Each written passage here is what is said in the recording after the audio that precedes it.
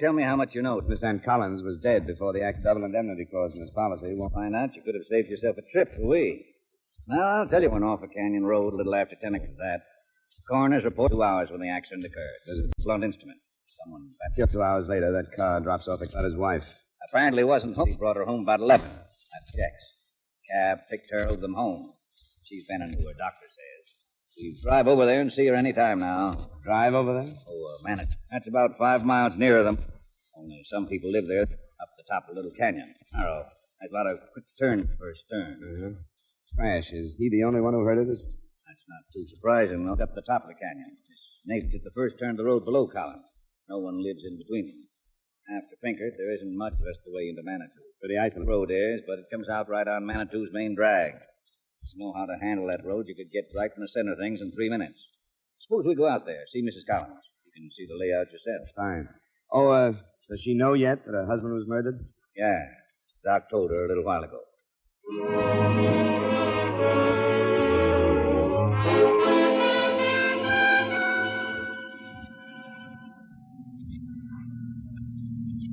Now, that's where the car went over there. Uh-huh. How much of a drop is it? Oh, 40 or 50 feet, I guess. They got the car out, though, an hour or so ago. Should have a report on that before too long. That must have been Pinkert's house there at the curve. Yeah, we'll check him after we talk to Mrs. Collins. Look, you see, the way the canyon slopes, you can see the tops of those buildings. Ah, yeah. And they're on the main street we just turned off. That's right. So it isn't as isolated as it looks up here. Well, looks like this is it.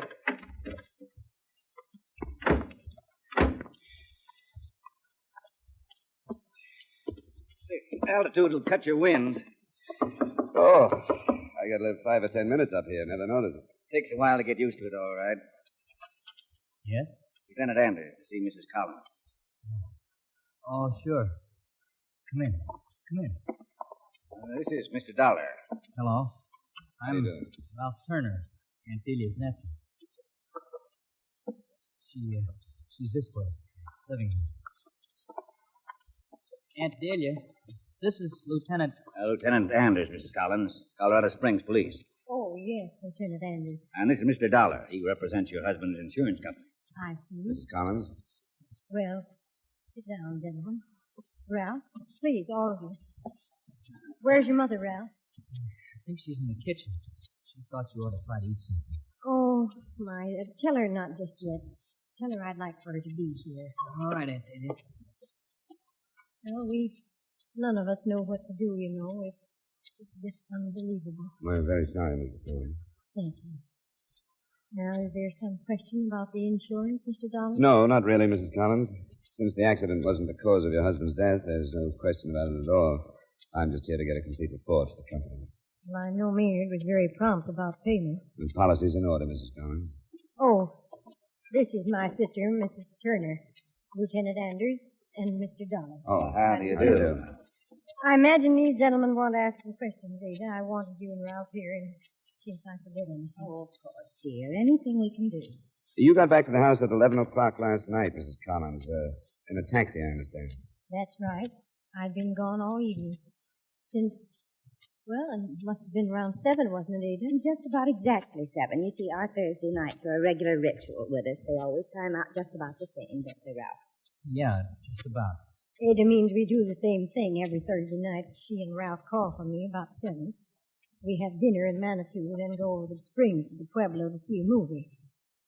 I usually get home around 10:30 or 11, depending on when the show is out. All three of you have dinner and see the picture together? Well, no, Ralph usually eats before they pick me up. He's just our chauffeur. Takes us to the restaurant in Manitou. We take a taxi to the Springs and taxi back. They drop me on the way. It's cheaper that way. Was your husband home when you left last evening? Yes, he was. He was just finishing his dinner when Ralph came to the door for me. So far as you know, did he have any plans for the evening? No. He usually plans something for Thursdays. Last night he'd spoken of Mr. Pinkert coming up and then playing cards, but well, for some reason that was called off. Is your neighbor down the road? Yes. You don't know why their plans were called off? No, I really don't. Maynard was talking to you, Ralph. Did he mention anything? No, he just said Mr. Pinkert said he couldn't make it. He asked me if I could come back. Told him I was going bowling if he could come with me. He said no. I sure wish I'd come back now. Ralph and his uncle were devoted to one another. You see, Ralph's father, my husband, passed away some years ago. Maynard's just been wonderful to us both ever since. He sure has. Well, Maynard and I never had any children of our own, Lieutenant, so Ralph, of course, was special to both of us. Mrs. Collins, this may be blunt, but I'll have to ask you. Did your husband have any enemies? Anyone who might want him out of the way? Why, not that I know of. I just can't imagine anyone not liking Maynard. I suppose that's just natural. Someone killed him. I know. Look, do you have to say things like that? I'm afraid so. Well, that's all right, Ralph. Lieutenant has every right. I want to help all I can. Mrs. Collins, was your car in front of your house when you left last night? Yes, I believe it was. Mm-hmm. Maynard often left it there. Yes, it was there, all right, parked heading down the canyon. Remember, Ralph? We pulled up just in front of it. Yeah, we did. Was it important where the car was? It was important to the murderer, Mrs. Collins. It must have looked like a cover-up for him. A natural just sitting there in front of the house. Did it happen in the car? We don't know yet. We don't know where it happened. We have men checking outside. Some of them will be coming in here in a while to give the house a going over. After that, I get the report on the car. We should know a lot more. I hope so, Lieutenant. Whoever it was, I hope you find him soon. We'll get back to you, Mrs. Collins. We'd appreciate it if you'd stay here together. We may want to talk to you again. We'll be here. We won't leave Aunt Ytjd. If you think of anything that might help us, let us know. By the way, Ralph, where do you do your bowling? The Clark Lanes in Manitou. Mm-hmm. I was there. You can check. We will. We did, too. According to the bowling alley reservation book, Ralph had the third alley from 7:15 to 10:15. A regular Thursday night customer, the owner said. Apparently, the whole family spent their Thursday nights in a prescribed manner, and everyone was properly accounted for between 8 o'clock when Maynard Collins was murdered and a little after 10 when Collins' neighbor, Doug Pinkard, heard the crash. It seemed like a good idea to talk to Pinkard. Nope, it couldn't have been any earlier. I know, because the 10 o'clock news had just come on when I heard the crash. Were you alone when you heard it, Mr. Pinkard? I'm a bachelor, Mr. Dollar. Alone a good bit of the time. You called off some plans you had last night, Mr. Collins, didn't you? Yes, I did, but what difference does that make? Do you know that Collins was murdered? No, I don't know that. How could he be murdered and go off the road? He'd been dead 2 hours when that happened. You're sure about the time you heard the crash? I'm positive. 2 hours? What? That would make him dead around 8 o'clock. That's right. Does that mean anything to you? No, it doesn't mean anything to me. You didn't hear anything around 8 o'clock, any commotion or struggle or a car going by or anything? No, not at 8 o'clock. I heard a car around 7, but that was Dealey and them. I saw them go. They're regular as clockwork, you know, every Thursday night. And that's the last car you heard the crash? That's the last one. Mm-hmm. Yes, that's the last one. You're sure you'd hear a car if it came by this way? I usually do. I don't get a lot of traffic up here, you know. I usually take a look when I hear a car come.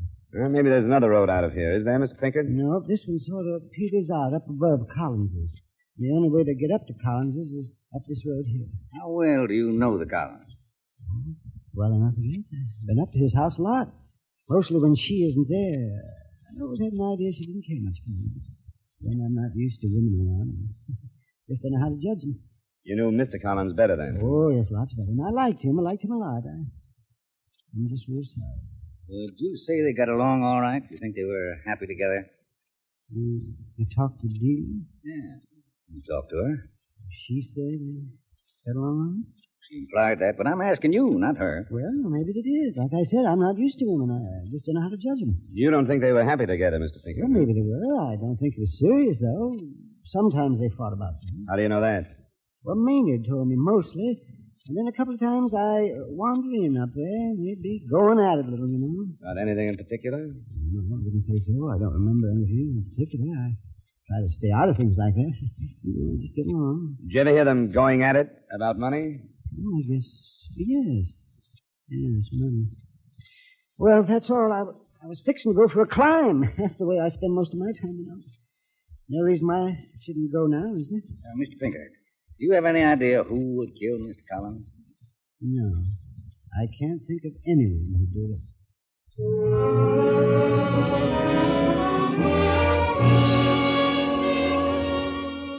Somehow I had the idea that Pinkard was ordinarily a man of very few words, that he'd said more in the last 10 minutes than he had for the last 10 years. But You never know. Anders was pretty stumped. I didn't blame him. No scene of the crime, no murder weapon.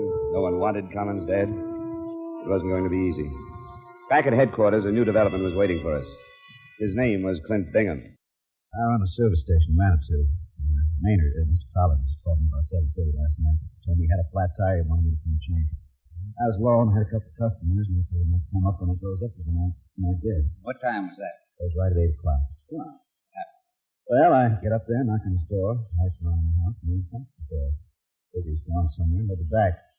Keys were in the car, so I changed the tire, flattened myself, and moved. And so, except, maybe I'm imagining. What? Well, it seemed to me I heard something. Something brush. It could have been Madison or something. And, I don't know. A bit later, it sounds like something sort of running. I wouldn't want to say for sure. Did you tell what direction the sounds came from? It seemed like it was down the Pinkers. Uh-huh. I don't think much about it. I think it's always finding the one that How about that? Yeah, I checked in with you earlier, only I went hunting with you this morning. Just got back in. I heard about it. Just a minute. Anders. Got a couple of things for you, Lieutenant. Looks like Collins was killed with some brush not far from his back door. Pretty spruce, though. How about the weapon? Yeah, they're still looking. They've checked the cars, nothing there. Just got a call from the emergency hospital. That fellow Pinkett reported the crash. Yeah? He walked in front of a car over in Maynard. Pretty bad shape.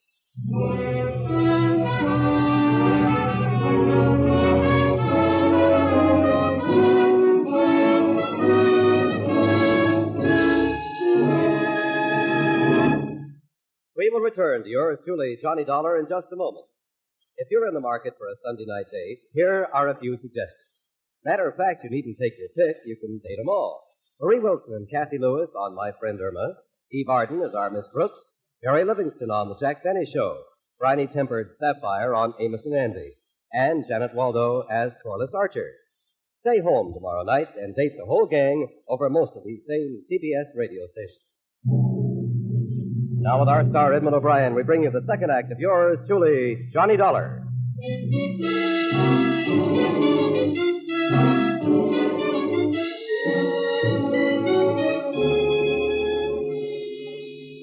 It was going to be a while before Pinkett would be in condition to talk. According to the driver of the car and witnesses, Pinkett never even looked, just walked out into the path of the car. One of the witnesses, the kid who worked at Clint Bingham's service station, said Pinkett had come in, asked for Clint, and took it very big when he learned he had gone hunting. Finally, Pinkett came around. Anders and I listened. I knew Kent was up there at Maynard. I heard him come and go. I'd have told you, too. You just said Maynard was murdered. About the time I knew Kent was there. And Kent's a good boy. I wanted to hear him say he was there first. Before I told you. Holding evidence. Sure. I don't care if it is. Man don't have too many things. Kent and Maynard run to our head. Maynard died. I can't lose Kent, too. Until I'm sure. Why did you walk in front of the car, Mr. Pinkett? Boy said Kent had gone hunting. I heard maybe it was long ago. I didn't see any car.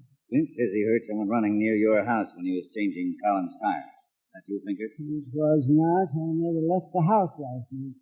Suppose you did leave the house. Suppose you killed Collins out behind his house. Clint came, he interrupted you, so you ran. You knew he might have seen you, so today you had to get to him before he got to us. Why would I kill him? Why would you kill him, Pinkett?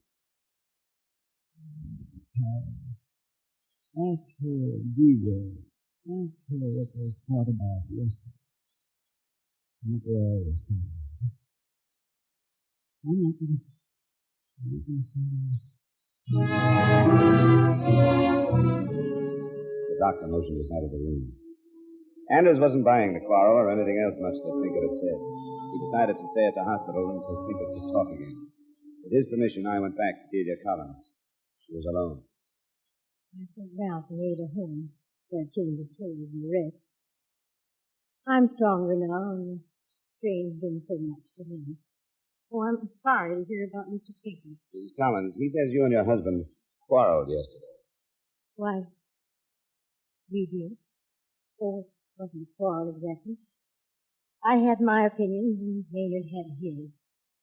I'd really forgotten Mr. Pinkett was a woman and nothing. I don't see how it could be important at all now. Anything's apt to be. Might be a big help. Well, all right.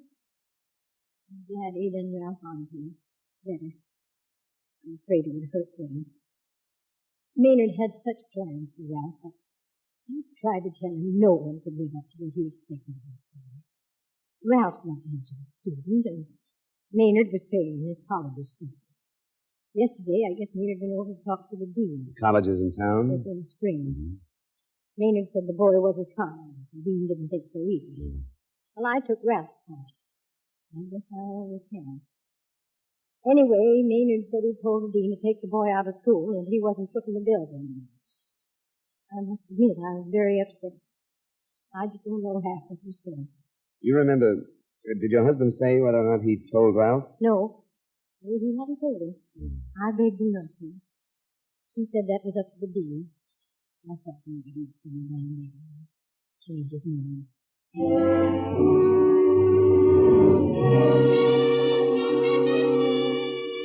It didn't seem like much to bother Anders with, not until I knew more. And when I knew more, it wasn't worth it. Dean Mitchener at the college hadn't told Ralph anything about his uncle's visit the day before. He'd planned to tell him the next morning. But after he heard about the tragedy, he decided the news would keep. I told him where he could reach me, and I rejoined Lieutenant Anders at the hospital. They came up with the murder weapon, found it half buried under some brush. The canyon slopes down toward the main street. It's a tire iron. Bingham's? He says it isn't his. Tire irons are pretty much alike. We're checking his prints against those on the iron. I can't figure Bingham showing up like he did. We wouldn't have known he was there if he hadn't told us. He could have thought Pinkard had told us, or that he would. We don't know anything about the motive. I'm waiting to put the two of them together. Someone's got to give. Pinkard's still in bad shape? Doc says to wait a while. Okay, thanks. Be right back. Thanks, all the best, too. Johnny Dollar. This is Dean Mitchener, Mr. Dollar. Now, this may not be worth anything to you, but I've just found out Ralph did know that his uncle was removing him from school. He did? How? Now, my secretary seems to have told him. She was here when Mr. Collins came yesterday. Being a friend of Ralph, she told him late yesterday afternoon. Something about she thought she should warn him. I see. Well, I certainly appreciate your calling me, Dean Mitchener. I'm very upset about this breach of trust, Mr. Dollar. I want you to know that I intend to do something stringent about it. Now, don't be too hard on her, Dean. She may have done us all a favor.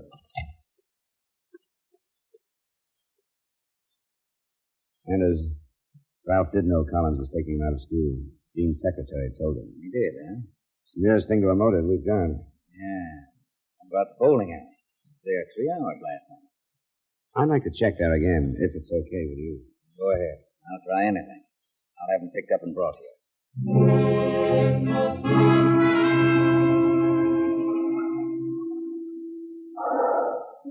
Sure. I bet pins for him. He bowls the alley 3 times every week. Wasn't anything different about last night? No. Just knock the pins down. I set him up, same as any other night. And he bowled from 7:15 till 10:15 last night, huh? Well, I'm not sure of the times. The book would show that. Well, that's what the book says. Well, then, did you say 7:15 till 10:15? That's right. Well, I quit before 10 last night. You're sure about that? Sure, I'm sure. I was home by 10, a couple miles from here. And I'll tell you something else. No one bowls on my alley from about 7:45 to 8:15. That's when I eat my dinner. My alley's closed then. Time's fit. Ralph could have made it up to his uncle's and back while the pin girl was eating the dinner. But if he'd driven up the canyon, Pinkard would have heard him. Maybe he hadn't driven up. There's that to consider. Lieutenant Anders was considering a lot of things when I got back. Oh, come in, Dollar. Ralph here was beginning to open up a little. He doesn't deny he knew Collins was taking him out of school. Why should I deny it? It didn't mean anything to me going to school.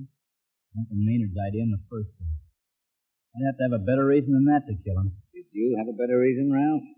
Suppose I was bowling last night. You weren't bowling from 7:45 till 8:15 when your uncle was killed. Sure of that, Dollar? The pin girl was having a dinner then, always does, she said. How about that, Ralph? So maybe I wasn't bowling so long. What'd you do in that half hour? I don't know. Nothing important. Did you leave the bowling alley, Ralph? I don't know. Here, Lieutenant, the last set of prints checked. Thanks, Sergeant. Thanks very much. These are your prints, Ralph. Murder weapon.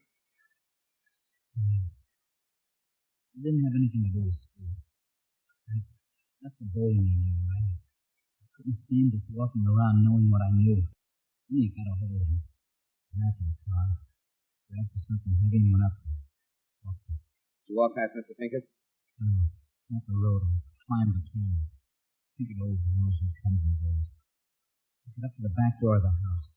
The Maynard was there on the back porch. She was quiet. Never made a sound. I went down the way, so I heard a car out front. I ran back to the canyon, maybe, road maybe. I soon I was back there. But you went back again, didn't you? Yeah. I thought about him. How they find him. Maybe even Aunt Delia or Mom. Yes, and I went back. I remember the car out front. Just a minute. Why'd you do it, Ron? It was just him.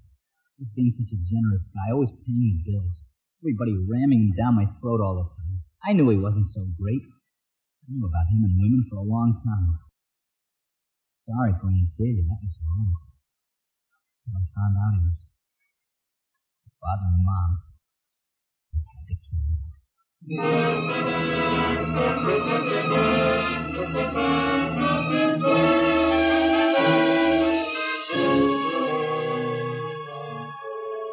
Ralph's mother corroborated his story. And when they got through telling it to the jury, it was a very quick decision for justifiable homicide.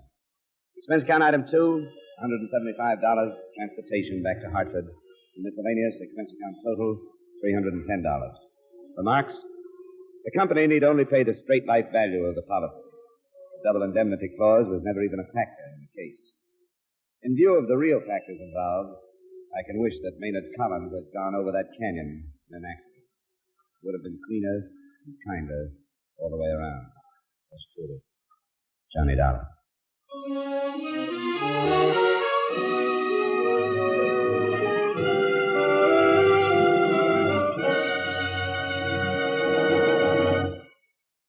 Yours truly, Johnny Dollar, stars Edmond O'Brien in the title role and is written by Kathleen Height with music by Wilbur Hatch.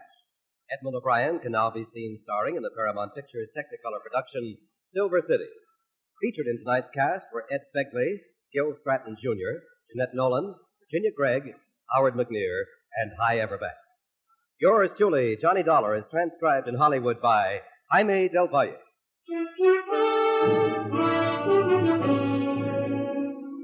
This is Dan Cumberly inviting you to join us next week at this time when Edmond O'Brien returns as Yours truly, Johnny Dollar.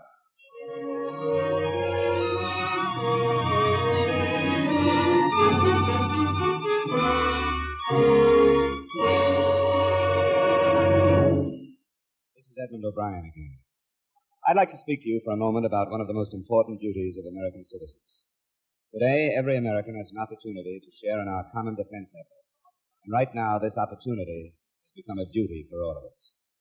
The armed forces of the United States need blood, our blood. The Korean campaign has gravely depleted the supply on hand, and this must be replenished if we are to afford our servicemen the protection they are giving us.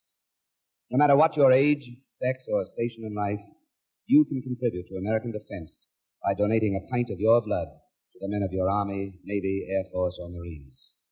Call your local blood donor center or Red Cross chapter today for an appointment. Remember, your donation of blood may save the life of a wounded serviceman. Give your blood today to save a life tomorrow.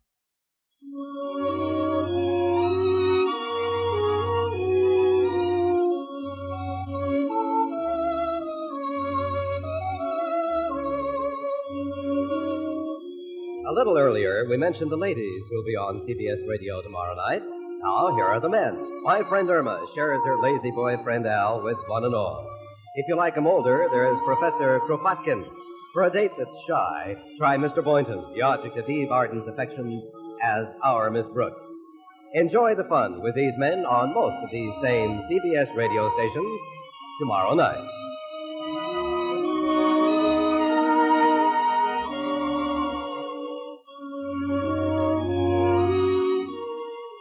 This is the CBS Radio Network.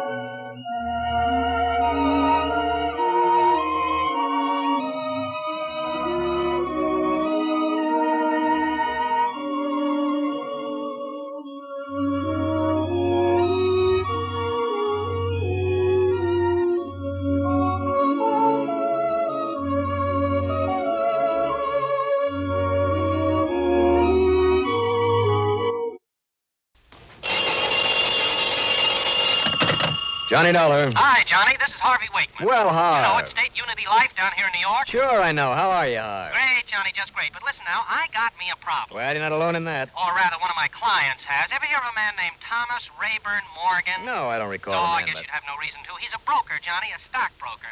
Has his own little office over in Newark, NJ. Well, what seems to be? Well, I'll tell you what. He called me up on the phone a couple of minutes ago and told me that he needs you, Johnny Dollar, right away, you and nobody else. Did he tell you what his problem No, was? he didn't say what's bothering him, not the slightest hint, but he did make it plain there's no time to wait. Well, unless I have some idea. So I promised I'd call you right away, so I've called you. So his office address is 13827 North Commerce Street over there in Newark. Harv. So grab your hat and get on down to see him, okay? Now, Harv. Meantime, I'll give him a call and tell him to stop worrying you're on your way. Now, listen, will you? And if you're a good boy, Johnny. Harvey, will you shut up long enough for me to get in a word edgewise? What? What's that? Well, sure. Go ahead, Johnny. Don't get sore. I said... It's just that he's a very important client, so anything we can do... I said that unless I have some idea just what this man Morgan wants me for... Johnny, boy, didn't you hear me? I haven't got the least idea what's troubling Mr. Morgan. Maybe I better phone him myself. No. There is no point in calling him. He'll only say to come and see him, and he'll tell you what it's all about himself. Well, then I'm sorry, Harv, but these blind assignments for the birds. You tell him I'm not interested unless I can find out exactly... And I'll tell you this, too, Johnny. Considering the size of all the policies we've written for him... No, I mean, Harv. considering the way that guy is loaded, considering that when I call him back and tell him you're on the way... No, now listen. But that a guy like you comes high, and that you have to be sure of a nice, big, extra fee... Fee? And, Johnny, when you see how generous he can be when he wants to... Well, Johnny boy? You said fee? I said fee. And doesn't the sound of money, and I mean a lot of it, doesn't it kind of make these silly questions of yours, unnecessary? Well, Johnny? What's your guess? Okay. 13827 North Commerce Street, Newark, New Jersey. Thomas Rayburn Morgan. Right. I'm on my way.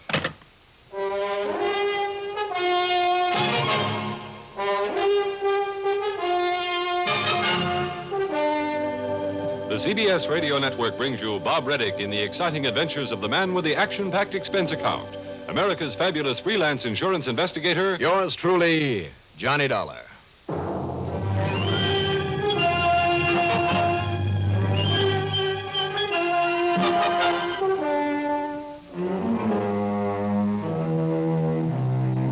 Expense account submitted by Special Investigator Johnny Dollar to the State Unity Life Insurance Company, New York City office. Following is an account of expenses incurred during my investigation of the Lone Wolf matter.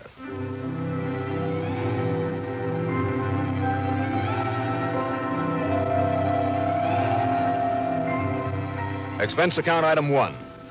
Well, as long as Mr. Morgan is supposed to be such a generous soul, call it $30 even for the plane to Newark and a cab to the brokerage office on North Commerce.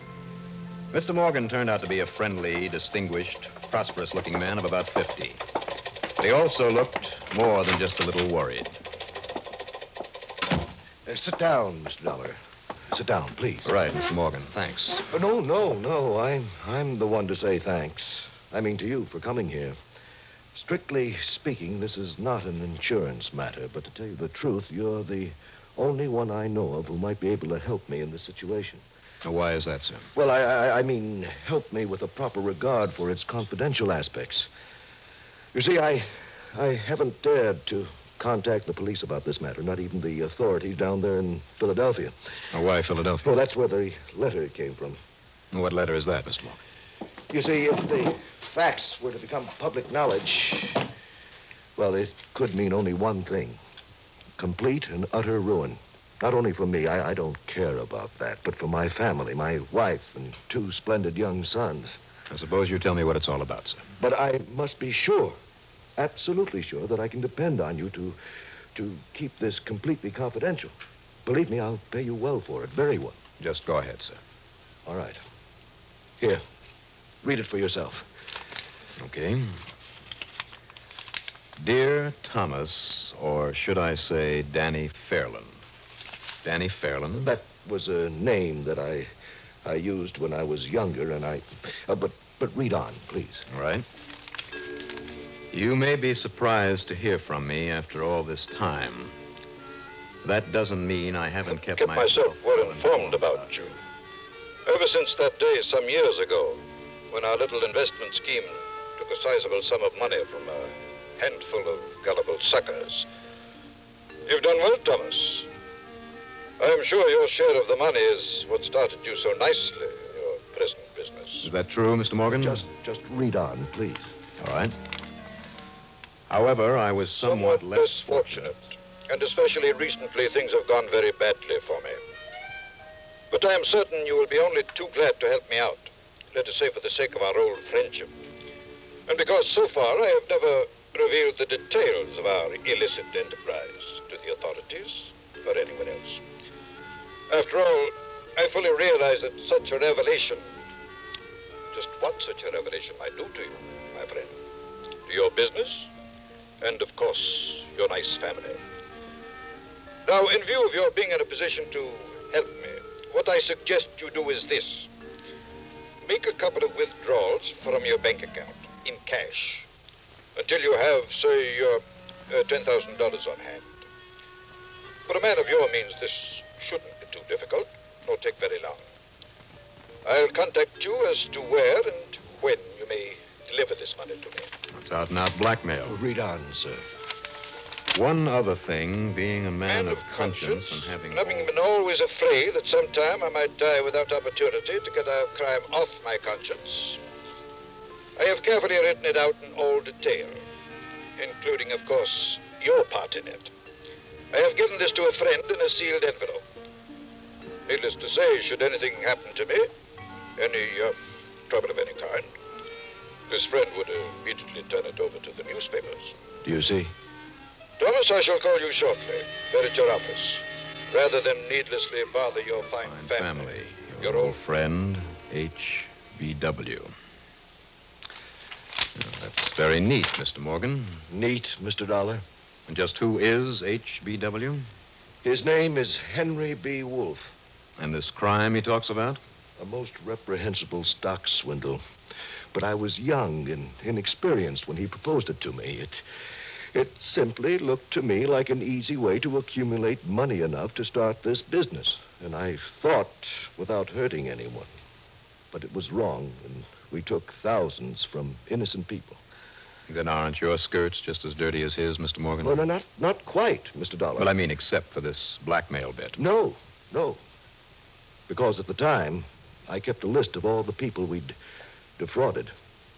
And then later, anonymously, I paid them all back with considerable interest. Why anonymously? Oh, good heavens, man, don't you see? If what I'd done would have become known, don't you see what it would do to this stock brokerage business of mine? It would ruin me. And far more important, though, it would needlessly hurt my wife, my family. It kind of looks as though he has you over a barrel, doesn't it? This man Wolfe has nothing to lose, and you have plenty, and he knows it. What can I do, Mr. Dollar? What can you do? You know something, Mr. Morgan? Yes? That's a good question.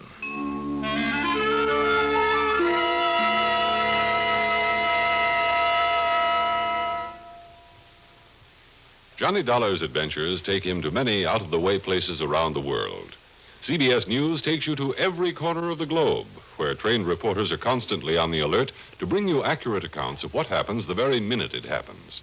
You can always count on CBS News to be first and most accurate with the news.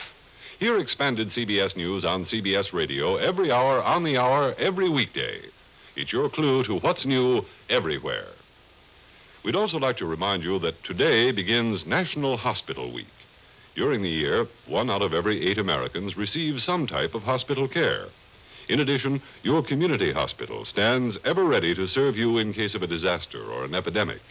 It is the training center for doctors, nurses, and medical research scientists. Your community hospital needs and deserves your support. You can give that support not only financially, but also by serving as a hospital volunteer and by encouraging the young people in your community to enter health careers. Remember, your hospital is a community partnership.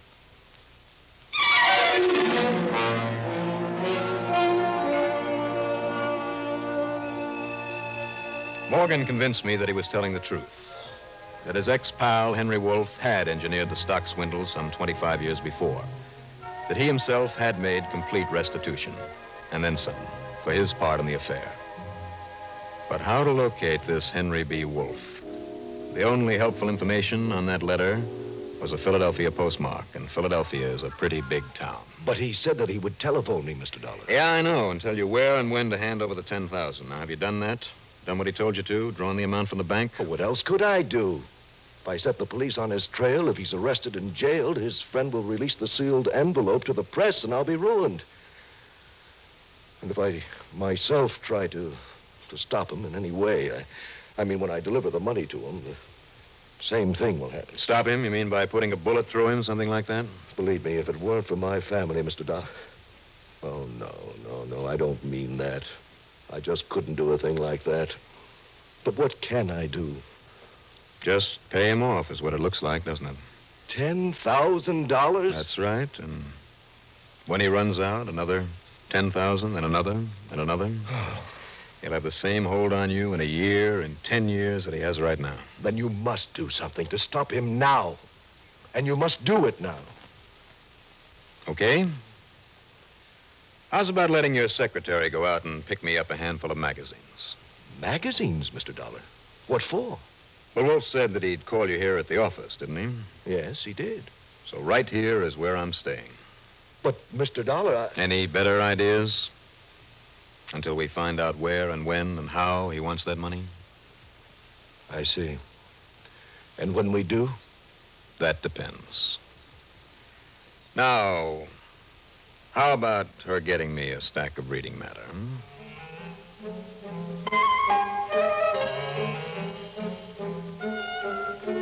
In the 3 days that followed, I plowed through 4 mystery magazines, 3 paperback novels, a lot of back copies of the Wall Street Journal, and all the daily newspapers available, including the funny papers. When Morgan went out to lunch, I went to lunch. When he went home at night to his beautiful place in Upper Montclair, I went along with him. He introduced me to his wife as an old college chum spending a few days in town.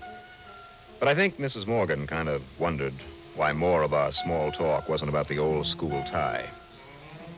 She was a lovely woman. I could well understand why Morgan would never want to hurt her. She showed me pictures of the boys. They were good-looking kids, too, both going to Princeton, both doing very well. But then, the afternoon of the 3rd day, there in the office, came the phone call that we'd been waiting for. At a sign from Mr. Morgan, I carefully picked up the extension phone. Hello? Hello? I'm still on, Henry. I heard a clicking noise. Thought you'd hung up. And, listen, Thomas. There's no way you can trace this call. I'm using a dial phone. I'm sure you're prepared for anything, Henry. Exactly. In other words, Thomas, you have no choice but to, shall we say, lend me the money that I need. I know. I'm glad you do. You see, any attempt to call in the police or do me bodily harm can only result in the full story of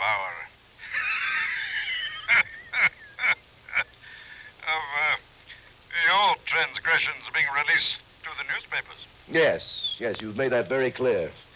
But now listen. Well? If I do give you this money... But of course you will. You know very well, Thomas, that you can't afford not to. But what guarantee can I have that you won't be back for more? None, Thomas. None whatsoever. Well, you dirty, conniving... Now, don't worry, my friend. As long as you make no trouble, I won't be too hard on you. All right. Where do you want it? When? Thomas, I telephoned your wife a few minutes ago. You what? Yes. Henry? I told her I'm an old friend from out of town. Which is quite true, of course. And you told her Oh, now, about... don't be ridiculous, Thomas. I merely told her I'm only here overnight. That I'd like to have dinner with you here in town. Oh. That's all. And you see, that will give you the opportunity to meet me this evening, give the money to me, and nobody will suspect a thing. All right. Where and when? Listen carefully, Thomas. I don't want there to be any chance of a slip-up. Now, here is exactly what I want you to do.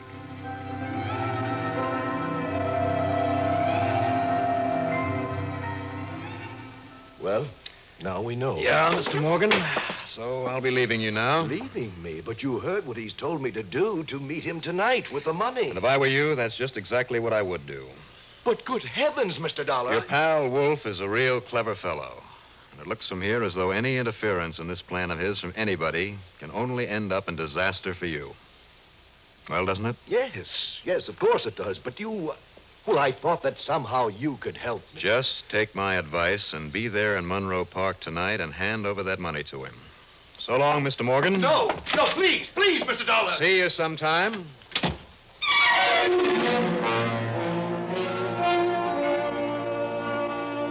Expense account item 2, a dime for a telephone call. And then item 3, $11.70 for some early cocktails and dinner at the tavern with an old friend of mine, Judge Amos Ordway, retired. The judge had been around for a long time and has a good memory. Yes, Johnny, I recall that investment swindle very well. I was a lawyer then, and some of the people seeking their money back from those two swindlers were clients of mine. You mean from Henry Wolfe and Mr. Thomas? Thomas? Oh, no. It was Wolfe and a fellow by the name of Denny Fairland. At least, that's what he called himself. Would there still be a case against this Danny Fairland, even if he were calling himself something else now? Well, when the people got their money back and then some and withdrew their charges? Well, nonetheless, Judge... Just remember this, Johnny. Laws governing the handling of securities weren't what they are today. Possibly, I say possibly, at that time that operation could have been construed as being within the law. Barely. But, even more important, suppose the less guilty of the two, perhaps the one who called himself Denny Fairland, suppose that ever since then he has lived a wholly exemplary life, more than merely made up for his youthful indiscretion. I see. Yes. In other words, you know full well the name of the man who used to call himself Danny Fairland. Now, what are you talking about, Johnny? How could I possibly know anything about him now? I see. Well, thanks. Incidentally, though... Yes, sir. If you should happen to need the services of a good, completely dependable stockbroker here in town, may I recommend a man by the name of Thomas R. Morgan? It was after dark by now, but I still had plenty of time. Item 4... $1 even for a cab to the southern edge of Monroe Park. Trying to bribe a certain key from one of the guards about to go off duty wouldn't work. So I did the only thing I could think of at the moment and helped myself to it after roughing him up a little, but then tucking a sawbuck into one of his pockets. As a result, the appointed meeting place, a little tool shed there in a dark, tree-covered corner of the park, held not only me, but the guard. He lay quietly among the rakes and shovels, securely bound and gagged. The time passed slowly. 9 o'clock, 10 o'clock. It began to get chilly, uncomfortable, and I began to feel a bit uneasy. Finally, as a distant clock boomed out 11, I heard footsteps outside the shack. Footsteps of only one, however, pacing slowly back and forth. I hoped it was Thomas Morgan. But what if Wolfe played it smart and didn't show? Gently as possible, I opened the door a bit, just a crack. And then I froze because I heard the steps of another man.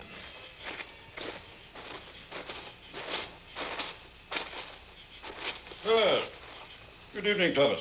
Henry, I didn't think you were coming. You said 11 o'clock. What's that? That noise. What? Nothing. You're late. You didn't think I'd meet you in a place like this without first making certain you hadn't been foolish and tried to bring someone along with you? I wish to heaven I had been able to. In which case, the friend I told you about would release the information in the sealed envelope to the papers. And in 24 hours, you'd be ruined. Oh, Thomas, don't ever make that mistake. You mean if you should do this to me again? Exactly. And I probably will. There's nothing you can do about it. Ever. Now the money, please. Very well, Henry. Here you are. Splendid. Thank you. Now, Thomas. Oh, you aren't going to count it? Or should I? You know, I trust you implicitly.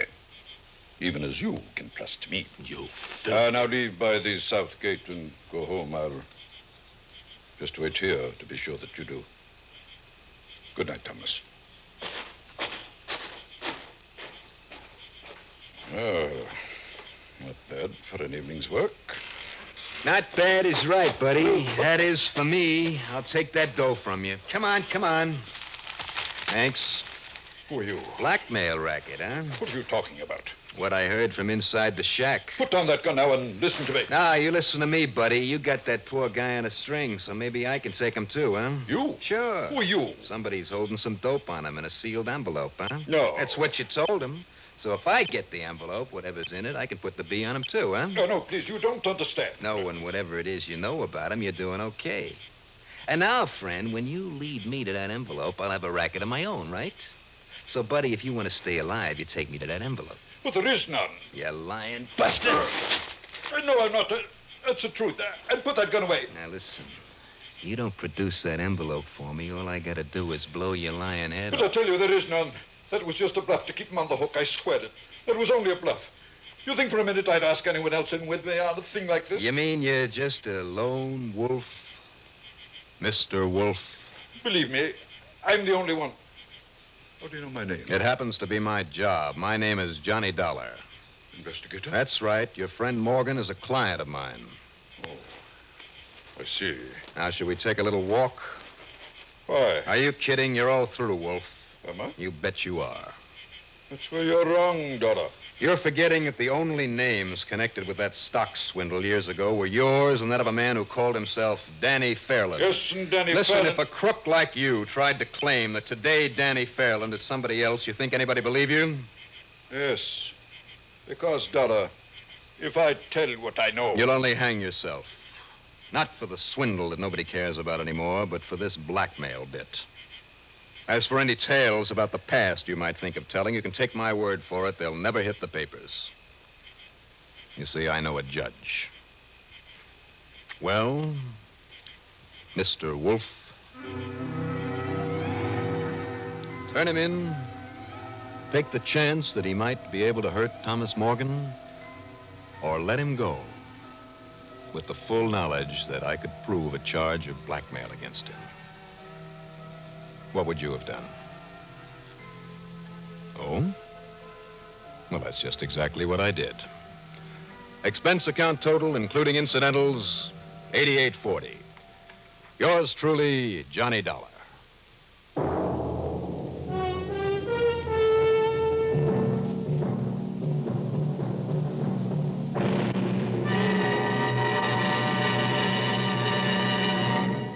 Now, here is our star to tell you about next week's story. Next week, a raging blizzard in the middle of May, and the pure white snow carries the mark of death. Join us, won't you? Yours truly, Johnny Dollar.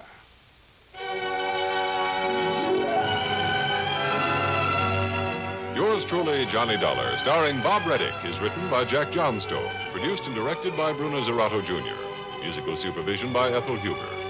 Heard in our cast were Santos Ortega as Henry V. Wolfe, Sam Gray as Thomas Morgan, William Redfield as Harvey Wakeman, Robert Dryden as Judge Amos Ordway. Be sure to join us next week, same time, same station, for another exciting story of Yours truly, Johnny Dollar. This is Art Hanna speaking. The laughs are on Arthur Godfrey every weekday on the CBS. For your listening enjoyment, John Lund as Johnny Dollar. This is Ed Murphy, Johnny. Keystone Mutual. Oh, hi, Ed. That's a good, Johnny. Could you come over to the office right away? Well, sure, Ed, but what's I don't want to go into it on the phone, Johnny. It's going to be quite a shock to you. It's about Ben Bryson. Ben Bryson? Yeah, a good friend of yours, isn't he? Yeah, he was. Too bad he had to die that way. You're wrong, Johnny. It's too bad he didn't die a year sooner. Come on over to the office.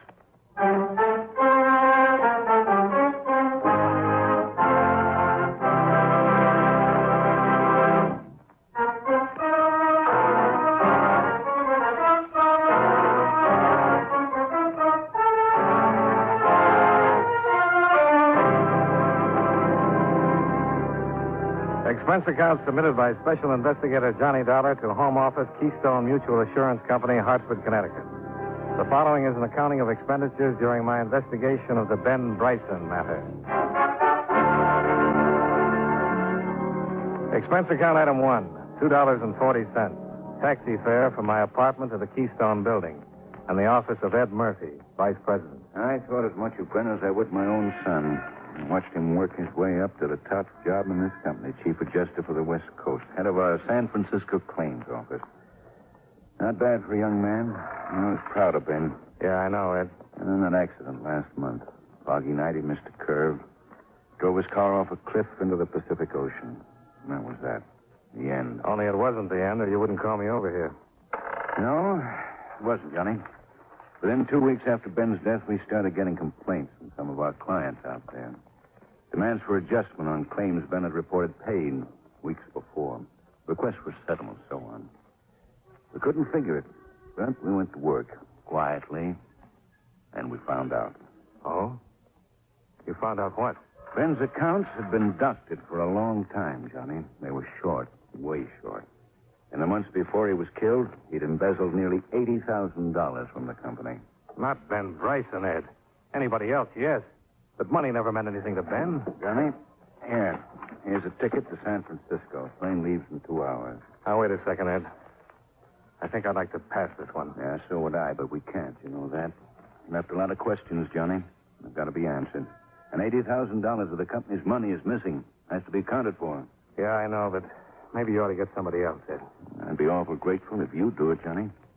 You'd have the best chance. You knew him. He was your friend. Yeah, he was my friend. I know how you feel. Johnny. All right, Ed. Somebody's got to do it. And like you said, Ben was my friend. Let's have the ticket.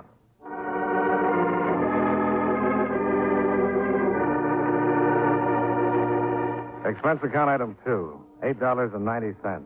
Tips, incidentals, and taxi from the San Francisco airport to the Fairmont Hotel, where I reg-taxied to Ben's last address, the Franciscan Arms apartment. Ben had always been the two-room bachelor walk-up type, but the Franciscan Arms was equal parts of glitter, glass, swank, and price, with a uniformed doorman, bar off the lobby, and a manager with a gardenia in his lapel. A real gardenia. I'm most desirous of assisting you in every way possible, Mr. Dollar, but I'm terribly afraid there's simply very little I can tell you about the late Mr. Bryson. Discretion, you mean? Policy of the house? No, of course we do try to protect privacy of our residents. Even to the extent of turning down $20? Well, under the circumstances. Thank you. Gratuities of this nature are always welcome. Pardon me. Yes? Oh, yes, Madame Rendrick.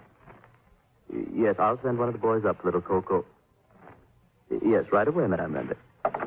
Nasty little poodle. She ought to walk it herself, take some weight off her. Now, about Mr. Bryson. He'd been our guest for about 6 months at the time of his tragic accident. A true gentleman, bon vivant, and, well, on the crassly materialistic side, a free spender. I'm sorry, 20 is all I'll go for. Mr. Dollar. What about visitors? Friends here in the building? None that I can recall. Or except Mrs. Kern, of course. Mrs. Kern? One of the loveliest and most charming guests we've ever had the pleasure. Pardon? Yes? Yes, Madame Rendrick. The boy is on his way. Oh, yes. Well, please tell Coco I'm so sorry. Coco, what a ridiculous name for a dog. Yeah, now about Mrs. Kern. Well, she and Mr. Bryson were inseparable. And Mr. Kern? Deceased. Early this year, I believe. Wonder if I could talk to Mrs. Kern. I'm afraid not, Mr. Dollar. She's been gone for 10 days. Gone? Where? I haven't the faintest idea. She'll be back eventually, though, of course. She still has her apartment here. Oh, that poor dear. Such a tragic coincidence. What do you mean, tragic coincidence? Well, as I understand it, Mrs. Kern's husband also died in some sort of accident.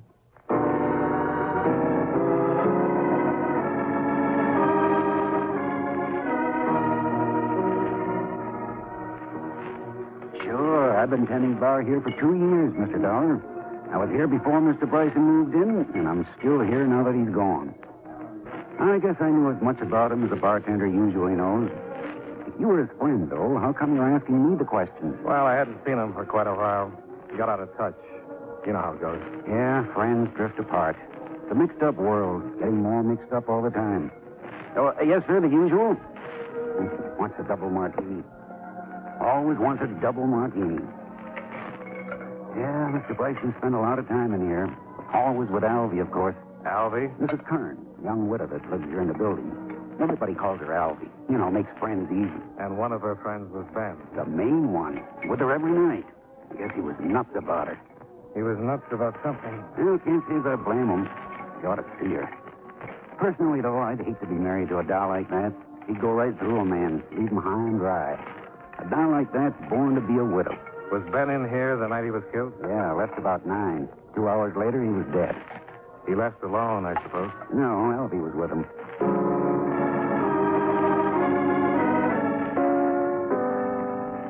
Expense account item 3. $20 tip to the apartment house manager. And $1.25 taxi to my hotel. I couldn't figure the next step. Alvy Kern was the key, and without her, I was stopped cold. None of Ben's old friends had seen him since he started going around with her. His office girl knew how to type and not much else. It was a cold trail. $80,000 had disappeared, and Ben had driven off a cliff and died. There weren't many answers left behind. Then, 2 days later, I got a phone call. Johnny Dollar. Oh, this is Maurice, Mr. Dollar. The Franciscan Arms. Oh, yeah. I have some very interesting information. Well? Well, Oh, all right, $20. What's the information? well, I've just received a letter from Mrs. Kern. She wants me to forward her mail in care of American Express, Panama City, Panama. Panama City. Okay, Maurice, thanks. Thanks a lot.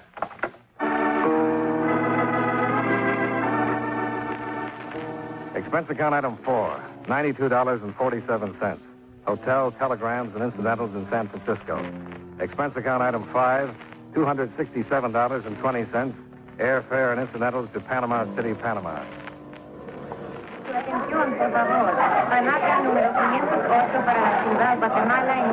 Un momentito, señor. You are Senor Dollar, no? Why, yes. El Capitán Devano of the Panama Federal Police, a sus órdenes.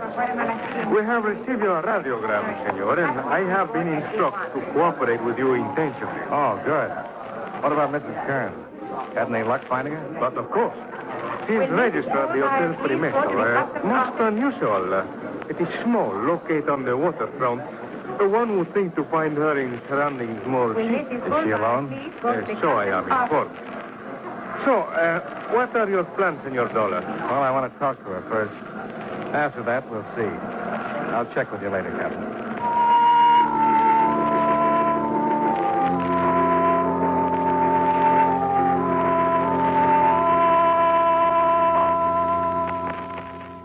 I've heard your name before, Mr. Dollar. Then Mr. Bryson mentioned you. Was it Ben or Mr. Bryson? It has been. Please, I'd rather not talk about it, Mr. Dollar. Ever since that terrible accident, all I wanted to do is forget. That's why I came down here. To get away and try to forget. You thought quite a lot of him, huh? We were going to be married. Well, too bad it didn't work out. You'd have had a good life. Ben's wealth and your... Well, I had the idea that he'd just work for an insurance company. And live the way he did? Oh, come now, Mrs. Kern. Well, actually, that side of it didn't seem to matter much. My husband left me quite well off, and... How long were you married before he died? Only 10 months. Oh, you do have bad luck, don't you? Mr. Dollar, I'm not sure I understand this attitude. Relax. Here. Have a cigarette. No, thanks. My vices don't include smoking. Oh? Mind if I do? Of course not. Thanks. Do you have a suite here, Mrs. Kern? Or just this room? Just this room? Why? Well, then I imagine this door leads to the bath. What are you doing? It does. But it's empty. Of course it's empty. Then the only other possibility is that closet. Stay away from there. There was cigarette smoke in the air when I came in, stubs in the ashtray. If you don't smoke, where did they come from? There's no one here. Stay back or I'll... Look, Mrs. Kern, turning out the lights may be romantic, but it's not the best... Oh! I shook my head trying to clear it, finally staggered to my feet and found the light switch. Albie Kern was cowering against the wall, staring at me, scared but not saying anything. I stumbled toward the door. The corridor was empty. You're wrong, Johnny. There wasn't anybody here. I'm the one who hit you. To hit like that, you'd have to grow a fist 3 times your size. No. I know what the game is now. I should have caught on sooner, but I didn't. There's no game. I don't know what you mean. Look, only one person I know tears cigarettes apart and shreds the paper that way. No, Johnny, you're wrong. The two of you in it together all along. They didn't find a body because there wasn't any body. He's still alive, hiding out. I know who hit me. It was Ben Bryson.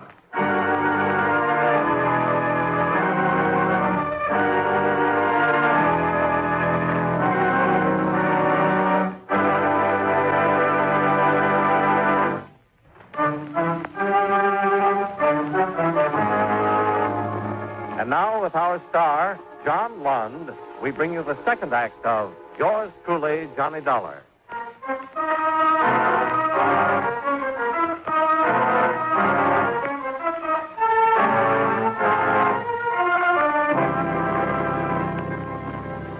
Expense account item 5, 40 cents U.S. currency for a handful of aspirin tablets. Ben, or whoever it was who slugged me, had got away from the hotel without being caught. I gave Ben's description to Captain Devano, and I went to bed.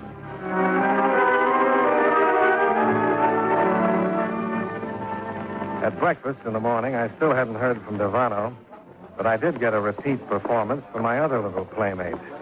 Good morning, Johnny. Oh, good morning, Mrs. Kern. Mind if I sit down? Not if you don't double up your fist again. I can explain that, Johnny. With all night to think it over? I'll bet you can. I mean, really. I wasn't the one who hit you, of course.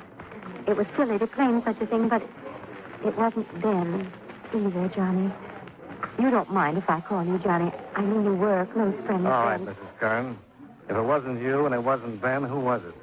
Well, the name doesn't really matter.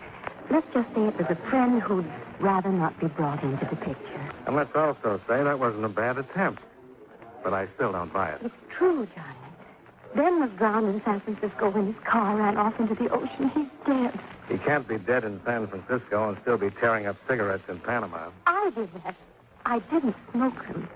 But I tore them that way. I picked up the habit from Ben. You took a guess and you were wrong. So forget it. Let's be friends. Sorry, I can't afford it. Do you think I sell my friendship? It cost Ben $80,000 of the company's money. Did you get half of it, Mrs. Kern? No. How much does he have left? Stop it. Can't you understand anything? Ben is dead. No, he's not. But I wish he were. What do you mean? Just that. But he was your friend. That's right. I thought a lot of him. It hit pretty hard when I learned he'd been stealing from his company. Johnny. So I took the job of digging into the mess and trying to straighten it out. And now I find out he's still alive. No. So now I've got to catch him and take him back. That's going to be even tougher. Oh, you wouldn't have to, Johnny. That is, if he were alive. No, I wouldn't have to, but I'm going to. Johnny. Con su permiso, Senor Dollar. Oh, morning, Captain.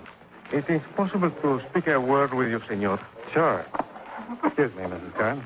Certainly. I did not wish to mention the matter before the senora. Turned up something? Senor, my men have located Senor Bryson.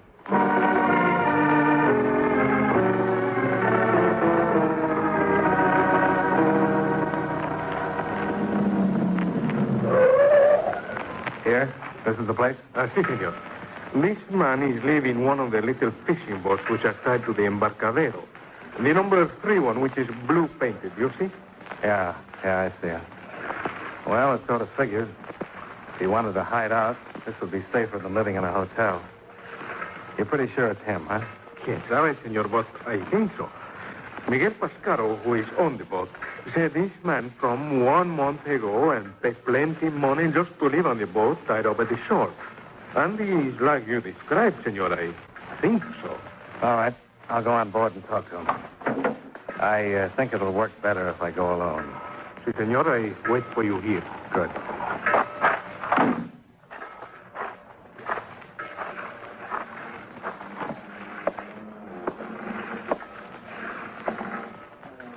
Well? Ben? Ben? Where are you? Cabin's unlocked. Come on in.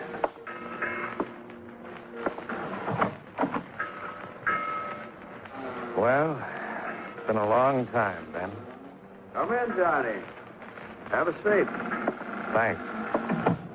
You'll have to overlook this litter. Temporary quarters. Johnny, why did it have to be you? It had to be somebody, Ben. Sooner or later. You should have known that. I guess. How'd you get onto it? Alvy? Yeah, I traced her. Followed her down here. She fouled up, Johnny. She wasn't supposed to come for 6 months, and the first thing I know, she's here. Said she couldn't wait. Why did you do it, Ben? You've seen Alvy. Do you need any more answers? She worth the price? For me? Sure. This face of mine always stopped the dames. And Alvy was different? She fell as hard as I did. I didn't know women like her even existed. She's for me all the way. But you still had to buy her. Mm-mm. Price tag, $80,000. No, you're wrong. It was only that Alvy'd always lived high, and I had to live that way, too, to be around her. What were your plans, Ben? What were you going to do? Go to Rio, Argentina, maybe, start a new life together. That's why I needed all that money. I didn't spend that much. And Alvy agreed to that idea? Sure, she was all for it. Then why did she keep her apartment in San Francisco? She didn't. Oh, you're wrong, Johnny. Somebody gave you a bum steer. She cut loose from everything. She told me she did. Well, we can check on it when we get back there. Easy, Johnny, easy. I've had this gun on you ever since you came aboard. Now, don't make me use it. Would you use it, Ben? I'm up a dead end, Johnny, and I know it. But I'm still going on as far as I can. Don't try to stop me, Johnny. I don't want to kill you. But if I have to, I will.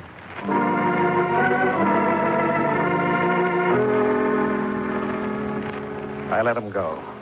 He backed out the cabin door, closed it behind him, and barred it on the outside.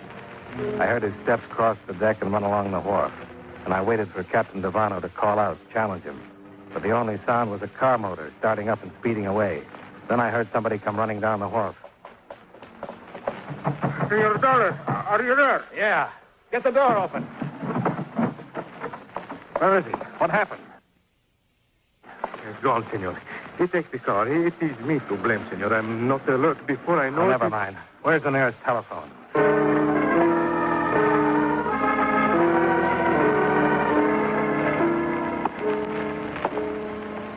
It's been over an hour.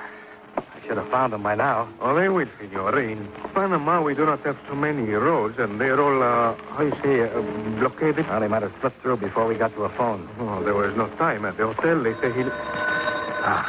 Aquí está. Capitán Devano. Sí, yo soy cerquito del mar. Sí.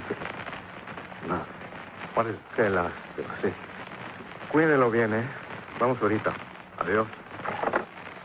They have been found, Senor Dollar. Yeah? Where? They have tried to go by the old road on the cliff.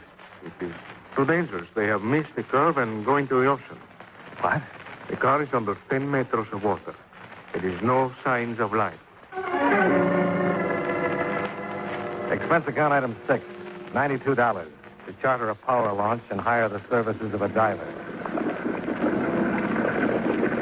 The sea was calm, but the water wasn't clear enough to see more than just the outline of the car lying on the bottom. We waited for the diver to come up, and I looked up at the cliff towering over us.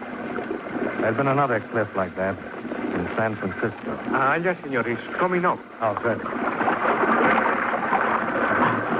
¿Qué pasó? Llama. Espérate. El cuerpo de la señora sí está abajo. Pero es el único. No hay otro. ¿Estás seguro? Sí, señora. No hay otro abajo. What's the matter, Captain? We have found only the body of Mrs. Gorrell. And your Bryson's body is not in the car. The same pattern. A car plunging off a cliff into the ocean and a body missing from it. Only this time I knew it wasn't fate. Ben couldn't have done a thing like that to Albie. Not to Albie. I looked up at the cliff. Steep, but not vertical. A car would have rolled, bounced, coming down. I had Captain Devano run the launch in close, and I jumped onto the rocks and started to climb.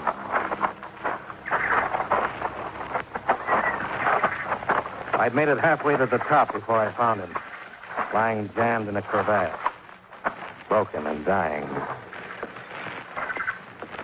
Thank you, John. Yeah. We didn't make it, Johnny. You didn't have a chance, Ben. I know. It's kind of funny. This, I mean, just like we did it in San Francisco. I mean, this time it's real. Yeah. This time it's real. Yeah. Better not try to talk, Ben.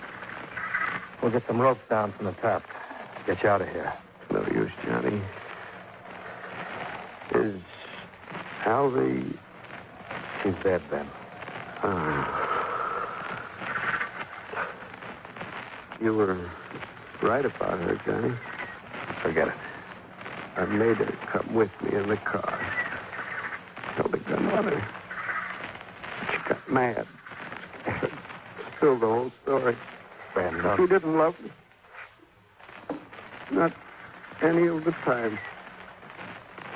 She admitted it. But I thought she did. And that was fine. Nobody else ever let me even think it. Ben, it's no good talking this way. It won't matter, Johnny. Like you said, I don't have a chance. But you know something? I think I'd do the same thing again. Maybe there's no answer for a guy like me. I don't know, Ben. I'm not a judge. Kind of figures, you know, I'll be dying too. I bought her and paid for her, Johnny. I ought to be able to take her with me. After all, I... Easy, Ben. Johnny, the money, what's left of it, is inside my coat.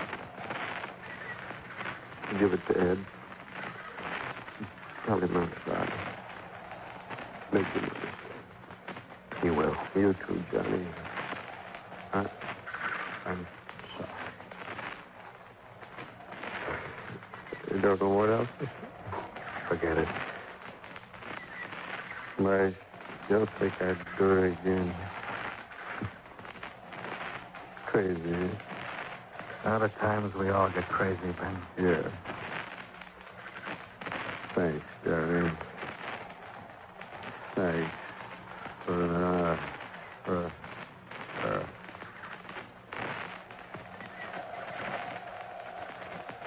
long, Ben.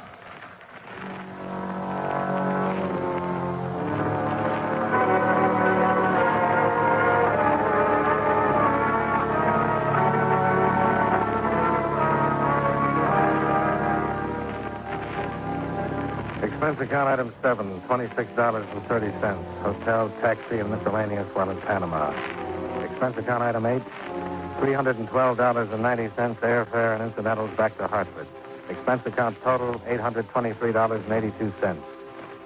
I'm enclosing a cashier's check for $72,652 recovered from Ben Bryson, embezzler. Yours truly. This is a horse on me. But I did find out that in a race for life and death, the police laboratory is where they make the photo finish.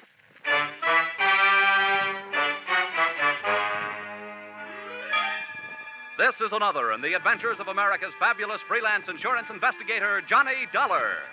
At insurance investigation, Johnny Dollar is only an expert. At making out his expense account, he is an absolute genius.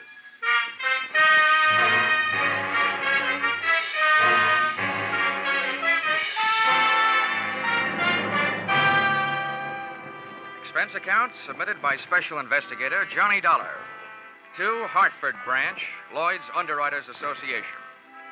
The following is an accounting of my expenditures during investigation of the circumstances threatening the life of the insured, the racehorse Piledriver. Or, he'd have been way off his feet if I didn't know my oats.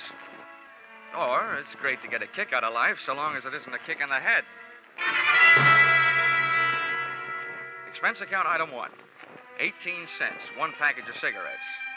You may consider this a personal item, but that's where this case really started. At the cigar stand, ground floor, terminal office building, here in Hartford. I had come down in one of the elevators and noticed a little guy with a cane standing with a starter. After I passed them, I felt myself being pointed out. And not being the type who likes being followed for long periods of time, I gave myself a good reason to stop and look things over. Hello, Mr. Dollar. Hiya, Mac. Give me a pack of Luckies, will you? I just sold you a pack when you came in. I know.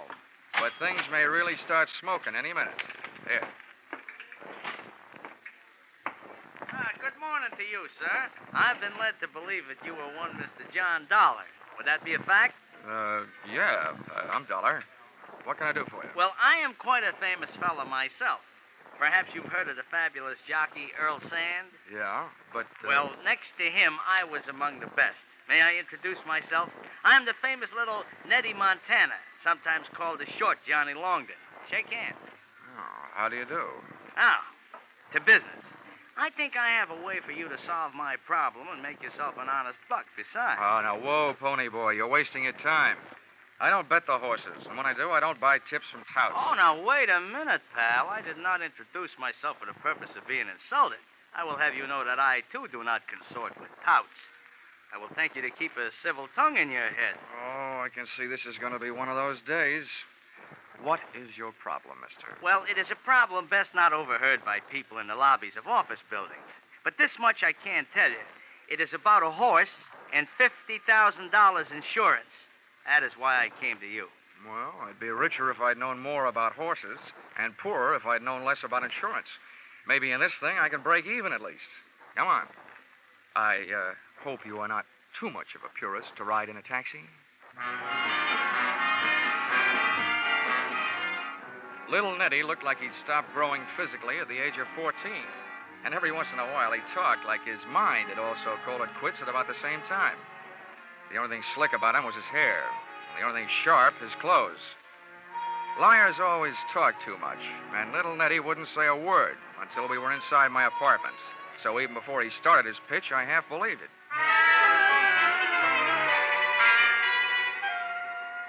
Well, to take it from the beginning, I was born in a stable, and that's not just a figure of speech. They brought the hot water in a feed bucket, so you can understand my deep affection for horses. Yeah. Now, on top of that, kindly consider this.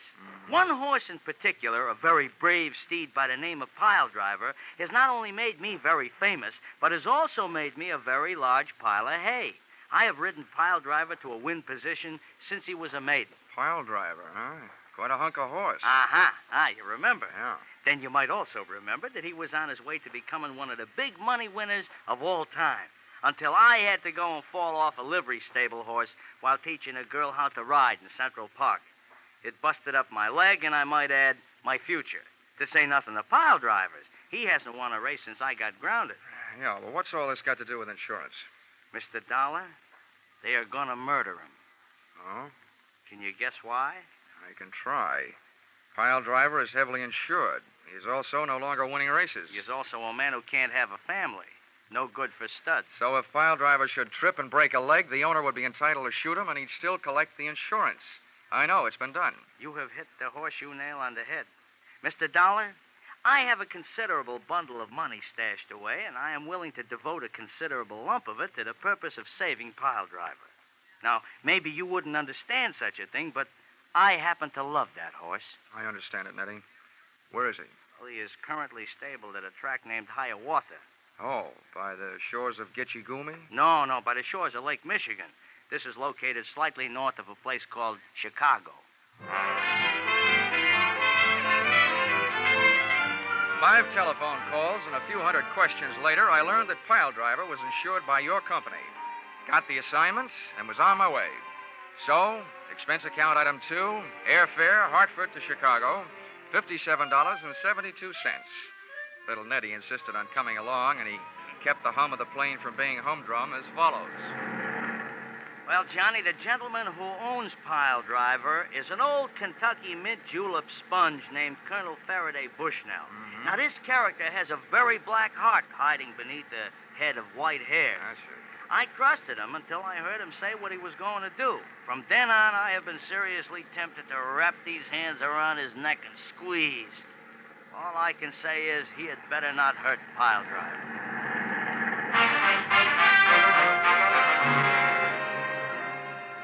Expense account item 3, $16.40.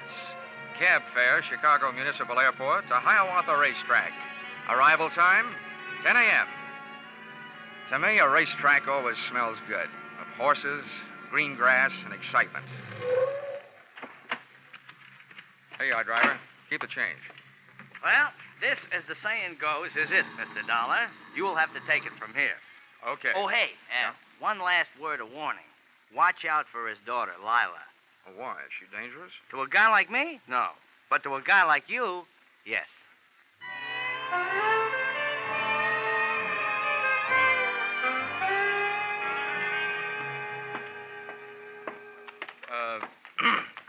Pardon me, miss. Can you tell me where I'll find the boss around here, Colonel Bushnell? Oh. I was just going to chase you away. But you don't look like just another hay and grain merchant. What you selling? I'm not. I'm buying. Where's your daddy? How do you know the colonel is my daddy? Well, he told me he had a pretty daughter. Oh, well, thanks. Just who are you, mister? Well, as for the name, that's Johnny Dollar. As for my business, that's trying to buy one of your father's horses. Well, the colonel won't be back for a little bit, but I'm bossing while he's away. I'll tell you now, I don't think he's figuring on selling any of his horses. But I'll be glad to show them to you. Good enough. But there's only one I'm really interested in. Piledriver. Piledriver? Why, no, Daddy wouldn't sell him. Why not? Why, he's practically one of the family. He put me through the last 2 years of college. Do you mind if I see him anyway? Why, no, not at all. Right over here. Okay. Here, baby. You have company, darling. Meet Mr. Dollar. Hello. Quite a horse. No, he's just a perfect dear, aren't you, darling? Mr. Dollar, why do you want to buy Piledriver? Oh, he's a great horse. Got a great record. Have you been following him lately? Yeah. Oh, I know he hasn't been winning. That ought to make his price cheap and the odds long when he gets back running. I just happen to think I can make a winner out of him again. But his spirit's all gone. How do you think you're going to do that? Well, if I told you, his price might go right back up. Johnny, darling, I can't help it, darling. Hey, Kiss wait a me. minute. Let go. Wait a minute. Please, darling, please.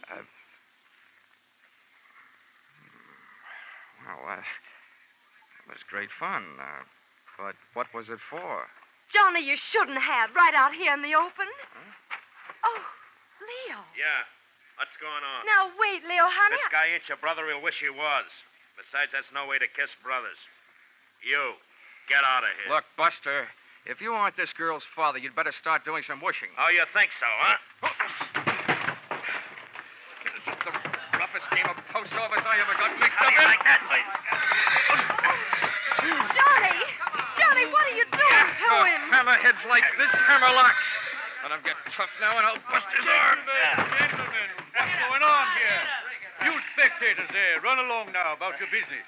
Leo, I must say I am surprised at you fighting in front of a lady. Oh, Daddy. Get him off of me. Here, young man, I demand that you dismount Mr. Colby. Well, sooner or later, I guess I'll have to. Now, listen, Leo, are you paying close attention? Yeah.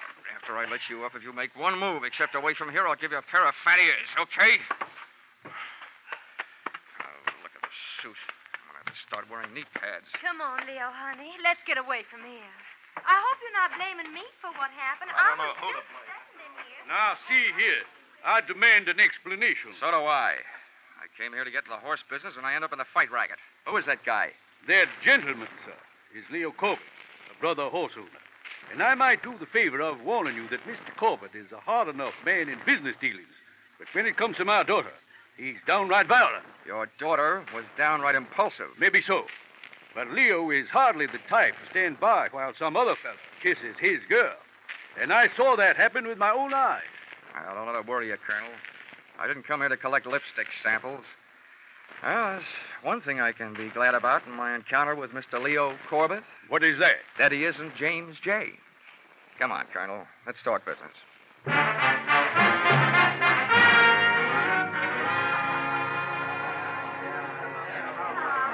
Hey, bartender. Hey, Mr. Dollar, over here. Oh, never mind. There's my man over there. How are you, Nenny? Oh, I'm fine. Hey, but you, where did you catch that mouse under your eye? Oh, I'm sharp as a trap, I am. You were so right about Miss Bushnell. She's not only dangerous, she's daffy. Huh? I didn't know she could hit that hard. Oh, she didn't. Let's just say that she has a novel way of introducing people to her boyfriend. Oh. You know him? Leo Corbett? Well, if I knew any more, I'd be the Racing Commission's witness. He owns a string of very fast horses who run very slow until the odds get right. Then he bets them up to the brisket, wins himself a potful. It's also rumored that he is stiff competition to the Perry Mutual machines. He books big bets among the owners. Well, they'll catch up to him sooner or later. They always do. Amen. But about that human glue factory, my friend, the horse-killing colonel. What's with him? Well, I offered him $60,000 for Piledriver. Huh? That's $10,000 more than he'd get if he knocked him off and collected the insurance. Yeah, where are you going to lay your mitts on 60 G's? I haven't got that kind of dough. We don't need that kind of dough, little Nettie. You see, I told Bushnell that I was sending to California for my private vet, and that he'd be here in 3 days. And that once he pronounced the horse sound, I'd give him the money. Yeah, but that only means that Piledriver is safe for another 3 days. And then what? In those 3 days, it's up to me to prove intent. And if it's there, I'll prove it. And have the policy canceled. Once that's done, he'll probably be willing to peddle the horse for $10,000. That I can handle. But in the meantime, I'm not taking any chances, see? I'm keeping Piledriver under my own personal eye. I wish you wouldn't, Nettie. We don't want the colonel getting suspicious. I can't help it, Mr. Dollar. I just can't help it. Okay, Nettie, but don't blow it. Be careful.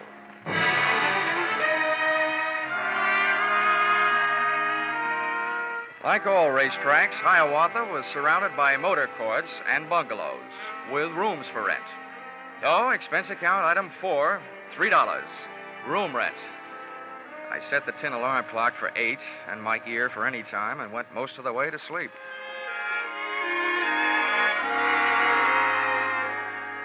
First things being first, I dreamed of girls. Then I dreamed of fire engines. Then suddenly, I realized why. I was hearing some. I bounced out of bed and over to the window. There I saw an incendiary sunset hanging over the racetrack stables. I jumped into my pants and into the landlady's car and got over there as fast as a 1929 Ford could take me.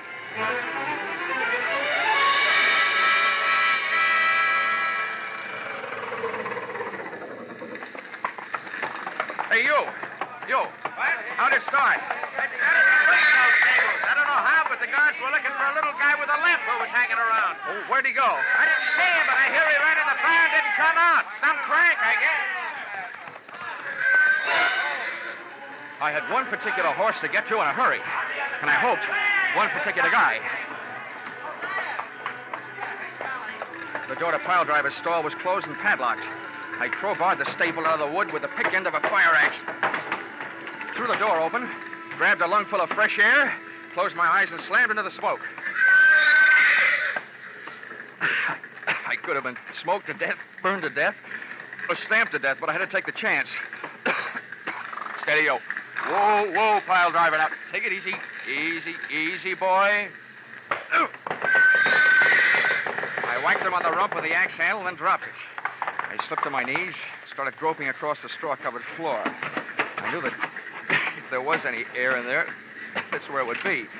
And if there was an ex-jockey in there, that's where he would be. And that's where he was. In the first corner I tried.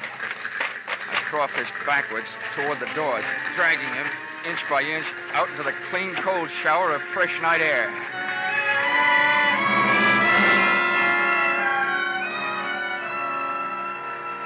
But I could have saved myself the trip. Little Nettie Montana was dead. He'd had a horseshoe hung on his forehead, but not for luck. And all I could think of at the moment was a jockey's best friend is not always his horse.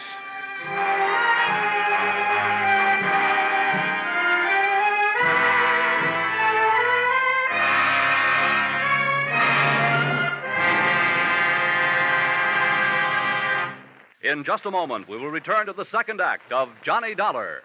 But first, may we take just a moment from tonight's Johnny Dollar story to remind you that 3 more fine adventure shows come your way each Saturday night on most of these same CBS stations. First, there are The Adventures of Philip Marlowe, based on the smart and tough Private Eye created by Raymond Chandler. Second, there's Gangbusters, one of the most famous crime shows on the air, reenacting outstanding police cases in real life. Third, there is Escape, a highly unusual adventure show which fulfills your need for escape. Hear these 3, Philip Marlowe, Gangbusters, and Escape, along with yours truly, Johnny Dollar, every Saturday night, won't you? Tune in this fall for the shows that you love best of all. Listen carefully. Here's the address. It's CBS. Now, with our star, Charles Russell, we return to the second act of yours truly, Johnny Dollar.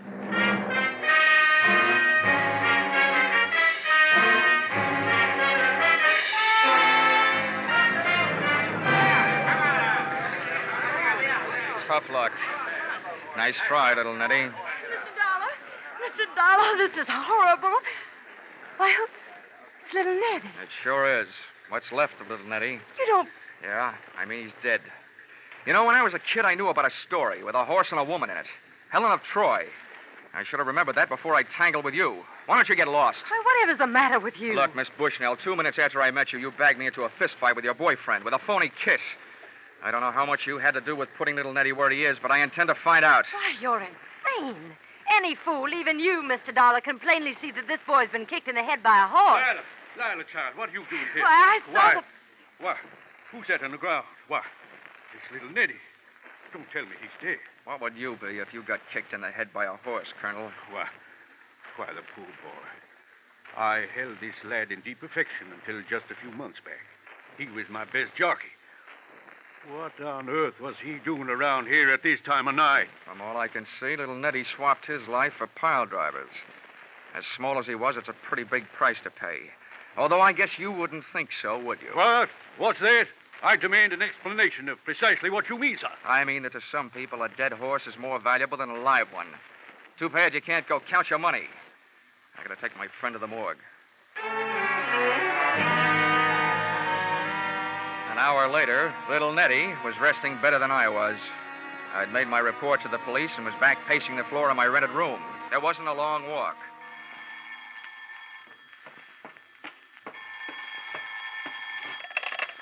Yeah? This is Lila Bushnell. I gotta see you right away. Why don't you start another fire? That'll draw me. I didn't have anything to do with that fire, but I must talk to you right away. Where can I meet you? Have you got a car? Yes, I'll come any place. Now, pick me up here in 20 minutes.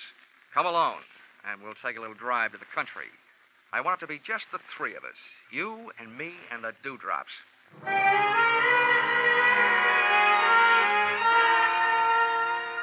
Dawn was making a dark gray promise in the sky when she picked me up, and a few easy-to-please birds had found something to sing about. During the first 5 miles, Lila denied everything except that she was a woman, and there was no hiding that. I had her pull in under a tree and said, "Well, then why'd you call me?" It was something you said to my father about a horse being more valuable dead than alive. You sold me out once. What are you planning on now? Selling out your old man? You women. You know, if the truth is ever told, it'll probably come out that Goldilocks cut her grandmother's throat to swipe the gold out of her teeth. Please don't make fun of me. Fun, she calls it. Well, if you got something to spill, get it off your chest. My father owes Leo Corbett $50,000. He lost it betting on Piledriver. Leo's been demanding his money, and Father doesn't have it. And I heard Leo practically order Father to destroy Piledriver for the insurance. And what did Daddy dear say to that? He said he'd do it. But I know he wouldn't. I know he didn't set that fire. How do you know? I just know, that's all. Now, that'll sound good to a jury. Why are you coming to me with all this stuff? Because you're our only hope. Can't you buy Piledriver right away? It would solve everything. Everything but one thing. What's that? Why did you go to all that trouble to get me punched in the eye? Oh, that. Yeah. I just wanted to show Leo that he wasn't going to have everything his own way. And you look strong enough to do it. Wow. That's a stupid answer. Why not? Makes a stupid kind of sense. She dropped me off at my rooming house where I dropped off to sleep. It was, however, only a 4-hour plunge.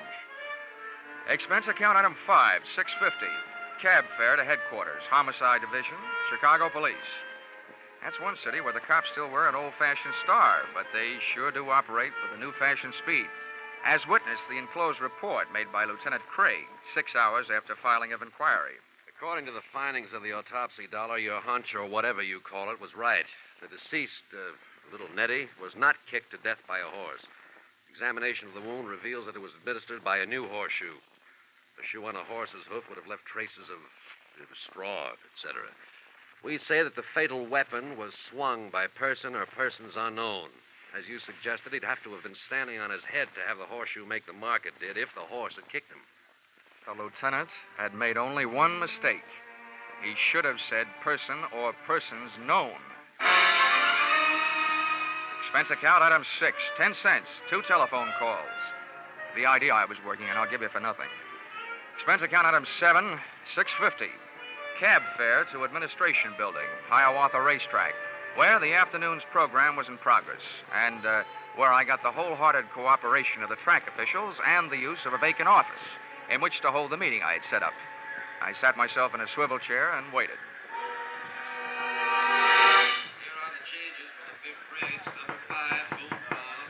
Come in. Mr. Dollar, I can't tell you how happy I am that our little transaction is about to be consummated. If you have the money with you, sir, Piledriver is yours. Now, wait a minute, Colonel. Let's not go consummating too quickly. But, my boy, you indicated over the telephone. I indicated over the phone just this. I said my offer was as good as it ever was. And to tell you the truth, it's not very good. Now, see here. Who's that? Sit down, Colonel. Come in. Why, Leo, what are you doing up here? Anytime anybody shows up to hand over $60,000 to you for Piledriver, I'm going to be here. That's exactly what this smart guy called me up to tell me he's about to do. Now, gentlemen, let's take it easy. Before I do anything, I want to make sure I'm not doing business with a murderer. Sir, I demand an explanation. What about you, Leo? Yeah, so do I. Well, here it is. The Chicago police know 2 things. 1, that last night's fire was set. And 2, that little Nettie was murdered. And that little Nettie got a couple of lungfuls of smoke before he got hit over the head with a horseshoe. That means that whoever hit him over the head sucked in some smoke, too. Wow, I've never heard such a pack of nonsense in my life. What are you getting at, wise guy? Just what I told you. I don't want to do business with a murderer, especially $60,000 worth. But I've made it easy on you to prove that you aren't. You see, I got a doctor in the next room with portable X-ray equipment. If you've got fire smoke in your lungs, it'll show up. Now, how about it? Why, this is ridiculous. Why don't you leave the Dick Tracy stuff to the funny papers? Because I don't feel like laughing. Now, once more, how about it? Get it, I still don't know what this tomfoolery is about, and I'll feel downright silly while I'm doing it, but I'm willing to take my chances. Okay. Leo, you're first. Follow me.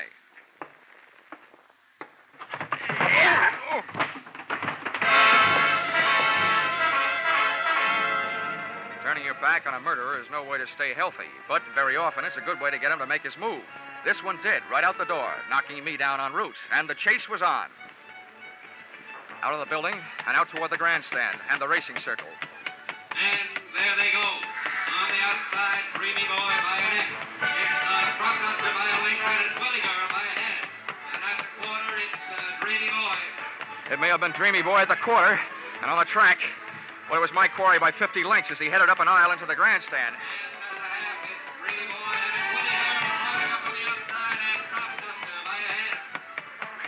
Dreamy Boy was still doing fine down there, and I was moving up here. Went up near the top of the grandstand and onto the ramp leading to the press box section.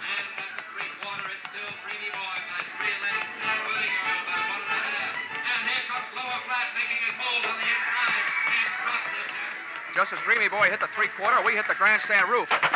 And then we went into the stretch. Hey, Corbett, it's hopeless. You can't get much farther. You're running out of roof. I slid behind a ventilator and showed myself to draw his shots. He was lousy. If he hadn't been, I'd be dictating this with an air-conditioned elbow. Okay, Corbett, you've had it. I've been counting your shots.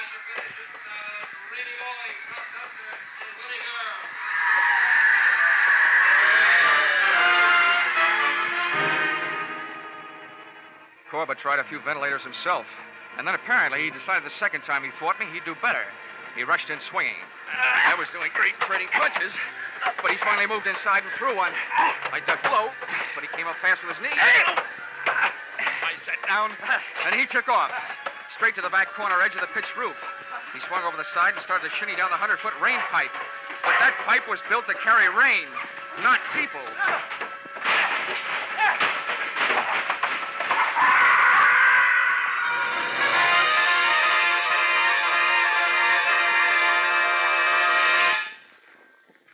At the finish line of one tiny segment of the human race, it was gambler, arsonist, murderer, Leo Corbett, by a head.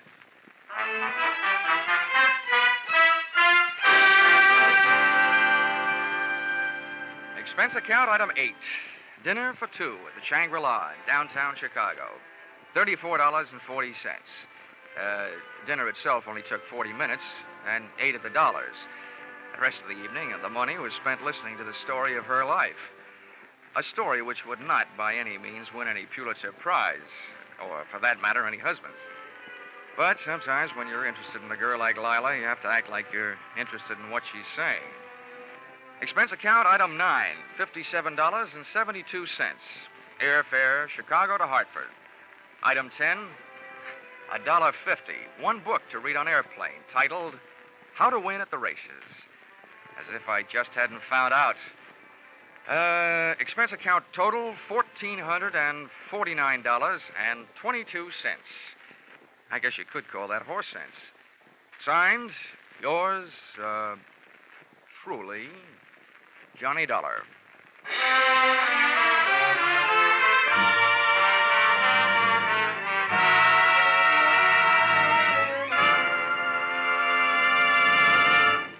Yours truly, Johnny Dollar, is produced and directed by Gordon T. Hughes and stars Charles Russell. Script by Paul Dudley and Gil Dowd. Featured in the cast were Bill Conrad, Doris Singleton, Jerry Hausner, Herb Butterfield, and Hal March. The special music is written and conducted by Wilbur Hatch.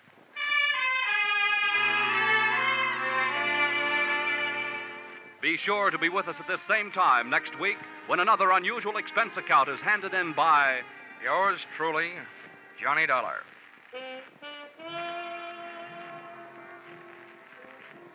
Those mystery adventure shows we mentioned earlier, the fun and music and fabulous jackpot of Sing It Again, and 2 outstanding music shows. They're on tap for you every Saturday on most of these same CBS stations. Gene Autry comes along with his Sagebrush Ballads, and Vaughn Monroe is due with his songs and his great orchestra. In fact, you're invited to stay tuned right now for The Vaughn Monroe Show, for it follows immediately over most of these stations. Paul Masterson speaking. This is CBS, the Columbia Broadcasting System.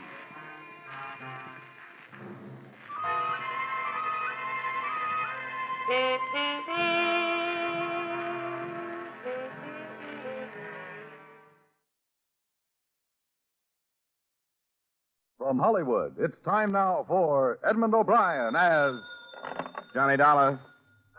Mrs. French speaking. Who is this? Oh, I'm sorry for my explosive greeting, Mrs. French. It's a habit I've gotten into. This is Mr. Dollar from the insurance company. Oh, yes, I received the message that you'd called.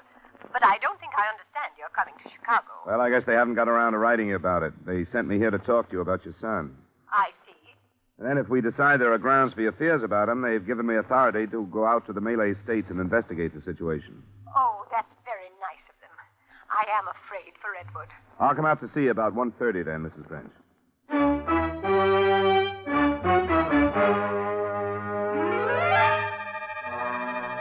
Edmond O'Brien in a transcribed adventure of the man with the action-packed expense account. America's fabulous freelance insurance investigator. Yours truly, Johnny Dollar.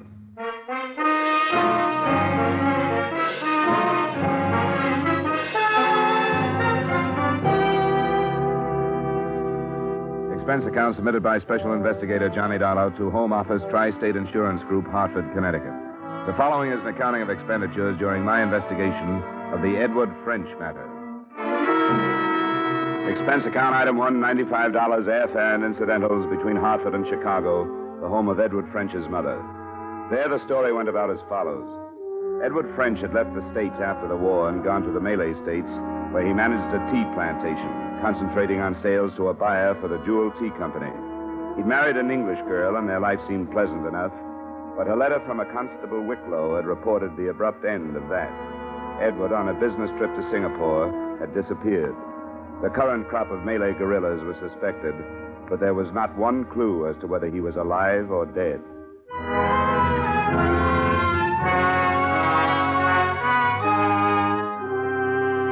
Expense account item 3, $1,283 airfare to Singapore. It was almost a week later that I jostled my way through the crowded streets to the office of the Jewel tea buyer, Mr. Neeps. You know, it's odd, Mr. Dollar. You won't believe this, but I was thinking of Ed just as you walked through that door. You knew about the disappearance? Oh, yes. Constable from Raoub sent word down a week after he'd been here. Oh, Mr. French did come here after he left his plantation. Yes, we finished our business in the afternoon and went to dinner at the club that night. He left the following morning. Did you hear from him the following morning? Well, no, but I knew that was his plan. Actually, I wasn't worried about him even after I heard about it. Ed's, not peculiar, I guess, but strong-willed. If 50 men told him not to swim across a river, he'd do it just to please himself. You get to expect the unexpected from him. I don't know if I make myself clear. I think I understand. Selfish may be a better word. What I mean is that it would be like Ed to suddenly leave for some place without bothering to tell anyone. Not even his wife? Well, first of all, not his wife. Now, don't misunderstand. I like Ed, but I can't help disapproving of some of the things, like the way he treats Catherine. But none of my business. I like him in spite of those things. I think Ed will show up when he gets ready to and laugh at the trouble he's caused. You don't put any stock in the idea that the guerrillas might have got him, huh? Bandits, I understand you call them? Yes. Well, of course, there's always that possibility. A planter is killed now and then, but I'd expect Ed to be the last one. If he just took off someplace as you suspect, would you have an idea where he'd go? No, I'm afraid I wouldn't. It's a big world, you know. Yeah. How do I get to Raoub?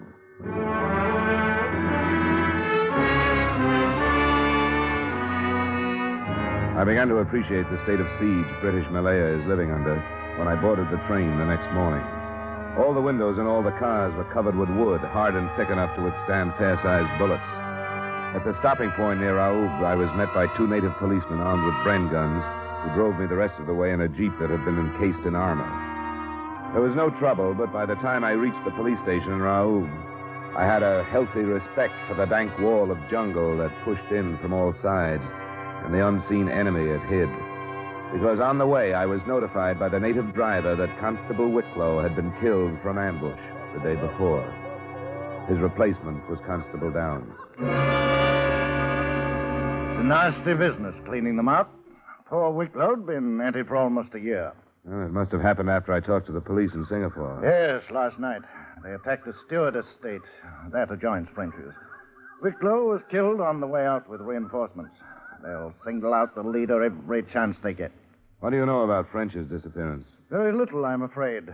I read Wicklow's report when I learned you were coming. Undoubtedly the work of the bandits, although it might appear to be kidnapping. Kidnapping? That's a new theory. Oh, hardly a theory yet. But it's not been their habit to conceal the bodies of their victims. This is the first case on record where a vehicle has been taken. I didn't know about that either. That's what Wicklow's report said. That's all I know about it. Constable, I want to go out and talk with his wife. How do you... take the Jeep by all means. It's rather late in the afternoon to start out. If you can't be sure of getting back here before dark, well, there's hardly any possibility that you'll take a chance. The native boys simply won't start back. They'll stay behind the barricade there for the night, and so will you.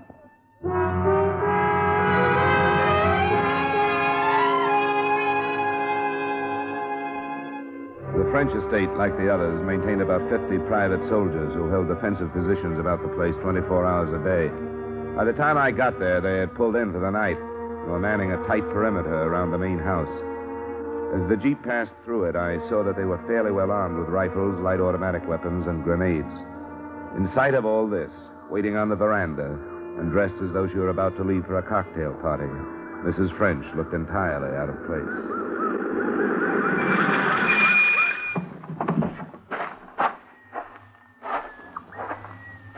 Mrs. French? Yes? Oh, didn't Constable Downs telephone about my coming? He said he would. Constable Downs? I'm afraid he wasn't able to. Our telephone wires have been out. Oh. Well, my name is Dollar, Mrs. French. How do you do? I'm here from the States to investigate the disappearance of your husband. The United States? I don't understand. I was sent by the insurance company that carries the policy on his life. It's quite a big policy, you know. Yes. Please sit down. Thank you. Mr. Dollar, you must understand what our fears are. That Edward has been killed by the bandits. There's no proof of that yet. As a matter of fact, Constable Downs seems to think there's a fair possibility that he hasn't been. What did he say? That they never bother to hide anyone they've killed, and your husband's body hasn't been found. Also, that they never steal cars, and your husband's car hasn't been found. I haven't dared to hope. What does he think it means? I don't think he's sure, but he mentioned kidnapping. I didn't know until I talked to him that your husband had been in his car when he disappeared.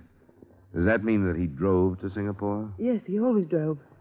Through more than 200 miles of jungle during an emergency like this? Why would he do that? Because everybody told him that he shouldn't. My husband was like that.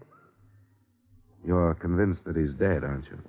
Well, I haven't dared to hope. I've thought the worst so that if... Mrs. French. Where did it come from? It's hard to tell. That way, I thought. You'd better sit down, Mrs. French. Come on. Come on, sit down.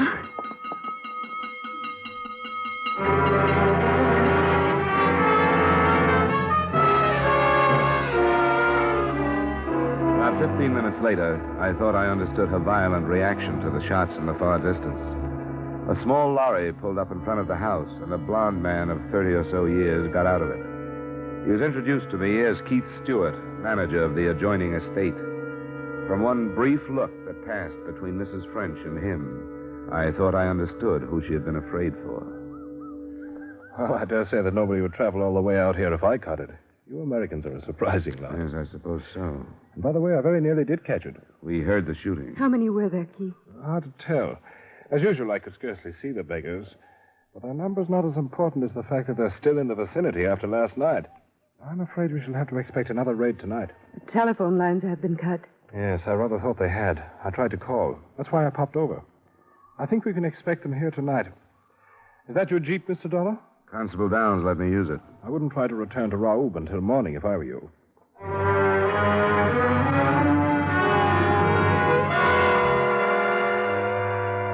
2 hours later, it was dark. A double guard had been posted, and floodlights glared out in a 200-yard circle around the house.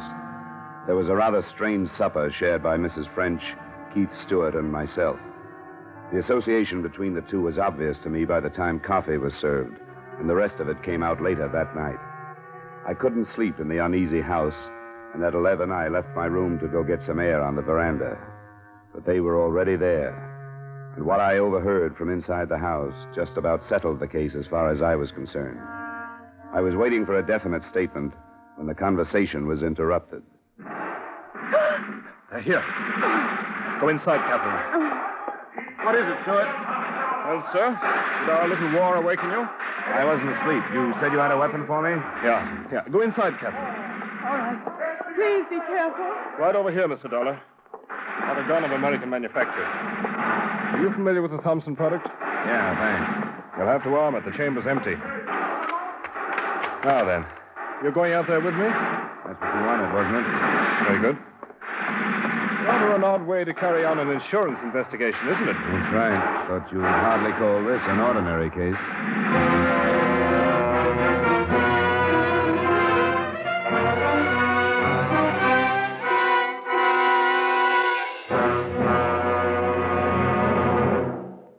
We'll return you to the second act of Yours Truly, Johnny Dollar, in just a moment.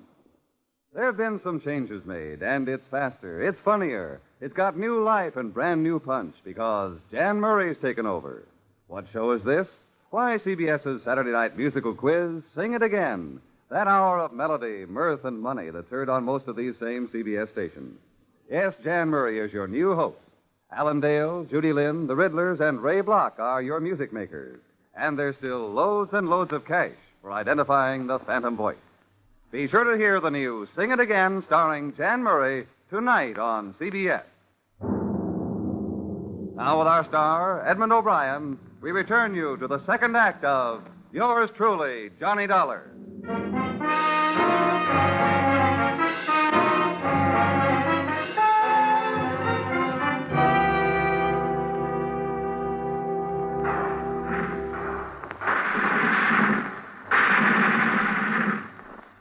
Converge your fire! Converge! Blast to keep that lane covered.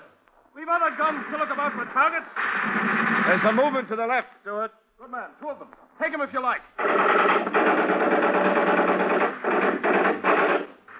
100 of them. The main force all right. Swing your fire! You there! Concentrate on their rear. You two, Dollar. Straighten them out! We'll be in the enfilade position.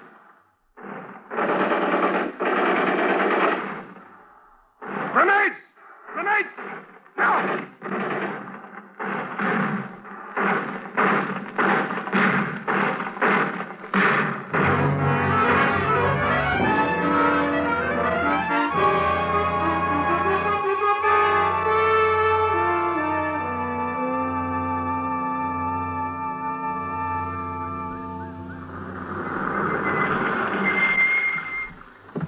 Thanks, man.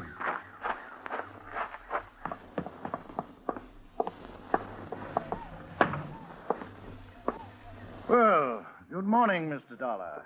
Bandits gave you a bit of a go last night, I'm It told. was over by 2 a.m. I'm sorry I got your men into it, Constable. Oh, nonsense. They're policemen. You brought them both back, didn't you?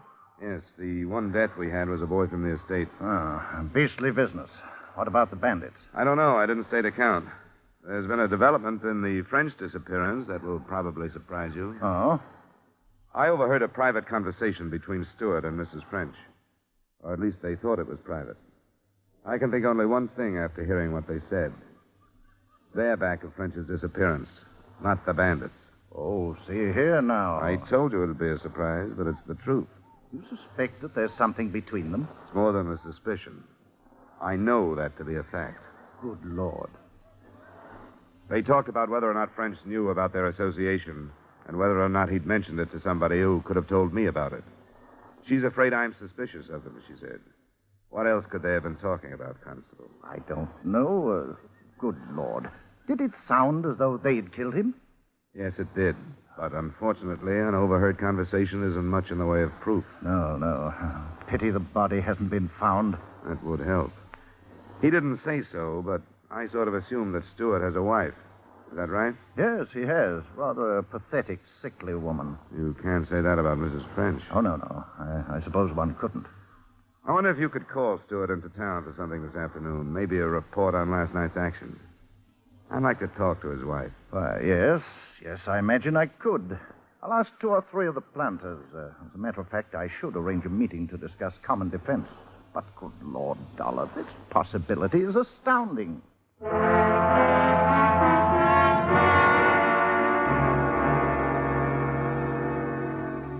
It was almost too hot to move when Constable Downs opened his meeting, but I jeeped to the Stuart estate and was admitted to the room where Mrs. Stuart was resting, a pale, fever-ridden woman.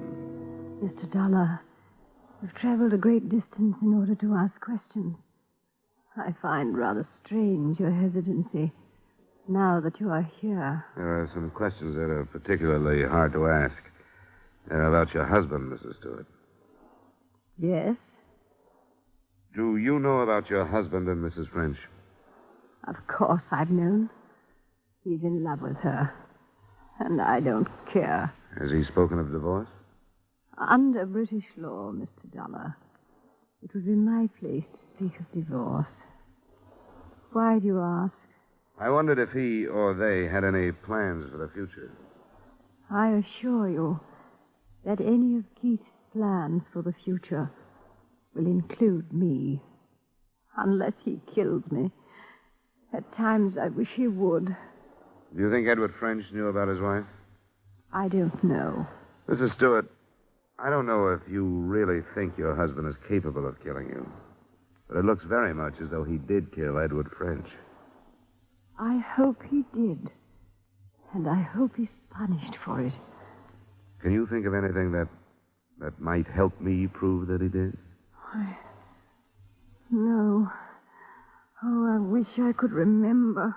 French disappeared about a month ago. Evidently, he left Singapore in his car. If your husband killed him, he would have to have met him on the road back. Can you remember your husband leaving for any length of time about a month ago? Yes. Yes, I do remember. A month ago. He left before noon in his lorry. He was gone for 2 or 3 hours. Did he say where he'd gone? No. I asked him, and he said he'd been inspecting the groves. But he was lying.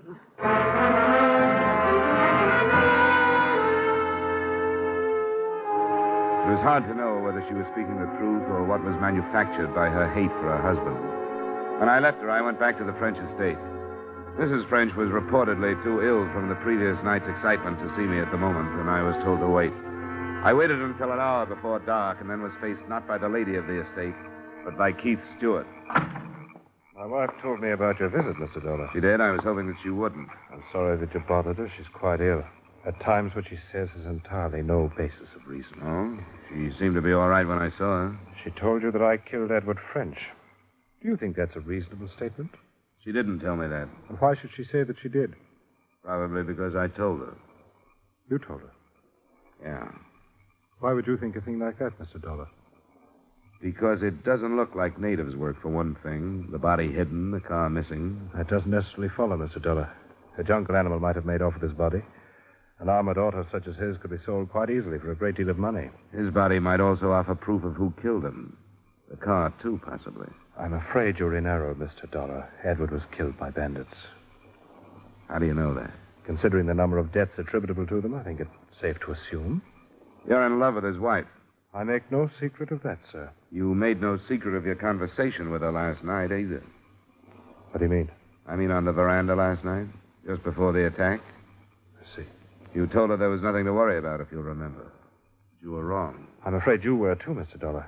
Spying is not looked upon with any amount of favor here. It's not my usual method, but your stupidity made it almost unavoidable. How do you think the murder is going to be received? I insist there was no murder per se. Edward was killed by the bandits. Keith. Catherine, will you go back to your room, please? No, Keith. I have a right to know what's being said. Nothing is being said, my dear, that would be of any interest to you. Why do you say that, Stuart? I've been listening, Keith. I have a right to be here. All right, my dear. As you know, then, we were discussing the possibility that I might have killed your husband. It's a groundless discussion, since even if Mr. Dollar were convinced that I had, there would be the matter of proof. I've been expecting that. And you have a solution? Not at the moment. But let me tell you this.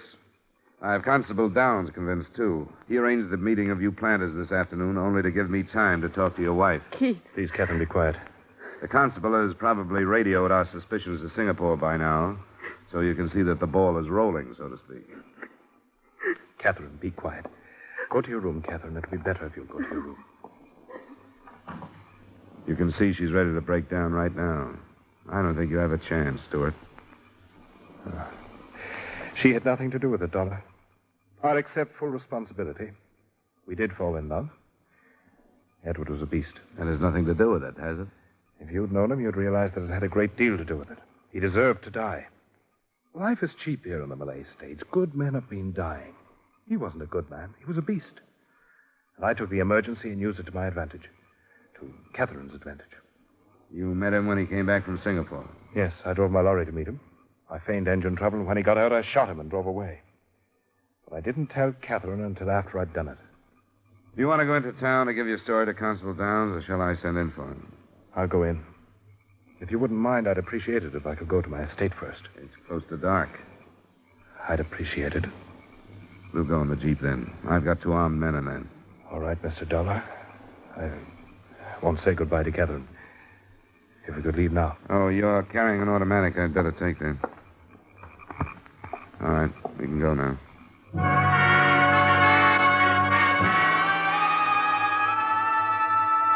It was too close to dark when we swung into the last mile of his estate. The jungle seemed to press in closer than ever. The orange sun had sunk below the trees by the time we reached the house.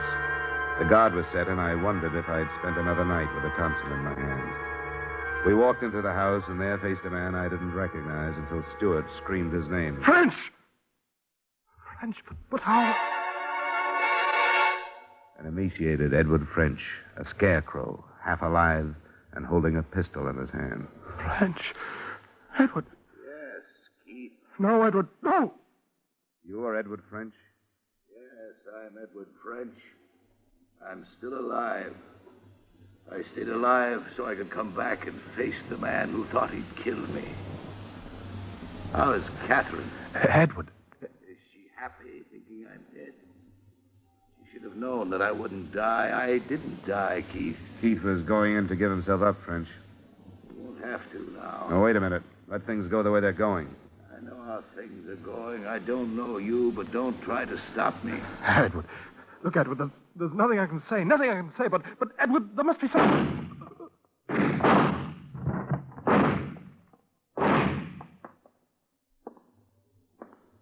Give me that thing, French.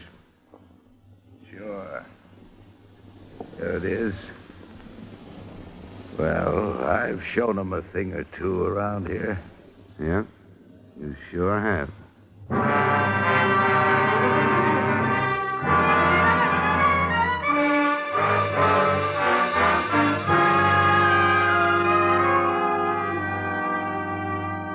Expense account item 4, same as items 1 and 3, transportation back to the States in Hartford.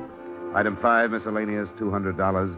Expense account total, $2,739.50. Remarks? The story of French being left for dead and driving to a settlement hospital is too long to cover here. But he did, without letting anybody know who he was. The last I saw of him, he was being booked for murder himself. I had no idea that a cup of tea might have all this background. But I was there. Yours truly, Johnny Dollar.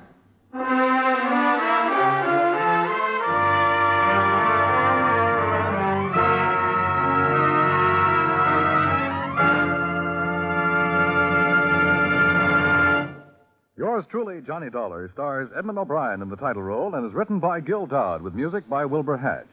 Edmond O'Brien's latest picture is the Paramount Pictures production, The Redhead and the Cowboy. Featured in tonight's cast were Jeanette Nolan, John McIntyre, Tudor Owen, Maria Palmer, and Dan O'Herlihy. Yours truly, Johnny Dollar, was transcribed in Hollywood by Jaime Del Valle. This is Dan Coverly inviting you to join us next week at this time when Edmond O'Brien returns as... Yours truly, Johnny Dollar.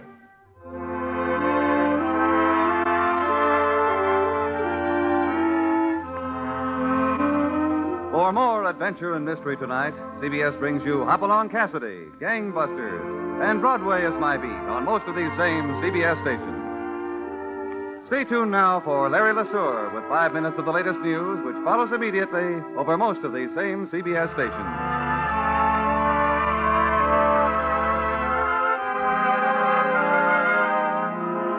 This is CBS, where you laugh at Jack Benny every Sunday night, the Columbia Broadcasting System.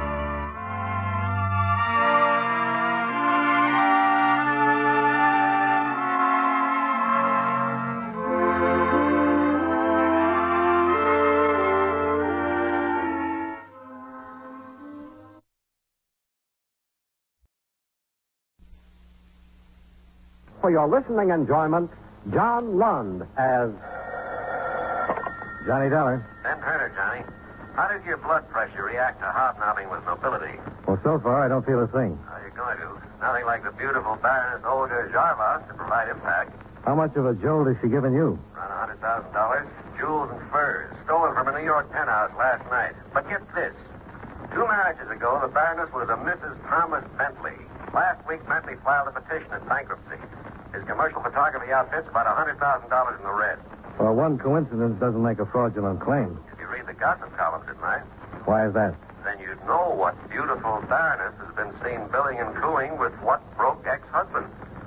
Well, it's kind of late to scoop George Fisher now, but I'll try.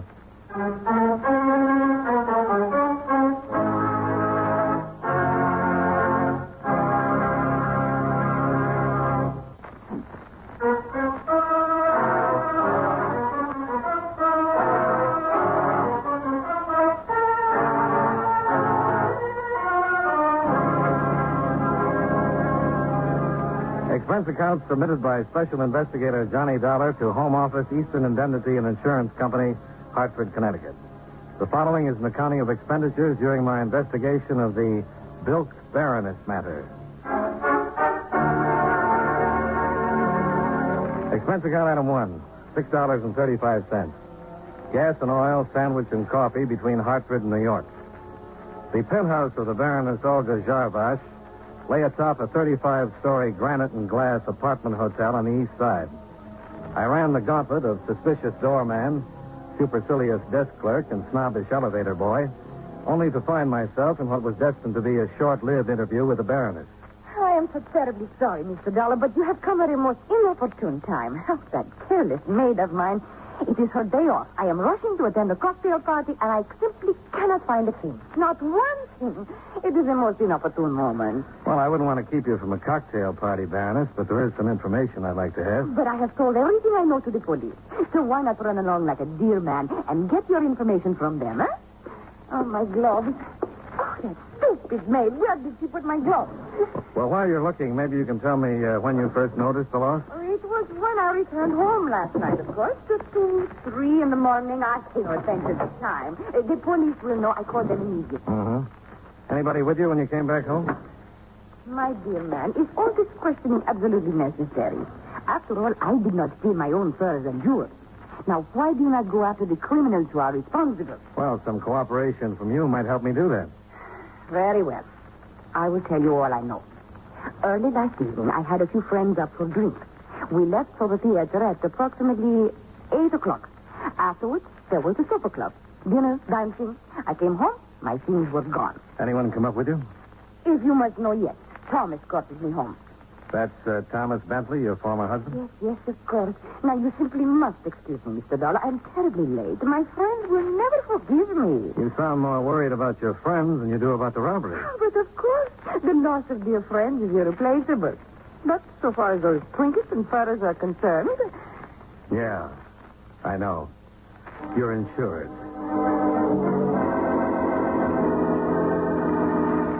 Expense account item 2, $15. 5 apiece to the employees I'd met on the way up. But outside of learning that Olga's penthouse was a gathering place for practically every screwball in New York, I came up with nothing. Things turned out a little better over at Center Street, where I met Lieutenant Lewison of robbery, who was in charge of the investigation. Looks like an inside job to me, Dollar. Well, what's the dope on it, Lieutenant? Only 2 doors to the penthouse, front and service. Neither one was forced. Service door bolted and double locked from the inside. So someone got in the front way with a key, huh? Seems reasonable. Outside of the furs and jewels, nothing else in the apartment was touched. Whoever did it knew exactly where to go. No ransacking. The job was well planned and well carried out. Mm-hmm. You got a list of those who have keys? No, you can't possibly narrow them down. The Baroness hands them out to her friends like tossing confetti at a New Year's party. We checked the obvious ones, maid, hotel employees. Haven't come up with a thing. There were 2 full-length coats, 2 jackets, and a stole among the missing furs. That's right. Well, now, the jewelry might not be too hard to handle, but how did anybody get out with a load of fur like that and not be noticed? I don't think it's possible. Another thing that makes it look like an inside job. The Baroness telling you she had some friends up last night? Yeah, she mentioned it. Didn't happen to mention Vasily Udescu, did she? No. Should she have? He was one of them. The doorman tells us that while the rest of the party came down around 8, Udescu didn't leave till 11:30. Might be interesting to know why, huh? Yeah, particularly in view of the fact he's got a record. Suspected confidence game on a Fifth Avenue jewelry store, suspicion of shoplifting furs, no conviction. Could be we'll close this as soon as we pick him up. Maybe. Why the doubt? You know something we don't? Yeah. I haven't had an easy case in 3 years. And I don't think you've had too many either.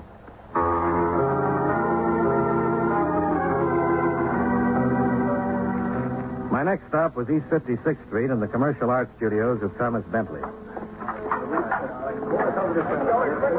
Inside the converted brownstone, a lovely blonde in fur parka and ski pants was posing on a big heap of artificial snow under the glare of sweltering lights. All right, move the number 3 spot about a half foot to the left there, Joe, will you? A little more. Whoa, yeah, that's it. All right. Now, smile, darling. Make like you were enjoying it. No. I said smile. Try thinking of a nice, cold, extra dry martini at Antoine. That's it. Hold it. Good. Set up for the next shot, boys. Okay, Mr. Are you Tom Bentley? Yeah. What can I do for you? My name is Johnny Dollar, insurance investigator.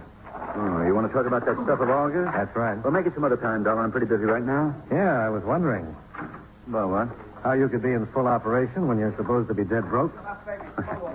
Trying to figure some tie-in between the $100,000 of insurance and my bankruptcy petition? Might not be too big a jump. The beautiful Baroness always moves onward and upward, Dollar. You better break that down for me.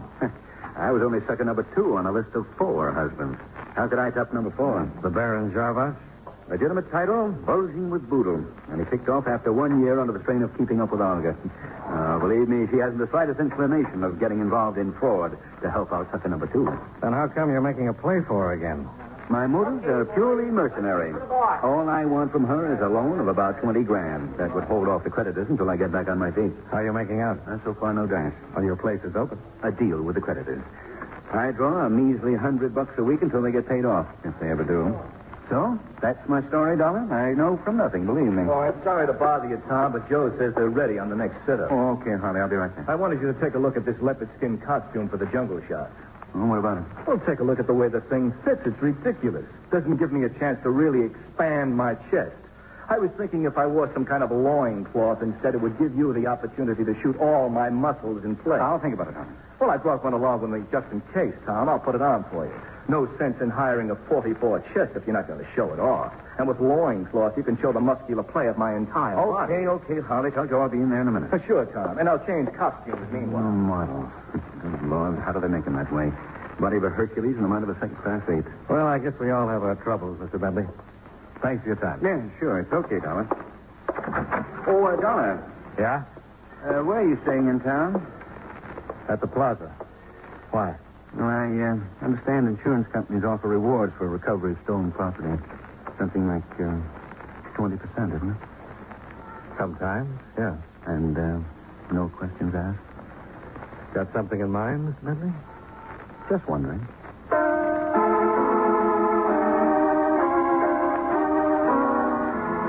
It was getting late in the day and time for the inner man to be cared for.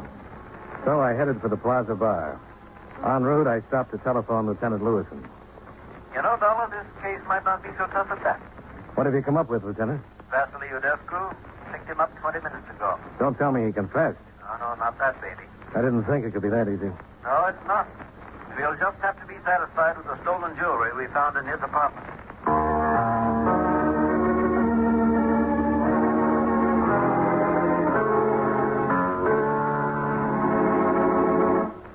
It is an impossibility, a most indignant outrage. Me, Vasily Udescu, being accused like a criminal element. I will sue you before the court for every penny you have. You said that before, Udescu. And I will say it again and again until you have released me. What have you got on him, Lieutenant? Exhibits A and B, Dollar. 1 emerald ring, 1 diamond bracelet. Look familiar? They were covered under August policy, all right. I do not care what is covered by wait. I do not know those things. I do not know how they got into my apartment. And I want to call my attorney. Well, at least I can believe the last part of that. You were at the Baroness's last night, weren't you? And why should I not be? We are the most dear of friends. Well, the rest of the party left for the theater at 8 o'clock.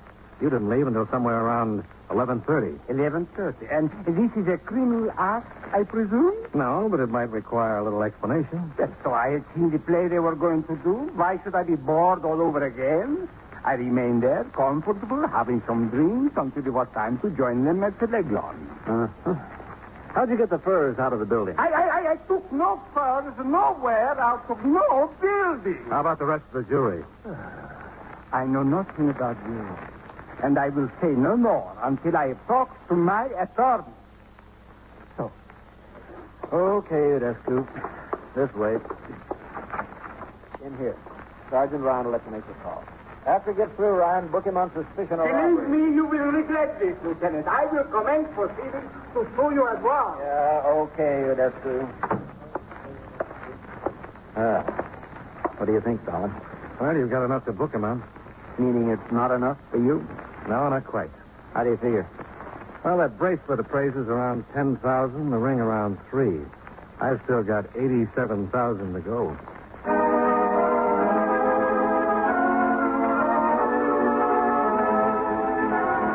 Expense account item 3, $1.50. Double scotch at the Plaza Bar. I could have saved the double. Halfway through, I was called to the phone. Tom Bentley, Dollar.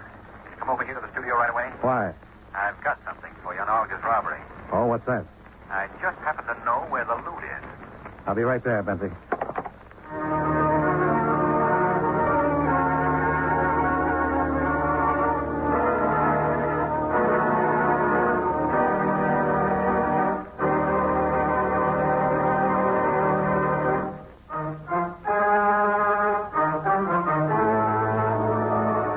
With our star, John Lund, we bring you the second act of Yours Truly, Johnny Dollar.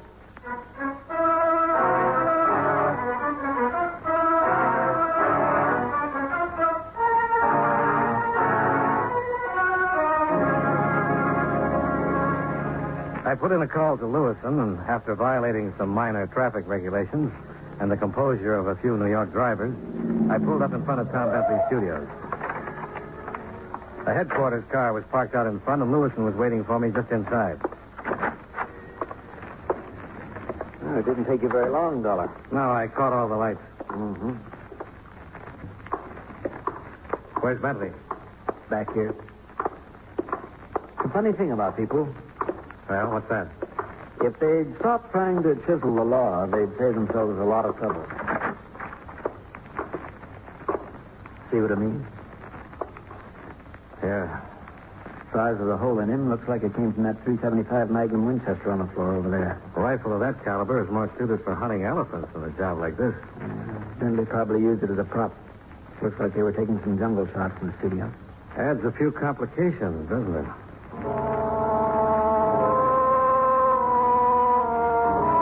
After homicide arrived, Lewiston and I went back to headquarters. Baroness Olga Jarbosh was there with a cute blonde by the name of Herta Werner. I recognized Herta as the model Tom Bentley had been using in the snow scenes. The Baroness had as little trouble recognizing the ring and bracelet. But of course they are mine, Lieutenant. Most definitely mine. I cannot understand how Vasily could do such a thing. Such a wonderful dancer, such marvelous parties. Oh, that he should do something like this is positively heartbreaking. I have a formal complaint sheet here, Baroness. I'd like you to sign it. But of course I will. Imagine Vasily doing such a thing to me. Turning out to be a common thief this way. Of course I will sign it. Maybe you're being a little hasty about this, Olga. Oh? What makes you say that, Miss Werner? I was just thinking. Lieutenant, you found the bracelet and ring in Vasily's apartment? That's right. I don't suppose they were in that teakwood cabinet in the den, were they? What makes you think that? Olga, remember that party at Vasily's a week or 10 days ago? The crazy one where he got the idea for that taffy pull? How could I forget? It was the best party we've had all season. A simply wonderful one. What are you driving at, Miss Werner? It's simple enough, Lieutenant. If you've ever been to a taffy pull. Yeah, rings sort of get in the way, don't they? Bracelets can, too, if you're really in the mood for it. Oh, but of course. How forgetful can I be? Of course, the ring and bracelet were in the way. So you took them off and put them in that teakwood cabinet? Yes, that is exactly what I did. I had completely forgotten about them. How sweet of you to remember, Hector. You reported them missing on that itemized robbery list you gave us. Oh, naturally I did, Lieutenant. There was a robbery. They were missing. Of course I included them. Oh, poor dear Vasily. What an injustice I nearly did to him. To think I was about to sign a complaint that he was nothing but a common thief. Oh, but now everything will be all right for him again. Yeah. Miss Werner's got a remarkable memory for the whereabouts of other people's jewels.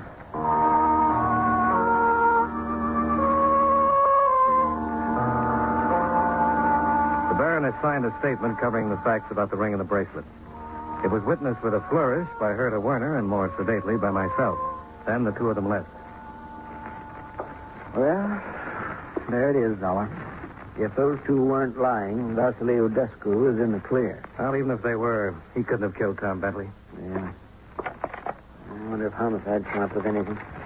Anything new about the employees at August Building? Their alibis are checking out one by one. Doesn't look like we've... Lewis and robbery. Anything turn up on that Bentley killing on 56th Street?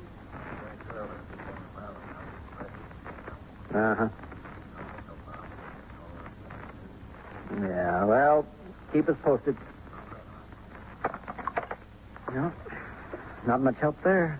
It seems pretty certain the .375 Winchester did the trick. Ballistics will verify in about an hour. No prints on it. So far, no witnesses. Looks like we're right back where we started from.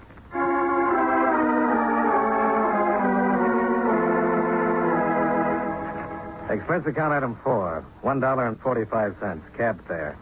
Driving my own car, I knew I'd never have found that little back street on the far side of Greenwich Village.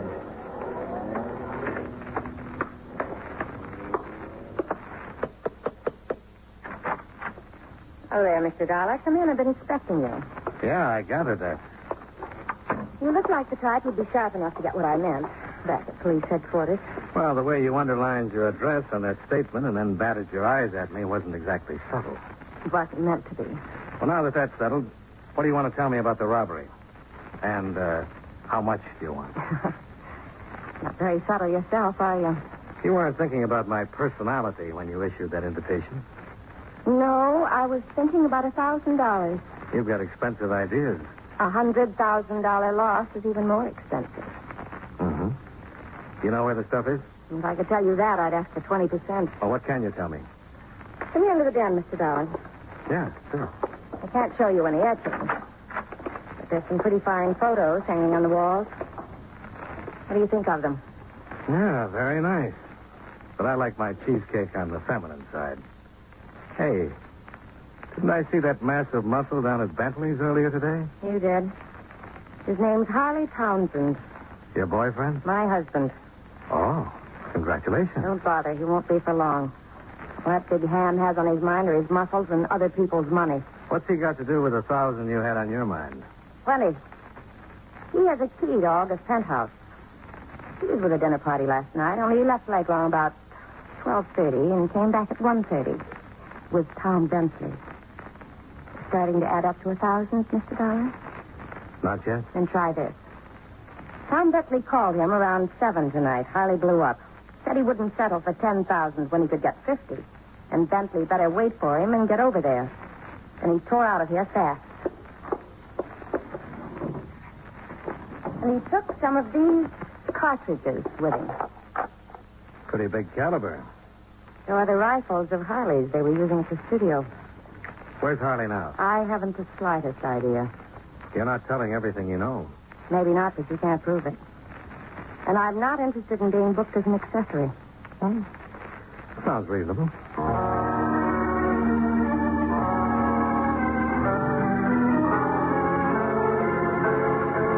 Expense account item 5, $1.75. Cab fare back to Center Street.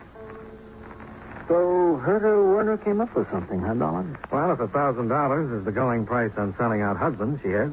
Might tie in at that if Harley and Tom Bentley worked it together. Bentley wants to take a safe $20,000 for turning the stuff back, and Harley objects with a .375 Winchester. I can't think of a neater answer. We'll check it out when we pick Harley up. Not much we can do until then. We could try to figure how those furs got out of the building without being seen. I got a couple of possible answers. They could have been worn out on some woman's back or smuggled out by an employee. Mm-hmm.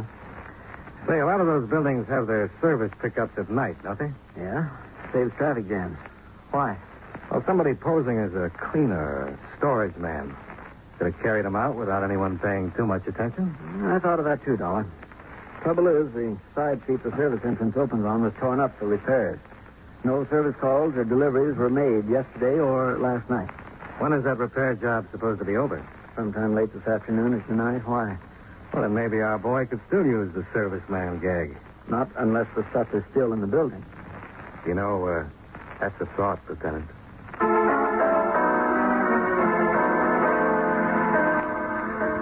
The side street by the Baroness's apartment building might have been under repair yesterday, but there was nothing wrong with it by the time we got there. We went into the service entrance and checked with the night superintendent who was on the door.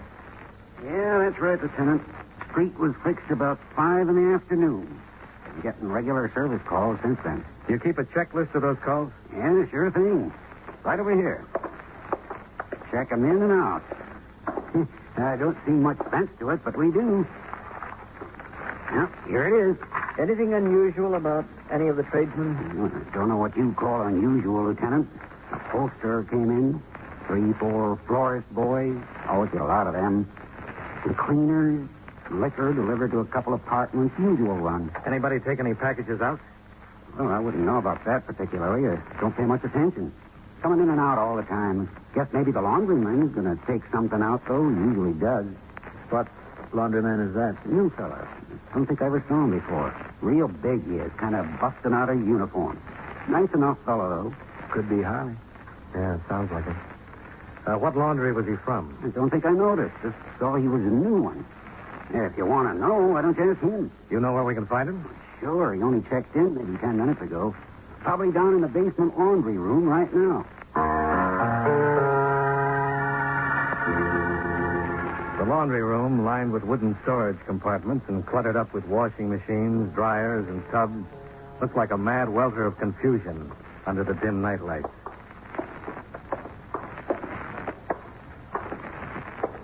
See him, Dollar? No, not yet. He's got to be down here somewhere. There's no other way out. One of the storage compartments. Yeah, down at the end.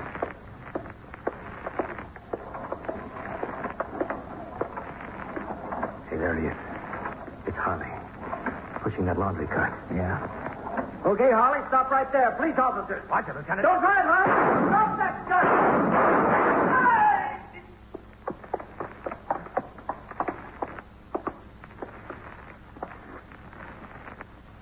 He should have listened, Lieutenant. Yeah.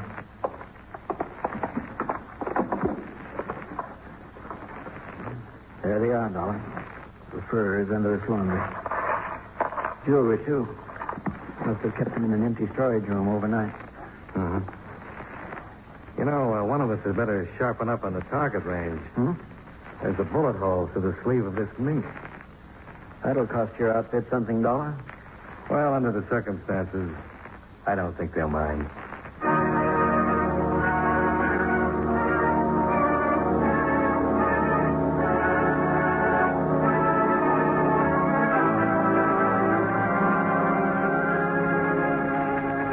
Expense account item 6, $19.30. Hotel bill and miscellaneous. Expense account item 7, $5.10. Gas and oil back to Hartford. Expense account total, $50.45. Yours truly, Johnny Dollar.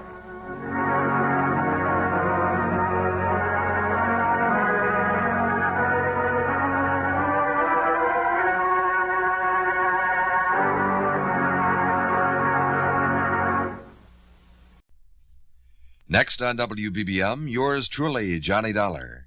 47 degrees at 8 o'clock. WBBM, Chicago. WBBM FM, Chicago. Wrigley's Spearmint Chewing Gum, the refreshing, delicious treat that gives you chewing enjoyment, presents for your listening enjoyment John Lund as Johnny Dollar. Philip Martin, Johnny. Oh, hello, Mr. Martin. Got a job for you. Well, fine. We insure a Mr. Alfred Chambers of Pittsburgh. He was shot to death yesterday. Murder? That's the way it looks. He'd rented a cabin in Michigan, Les Chenaux Islands. Where's that? About 30 miles from Sault Ste. Marie. Right up near Canada. Yeah, that's right. His wife found him lying in the front room of the cabin, shot through the chest. The officer handling the case is Captain George Lane, Sault Ste. Marie Police. He'll be expecting you. I'll leave in the morning.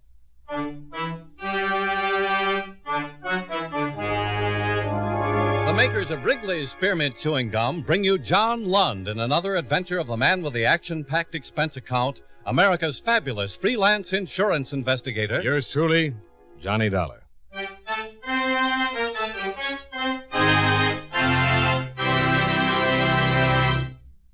Friends, the makers of Wrigley's Spearmint Gum present these weekly adventures of Johnny Dollar because they know that millions of you enjoy Johnny Dollar. That's true of Wrigley's Spearmint Chewing Gum, too. It's enjoyed by millions, day in and day out. People find that chewing on a smooth, delicious piece of Wrigley's Spearmint Gum somehow makes time pass more pleasantly. Whether you're working, driving, shopping, or just taking things easy, that good, tasty chewing gives you enjoyment and satisfaction. So always keep a package of Wrigley's Spearmint Chewing Gum handy. And whenever you want a refreshing, delicious treat, chew a stick. You'll like it. You really will.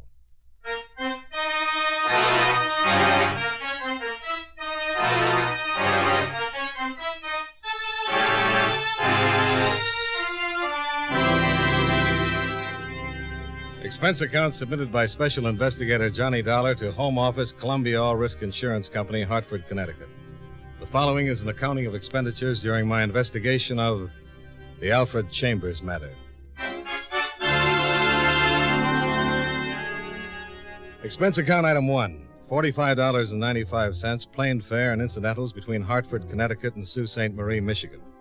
Expense account item 2, 75 cents, cab fare to the local police station, where I introduced myself to Captain George Lane. Sit down, Mr. Dollar. Oh, thanks. Mr. Martin from your company called, told me to expect you. How can I help? Well, to begin with, you can fill me in on the details. Sure. You ever been to the Snows? The Snows? Les Cheneaux Islands. Oh, no. Well, there are a whole group of islands on the fringe of Lake Huron. Les Cheneaux means the channels. It's somewhat of a resort now, but very exclusive.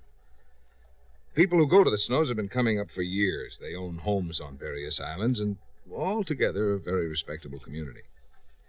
Alfred Chambers rented the Forester cabin. It's one of the islands furthermost from the mainland, about 2 miles, I'd say. He spent 3 days in the Snows, and then his wife arrived from Pittsburgh. Mr. Schoenberg, fellow has a boat rental service, took her out to the island, and she found her husband lying in the living room, dead, shot through the chest. Any suspects? Not a one. Mrs. Chambers told me she'd separated from her husband about a week before he'd come to the Snows, but she couldn't have killed him. Schoenberg was with her all the time. And according to the coroner, Chambers had been dead for about 14 hours. Until the investigation's cleared up, I've been making my headquarters at the hotel at the Snows. I just came in to get the coroner's report. I was going back this afternoon if you'd care to come along. Yeah, I'd like to.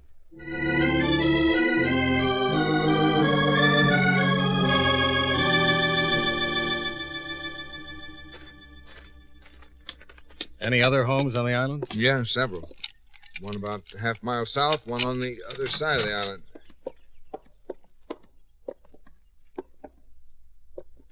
This is where Mrs. Chambers found her husband. Mm-hmm. Lying on his face. The front door was open. He wasn't shot inside the cabin. He wasn't? If you didn't notice when we came in, there was some blood leading up the front steps. See? You can see where it trails in here. Staggered in from outside, Yeah. huh? No electricity in the house. No, Coleman lamps. Other 2 homes on the island have electricity and phones. But this place is nearly 60 years old. The owners never bothered to equip it with any modern conveniences. How did Chambers get to and from the mainland? Boat. Rented a boat from Schoenberg. When the coroner examined him, he noticed that his shoes were still damp. Later examination showed he'd been in the water, fully clothed. That's funny. I think he was shot probably while he was out on the dock. Fell in the water and waded to shore. You say he'd been dead about 14 hours. That's right. Make it about 5 in the evening when he was shot. What time does it get dark? Oh, up here this time of year, it doesn't get dark till about 9 o'clock. Twilight. Shot in the chest. Mm-hmm. You recover the slug? Yeah, 22, long rifle. Well, he was shot when it was light, and you think he was out there on the dock. I'm pretty sure he was out there. There was a thick mud on his shoes and on the pants. Now, that mud is on the bottom out there by the dock. In close here, it's more sand. And then to get completely wet like that. Yeah. Well, it doesn't seem likely that anyone could have shot him from the lake. No, they'd have to be out in a boat. That'd be taking a pretty big chance. And somebody on the island. Somewhere in the woods back there, huh? Probably. Someone could have landed on the island any place and walked here. Anyone hear a shot? Yeah, I've talked with a lot of people. Some of them remember hearing a shot about that time. There's no telling where it came from. Shot on this lake you can hear from miles. Mm-hmm. Well, I'd like to have a talk with Mrs. Chambers. Sure. Schoenberg can take us back to the mainland. You can drive my car over to the hotel.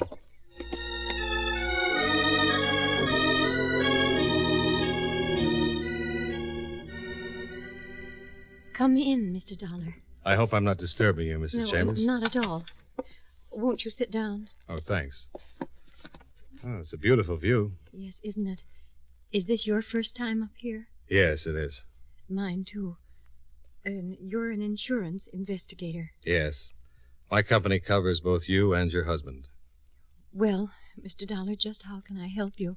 Answer some questions. I know it's tough at this time. Well, I'll be glad to tell you anything I can. Captain Lane said that you and Mr. Chambers had separated. Yes, that's correct. May I ask why? Is it absolutely necessary? Your husband's been killed, Mrs. Chambers. Your separation might mean nothing, and then again... Well, it was another woman. Do you mind telling me about it? It isn't the most pleasant subject, but I suppose you have to know. About a month ago, Al admitted that he'd been seeing this woman. He said it was serious. We argued. It was a rather nasty argument. We considered separation then, but because of the publicity, we held off. Your husband was in the steel business, wasn't he? Yes. And we have 2 children. Things like this happen all the time, I guess. And I can understand. I saw the girl one night. She's very attractive. Quite young. I think Al told me she was in her last year in college. What's her name? Oh, I don't think it was her fault. She's young, and my husband was certainly a very attractive man. I don't think it was either of their faults, really. Things like that happen. It would be a shame to involve her now. She's already involved. This looks like murder. Anyone connected with your husband is involved. What's her name? Jane Elkins. I've never met her, but my husband told me she's a lovely girl, from a fine family. A week ago, I wouldn't have cared whether or not she was involved in a scandal, but now... Oh, certainly I've suffered enough, and it'll be a terrible thing for my children. I thought a lot about the girl after I found Al. I hoped that perhaps she might be spared. She lives in Pittsburgh? Yes. Your husband left Pittsburgh when? A week ago today. He decided to take his vacation alone, think things over. Why did you come up here? Well, I thought things over too, Mr. Dollar. I decided to give Al his freedom. I talked with our lawyer, and he suggested I have one more talk with Al. I left the next morning. Did you tell your husband you were coming up? No. There was no way of reaching him. There's no phone on the island. The letter would have gotten here after I did. So you just packed and came up, huh? Yes. I only packed one bag. I wasn't planning on staying. When did you leave Pittsburgh? The morning of the 18th. You arrived the next morning? Oh, I arrived at the Sioux that night. I came to the Snows the next morning. You've never been here before? No. How did you know how to find the cabin where your husband was staying? Well, I simply asked the man who runs the boats. I asked him to take me to the forester's cabin. I see. Can you think of anyone who might want to kill your husband? A week ago. I thought about it. Anyone else? No. My husband was well-liked, Mr. Dollar. He was a very respected man. No business troubles? Oh, no. How long has it been since your husband was up here? Oh, well, let's see. He always used to talk about it. He used to tell the children he'd show them pictures. Oh, I guess it's about 10 years ago. Yes, I think it was about that long before we were married. Well, Mrs. Chambers? Oh, must you go? I have to get back to Captain Lane. I've got his car. The captain asked me to stay until he finishes his investigation. Yes. I don't know anyone here. I was hoping you might have dinner with me. very good food, a pleasant dining room. Well, thank you very much, Mrs. Chambers, but I... Excuse me. Yes? Yes. By all means, come right up. Well, I'll be going, Mrs. Chambers. I think you should stay, Mr. Dollar. Hmm? That phone call was from the lobby. It was Miss Jane Elkins.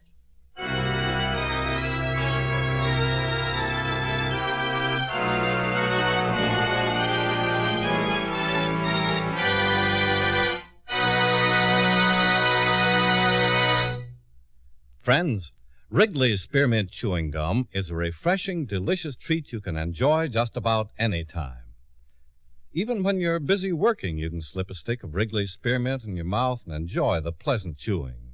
The lively, full-bodied spearmint flavor cools your mouth and freshens your taste. The good, smooth chewing helps relieve pent-up tension, gives you satisfaction. As a result, you seem to feel more relaxed and get more enjoyment out of what you're doing. So enjoy chewing Wrigley's Spearmint Gum while you work, and at other times, too. Get a few packages next time you're at the store. That's Wrigley's Spearmint Chewing Gum.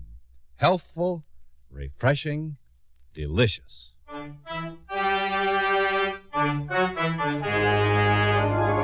And now, with our star, John Lund, we bring you the second act of Yours Truly, Johnny Dollar.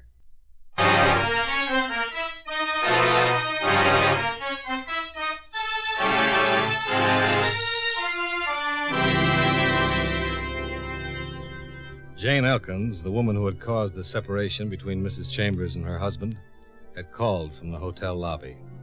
Jane Elkins, the Pittsburgh college student, had suddenly turned up at Les Chenot's.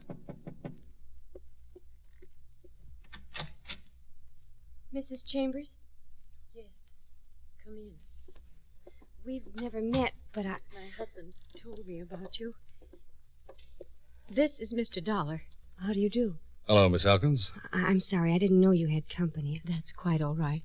When you called, I asked Mr. Dollar to stay. He's investigating my husband's death. Oh? Sit down, Miss Elkins. Please. Thank you. I must say your call certainly surprised me. When I heard you were in town, I thought about calling you sooner, but... Well, I understand. You were in town when Mrs. Chambers arrived, Miss Elkins? Oh, yes. I came up with some friends. They have a home on one of the islands. Mrs. Chambers, I didn't know Mr. Chambers was coming up here.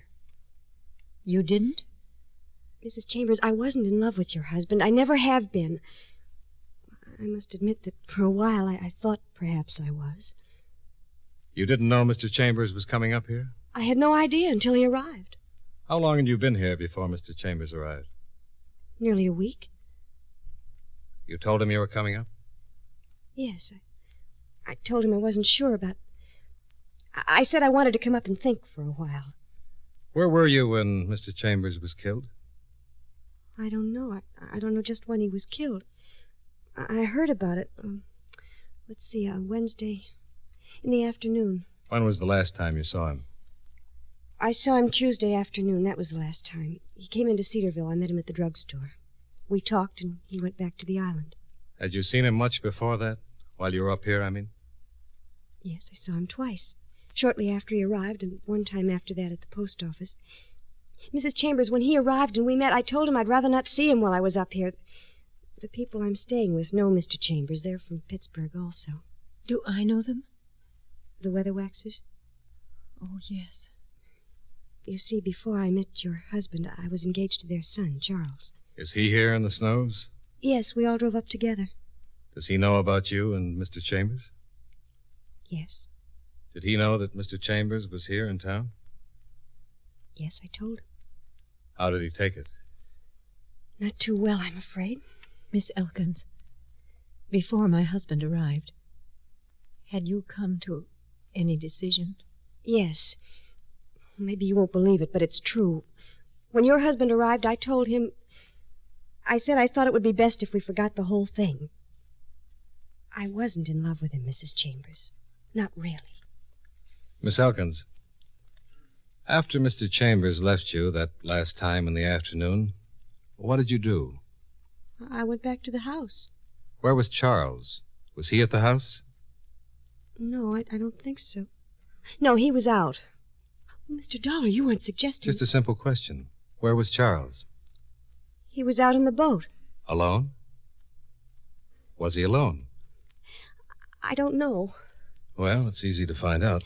Mr. Dollar, if you'll excuse me, I really must be going. Oh, that's too bad. Will you forgive me if I run now, Mrs. Chambers? Charles' parents are giving a cocktail party this afternoon in my honor.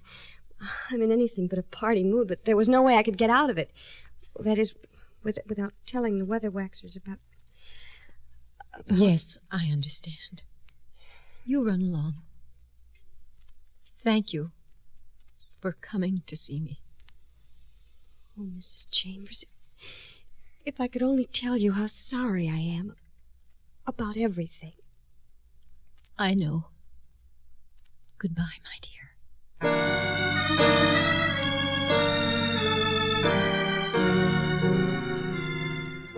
After Jane Elkins left, I talked with Mrs. Chambers for a few minutes more, then made my excuses and drove to the Cedarville Hotel and registered there. I reported my findings to Captain Lane, who said he'd check on Jane Elkins and her boyfriend. Then I stretched out on the bed and tried to figure my next move. Well, it didn't take long to figure. I decided to crash the Weatherwax's cocktail party. Expense account item 3, $1.50, boat rental and Schoenberg services as pilot. We made it in 15 minutes. Schoenberg pulled into a long dock where a veritable armada of small craft were tied up. The party was well underway. The guests were milling around on a long strip of white beach about 50 yards below a huge Georgian house. No one asked to see my invitation, so I grabbed a drink from a passing tray and looked around for Jane Elkins. I spotted her a few yards away talking to a stout, mustached party with a rich bourbon complexion. I stepped briskly up to her side. Jane Elkins, I presume? What? Oh. Jane, I wonder if I could have a word with you. Old man, you won't mind if I steal the guest of honor from you, will you? Mind? I certainly do mind. I wouldn't think it... Say, don't I know you? Aren't you Robinson, Plumbing Supply? No, I'm Dollar. Insurance. Oh, insurance? Oh, well, excuse me. I'll see you later, Jane. That always empties the hall in a hurry. What are you doing here? I've got a lot of questions that need answers. I don't want to make a scene, but if you don't leave this instant, I'll have you thrown out. You might as well talk to me as to the police. I'm a lot more sympathetic. The police? Yeah, the police. Now just give me some answers and I'll be on my way. What do you want to know? Well, that's better. What time did your fiancé come back here yesterday? I'm not sure. I think it was around 6:30. Mm-hmm. By the way, could you point him out to me? He's standing over there by the bar, the man in the green jacket. Well, he's a big one, isn't he? Now, Miss Elkins, what time did you return here yesterday? About 4 o'clock? 4 o'clock. You stayed here the rest of the afternoon? Yes. Where were you? Where? Were you in the house? You surely can't think that Take it easy. Charles is heading this way. Please go. Oh, not yet. Charles is the man I'd like most to meet. You two seem to be having a fascinating conversation. Mind if I butt in? Oh, butt away, Mr. Weatherwax. My name is Dollar. How do you do, Mr. Dollar? Fine, thank you. If you're through with my hand now, I'd like it back. How's that, Mr. Dollar? I might want to use it again sometime. Oh, sorry. Well, here, you can have it back. Thanks. Now, let me give you a tip. Next time you try that bone-crushing bit, watch out for a left hook. Jane, just who is this little friend of yours? He's not a friend. Oh, no, not a friend. Something much more than that. Much closer. Much warmer. Get out of here, Dollar, or so help me, I'll break you in two. I'll scatter you all over the beach. All right, Mr. Weatherwax. I'll go.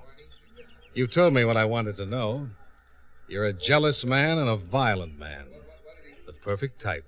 What are you talking about? Charles, he's a detective. He's investigating Alfred's death. Oh, why didn't you say so, Dollar? I'm not answering today. I'm asking.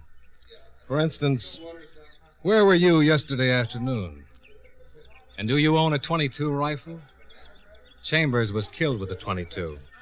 The slug can be traced to the rifle it was fired from. They call it ballistics. Isn't science wonderful? Goodbye, Charles.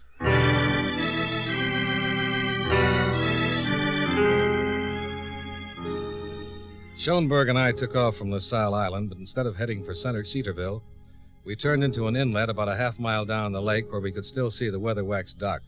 We waited there for 10 minutes. Then Charles Weatherwax appeared on the landing. He climbed into a small cruiser and headed south. He cruised to a spot about 300 yards off the shore of Baxter's Island, hove to, stripped down to bathing trunks, put on a pair of underwater goggles, and dived in. He came up seconds later and then submerged once more. I told Schoenberg to pull up to him at top speed. When Charles surfaced again, he saw us bearing down on him and climbed hastily back into the boat. But before he could weigh anchor, we were alongside. Don't leave just yet, Charles. This is a gun in my hand. Yeah, I see it. Spear fishing without a spear, huh? What kind of fish are you after, Charles? All right. Start it up and head for the landing. And don't get reckless, Charles. I'm a fair shot.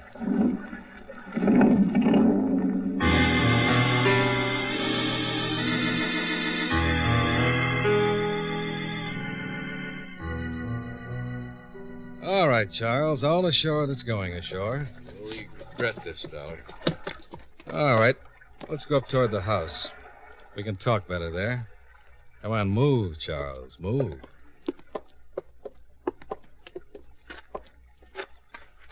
This is far enough. All right, talk, Charles. What were you looking for out there in the sky-blue water? I don't have to tell you anything. If you'd rather talk to Captain Lane, it's all right with me. But why not tell me? It'll look a little better on the record. I didn't kill Chambers, but I was with him when he was killed. Go on. I came over to tell him to stay away from Jane. But Jane said that she'd broken with him that same afternoon. Yeah, but I didn't know that then. We were standing out on the dock, he and I, talking. There was a shot, and he fell in the water. And you just left him there? Well, he was dead. Oh, I'm afraid not. He made it to the cabin. Oh, I thought he was dead. I got panicky. I realized how bad it looked. Ran to my boat and took off. Then I remembered I had a .22 rifle in the cabin. I threw it overboard. Then today you made the crack about ballistics. It came to me what I'd done. I'd thrown away the one piece of evidence that would clear me. So I came back to find it. Well, it's a good story, but I don't buy it. I think you're... For a big man, he was very fast. He dived at me suddenly in a flying tackle, and I went over backward. I managed to kick loose from his grip, but the gun had been jolted out of my hand. He scooped it up and pointed it at my head. I jumped at him. He went over backward. I went over with him, grabbed the gun from his hand, and then stood up. Much the worse for wear. You're pretty fast, Dollar. Tell me something. Why didn't you fire? You had plenty of time. Why not? Maybe you're just not the shooting type. Maybe that tall story you told was true. It is true. Well, maybe I believe you. The only trouble is, if you didn't kill him, there's a good chance that Jane did. Are you crazy? Oh, I don't think so. Besides you, she's the only person I know of who had both motive and opportunity and no alibi. Oh, you're raving mad. What motive would she have to kill him? She says she told Chambers Tuesday that it was all over between them. She did. She says she did. But suppose it was the other way around. Suppose he jilted her. Ever hear the line about a woman scorned? All right. All right, I killed him. I didn't know that Jane had broken up with him. He got nasty, and I shot him. I see. Where were you when you shot him? I was...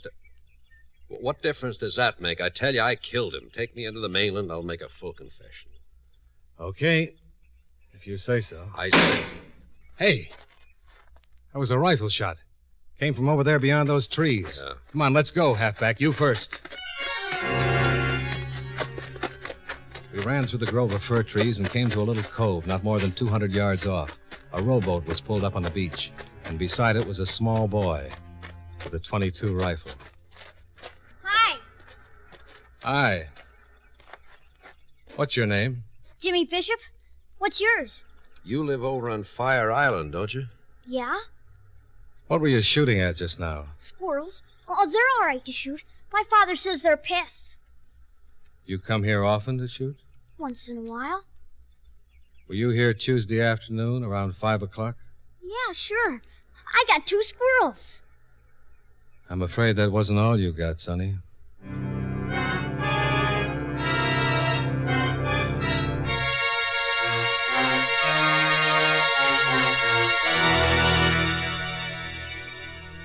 Well, that's the way things work out sometimes.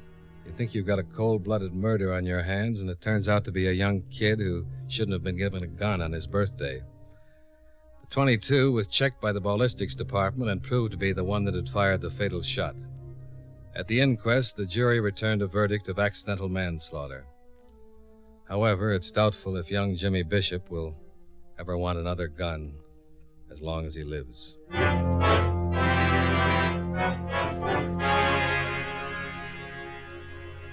Expense account item 4, $22 for hotel bill and transportation back to the Sioux Airport. Expense account item 5, $43.85, plane fare and incidentals back to Hartford. Expense account total, $114.05. Yours truly, Johnny Dollar.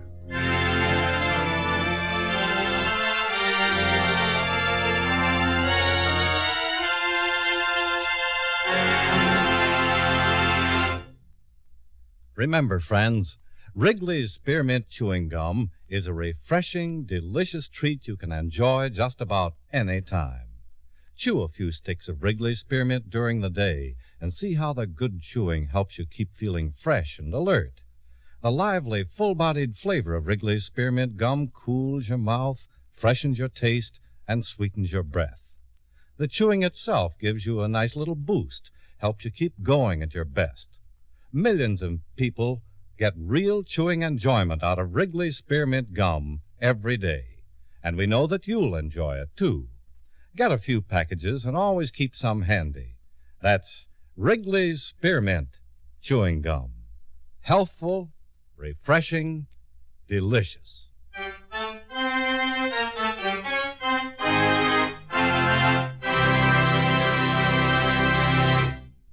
Yours truly, Johnny Dollar, brought to you by Wrigley's Spearmint Chewing Gum, stars John Lund in the title role and was written by Blake Edwards with music by Eddie Dunstetter. Featured in tonight's cast were Hal March, Marvin Miller, Jeanette Nolan, Jane Webb, and Dick Beals. Yours truly, Johnny Dollar, is produced and directed by Jaime Del Valle.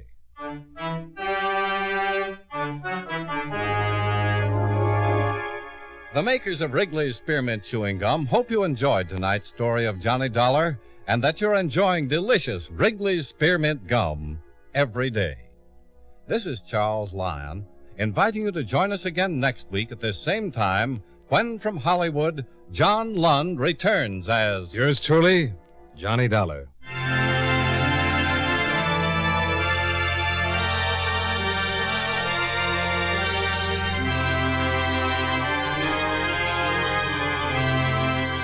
This is the CBS Radio Network. From Hollywood, it's time now for Edmond O'Brien as... Johnny Dollar. Jim Madison at Tri-State.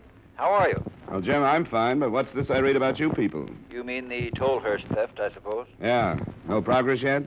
As a matter of fact, that's why I'm phoning. We tried to get you right after the robbery, but you weren't in. Well, I was on a case most of last week. Well, we had a call this morning. It was a woman who said she knew something about the case. Of course, it doesn't necessarily mean anything. What did she say? She wanted me to swear that we wouldn't call the police. And then she said she'd give us time to decide and call back about 3. You want me to talk to her if she calls back? Yes, I don't know anything about these things. Are you willing to work without the police? We stand to lose almost $50,000. We'll cut some corners if you will.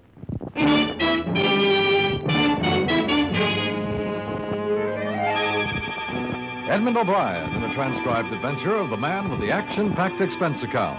America's fabulous freelance insurance investigator. Yours truly, Johnny Dollar.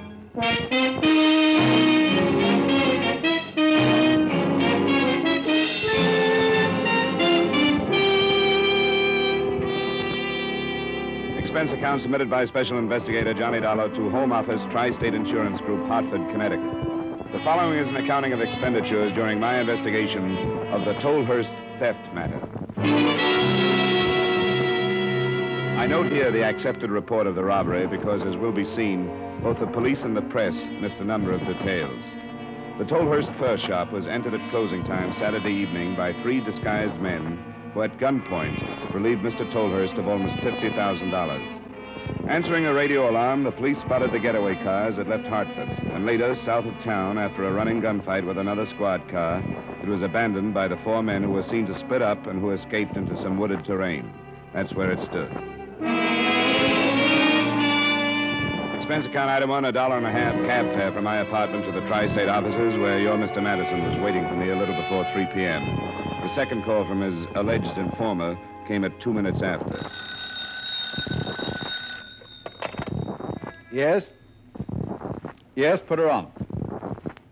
Hello? Well, I'm glad you did. I have someone here that I want you to talk to. No. He's not from the police. He's a representative of the company. Just a second. Here she is, darling. Okay. Hello? I don't like this. How do I know you're not from the police? Well, I guess you can't be sure. All I can do is give you our word. And if you do want to talk to us, you'll have to take it. The other man didn't say he was going to have somebody else. He decided he'd rather do it this way. Now, listen for a second. To us, the recovery of the money is more important than having anybody arrested. If we can recover it more easily without going to the police, we're willing to do it. Doesn't that make sense? Maybe. The police will have to come into it sometime. I know that. But also, I know I'm right. I've got my own reasons for calling like this, and I know I'm right. I'll take your word for it. And we'll keep it. Now, what is it that you know? I know where one of the men is hiding. Oh? Which one? He's in a hotel in Boston. He's not using his real name, and I can't tell you what it is. You mean you know what it is and can't tell us? I'm a friend of his. That's why I'm calling. He's got to give himself up and get clear of it. That's what you've got to make him do. I will if I can. What name is he using and what's the hotel? I know I'm right. I know it. But you can't tell him how you found out where he is. You can't say anything about this call. That's a promise, too. I won't. The name he's using is Taft. He's in the Standing Hotel. The Standing. Okay. Anything else? That's all. How do I get in touch with you again? But you can't. There's nothing more I can do. Just be careful of him. He's awful desperate. Goodbye. Huh? She's gone. What do you make of it? It's hard to tell. She says one of them is in a hotel in Boston and that I have to make him give himself up and be careful because he's desperate. She could be sincere.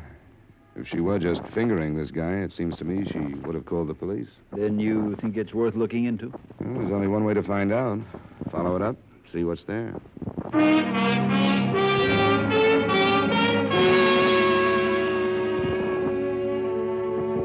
Expense account item 2, $32.50, car rental and mileage between Hartford and Boston. On the way, I try to figure ways and means of making an appointment with a hunted armed thug, if that's what he was going to turn out to be. I found the Standing Hotel on the fringe of the commercial and waterfront section, and a man named Walter Taft was registered there. I staked out his corridor and saw him leave his room at about 7:30 that evening. He came back an hour later. When he put his key into the lock, I was strolling toward him, and when he opened the door, I was behind him. Can you hold it a second? What do you want? I want to talk to you. I don't know. You haven't got time. I'm interested in a man who's registered here under a phony name, Taft. That's my name. Is there anything wrong with it? Well, if it's your real name, then I'm wrong. Have you got anything that says it is? Well, I don't see how it's any of your business, but sure, go on in. Thanks. Now, who are you and what do you want?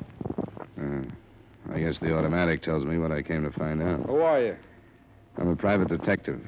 The insurance company that stands to lose on the Tolhurst job hired me. That's a lie.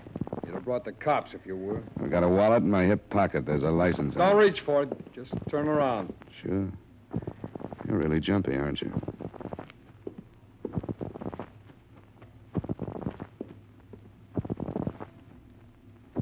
Here, catch. You don't expect me to swallow this, do you? You were hired by Alan Les. All right, so you found me. Now, what do you think you're going to do with me? You having trouble with your friend? I said, what do you think you're going to do with me? It's going to help if you can convince yourself I'm telling the truth.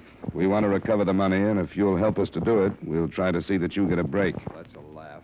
How would an insurance company find out where I was? Sometimes they get a tip when the police don't. They can pay for information. The police can't. Now, where would they get a tip from? Somebody here in the hotel that figured something was wrong with you. There are fair descriptions out on you and your buddies for size and color and clothes. Somebody could have spotted you. I can't buy it. It happened, and the tip was right. You might do yourself a lot of good going to the police by yourself. Either you're off your nut or you think I am. Come on, start backing up. What for? Because I'm leaving. Go on, get started. If you were thinking straight, you'd talk it over. You're mixed up in a double cross, so you can't believe anything. That's far enough. Who told you about a double cross? You did. You said you thought I was hired by Alan Less. They were in the job with you, weren't they? All right, turn around. Open the closet door. Turn around.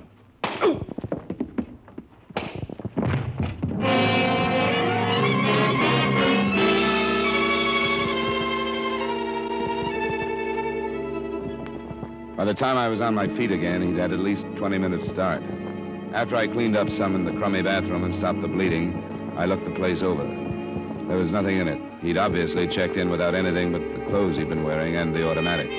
That was all at the Standing Hotel. I drove back to Hartford and phoned Mr. Madison at home. I'm sorry, Johnny. Are you all right? Yeah, I'm not complaining, just telling you what happened. I guess I asked for it, bulling in like that, but I couldn't think of another way to get to him alone and get to the point in a hurry. Well, do you think you should have called the police? I didn't for two reasons. They'd just be sore at us for not reporting the girl's call to them, and I hated to cross her at this point, in case she might come back to us with some more information. Well, I guess we aren't any worse off than we were before she called, are we? No, we made a little progress. We know there's trouble between the men. We're fairly sure they're all still in this part of the country, and we have a couple of first names. And if you want me to stay on the case, there's another angle I'd like to look into. What's that, Johnny? Well, from the beginning, it's bothered me that a furrier would have that much money in his store, no matter how fancy. Well, he said he hadn't banked for 4 days. It's still too much money. I suppose the police have covered it, but a thing like that could develop into a lead. All right, let's try it. Good. I'll go see Tolhurst in the morning. Maybe I can handle him without getting myself slugged. Of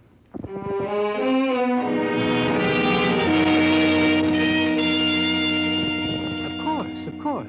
I'm at your service. Thanks, Mr. Tolhurst. I know you've answered a lot of questions already. Yes, I have. So I won't drag you through the details of the actual theft again. Well, thank you for that. Thank you. Now, the amount of money you lost, almost $50,000. That question again.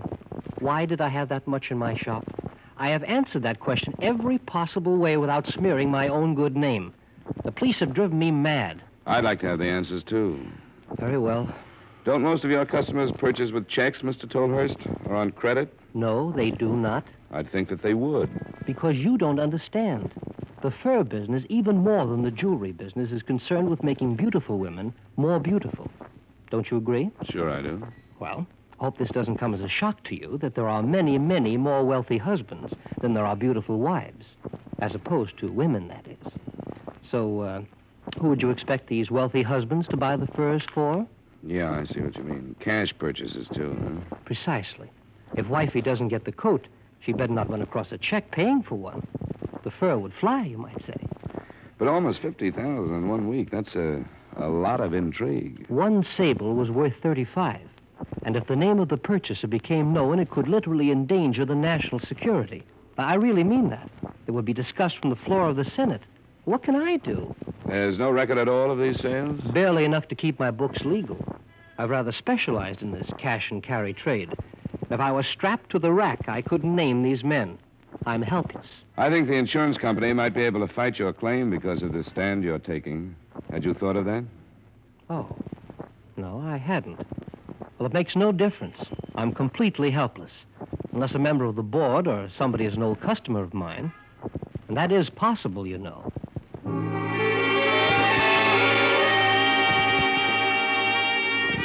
I tried a few more approaches on Tolhurst without getting any place.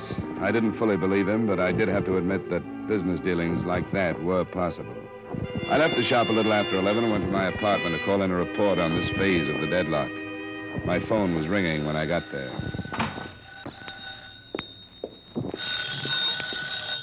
Hello? Hello? Can't help me. What? I can't hear you. Who is it? Yesterday. You're the woman I talked to yesterday? Yes. You've got to help. Well, what's the matter with you? What happened? They were Here. Where are you? Where are you? Stoddard. Stoddard Street? Yes. What number? 5860. 5860. An apartment number? Number 12. All right, I'll be there in 10 minutes.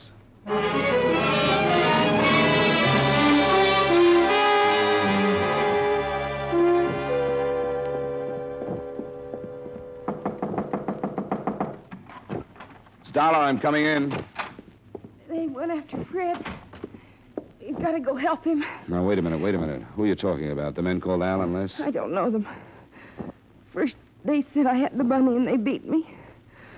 One of them held my mouth so I couldn't scream, and the other one hit me.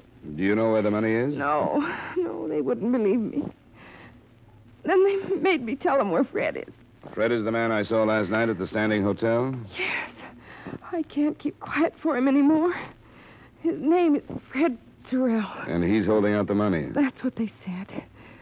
They said they'd kill him if they had to. They look for him at the Standing. They won't find him. He left there last night. I know. He called.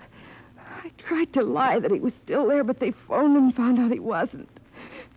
Then they started in again until I told them.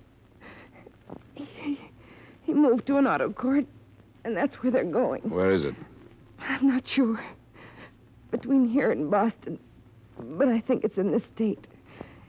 It's called the Oak Springs Motel. I tried to warn him. But whoever answered hung up because they couldn't hear what I was saying. I couldn't talk. What's your name? Virginia Cowley. Well, how do you fit into this? How much do you know about the robbery? Nothing. I didn't know about it until afterwards. Fred's car was here. He came to get it and said everything had gone wrong and he was in bad trouble. Yeah, now we all are. You should have told the police, and I should have. Promise I know. I'm going to call them now and hope I can fight my way clear of this mess. Where's the telephone?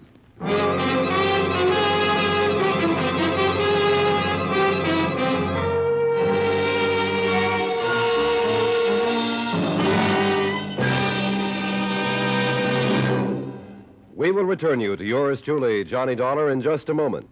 Americans now have a double job to do. We must produce enough goods to supply our armed forces, and we must also see that civilian needs are met so that we can prevent further inflation. Better production means greater strength and greater insurance that our free American way will continue. Do your part. Now, with our star Edmond O'Brien, we bring you the second act of Yours Truly, Johnny Dollar.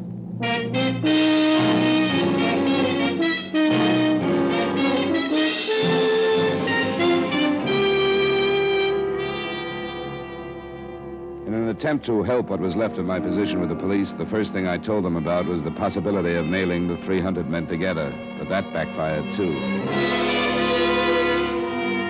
It took me 20 minutes to learn that the Oak Springs Motel was about 12 miles south of town, and it took me another 15 minutes to get there. 2 squad cars were in the driveway, and that looked all right. But when I got to the cottage where Lieutenant Crockett and the other officers were, things looked all wrong. The bodies of 2 men lay on the floor. Neither one was Fred Sorrell. Who are you? My name is Dollar, Lieutenant. Oh, yeah. Sorrell did this? Seems to be some confusion about the name. The cottage was rented by an A.J. White. Sorrell was hiding out under a couple of aliases. Too bad we didn't have that information. I didn't know who he was until a half hour ago when I called you. They were already dead a half hour ago. Is there some reason you couldn't have found out 20 minutes before that? Yeah, I didn't happen to be any place this Cowley woman could get a hold of me. She's the one you just got around to turning in? That's right. It's the first time I'd even seen her. First time I knew where she lived. First time I knew anything about her. I've done the same thing before, and it's worked out. This time it didn't. What do you mean? An anonymous call. She said she had information about the Tolhurst robbery that she couldn't give to you. She gave it to me in confidence, and I played it that way. You still playing it that way? No. I'll give you everything I've got, which still isn't much. Let's go back to town, then, where we can get a real statement. Henderson, take over here, will you? I'm going back to the office. Okay.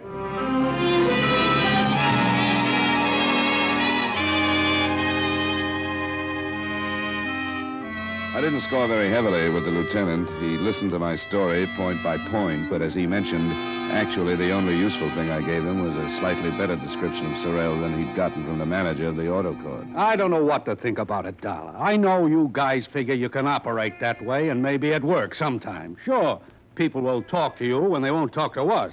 But you're always taking a chance that it'll get out of hand like this did.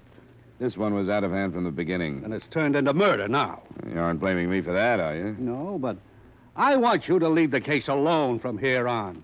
Stay away from the Cowley woman. Stay away from everything. Does that mean I can go now? Yeah. It might be a good idea if you went home and brushed up on a little police work. You're really digging it in, aren't you, Lieutenant? You got it coming. Go on now. I got to get back on this thing.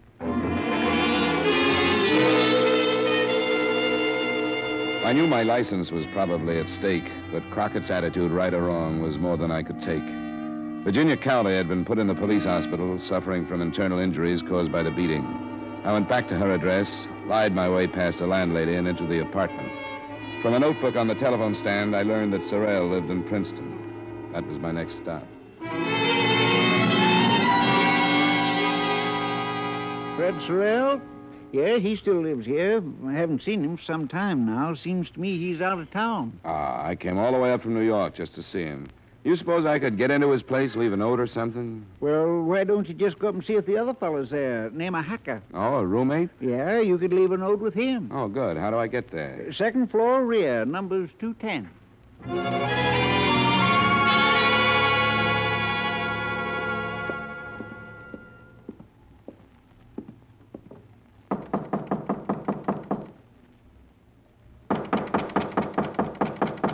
Yeah. Who is it?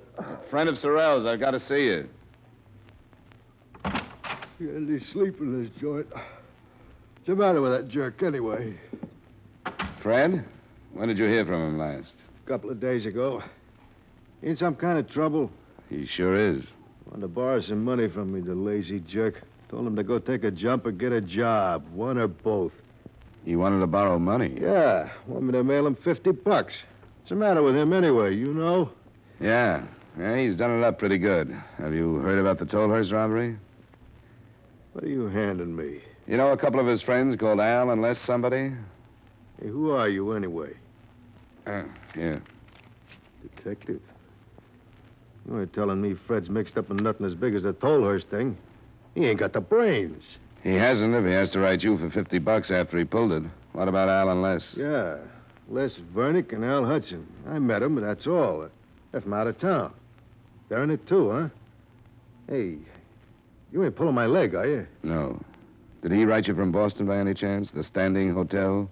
Using the name Walter Taft? That's right. I knew those guys were no good, and I told him so. He was always talking big money. I never thought he had the guts for anything like that. Don't congratulate him. He built it up to murder today. Oh, quit it. It must have been Al and Les. You'll read about it, but for now, take my word for it. There was a double cross, or they figured there was. They were both shot, and Sorrell is still on the loose. This is straight. He wouldn't come here, would he? I don't know what he'd do. He must be half crazy by now. Can you think of any place else he might go? He's got a girl he mooches off all the time. Yeah, I know about her. He wouldn't go there, not now. He wanted a place to hide out. He was driving his car so he could travel for some distance, but not far. If he's thinking at all, he'll know he has to get rid of it. I don't know. I'm not holding nothing back. A guy does anything like this, he doesn't deserve help from anybody. By this time, he probably thinks he does. You don't think he'd pull his old lady into the mess, do you? He might. Where is she? She's got a farm. I never saw it, but he talked about it once in a while. Little place she runs with an old guy helping her. It ain't far from here. Do you know where it is? Somewhere west. Hey, that's her picture. I think the name of the town is on it. Down here in the corner. I just remembered. I noticed it. Torrington. Sure, I know where that is. About 25 miles. I'd like to look at some of the rest of his stuff, if you don't mind. Go ahead. If this is as bad as you say it is, you can do anything you want. If you don't mind, I'm going to move out until this is cleared up.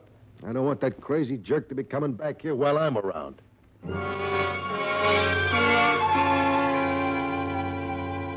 Nothing in Sorrell's things gave a hint as to where he'd be likely to go, but to stay on the move more than for any other reason, I decided to cover the farm.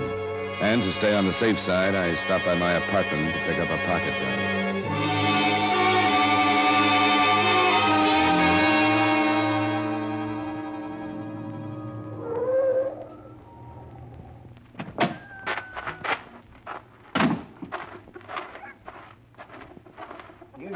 business here? Well, it's a sort of a social call. Mrs. Sorrell here? Nope, she went to town. Or she went with her. I was passing through. I know her son. I thought I'd stop by. Oh, you're a policeman then. What makes you say that? We heard about Frederick. At least some of us did. We kept it from Mrs. Sorrell. That's why we sent him to town. We don't want that poor soul to learn about him until it's all finished. Did you think he'd come here? How much do you know about it? Somebody heard on the radio about the murders. You think he'd be hidden here? Not exactly, but every possibility has to be covered. He'd never come here. He wouldn't be turned out by his mother, but the rest of us would make short work of him. You're welcome to search the place if you choose to. Has he been in touch with Mrs. Sorrell through this thing? Nobody's been in touch with Mrs. Sorrell. She don't read her own mail or the papers either, because she's blind. She don't listen to the radio or talk on the telephone because she's nearly deaf. Frederick is a rotten apple that hasn't been allowed back here for 3 years. And she doesn't know about him? Not for almost that whole time. Oh, yeah. She thinks he's a big success in the hardware business. And we've talked about it already. We think he's going to start a business in Australia. And his mother will think he's there until she dies. And you ain't going to tell her any different. I don't see why I should. Yeah. You want to search the place? No, I don't want to, but as long as I'm here.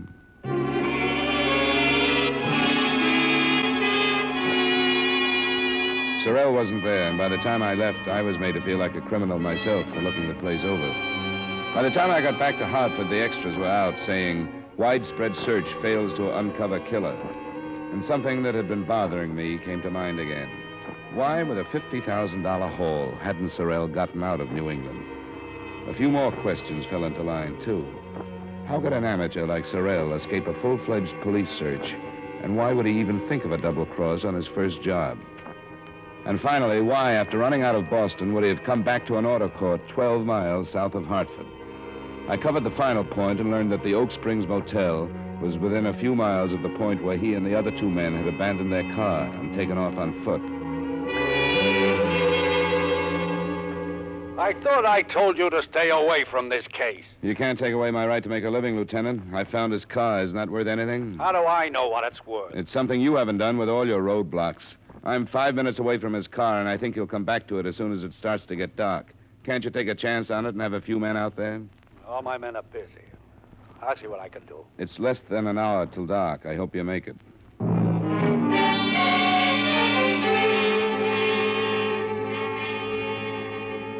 I'd come back to the auto court and then found the approximate spot where Sorrell and his friends had left their car. I'd found a pair of ruts winding through the trees, and where they'd stopped, I'd found his car. When I got back to it after talking with Lieutenant Crockett, I put my car under as much cover as I could find and waited. I was still there alone when the sun started to set. And then I heard him before I saw him. You. What are you doing here? Don't try with a gun, Sorrell. I've got one, too, this time. What are you doing here? I've been almost every place else. Doesn't make any difference to you that I'm here. There's no place for you to go anyway. You've been safe here in the trees. But you couldn't get any place else. I could make it if I wanted to. No, you couldn't. You missed when you didn't make it before everybody knew who you were. Right after you pulled the job, yes, but not now. You must have realized that. I can make it. Not now. Why didn't you go any farther than Boston? Why did you come back to Hartford? I had my reasons. You still got them? What do you mean? You killed Les Vernick and Al Hudson and then came right back here to the trees. I don't think you double-crossed them. I don't think you even got the money beyond this grove. You know where it is? No, I don't, Sorrell. That's only what I think. And you had to kill them because all they could figure was that you double-crossed them. You want to help me? You want to? It's here, all of it. It's too late to help. You killed them. But it's all here. $50,000. I came down the road, and then I turned that way. That's when they were shooting at us. I was carrying the money, but I was excited. Al and Les went that way, and I came this way. I'm sure it was here. Yeah, I remember that big tree. I went past that. I'm sure. You could find $200,000, and it wouldn't do you any good. Yes, it would. You can buy anything with money, and it's all here. I know it was here because I ran on this road, and then this is where the road ends. Then I went past that tree. If I can just remember how far I went. Because I put it down, and I covered it over with some leaves. If I just saw them, I'm sure I'd remember. Sorrel. I know where it is. But hey, what are you... I want your gun, Sorrel. Get away from me! Get away! Quit it! No! It's all here. It's all here, and I'm going to get it. Now get away from me! Get away, you! All right, Get away! All right!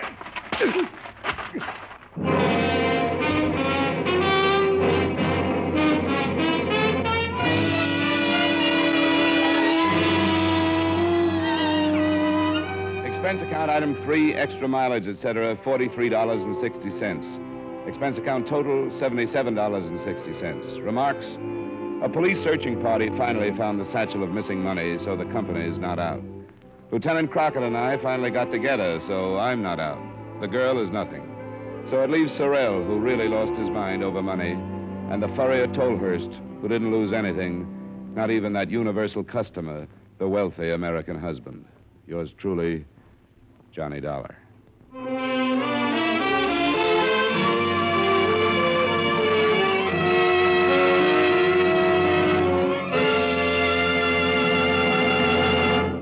Yours truly, Johnny Dollar, stars Edmond O'Brien in the title role and is written by Gil Dowd with music by Wilbur Hatch. Edmond O'Brien can soon be seen starring in the Paramount Pictures Technicolor production Silver City. Featured in tonight's cast were Parley Bear, Virginia Gregg, Stacey Harris, Bob Sweeney, Herb Butterfield, Clayton Post, and Howard McNear. Yours truly, Johnny Dollar, is transcribed in Hollywood by Jaime Del Valle.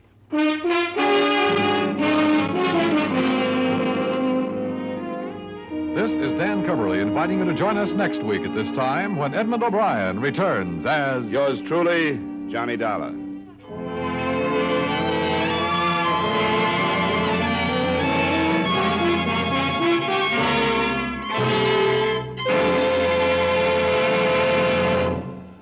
The faith of its people is a nation's greatest strength.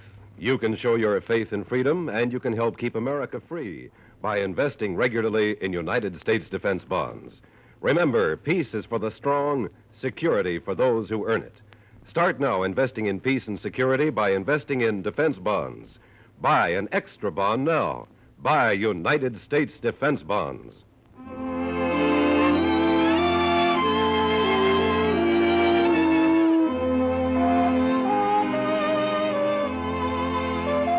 The direction is straight ahead, no turns on your dial, for the wonderful comedy of CBS Radio's two and only Amos and Andy. Enjoy Amos and Andy, the Kingfish, and the rest of those fabulous characters tomorrow night on most of these same CBS radio stations. Stay tuned now for the Vaughn Monroe Show, which follows immediately on most of these same stations. And remember, King Arthur Godfrey's Round Table holds court Sunday afternoon on the CBS Radio Network.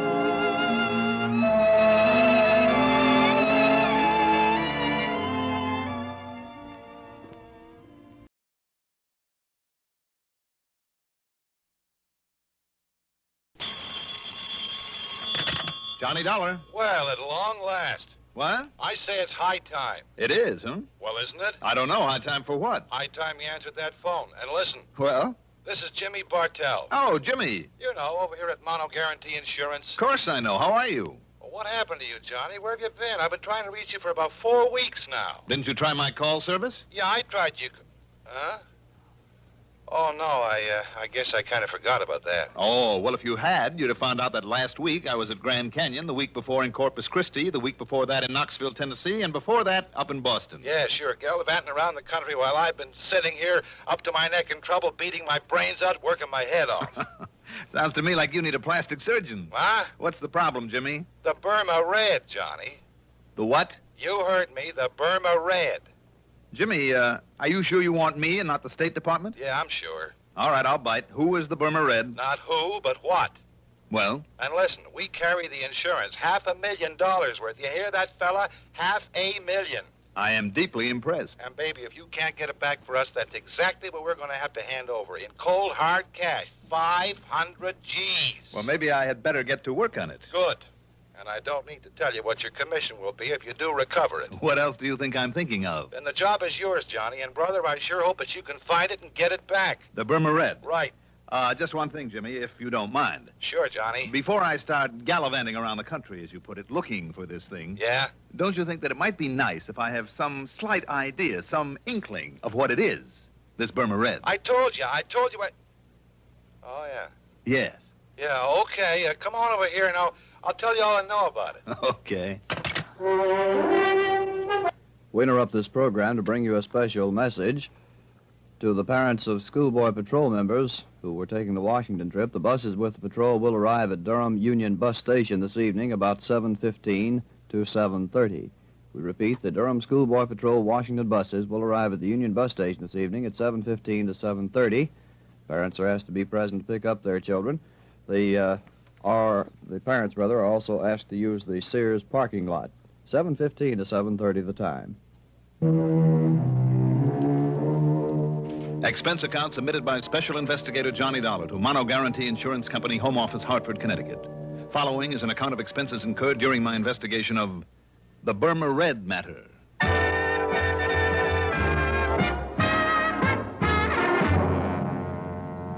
Expense account item 1. $1.20 for a cab from my apartment to Jimmy Bartell's office in the Spear Building down on the square.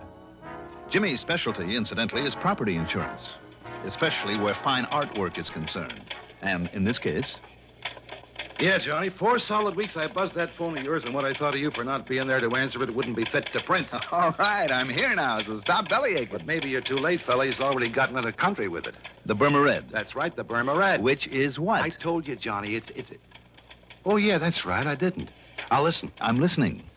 It was brought over here a couple of years ago as part of a collection by some countess or other. Got written up in all the picture magazines. Do I hear a slight echo? Echo? Yes, from the case I had on my hands last week. Well, I don't know, because I don't know what you had a case of. But listen. Go on. Having been a part originally of the Buckingham collection over there in England, you know, well, as you might expect, it was picked up here by Winkler and Winkler. The big jewelry outfit down in New York. The same? Oh, then I do hear an echo. So it's a piece of jewelry and it's been stolen from them. No.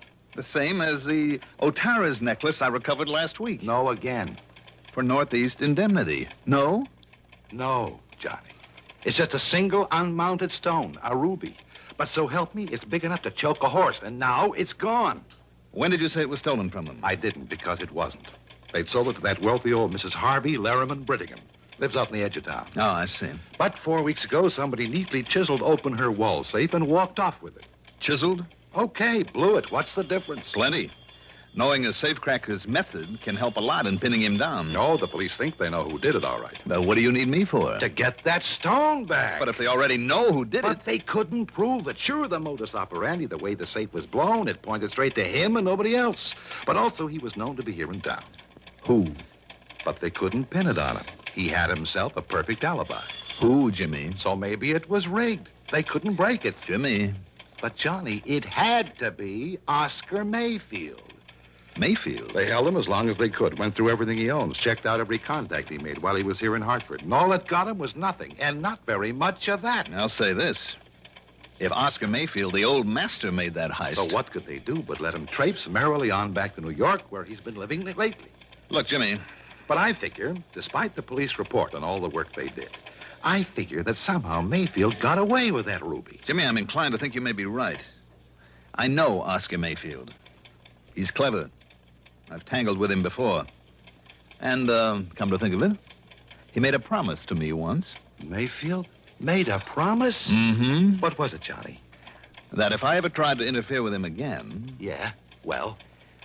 He'd see to it that I had a very nice funeral.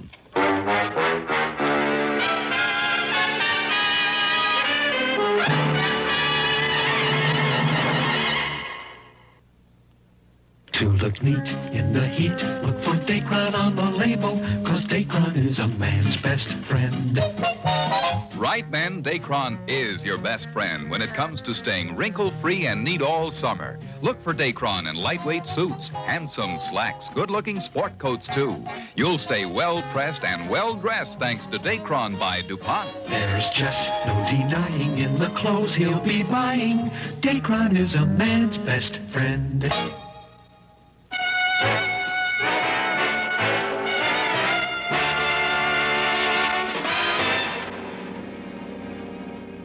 Expense account item 2.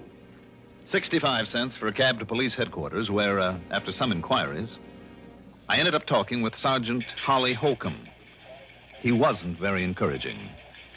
Sure, Dollar. He was known to be in town. Known to have tried to leave right after it. Trademark he left on the wall safe was his. Plain as the nose in your face. Mm-hmm. And we pride ourselves on knowing the M.O.s of all the safe men within 1,000 miles. Yes, I know you do, and rightly so. But we couldn't pin a thing on him. All the direct evidence we didn't have on him because of his alibi apparently checking out all the way. We simply couldn't hold him on nothing more than suspicion any longer. No. Especially with that smart mouthpiece he dragged in.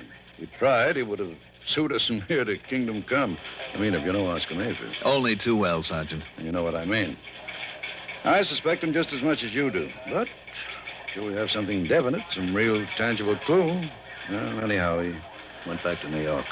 Have you notified the police down there? Sure I am. Lieutenant Singer at the 18th Precinct. And, isn't he an old friend of yours? Randy Singer? He certainly is. Well, I haven't heard a word from him, not in over a week now, so why don't you call him? Or better still, go down there and see him. See what goes. All right, Sergeant. Maybe I'll do that.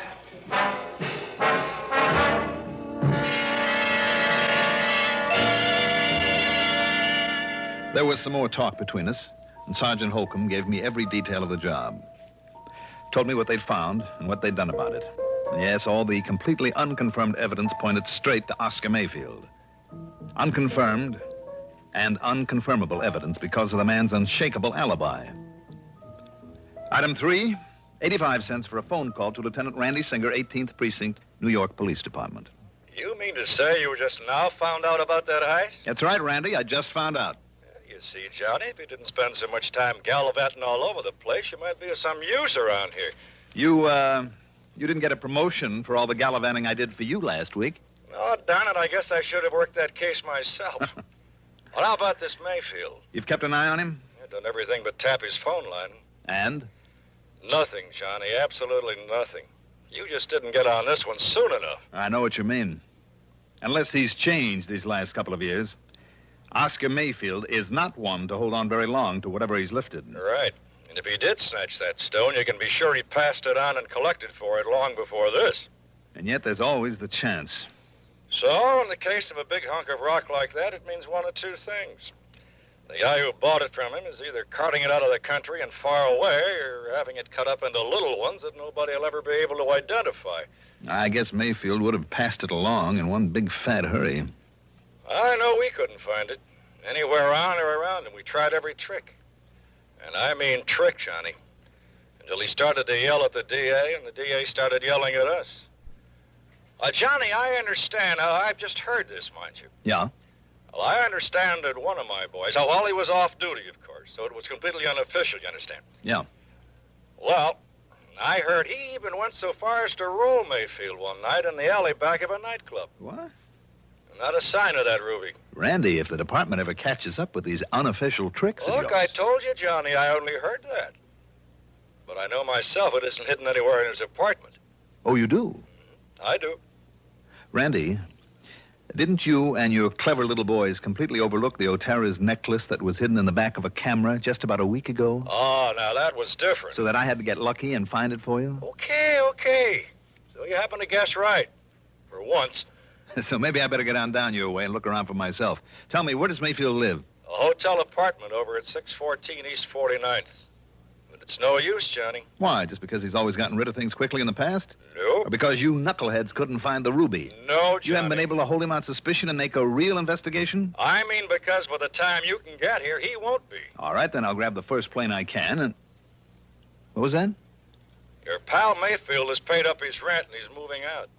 He's got himself a reservation on a plane to Mexico City this afternoon. Uh-oh. With the time you get to his place, he'll be gone. Randy, Yeah? can't a genius like you come up with some excuse to hold him there for me? Oh, flattery will get you nowhere, Johnny. The answer's no.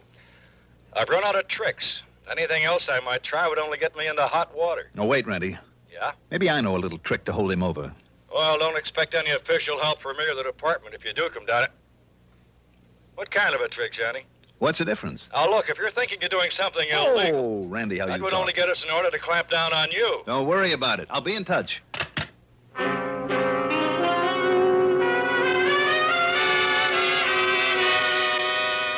Illegal?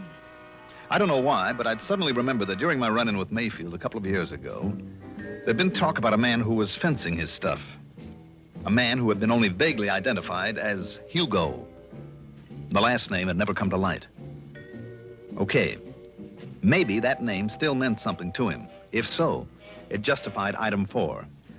$1.26 for a telegram to Mayfield. It read as follows. Urgent, that before you make any deal, you call me immediately at Plaza 3, 9970. And I signed it, Hugo. And I had them put a rush on it, hoping it would give me some much-needed time.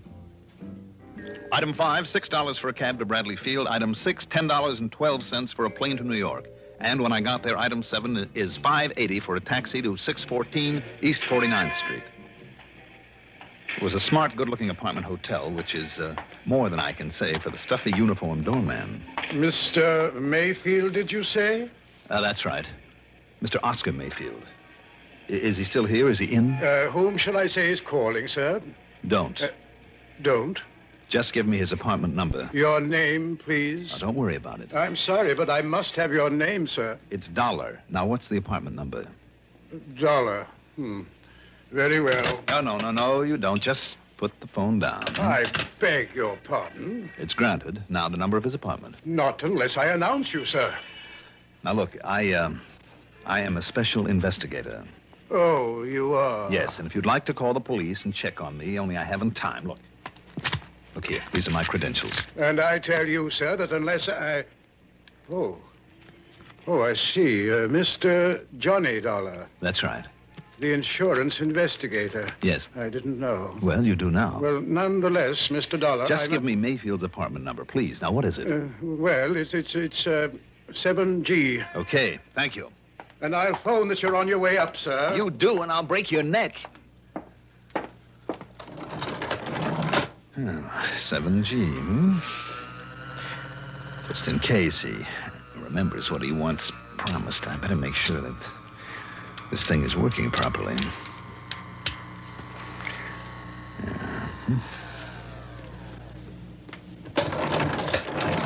Here we are. Now, let's see. Oh, yes, 7A. 7... Oh, there. 7E, 7F, and 7G. Well, Mr. Mayfield, I hope you are still here. Mr. Mayfield? Mayfield? Doggone it, if he's already flown the coop. He left it wide open. Mr. Mayfield?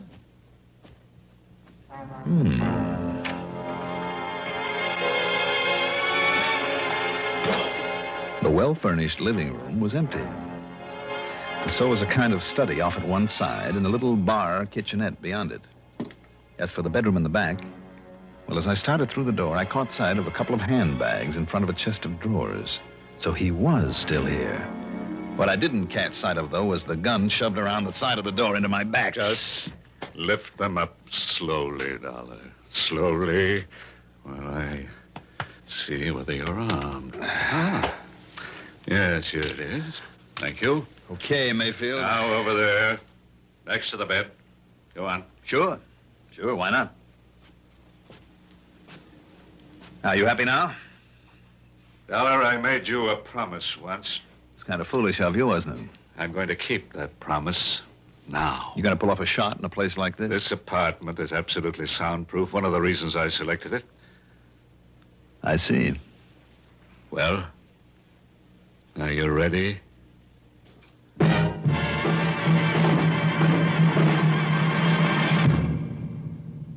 Have you tried the mild, kind taste of Kent? You should, because You'll feel better about smoking with the taste of Kent. With the micronite filter. Refines away harsh flavor. Refines away hot taste. It makes the taste of a cigarette mild as a balmy day in the month of May. Kent is the best for the flavor you like. Kent is the best for the flavor you like. yes, Kent is the best for a mild, kind taste. Smoke a carton of Kent without switching. Discover the kind taste of Kent's blend of the world's finest quality tobaccos. Then try your old brand. What a difference in taste. Kent with the micronite, Kent with the micronite, Kent with the micronite filter. Refines away harsh flavors, refines away hot taste. You'll enjoy the mild, kind taste of Kent with the micronite filter.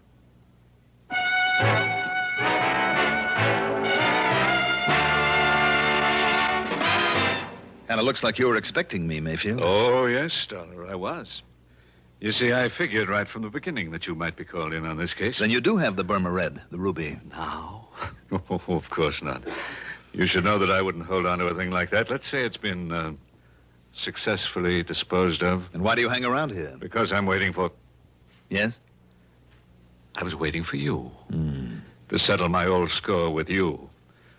When I received that silly telegram, I was certain that you would be here. No? You mean I pulled a boo-boo? Your old pal Hugo is dead? I mean that ridiculous number you gave me to call. It's too bad. I thought it was a pretty good idea to keep you trying it until I could get here. Oh, I'll confess it did make me change my reservation to a later plane. But after all, when I got nothing but a busy signal 8 times in a row, I naturally called the operator. And she told you? Yes, that it's a number used for testing. That a busy signal is all it ever gets. Obviously a trick, then. Worthy of you. So I waited for you. And when the doorman, following my explicit instructions, called me, told me you'd arrived, Oh, but I'm wasting time. What's more, I'm expecting someone else. So, Dollar, this is it. Expecting me, maybe? What? Randy. Just drop it right there, Mayfield. Gently now. All right, now dollars again. Now sit over there in that chair next to the window. All right, anything you say, Lieutenant. Oh, Randy, you're like the U.S. Marines.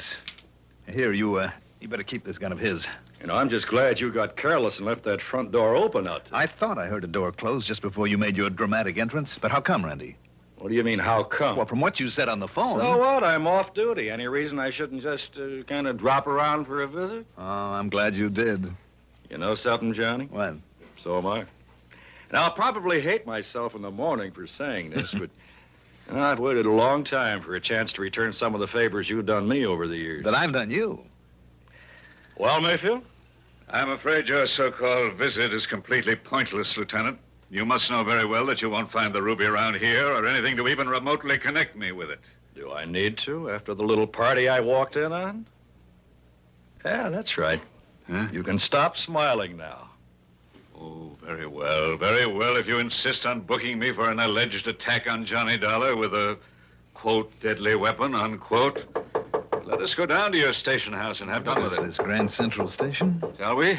Shall we go, Lieutenant? You just stay in that chair, Mayfield, while I... No, Randy. While I answer the door. Okay, but leave this one open so I can hear. Right. Yes? Yeesh, what a fancy layout this is. Who are you? You Oscar Mayfield? Well, who did you expect to find here? Santa Claus? Yeah, well, no. Look, Mr. Mayfield, you mind putting down a gun, huh? Not till I'm sure you're okay. Come inside. Yeah, sure. All right, now what's your name? Yeah, Rosie Gilliam. Look, you can frisk me. I'm clean. And that package? Well, it's from the boss. It's from Hugo. It's what you've been waiting for. Oh, it's from Hugo, huh? Yeah, sure, honestly. He said I should deliver it and get a receipt, then maybe you'd hand me a fin or a tenner. Oh, he did, huh? Yeah. Maybe I better make sure that it's, whatever he was supposed to send over to me. Well, you think I'd meddle with it, maybe do myself out of these delivery jobs he gives me and pays me so good? You're on the level? Yeah, honest, if you hit it. Well, this contains, and I think it does, By the way, where does Hugo hang out? Well, how should I know? All I know is he calls me now and then, meets me at some place, and gives me something I should deliver. I guess you're okay then. Sit down there while I take a look at this. Yeah, sure. We'll just see now. You know, you're the first gent to ever open one of those deliveries in front of me. Am I? Yeah, you're the very first. Holy jumping, look at that loot. Where is he waiting to pick up the receipt, Rosie? Yeah, I don't know. He only hunts me up when he's ready. Look at all that dough. What kind of a receipt, Rosie? He said you'd know what kind. Oh, man, would you look at that? Would you look at it? All right, I'll write you one. Yeah, maybe I could have a 20 for bringing it. I'll give you a receipt to Mr. Hugo. Let's see, how is it now that he spells his last name? You don't know, Mr. Mayfield? Well, don't you know? I should know how to spell Hemperschlag. Hemperschlag. So that's it. Hey, now, wait a minute.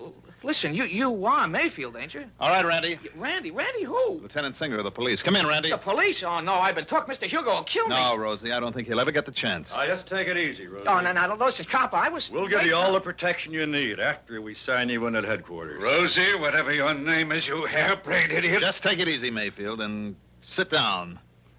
You too, Rosie. Well, now, look at all this beautiful money. Randy, unless I'm awfully wrong, it's payment to Mayfield for the ruby. And if you can locate a Hugo with the unlikely name of Hemperschlag, or maybe you'll save us the trouble, Mayfield. After all, now that we have his name, and who knows, if you talk, maybe the judge won't throw the whole book at you. Well? Okay, Dollar. I know when I'm licked, I'll talk. Mr. Hugo Hemperschlag, believe it or not, turned out to be a gem setter for the famous jewelry house of Winkler & Winkler, where he couldn't help knowing about all the important stuff brought into this country, and with the know-how to break it up after he'd arranged to have it stolen. Expense account total, well, in view of the commission I'll get on this one, forget it. Yours truly, Johnny Dollar.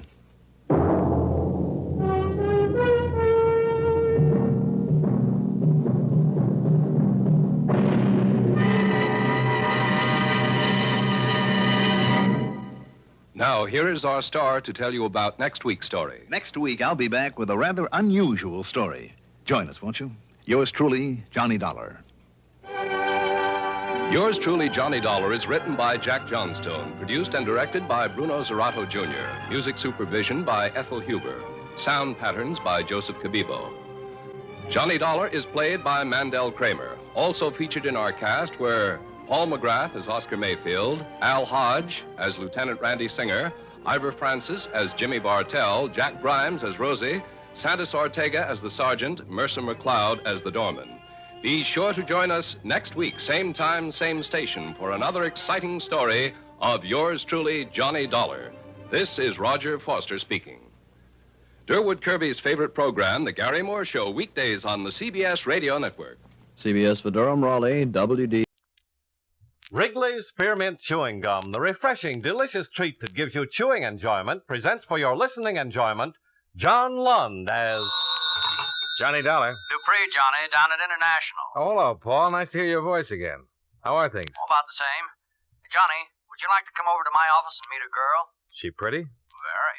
Interesting? Very.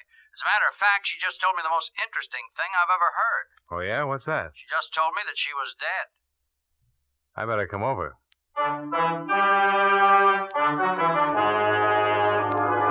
The makers of Wrigley's Spearmint Chewing Gum bring you John Lund in a transcribed adventure of the man with the action-packed expense account, America's fabulous freelance insurance investigator. Yours truly, Johnny Dollar.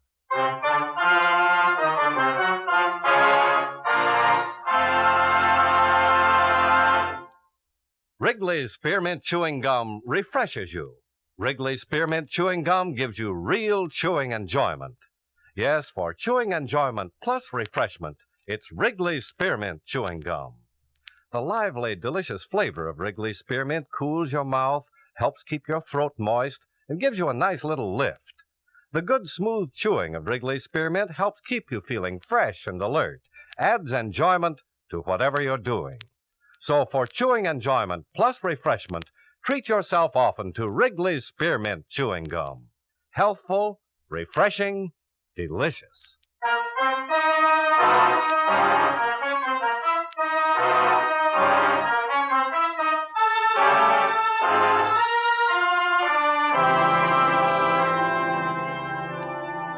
Expense account submitted by Special Investigator Johnny Dollar to the International Insurance Corporation, International Building, Hartford, Connecticut. Attention Claims Division. The following is an accounting of expenditures during my investigation of the Madison matter. Expense account item 1, $1.30. Cab fare downtown to the International Building. I went up to the 10th floor in Paul Dupre's office to find him sitting across the desk from a tall, dark-haired woman in her early 30s. She was pretty, she was quiet, she was well-dressed. Oh, hello, Johnny. Come on in. Hi, Paul. This is Mrs. Walker, Mr. Dollar. How do you do? How do you do? Sit down, Johnny. Make yourself comfortable.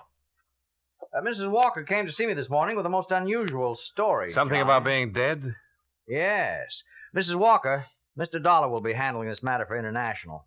I wish you'd tell him exactly what you just told me. Well, there really isn't much to tell you, Mr. Dollar. It's just that I'm legally dead and my husband is collected on my insurance policy. What's your husband's name? Frank Madison, Dr. Frank Madison. I took the name Walker when it happened. It was my maiden name. My married name is Thelma Madison. Where does your husband live? In Los Angeles. I made a file check before you came over, Johnny. We issued a straight life policy on a Thelma Madison in Los Angeles, April 23rd, 1945. According to this, Mrs. Madison passed away June 5th, 1951. Claim was filed by the beneficiary, husband Dr. Frank Madison, June 7th, and paid on the 10th of that month. Frank Madison, that's your husband? Yes. How much was the policy? Full claim, $10,000. Who adjusted it? A local man, Los Angeles office, McCarthy there. How about a death certificate? Oh, yeah. Here's a photostat. Cause of death, coronary thrombosis. Here. Thanks. This is signed by a Dr. Willis Reed, Mrs. Walker. Do you know Dr. Reed? Yes, he's a friend of my husband's. They share medical offices. Suppose you tell me how it worked. Well, one night Frank had a patient who was in pretty bad shape. A girl had been drinking somewhat and saw his shingle and just came in the office. She said she was feeling badly. I was there helping Frank, acting as receptionist. The girl had a heart failure in the examining room. You mean she died? Yes, there was nothing anybody could do. It was one of those things. Anyone there besides you and your husband? No. Well, how did all this work out?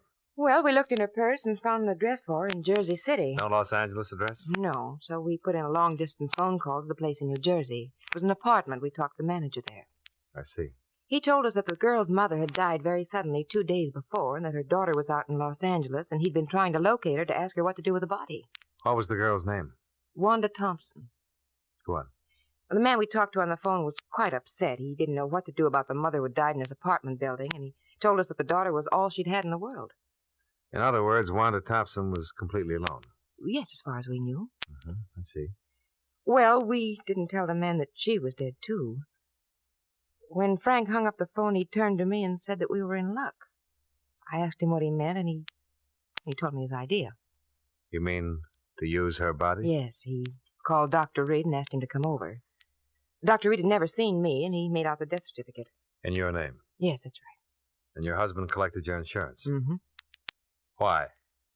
Well, he needed money. Seemed a good way to get it without too much trouble. Well, what was supposed to happen?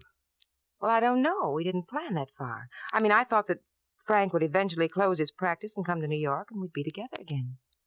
Is that where you've been all this time? In New York? Mm-hmm. And your husband never joined you? No. Did he write to you? Yes, for a while. Do you have any of the letters? No, I'm sorry. Do you know why he stopped writing? No. Why he never joined you? No. Is there any way that you can prove you're Thelma Madison?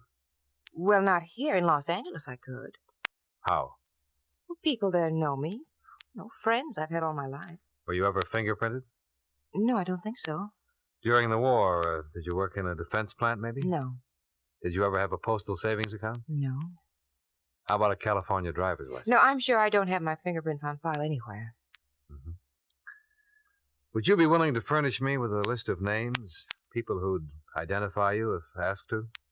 People in Los Angeles? Yes. Yes, I would. You've been living in New York under the name of Thelma Walker since June 1951. Is that right? Yes. Where? 2218 East 57th Street. I still have my apartment there.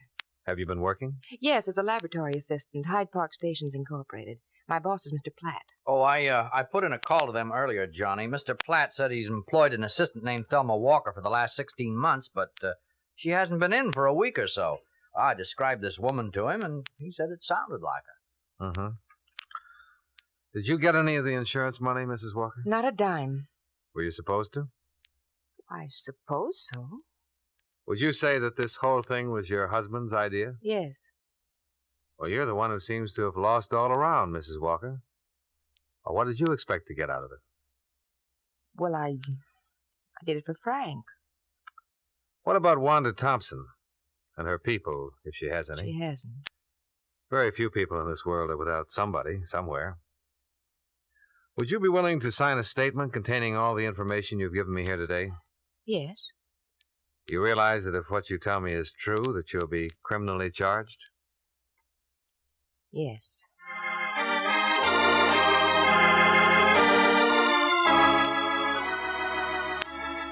By 5 o'clock in the afternoon, a statement had been prepared. Thelma Walker signed it without hesitation.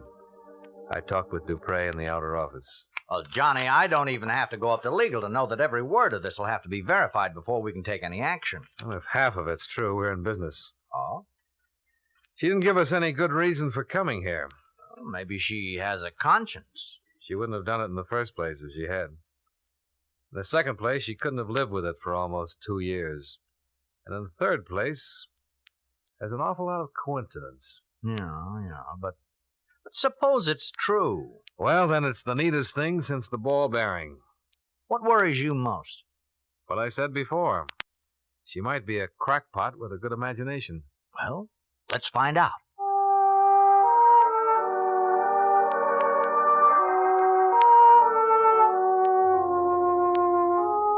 Expense account item 2, $38.14, transportation, Hartford to New York City.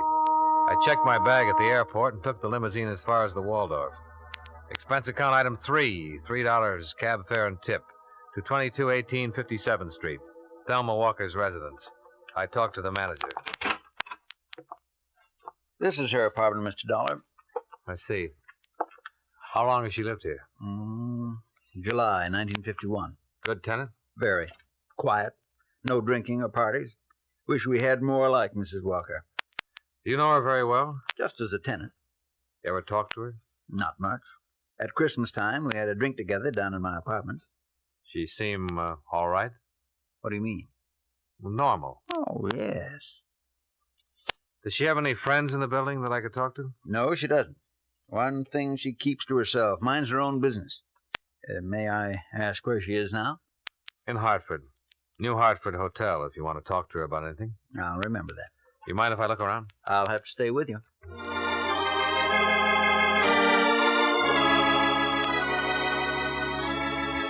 I found nothing in Thelma Walker's apartment that would help verify or disprove her story. An hour later, I located Mr. Platt, the proprietor of the Hyde Park Laboratories where Thelma Walker worked. His answers concerning her conduct, habits, and attitude were identical with those of the apartment house manager. I checked with 2 people who worked with her. The same. By midnight, I was back out at the airport. Expense account item 4, $2.25. Long-distance phone call to Hartford.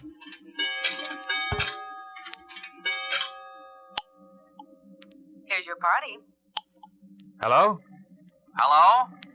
This is Johnny Dollar. Oh, hi, Johnny. What'd you find out? All clear here.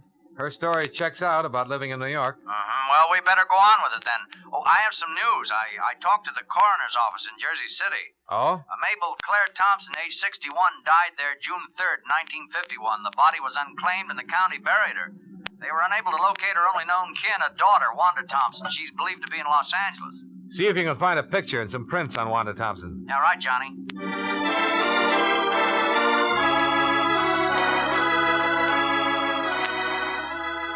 Expense account item 5, $185. Transportation, New York to Los Angeles.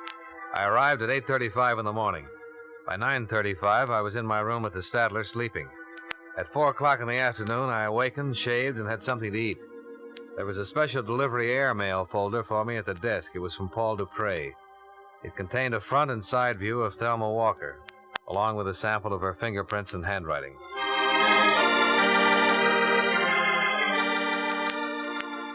Expense account item 6, $15. Car rental. so I could get around a very big Los Angeles. I caught a woman by the name of Quincy just as she was having a bite of dinner. Please excuse me for eating like this while you're here, Mr. Deller, but I'm in a terrible hurry tonight. I have a date. Oh, that's all right, Miss Quincy. I'm intruding anyhow. No, not at all. You say you're from an insurance company? That's right. I thought perhaps you could help me. I'll try. What do you want? Well, I'd like to have you look at this. Mm-hmm. You know the woman in this picture, Miss Quincy? Well, she looks terribly familiar. Do you know her name? Let me think. Yes, I know that girl, of course. That was Thelma Madison. Frank Madison's wife? Yes, poor Thelma died a year or so ago, very suddenly. How well did you know her? Oh, we played bridge together occasionally. We went shopping. I used to work for Dr. Madison as a receptionist. How long ago was this? A couple of years ago. I quit to take the job I have now. But you did know Mrs. Madison? Oh, yes, of course. She was in the office a lot of the time. And you're absolutely positive this is a picture of her? Well, yes. Is there any doubt? Well, we just want to be sure. Well, the poor girl's been dead almost 2 years. Aren't you sure? Yes. You know, I don't think you've been exactly telling me the truth. I just had your name on a list, Miss Quincy. I was told you'd be able to recognize a picture of Thelma Madison if you saw it. Oh, who told you that? I'd rather not say. So mysterious. You want some coffee? No, thanks. Well, you look nice enough, I'll say that. Oh, thank you. Miss Quincy, when did you hear about Mrs. Madison's death? The day after it happened. I dropped in to see Dr. Madison about some things I'd left there, and he told me what had happened. It was quite a shock. She was always so healthy. I see. Did you go to Mrs. Madison's funeral? No, there wasn't one. Dr. Madison had her body cremated.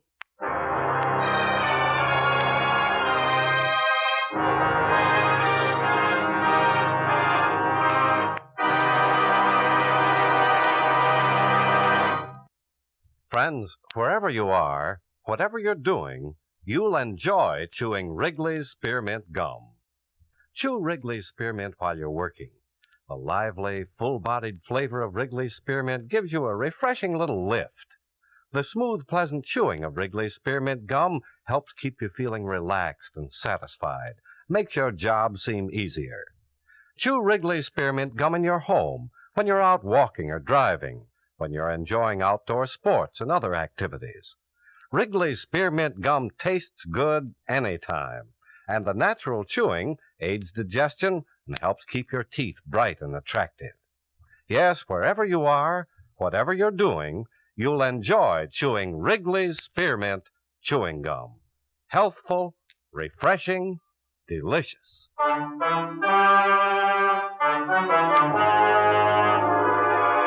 And now, with our star, John Lund, we bring you the second act of Yours Truly, Johnny Dollar.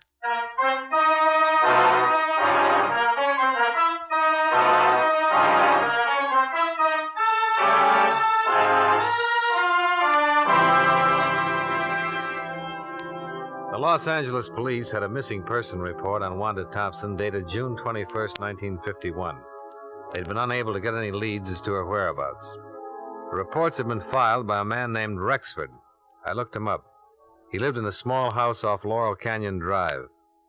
I told him my business. Insurance? Investigator. Oh. Well, come on in. Here, sit down. What can I do for you? I understand you once knew a girl named Wanda Thompson, Mr. Rexford. Yeah, that's right, I did. Don't tell me you know where she is. No, I couldn't say that exactly. Oh, you're looking for her, huh? Yeah. You been to the police? Yes. You filed a missing person complaint on her? Yeah, but they never did find her. Was she a good friend of yours, Mr. Rexford? Yeah, sort of. She was a nice little kid. Came from someplace in New Jersey. How long did you know her? About 3 weeks or so. How did you happen to meet her? I met her in a restaurant. She sat across from me. It was kind of crowded, and I don't get the wrong idea. It was just that we began talking, and we wound up going to a movie together. I saw her quite a bit for a while, and then she just up and disappeared without a word. That's about it. Do you remember when you last saw her? Sure, it was my birthday, June 5th. Went out and took in a play and had some drinks and food. I took her home, and she lived in a room over on, I think it was Berendo Street. 1480 West Miranda? Yeah, that's a little sort of court. That's the last I saw of her. Called a couple of times. The landlady said she hadn't seen her around, and I went over there.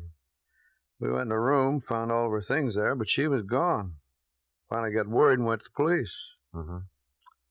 She drink much? No. You think something happened to her? Well, I don't know. I mean, anything could happen.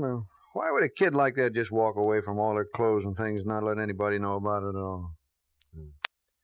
Did she know many other people in town? Well, I told the police that I didn't think she did. I never heard her talk about anybody else. I knew she'd only been here for a little while. She came here for health. Oh? Yeah, some kind of heart trouble. Needed the weather or something like that. Did you tell this to the police when you reported her missing? No, should I? Did she go to a doctor here? Oh, yeah. I saw him a couple of times while I knew her. Was his name Madison, by any chance? Dr. Frank Madison? Yeah, that's it. Dr. Madison. He was the guy who was taking care of her.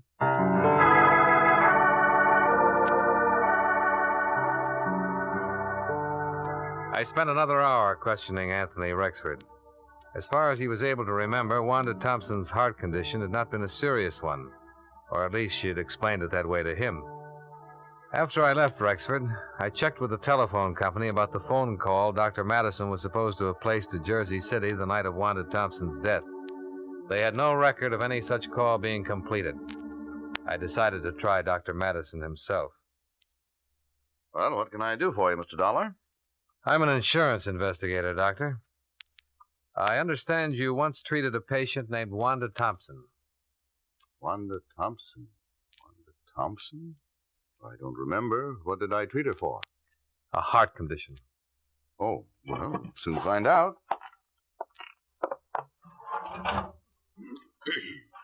Thompson. Wanda. When was this? Oh, almost 2 years ago. I don't have the exact dates. Well, I don't have a Wanda Thompson in my files, Mr. Dollar. Was it something important? Pretty important. Well, she might have come in once for some little thing. I wouldn't make a history of that necessarily. A man she once knew here told me that she came to you a few times.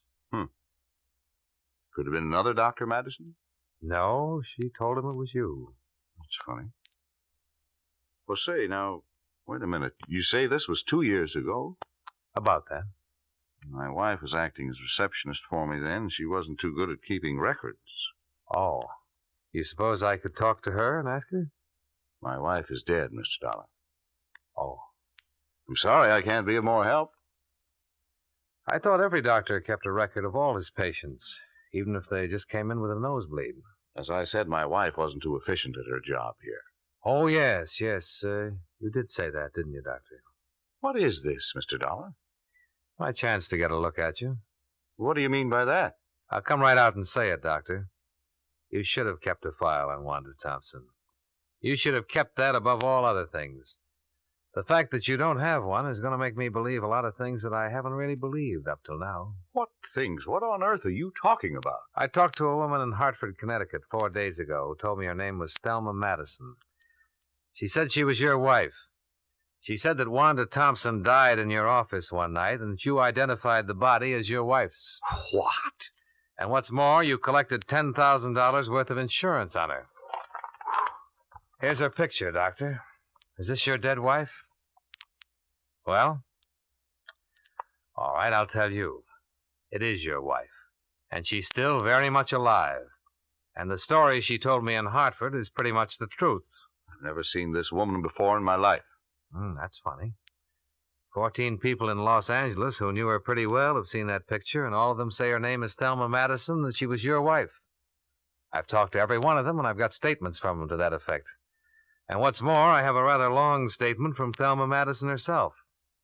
Tells the whole story. Would you like to read it? No. Then maybe you'd like to make a statement yourself. I have nothing to say, Mr. Dollar. No, I didn't think you would, Doctor.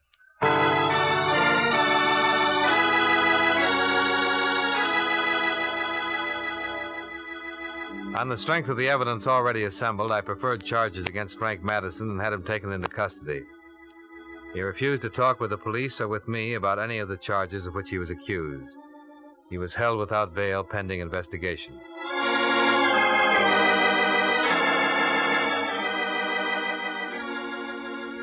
Expense account item 7, $2.20. Telegram. I wired Dupre to bring Mrs. Madison to Los Angeles as soon as possible in order to avoid a lengthy extradition procedure. They arrived the following day. I interviewed her once more. You say Frank's in jail? Yes. Oh, I suppose I'm to be arrested. Well, so far we have enough evidence to prove conspiracy against you two, and we'll prosecute to the limit on that. There'll be some other charges against him, business with the body and so on. Yes. But there's something else here I want to get straightened out. Let me read this to you. A girl whom we later found out to be Wanda Thompson walked into the office on the night of June 5th, 1951, and complained of feeling ill. She'd been drinking. My husband took her into the examination room, where she died a few minutes later of a heart condition. Those are your words on this sworn statement. Yes. Let me go on. I had never seen or heard of Wanda Thompson until that night. I was with my husband when he placed a phone call to her home in Jersey City. He spoke with a man there who managed an apartment house, and so on. Mrs. Madison, that call was never placed. I was in the room when Frank made it. The phone company has no record of it. Were you in the room when Wanda Thompson died? No. Did you know that she was a patient of your husband's before that time? No. Well, I found out. I'll tell you, Wanda Thompson was one of your husband's patients. She didn't just walk in and drop dead. I talked to a man who knew Wanda Thompson. She told him about going to your husband for treatment. How do you explain that? I didn't know it. You said you were acting as receptionist. When she gave you her name, didn't you look into your index to see if you... No, I didn't at all. Now, look, Mrs. Madison. A lot of these things you told me have been true, but a lot of them don't make sense. Well, you wouldn't know anything about any of it if I hadn't come to you. Well, maybe that's so. But why do you think we've gone to the expense and trouble of checking all this? I'll tell you. Because it was just too good to be real. A girl, alone and friendless in Los Angeles, dying of a heart attack in a doctor's office. A doctor who needs money and has a wife who's heavily insured. It's too much for us to take. Even with a signed statement, it's too much to take. Wanda Thompson was a patient of your husband's. She came in his office one day like anybody else. You or your husband took her personal history. And you noticed that she only had one relative in the world who'd be worried if she died. A mother way back in Jersey City. What are you talking about? I'm talking about a premeditated, planned murder. That's what I'm talking about. When that mother died suddenly, there was nobody to worry about poor little Wanda Thompson anymore. Nobody to ask questions about her. Am I right? Yes, you're right. Do you want to tell me about it? Wanda had been in to see Frank twice before. He knew all about her.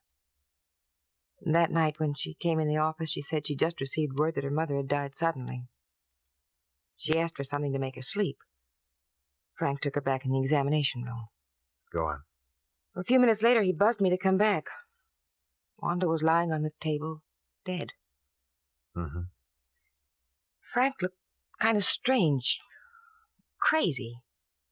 He said that Wanda had had a sudden heart attack and died before he could do anything. Well, I knew it wasn't so. There was a hypodermic on the stand. He'd given her something.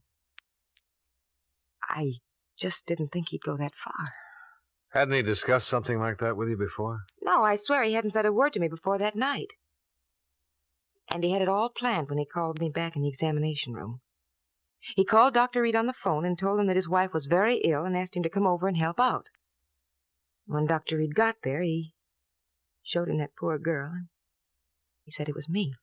And that's how Reed signed the death certificate? Yes. Where were you all this time?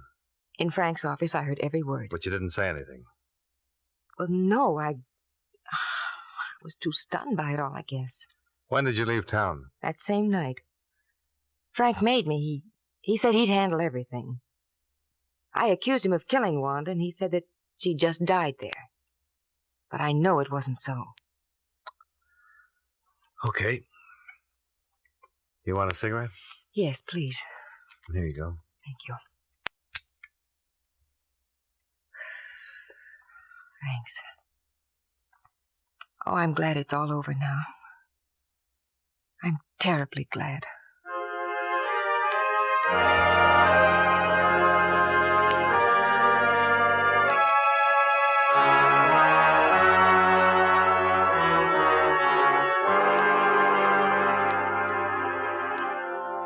Expense account item 8, $73.50. Board and room while in Los Angeles. Expense account item 9, $205. Plane fare to Hartford. Expense account total, $525.39. Yours truly, Johnny Dollar.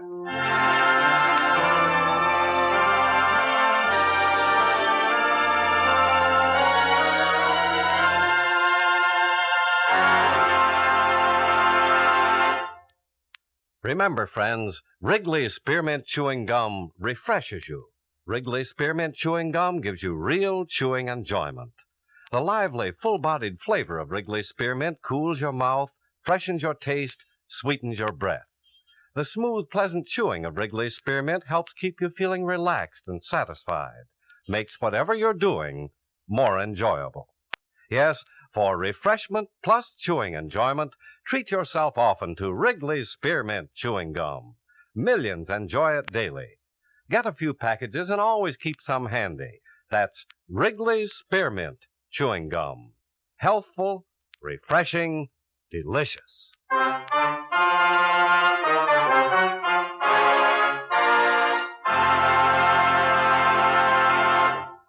Yours truly, Johnny Dollar, brought to you by Wrigley's Spearmint Chewing Gum, stars John Lund in the title role and was written by E. Jack Newman with music by Eddie Dunstetter. Featured in tonight's cast were Joseph Kearns, Lillian Baeff, Parley Bear, Virginia Gregg, Tom Tully, and John McIntyre. Yours truly, Johnny Dollar, is transcribed in Hollywood by Jaime Del Valle.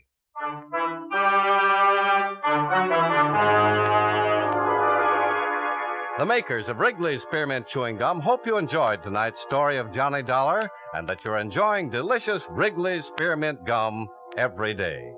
This is Charles Lyon, inviting you to join us again next week at this same time when, from Hollywood, John Lund returns as... Yours truly, Johnny Dollar.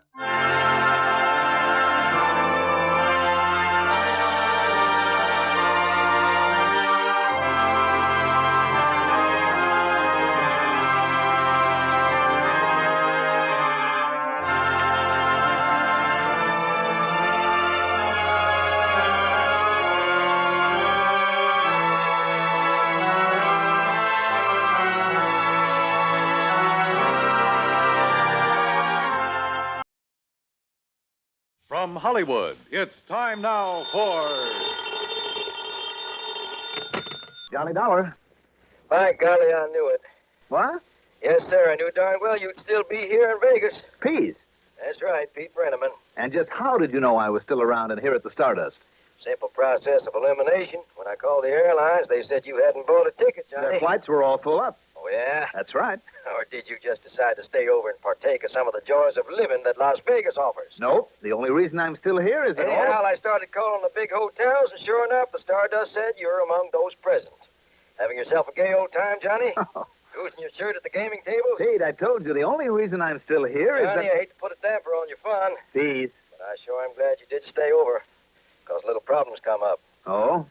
Not another murder case, I hope? Oh, just little problem. Arson, embezzlement, burglary, what? Unless you don't care about a possible extra fee on this trip, why don't you come over here to the office and let me tell you all about it? Okay. Why not?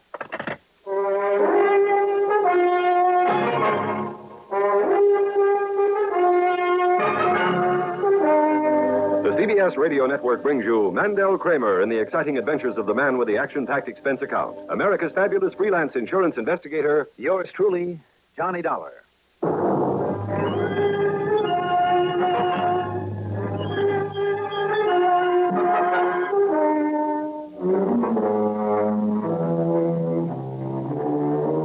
Expense account submitted by Special Investigator Johnny Dollar to Western Maritime and Life Insurance Company, Las Vegas office.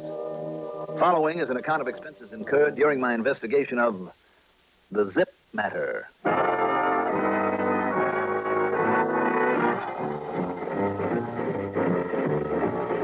In spite of what I'd said to Pete Brenneman on the phone, I was glad to have the chance for another good look at this fabulous, exciting town in the middle of the Mojave Desert.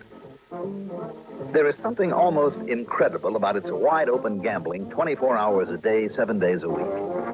Even the drug and candy stores, Groceries and gas stations are equipped with slot machines to quickly relieve you of any loose change that you might have.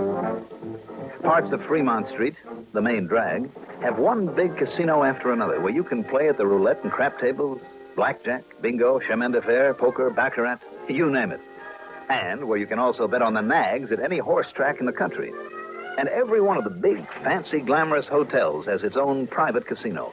And nightclubs where you can rub elbows with broken-down miners or famous Hollywood stars, all gathered to watch the floor shows featuring the finest, best-paid entertainers in the country. I've seen men in rumpled denim shirts and faded blue jeans wager $100 bills on a single number at roulette, lose it, and walk away without a whimper. I've seen a sweet little gray-haired old lady, somebody's grandmother, win over $5,000 at craps, then give it all back via the slot machine route or on the flip of a card at the blackjack table. As for me, well, I've lost a little. Won a little, and I'm thankful that gambling has never been a compulsion with me, or given me the false hope that in the long run, I could ever come out ahead. Naturally, I wondered if it had anything to do with this new case Pete Brenneman had for me. Expense account item 1, $1 even for a taxi from the Stardust to Pete's office. Here, Johnny. Here, take a look at this. Willard Rayfield Swift. Yeah. Well, Pete, since when has your company been attaching the picture of a beneficiary to an insurance policy? Johnny, Western Maritime and Life will attach anything to a policy. Information on anything or anybody even remotely connected with the insured. Well, what about this Willard Rayfield Swift? Ever see him in the flesh? Not that I know of. Haven't you been doing any gambling over there at the Stardust? Oh, a little. Well, then you should have run into Swifty at one of the roulette wheels. Well, after all, Pete, I've only been in town a few hours. Long enough, Johnny. Long enough. That's his favorite place, and Swifty is a confirmed, incurable gambler. At, let's see, what's it say here? The ripe old age of 31? Yeah. Ever since his papa died about 6 years ago and left him a lot of dough. Which I suppose didn't last very long. Oh, Papa was smart and provided that the money be dealt out to Swifty in small amounts, if you can call $300 a week small amounts. I'd call it a real nice legacy. But he's carefully, steadily gambled away every cent of it. Yeah, and then some. You mean he's borrowed? That's exactly what I mean, and without the loaners knowing, the legacy to him is about to stop now. Ouch. Yep, even more to the point, these loaners don't know the true facts about this policy. What do you mean, Pete? This policy is Uncle Fred's. And old Frederick Peyton died only day before yesterday, leaving no estate except this insurance, $120,000 worth. 120? Well, that should hold your boy Swifty for a while. Except for one thing. Yeah? It's to be divided up 3 ways. Here, look at these other beneficiaries. Uh-huh. Doreen Janice Clayford. Wow. That's a pretty name, too. A niece. Is she really as good looking as this picture? Sure is. Wait till you see her. My. All that beauty and all that money. My tie straight, Petey? My hair look all right? You look gorgeous, Johnny, but you're too late. Doreen's married to a fellow with a feed store. Oh, you killjoy. This other picture is another nephew, the other beneficiary. Kenneth Kerma. Uh-huh. Ken's the oldest one of the 3. Born in 1922, it says here. Let's see, that makes him about 40, doesn't it? Yeah. He has a little cattle ranch up near Glendale. That's north of here. Does some well drilling and odd jobs in his spare time. Real hard worker. Nice guy. Well, now, what about him, Pete? All 3 are equal beneficiaries, Johnny. Oh?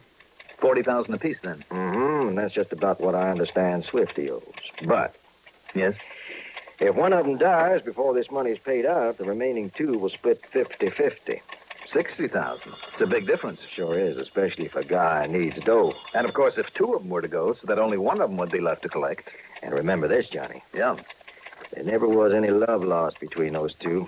I mean, between the nephews, Ken Kermer and Willard Swift. What about the girl? Oh, she's been pretty much apart from them, married and all. Those boys have always been at each other's throats. Hated each other's guts, would even go out of their way to make trouble, especially Swifty. You think maybe one of them would go so far as to kill the other to grab a bigger share of the insurance? Ken Kerman? Go that far? No. But Swifty? Yeah, I think he would. And Johnny? Well? If you didn't see Swifty around the tables there at the Stardust, and you would have noticed him. I think I would. Well, Johnny, if you ask me, that means he's up to something. And you'd better get on this right away. Well, Pete, I think you're right.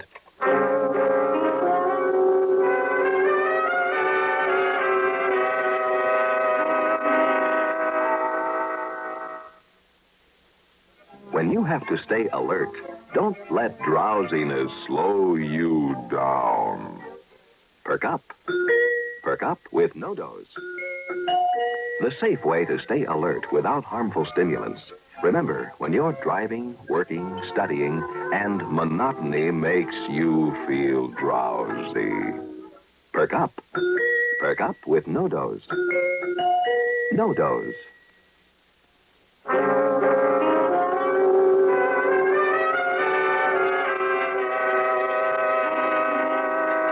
There's a second reason for not wasting any time, Johnny, one I just found out about. What's that, Pete?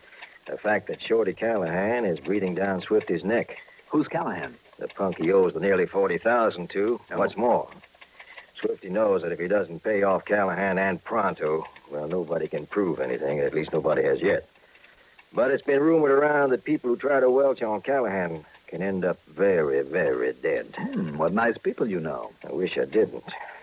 Now, am I supposed to save Swifty from Callahan? Why bother? Just Ken Kermer from Swifty. Yeah. If one of Callahan's boys were to knock off Swifty, nobody complained one bit. It'd be a case of good riddance. Where did you say that Ken Kermer lives? This side of Glendale, about 45 miles north of here. Mm-hmm. Then if Swifty isn't at his usual place at the Stardust, if it turns out that he isn't even here in town... Right, Johnny. You and I'd better hop into my car and... Oh, excuse me. Brenneman. Mr. Brenneman? Yeah? Mr. Brenneman, this is Doreen Clayford. Hey, Johnny, get close. Listen to this. I'm right here. Mr. Brenneman? Yeah, go on, Doreen. Well, I'm here at the house in North Vegas. Yeah? Well, out on the highway. Well, only a couple of minutes ago. Yeah? Well, I met Swifty. Willard Swift. He was in a car he must have borrowed from someone. Uh-huh. Well, he was on his way up to Glendale to see Ken. You're sure about that? Yes, he told me so. And he'd been drinking. He was nasty. And he told me not to follow him, but I'm going to anyway. Now, wait, Doreen. No, I must, because, don't you see? Don't you see what might happen up there? I certainly do. I mean, with Uncle Fred's insurance still to be paid and all that money he owes. Well, I told you about that. Yeah, I know. And the way Swifty feels about Ken. Well, you know yourself about how he hates him, and because Ken won't give him the money to pay off his debt. Yes, I know. Swifty might do anything. In the mood he's in and all, the drinks he's had. Doreen. So if you want to get some help, the police or something, and drive up on there, will you, Mr. Brenneman? Yeah. Thank you. Now, don't you go, Doreen. You let me take care. Hello? Oh, no. Johnny. You have a car handy, Pete? It's right out front. Let's go.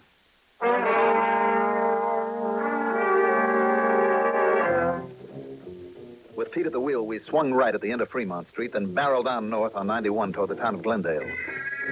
In North Las Vegas, he stopped at a little house on one of the side streets, but only for a minute in the hope that Doreen was still there and had not gone on ahead. But apparently she had. So, out on the highway again, he really burned up the road, hoping a cop would spot us, would come along and give us a hand. But darn it, when you need him, they're never around. Well, I wouldn't say that, Pete. But look ahead. Yeah, I see. Looks like it's coming across the mountains from the east, too. If you know what these sudden easters can do in this country, Johnny. I'm afraid I do. Let's just hope we can get there ahead of it. Hang on.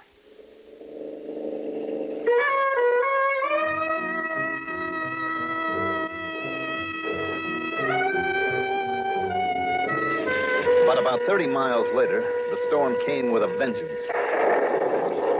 Believe me, it really clobbered us, and we had to slow to almost a crawl, even with the headlights on. Here and there in low spots, rivers of mud roared across the road, and half a dozen times we passed cars with their engines drowned out. Or maybe the drivers were simply smarter than we were and decided to sit out the storm because visibility was almost nil. Now and then we had to make our way cautiously around sizable boulders that had rolled onto the road. Yeah, it's just no use, Johnny. Doreen's gotten there way ahead of us.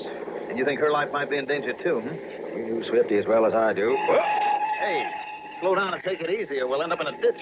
You know what I wish, Johnny? What? One of Callahan's boys had taken care of Swifty. Now, who knows? Maybe that's the real reason for his heading out of Vegas. I sure hope so. But if he has gone out to Ken's ranch... Now, wait. Here's a turnoff. Thank goodness this side road is paved. Pete? Yeah, Johnny? You seem pretty sure that Ken wouldn't try to get rid of one of the others. Sure, I'm sure. Absolutely. Why? Oh, I'm just sort of thinking about the whole situation, all the possibilities. And Doreen? Doreen? Oh, now, Johnny. How's her husband's feed business? You know something? That poor guy's had more bad luck since he took over that...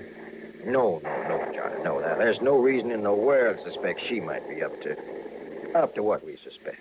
They've been married long? Sure, a couple of years. What'd she do before that? Oh, dancer in one of the nightclubs. But now, listen, Johnny. All right. Looks like the storm's letting up.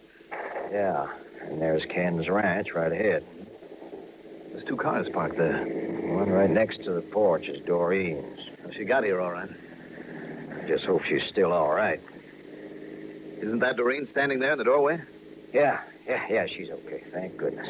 I wonder. Look. Yeah, she's waving at us, kind of frantically. Come on, Johnny. Hurry, please. What is it, Doreen? What's the matter? I only got here a minute ago, Mr. Brenneman. Yeah? Swifty's car was here, and this front door was wide open, and... Yeah, well?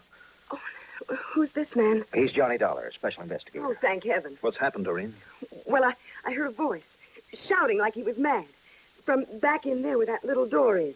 Door of the shop where Ken has all his well drilling tools. Yes. Whose voice, Doreen? Oh, I don't know. They always sounded so much alike, but then I heard a shot. From inside the tool shop? I don't know.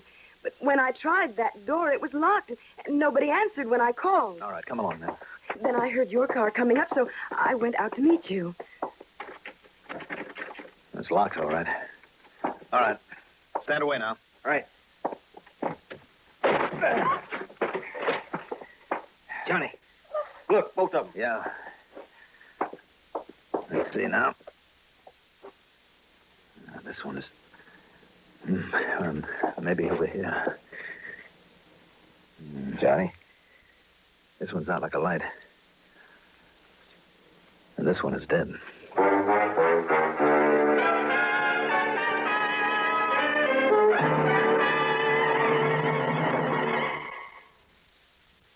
Newport filter cigarette, Newport menthol cigarette.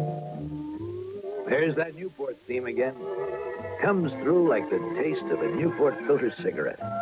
Fresh and clear. Like the voice of a girl you used to know.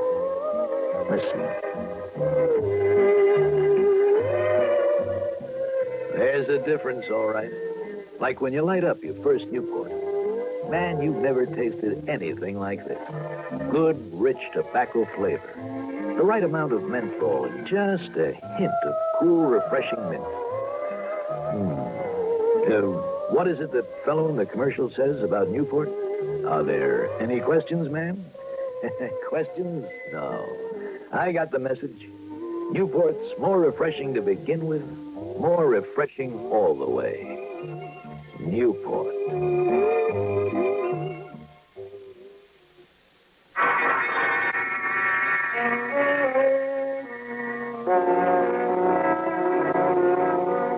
The dead man was the older of the two, Ken Kerman. He'd been shot through the chest with a .38 slug, which had then bounced off the wall in back of him and lay on the floor. While Pete and Doreen, with a wet towel and some whiskey they found, went to work on the other, on Swifty, I went over that tool shop with a fine-tooth comb. I looked around outside, too, and very thoroughly, but found nothing of any help. Then, when Swifty was feeling better and able to talk... And this awful lump on your head, Swifty. What happened? But what happened in here? A lot you care, don't you, Doreen? Don't give me that. You wish it was me laying here dead. Well, I care. What did happen? Well, Swifty? Okay. Give me a second to muster my thoughts, and I'll give it to you straight. I think you'd better. Well, I came here to... Oh, you'd better not try to move yet. I came here to see if there was any possibility that Ken had let me have some money. Again, Swifty? So what? What's it to you? All right, Swifty, just tell your story. Okay. At first, he didn't even want to let me out of the rain. He blocked the door. But then he saw Doreen's car make the turnoff from the highway.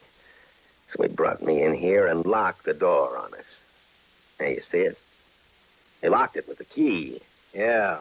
On the inside here. Then what happened? And we had a big argument. Brother, I mean a real big one. That's when he hit me. He did? Hit you with what? How do I know? Like a jerk and against my mama's best instructions. I turned my back on him. This little piece of pipe lying here beside his hand? Maybe so. Don't touch it, Pete. We may have to look for prints. Right. All right, Swifty, go on. What happened next? How should I know? Don't you get a dollar? He knocked me out. Cold as a pancake. The next thing I knew, this loving Doreen here was splattering water over me just now. You didn't hear the shot that killed him? How could I? When I was laying here on the floor, out cold. Say, listen. Listen, you know what I think, Dollar? What? This little sweetness and light character here must have done it. What? You mean me? Yeah. Yeah, I mean you. Oh, and then locked the door on the outside, on the inside, and crawled out the keyhole. It's no good, Swifty. So you'd better think of a better one. Callahan. Like maybe you did it your own self after he hit you. Wait a minute. Then maybe threw the gun out of the window. And that's why it's broken. Why the window is broken. No, wait, I said. Shorty Callahan. It had to be. One of him or one of his boys. Yeah. After Kenny knocked me out. Possibility, Johnny. Through the window. He must have followed me up here. In the rain and all, he thought it was me that he saw through the window. Only it wasn't. It was Ken. He could be right, Johnny. I don't think so. Well, now, look, Johnny. Yes, Pete? Well, you know what I think, much as I hate to. What? That he's right about Callahan. Sure I am. You didn't find any sign of a gun, did you? I didn't find any footprints outside either. So the storm must have washed them away. The storm was over, Pete. There was still a lot of water draining off out there.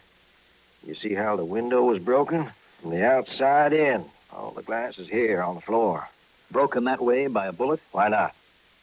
Would only have left a hole. Maybe some cracks. Oh, you're crazy, Dollar. It must have been busted by the bullet. All you had to do was raise the sash and strike it from the outside. Me? Oh, now listen. I think you killed him, Swifty, and for a very obvious reason. The insurance money. And I say you're crazy. Because like he says, Dollar, where's the gun? Did you find one? Inside or outside or wherever you looked? Answer me that. No, I didn't. But how did you, lying here supposedly unconscious, know that I was looking around outside? Well? What are you, dumb? Because of the fresh mud all over your feet, that's how I know. You've got nothing on me. Mm-hmm. Not even your lie about Kermer seeing Doreen's car down at the turnoff? That's nearly half a mile, Swift, and it was raining then and raining hard. Yeah, then what about this? You think I slugged myself on the head? That's exactly what I think, so that nobody would suspect you. Then where's the gun I'm supposed to have used? Yeah, tell me that.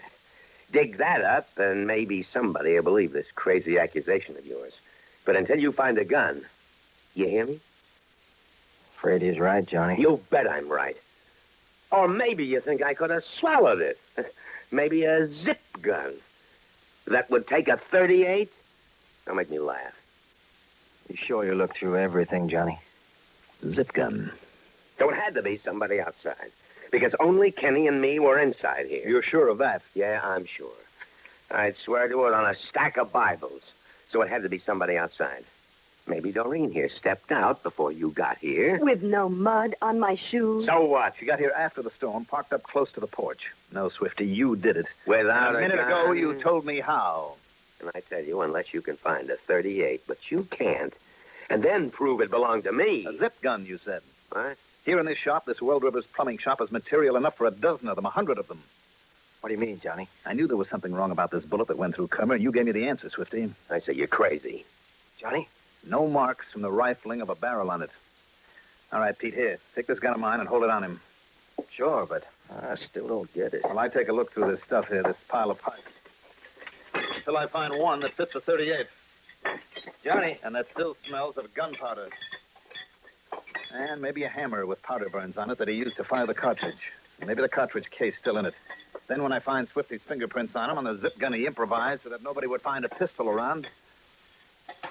Well, Swifty? Watch it, Swifty.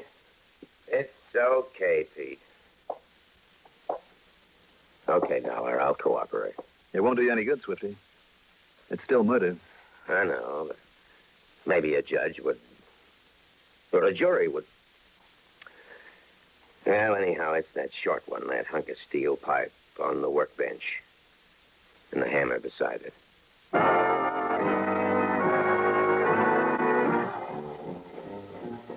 So, once again, it's up to the courts.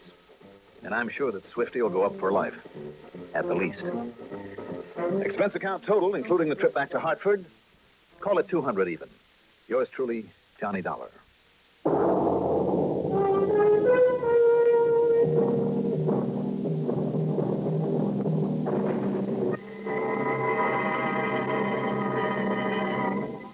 Now, here is our star to tell you about next week's story.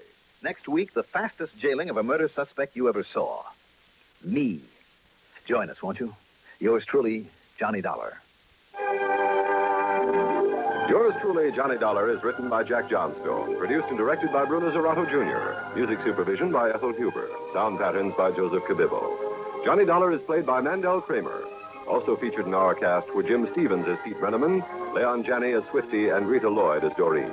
Be sure to join us next week, same time, same station, for another exciting story of Yours truly, Johnny Dollar. This is Art Hanna speaking. Johnny Dollar. Come on back, Johnny. What? I said come on back here is all. Well, why not? Only where and who's that? The where is here in Corpus Christi, and this is Jack Price. Jackson.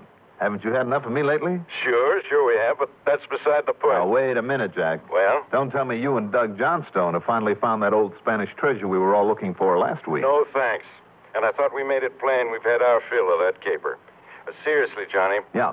What happened to us out there on Padre Island kind of proves a point, doesn't it? That in this world of ours, you simply don't get something for nothing? Right. And sometimes when you try to, you may lose everything. Like young Jose Pineda lost his life. Yeah.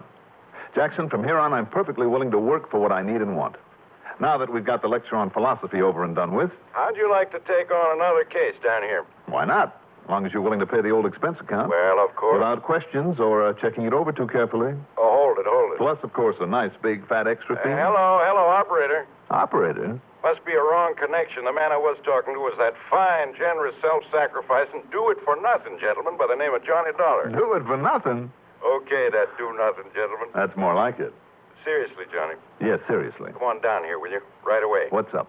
The makings of an international incident, maybe. Oh, you better call in the U.S. Marines. Be serious, will you? Well, who's kidding?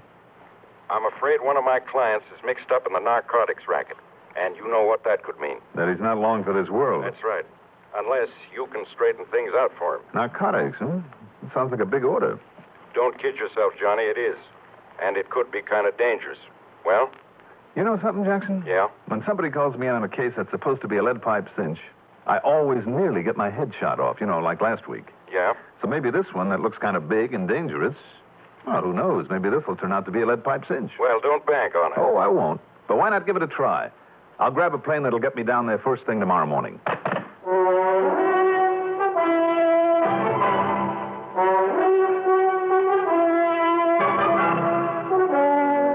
The CBS Radio Network brings you Mandel Kramer in the exciting adventures of the man with the action-packed expense account. America's fabulous freelance insurance investigator. Yours truly, Johnny Dollar.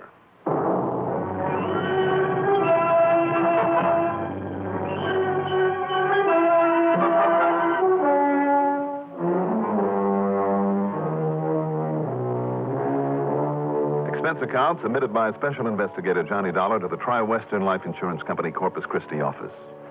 Following is an account of expenses incurred during my investigation of the wrong doctor matter.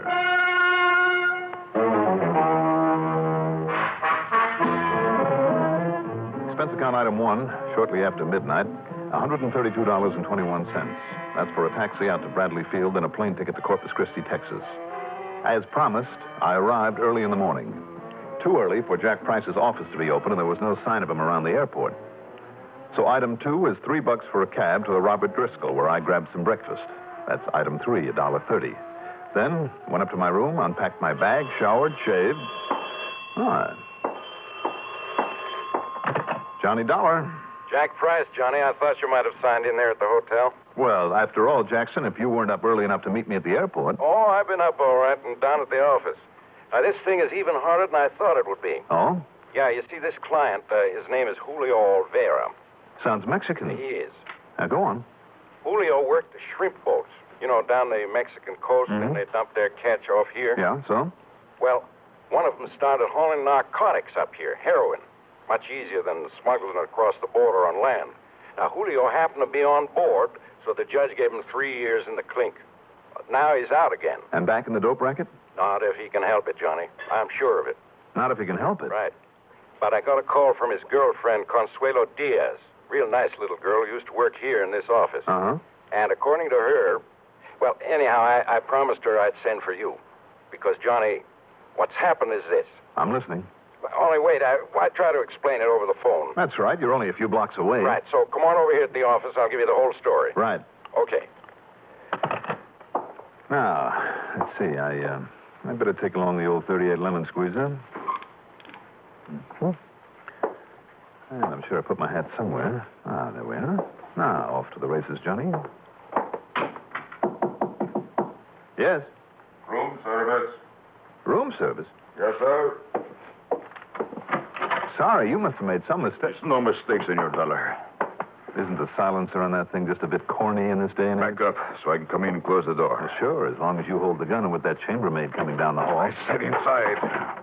Never let it be said that Johnny Dollar isn't the perfect host. Try and trick me, huh? You may be pretty big. Too big for you, senor. Oh, my goodness. What's happened? What's happened here? My friend, he hurt himself. But I thought I heard a shot. No, he fell. He fell against the door. He hurt himself very bad. Oh, my goodness. See, you go on downstairs. You get the doctor, eh? Oh, yes, I surely will. I'll get the doctor right away. Yes, pronto. And by the time the doctor he arrive here, Senor Dollar, you will be very dead.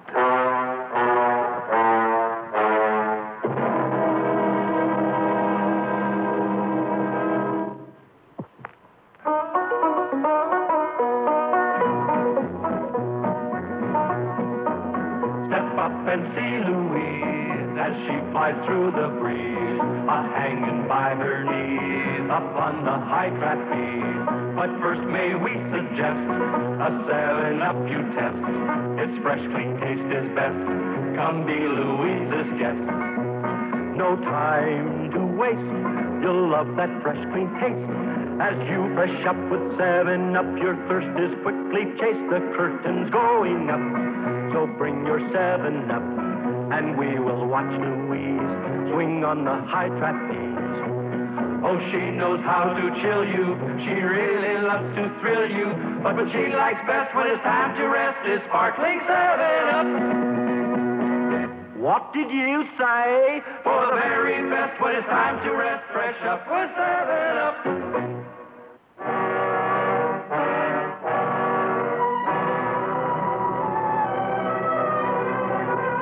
I learned it a long time ago. When you're as outmatched as I was by this big Mexican gorilla, you play it smart if you want to stay alive. Which explains why I let that glancing blow of his send me to the floor with my knees pulled up against my belly. After the chambermaid left as he closed the door and leveled his gun at me. And by the time the doctor he arrive here, Senor Dollar, you will be very dead. I kicked out with all I had. The gun flew out of his hand across the floor, but he left it lay there and turned on me. He was big and he was tough, but that kick in the stomach had slowed him down a little. I caught him with a hard left that staggered him, but only for a second.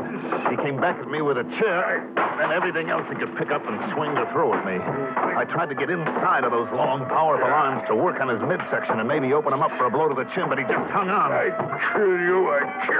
He locked my arms to my sides, and grabbing his hands behind my back with his powerful arms, he started to squeeze. I break you in two. And a terrible pressure against my ribs and against my spine. I wondered how long before my bones would... Hey, what's going on in there? Open up. He's killing him. Open up in there. Break down the door. First I break you. Open up. Here, I got a key. A key? Well, give it to me. What's the matter with you? Here you are. That's too late. Looks like I got here too late. You mean he's dead? Oh, I knew it. I knew something was wrong here. And now, maybe, let me see. That's why I got you instead of the doctor. You being the house detective and all. I just wait a knew minute. that- Wait a minute. Where's the man who did this to him? You said it was a big fellow? Look, hiding there behind the door. That's right, senor. Oh.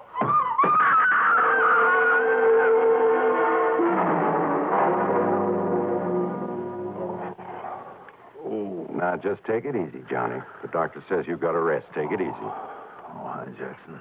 Yeah. Oh, Jack. That's right. Another little sip of this brandy the doctor ordered. Yeah. Lie still, you bum. Here, take a slug of this. Oh, brother, what a reception committee you have in this town. According to the chambermaid, she smelled trouble and brought the house stick up here. Well, it looks like your reception committee must have been Hernandez. Hernandez? Diego Hernandez.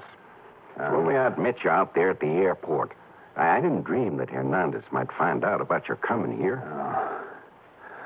Who is he, Jack? Well, you remember I mentioned Julio Olvera to you over the phone? Oh, yeah, the one who was just out of the pen. Yeah. Hernandez was skipper of that shrimp boat. He was the one who was running the heroin up here from somewhere in Mexico. As you know, that could mean from somewhere way to the south or from just barely across the border. Yeah, I know. But more important, Hernandez is the one who was never caught. He skipped across the border and disappeared. I see. But then Consuelo, that's young Julio's girl, and Johnny, she's the one who convinced me that Julio is on the up and up, keeping his nose clean. You got it all straight now, Johnny? Yeah, I think so. Go ahead. Okay. Well, she's the one who called me. She'd found out somehow that Diego Hernandez was here in town again. And that's when I called you in Hartford. And you didn't tell the police? Yeah, no, I should have. Well, sure you should have. Probably the Narcotics Bureau, too. Well, they all know it now, of course. You see, when you didn't come to the office and I came over here and found out what had happened to you... What about the girl, Consuelo? Well, she was afraid, and I don't blame her, that Hernandez had come here to get young Julio.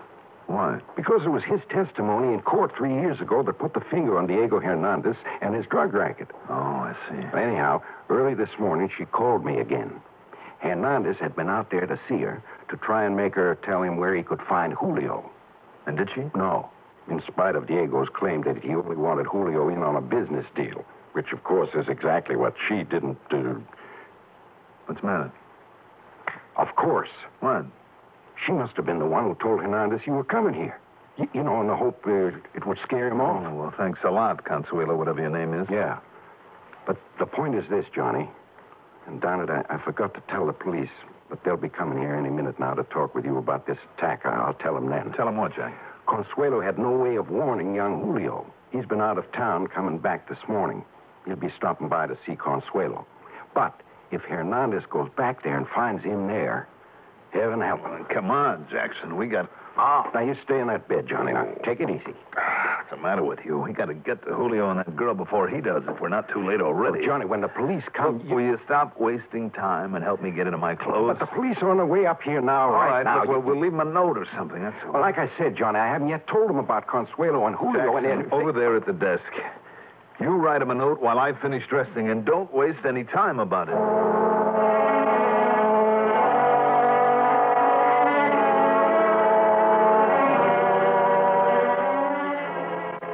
Consuelo's little house was way out at the edge of town, in a very sparsely populated area. I knew the minute that we pulled up in front of it that we'd got there too late. The front door was wide open. Inside was still the smell of cordite from that pistol with the silencer on it. Yeah, Diego Hernandez had got there first, all right, and done his job well. Too well. In the doorway lay the body of young Julio. Just one well-aimed bullet must have killed him instantly. The little Consuelo, young, pretty, dark-haired Consuelo, was still alive. And she tried to drag herself to the phone on a nearby table, but she just lay there gasping, barely out of reach of it. While Jackson called the police and a doctor, I carried her into the bedroom, and I went to work with a couple of wet towels and a bottle of tequila that I found. Then, finally... No. It is no use, senor. Oh, now, sure it is, Consuelo. Sure it is. You're going to be all right. The doctor will be here in a couple of minutes, and he'll get that bullet out of your back. No. With my Julio gone, I do not want to leave now. Consuelo, come on now. Now listen to me. Listen. Tell me, what was it Hernandez, Consuelo? Was it Diego Hernandez who did this? See, I wanted my Julio to help him again. He wanted him to help him in the heroin racket again. See, to go with him, to help him. To go with him where, Consuelo? Consuelo, listen to me. Did Hernandez tell you where he's operating? Where? Doctor. No, you mustn't worry. The doctor will be here. No. Where will we find Hernandez? I can't tell you. That's right, Consuelo. That's right. Tell me. Doctor. The last question. Maybe it'll be Dr. Velasquez, but please, Consuelo. Where will I find Hernandez? Where, Consuelo?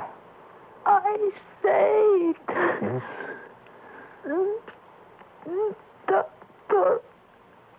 Velasquez. Consuelo, I know the doctor is on his way. You must tell me, where has Hernandez gone? Doctor. Consuelo, try.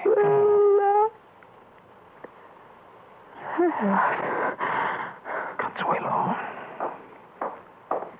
It's okay, Johnny. The cops and Dr. Parker are on their way. Parker? Yeah, so we could... Oh. Is she... Yeah. Too bad. She was a pretty little thing. She sure was. Could she give you any lead on Diego Hernandez? No, I'm afraid she didn't make very much sense, Jackson, before. Wait a minute, maybe she did. What? Maybe she did.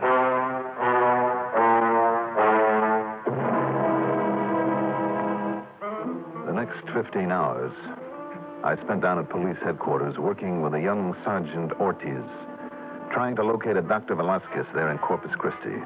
There in any city on the Gulf Coast, anywhere in Texas even. We must have run up a phone bill of several $100s, but it was no go. Sí, gracias. Muchas gracias. Nothing again, Sergeant? Nothing, sir. Again. Well, unless this map here is lying, we have covered every single town this side of the Mexican border.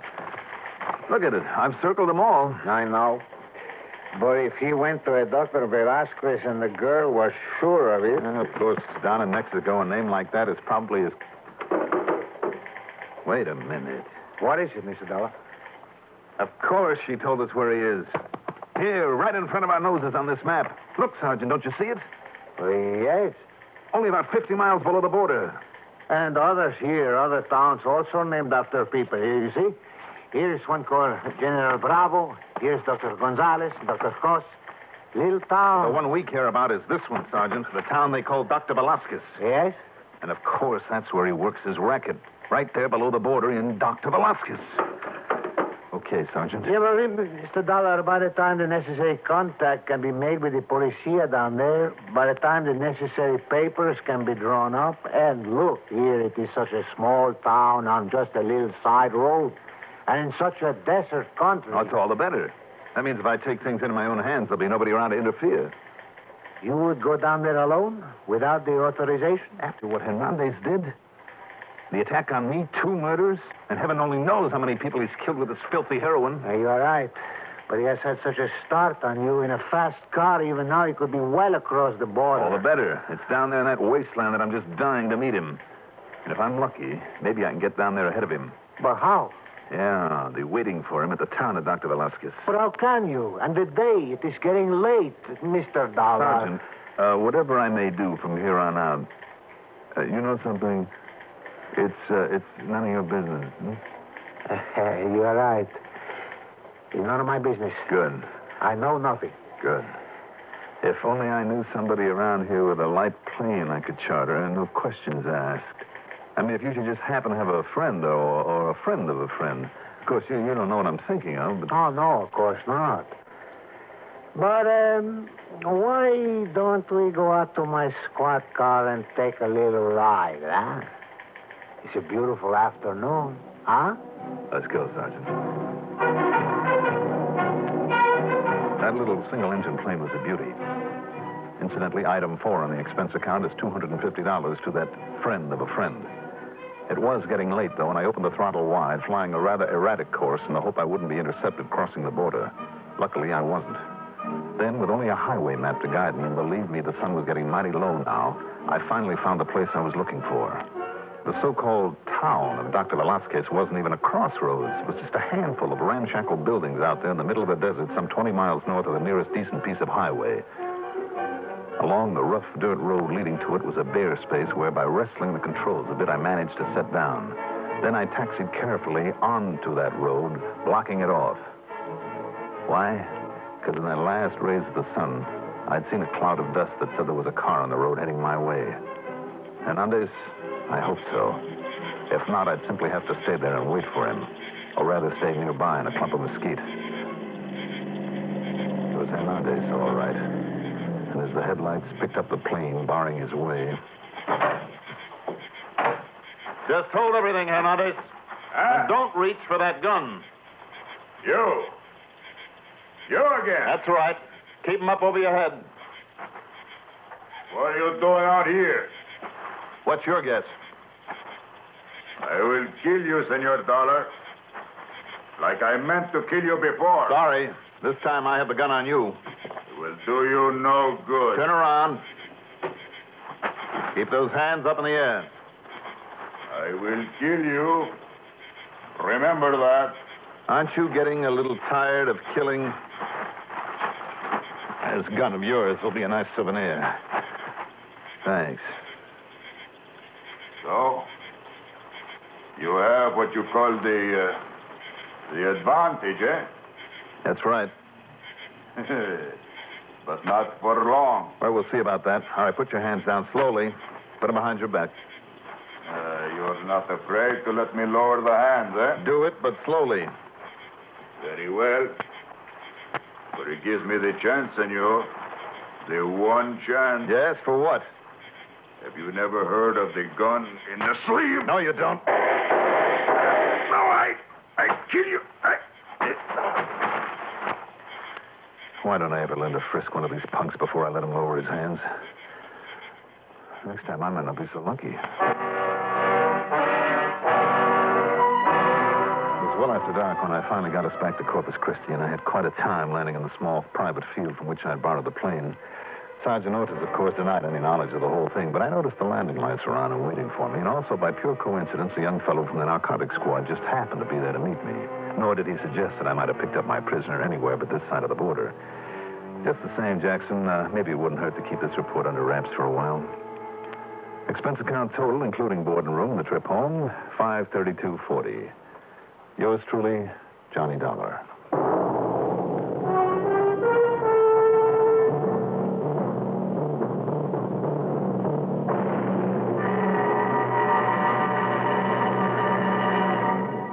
If you ever suffer a touch of arthritis or rheumatism, and you've never tried Mentholatum Deep Heating Rub, you can't know how good its deep heating action can make you feel.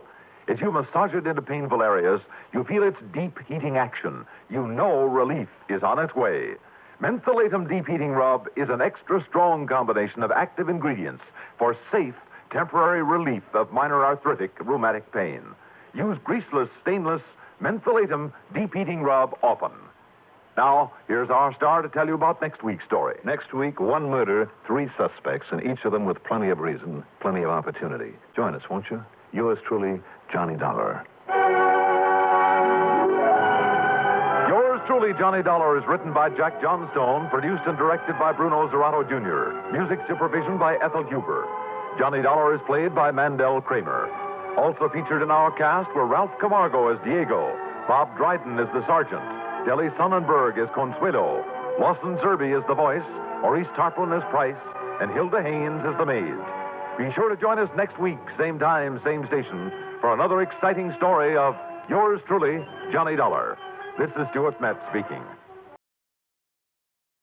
Wrigley's Spearmint Chewing Gum, the refreshing, delicious treat that gives you chewing enjoyment, presents for your listening enjoyment Edmond O'Brien as Johnny Dollar. Your call to Blood River is ready, sir. 1 moment. Go ahead, please. Hello, Deputy Gray? Yeah, is this Mr. Dollar? Yeah, right. I've been assigned to the Colburn shooting. I got your telegram. What'll you be here? Well, I have to ask you a favor. I got a plane space to Parkinson, and I understand there's a bus to a place called Divide, but I can't find any transportation into Blood River. Well, there isn't any. I'll have to meet you in Parkinson. Oh, good. I'm due to arrive at 4 tomorrow afternoon. Say, what about Colburn? Did he make a statement? No, he hasn't come to yet. If you want one, you better show some speed. The doc says he may not last till tomorrow.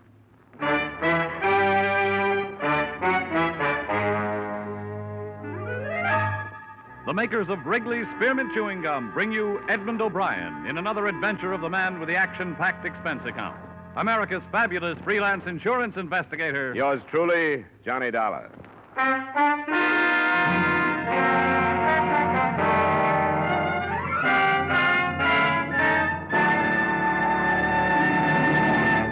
To make every day more enjoyable, treat yourself often to refreshing, delicious Wrigley's Spearmint Chewing Gum.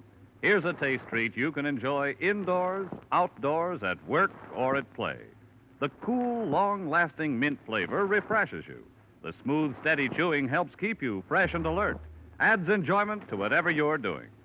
Wrigley's Spearmint Chewing Gum. Healthful, refreshing, delicious.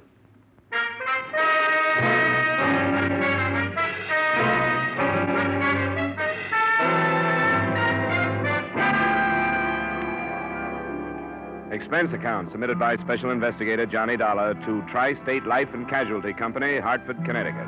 The following is an accounting of my expenditures during investigation of the Blood River matter.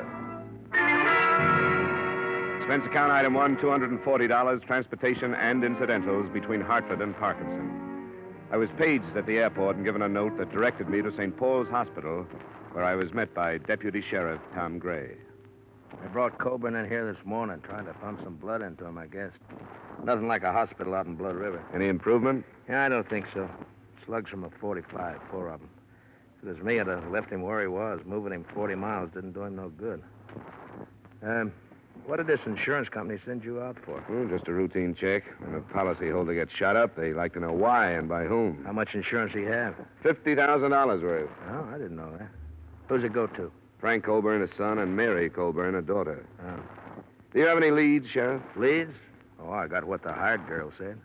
What was that? I didn't hear about it. Oh, she was a witness. She was in the kitchen that night. A man knocked on the door, asked for some grub. Old Colburn walked in, started to shoo him away, and the man shot him down. Have you got him? No, not yet, but a posse's out hunting him. We'll find him. Come on, operating room's down this way.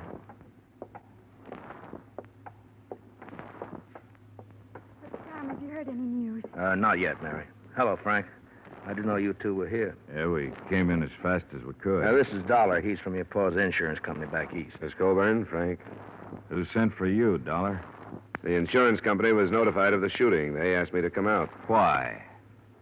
I don't think this is the time to talk about it. It's just the way they work, Frank. They like to look into things like this. Come on, Dollar, in here. Oh, Tom, wait. Can't we go in, too? The doctor told us to wait here, but we've got a right to go in if anybody has. Well, I guess you have, Mary, but the doctor probably thought it'd be easier for you this way if something went wrong, you know. Well, it isn't. I want to be with him. I have a right to be. All right, Mary, if that's the way you want it. You too, Frank? I don't see how it'll do anybody any good, but I'll come.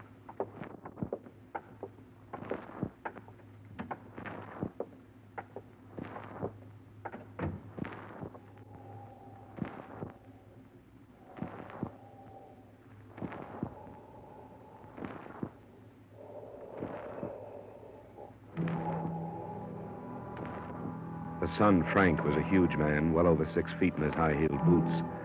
But the figure on the operating table must have towered over him during better days. I learned later that Max Colburn was more than a man. He was already a legend in the Blood River section. But here, under the intense glare of a battery of overhead lights, and under the probing instruments of the surgeon, Colburn was a great deal less than a man.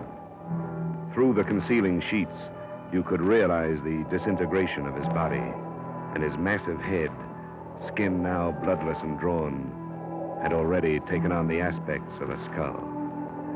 I knew he'd never make a deathbed statement, but we stood there and waited 2 hours for him to die.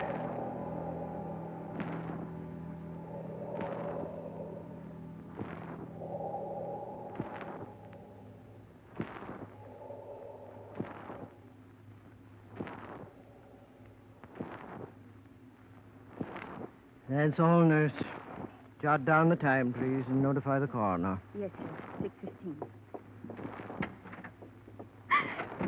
Oh, now, Mary, don't do that.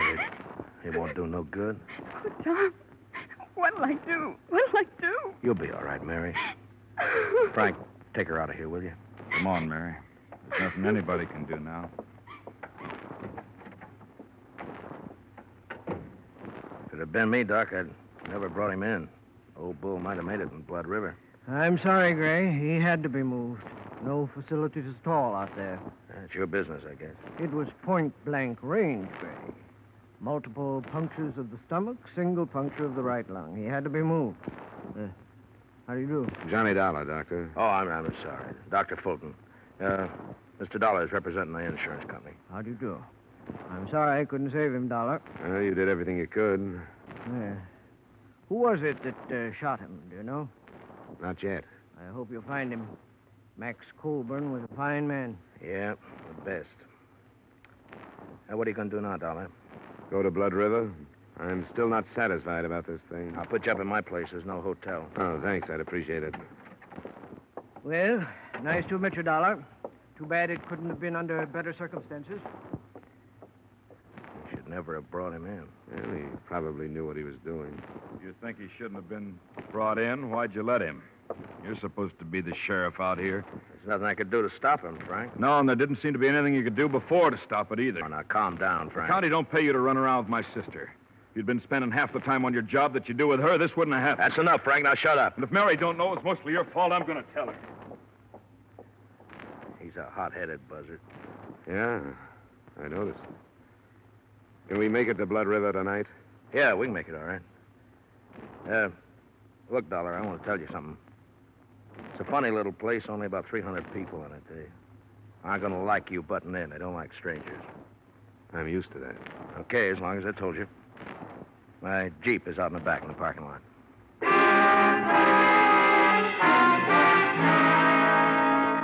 It was only 40 miles to the village of Blood River.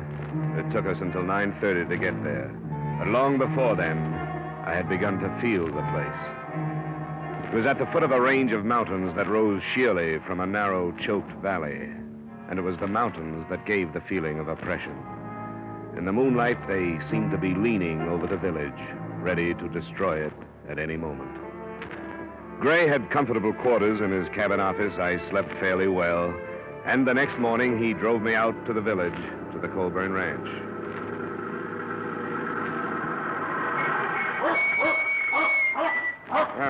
Quite a layout. Only 400 acres now. Colburn used to own the whole valley. There's open range up in the hills there. Well, this is the best fattening range in the whole... Will you get away, Duke? That dog dangerous? Yeah, could be, I guess. He's the old man's dog. He knows something's wrong, but he don't know what. That's right, isn't it, Duke, boy? Yeah. Now, go away, go away. Go on, boy, go.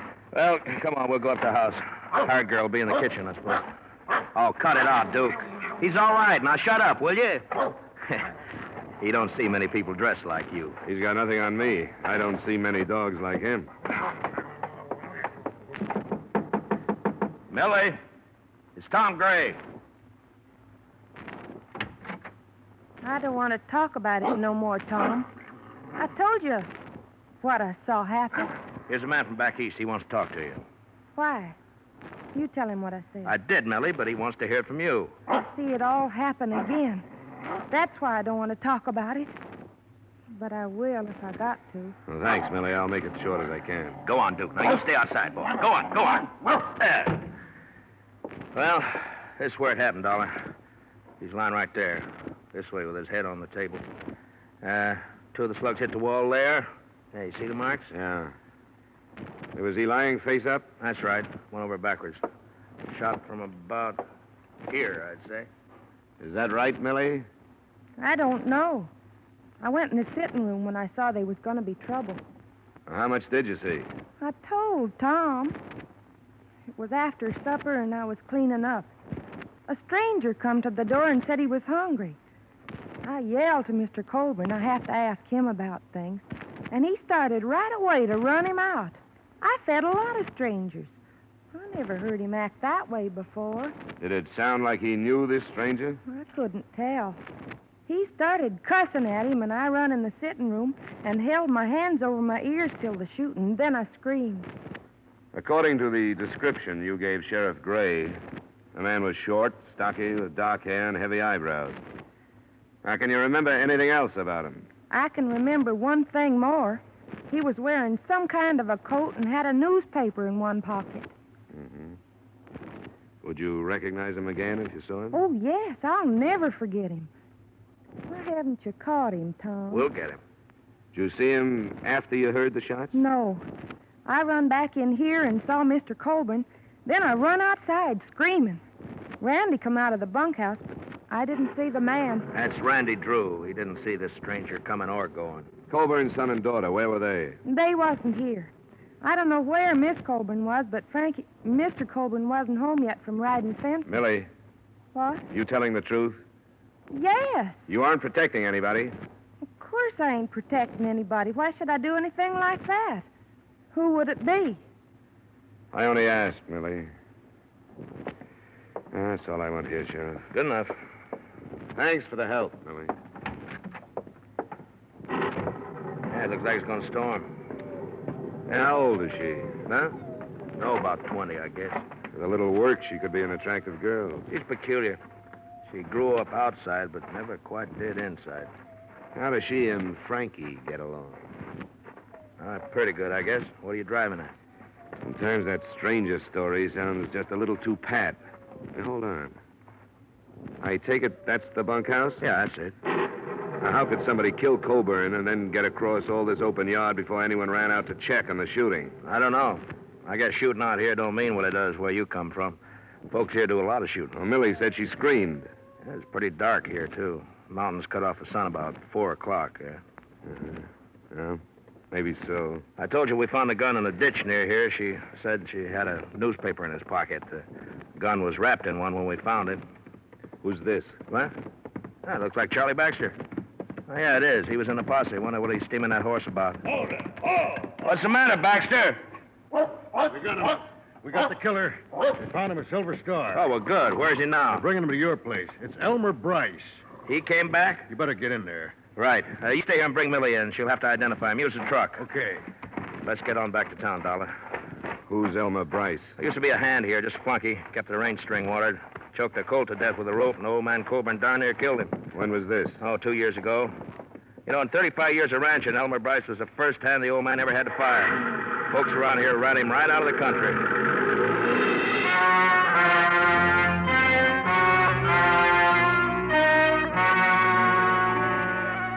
A thunderstorm swept in over the mountains and began to drench the valley during the trip back to the village. A group of maybe a dozen curious were huddled in slickers outside Gray's office waiting for a look at the prisoner. He arrived by car, went through the formalities of arrest, and a few minutes later, Colburn's hired girl walked into the office and faced him. That's him. He's the one. You swear on the Bible, Millie? Yes, I could never forget him. Okay. You can go on back to the ranch. Thanks for coming in. I'm glad they caught you. Oh, Millie. When they kill you, maybe I can sleep without seeing it happen all over again. That's enough, Millie. All right. Hey, you want, Millie? Well, Bryce, you're under arrest. Anything you say will be used against you. I didn't kill him. You deny being at the ranch? I was at the ranch, but I didn't kill him. Well, what did you do? I was hungry. I thought I could get something to eat. He owes it to me. I can't get work no place because he talked about me so much, nobody'll hire me on account of the way he talks. It wasn't my fault that colt choked. He kept pulling and the rope jammed. Colburn, he told people I was crazy and I did it for fun. That ain't right. What happened at the ranch?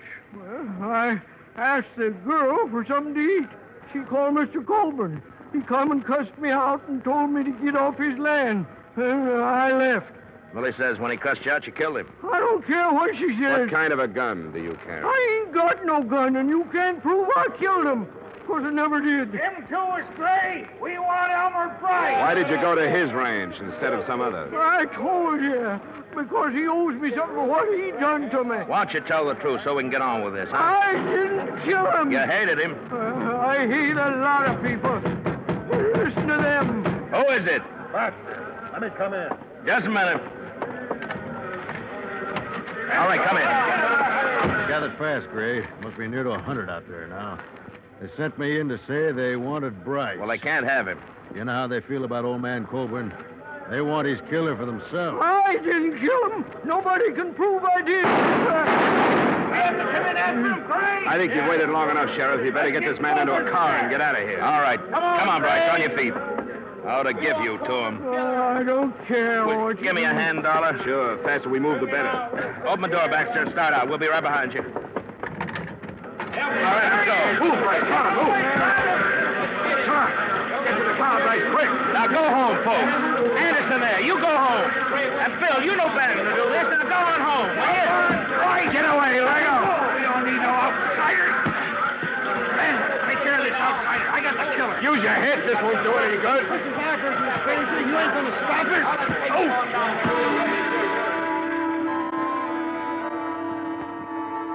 There was no stopping them. I caught a last glimpse of Bryce's face as I went down into the mud of the street. Then there was nothing but hundreds of thrashing legs carrying the mob and their victim to a waiting truck. Blood River was in the process of living up to its name.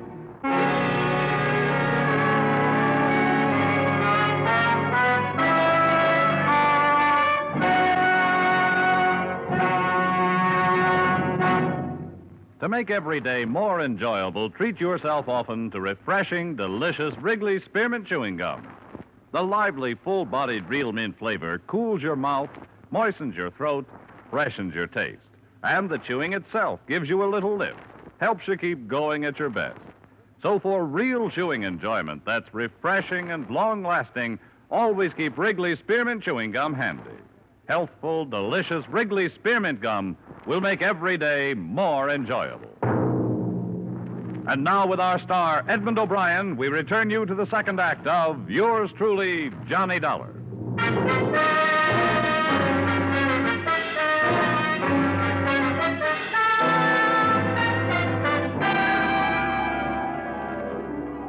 Deputy Sheriff Gray had fared worse than I. A boot heel had stunned him. So it was 15 minutes before we got underway in the Jeep. We found Elmer Bryce on the road to the Colburn Ranch, hanging from a bridge. We took his body back to the sheriff's office in the now silent village. You got to understand how they felt about Colburn before you can begin to understand their actions. I'll never understand. I've never been part of a mob. And neither have I. Neither have they. But this is something special.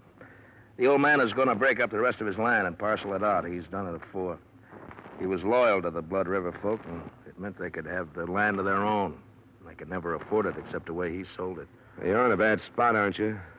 What are you going to do about this lynching? I'd like to call back the last hour and a half. That's what I'd like to do about it. Should have kept Bryce out of Blood River, but I didn't know. These people are my friends. I'll have to go into Parkinson and name as many of them as I saw. That's what you pay for wearing a badge, I guess. It's a lousy break. Is there anything I can do? I think I better strap on a gun. For the first time since I got this job. See there on the desk the receipt I made out when I took Bryce's personal things? I better have that. Is it there? Yeah, it's here. Sheriff? What? What's this? Who signed this? Charlie Maxwell. He signed because Bryce couldn't write. That's his X just above there.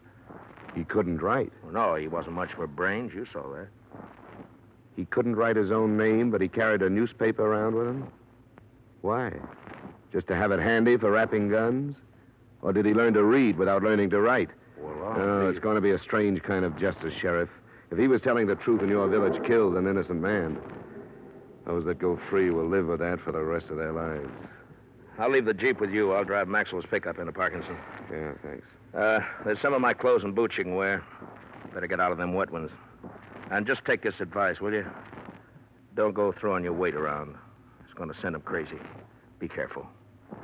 I'll be back after supper.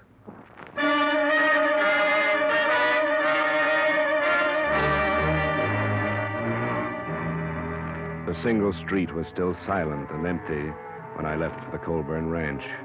The mountains were closing in again. There should have been lights in the windows of the houses, but instead they were dark.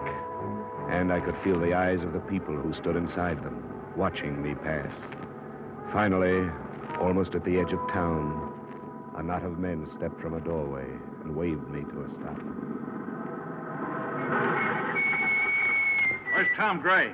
He went into Parkinson. What for? To report the lynching. Lynching? Hear that, boys? He says somebody strung up the killer.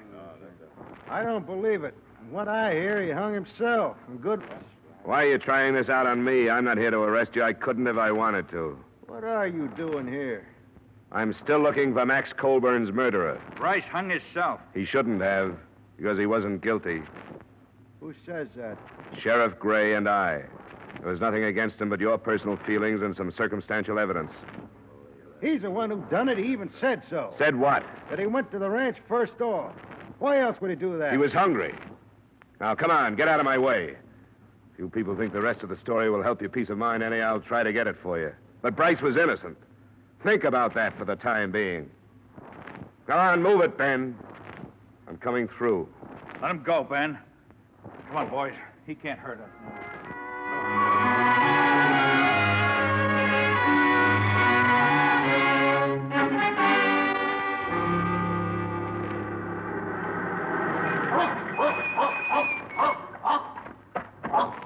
All right, boy, all right. It's all right.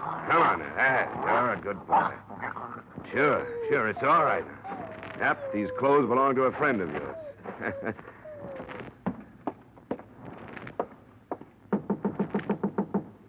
Who is it? Johnny Dollar, Miss Colburn. Oh, Who is it, Mary? it's Mr. Dollar, Frank. Oh, yeah. Come on in, Dollar. Thanks. We heard about Bryce. I'm sorry it went that way.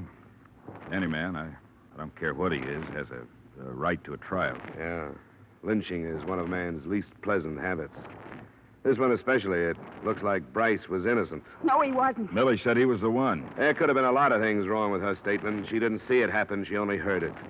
Somebody else could have taken advantage of Bryce's visit and done the shooting himself. I don't follow you. He did come out here. He admitted it, but I don't think he killed your father. He hated him. Mary, stop that. Sure, he hated him. Everybody knew it. With that and Millie's statement, who would bother to look any further than poor dim-witted Elmer Bryce? Oh, Frank. Oh, Frank. Shut up, Mary. Go on in the other room. Wait a minute. What's the matter with her? She's upset. Frank, you killed him. Shut up. You'd like that to be true, wouldn't you? You said you would. You said you would, and you killed him. I'm going to the sheriff, Frank, and don't try to stop me. She's off her head. Like everybody else in this blasted hole. Yeah? Why should she have said that? Because I lost my temper one night. Told the old man he better blow his own brains out before I did it for him. Because he forgot how to think with them. When was that? A couple of weeks back. Maybe I was hot enough to mean it at the time, but I cooled off. I wouldn't kill my own pa. Well, there goes your sister, Frank. Sheriff Gray mentioned that he was going to sell the rest of his land. Was that the cause of the trouble? Yeah. He didn't care what happened to his kids. I told him with all the war talk, this was the time to hang on to it, restock the herds, and get ready to make some money. Ranch is yours now. That's right. Mine and Mary's. Where were you when your father was killed? I was riding fences up by Red Knoll. Do you have any way to prove that? Any witnesses? You don't run into anybody up that way. That's our land. Folks stay off it. What about it, Frank? What about it? There's a lot stacked up against you. I know it. You can depend on my sister. You and anybody else who'd like to string me up for it. What about Millie? Was she in it with you? In it? Now, wait, don't get the wrong idea. I didn't kill my pa. There's a lot stacked up against you. Well, there are places to go. I don't like jails and courtrooms. I think I'll just fade until it blows over. That's not the way. You won't make it. You're going to stop me? I'm being paid to see this thing cleaned up. I'll have to try. Get out of my way, Dollar. You sit down until the sheriff gets you. Get away from the door. You're an outsider. It's none of your affair. Now get out of the way. I said get out of the way. What's this to you? Stay where you are. You can't make me.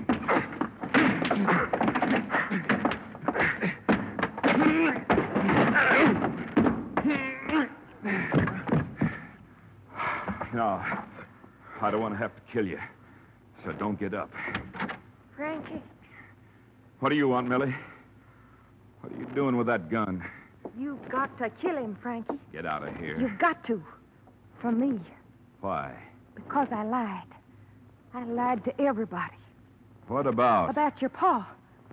Elmer Bryce didn't kill him. Millie. Because I did. I killed him for you. You told me that night you wished he was dead. You remember that night? I remember, Millie. And I told you I'd do anything for you. Remember that? Anything. Yeah, I remember. I lied. Elmer Bryce came, but I stayed in the kitchen and heard everything he said. I knew he hated your pa, and after he ran away, I thought about it. You're crazy, Millie. I waited for a while, and when I knew nobody saw that man leave, I yelled to your pa again. And when he come in, I shot him. And that night, I threw away the gun. What's the matter with you, Millie? You know what's the matter. Now, you can't run off and leave me. You've got to help me. I can't help you. You've got to kill this man. I won't do it, Millie. Then you've got to take me away with you. I'm not going away now. I don't have to. I didn't have anything to do with it. This is the end for you and me. All right, Frankie. Hey, get down. Don't do it. Kill her. Drop it. Let go. All right. All right. I did it for him. Now I don't care what happens to me.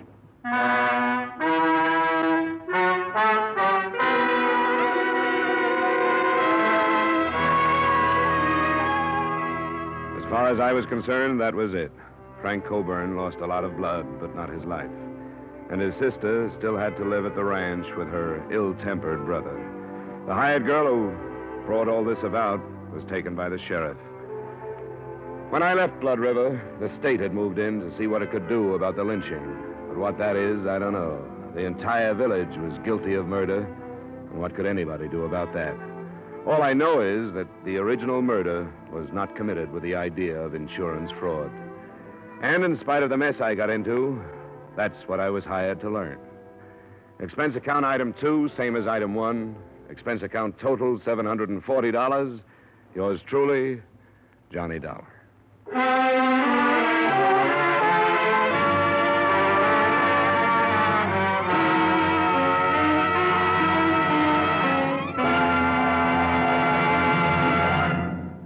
Remember, friends, to make every day more enjoyable, treat yourself often to refreshing, delicious Wrigley's Spearmint Chewing Gum. There's lots of cooling, real mint flavor in every stick. And chewing Wrigley Spearmint helps keep you feeling fresh and alert. You feel better, work better, get more fun out of doing things. So indoors, outdoors, wherever you go, keep some healthful, refreshing Wrigley Spearmint Chewing Gum handy. To make every day more enjoyable, treat yourself often to delicious Wrigley's Spearmint Chewing Gum.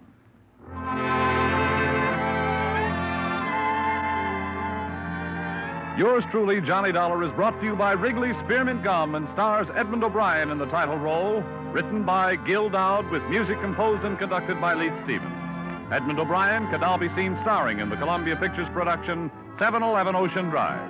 Featured in tonight's cast were Virginia Gregg, Bill Conrad, Junius Matthews, Sammy Hill, Clayton Post, Tyler McVeigh, Dave Light, and Howard Culver. Yours truly, Johnny Dollar, is produced and directed by Jaime Del Valle.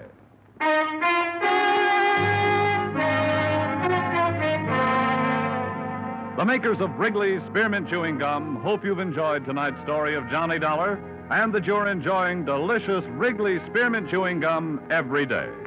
We invite you to join us again next week at the same time when, from Hollywood, Edmond O'Brien returns in another adventure of... Yours truly, Johnny Dollar.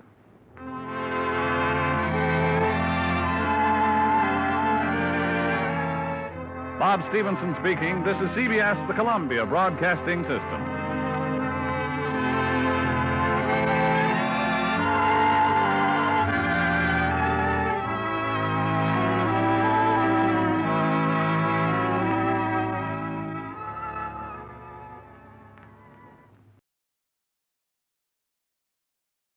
For your listening enjoyment, John Lund as Johnny Dollar. George Post, Mr. Dollar. Did you have a good trip? Oh, yeah, fine flight. It's good to change that New England weather for your Arizona sunshine. I hope you feel that way after we've talked over this case. How much did they tell you in Hartford? Well, my getting out here in a hurry seemed to be more important than details. So all I know about the robbery is what broke in the papers. A $100,000 payroll stolen and 2 guards killed. Those are the basic points. The police have got no place with it in 2 days. But if you're willing to take one of the biggest gambles of your life, we may be able to crack it.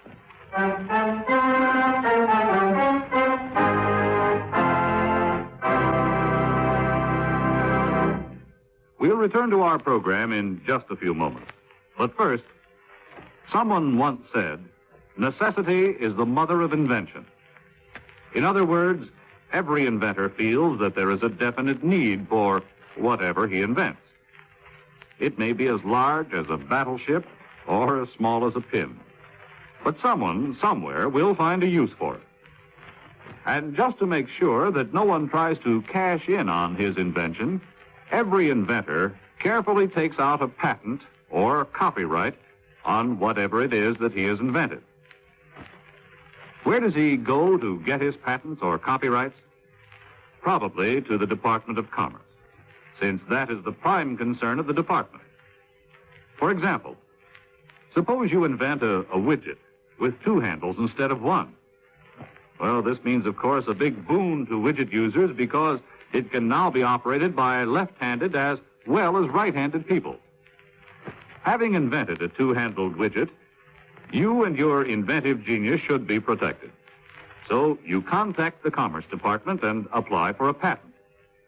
The department also registers the trademarks and labels you use in selling 2-handled widgets so that no one else can claim he invented the 2-handled widget and collect the money that should be rightfully yours when you make and sell your particular type of widget.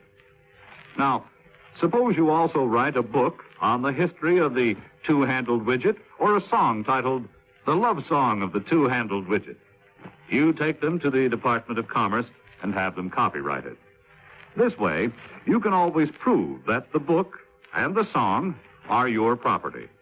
So if some foreign inventor suddenly appears with the startling announcement that his country claims the honor of having invented the 2-handled widget or the one-wheel doohickey, you can prove he is mistaken by producing the prior patent you have registered with the United States Department of Commerce.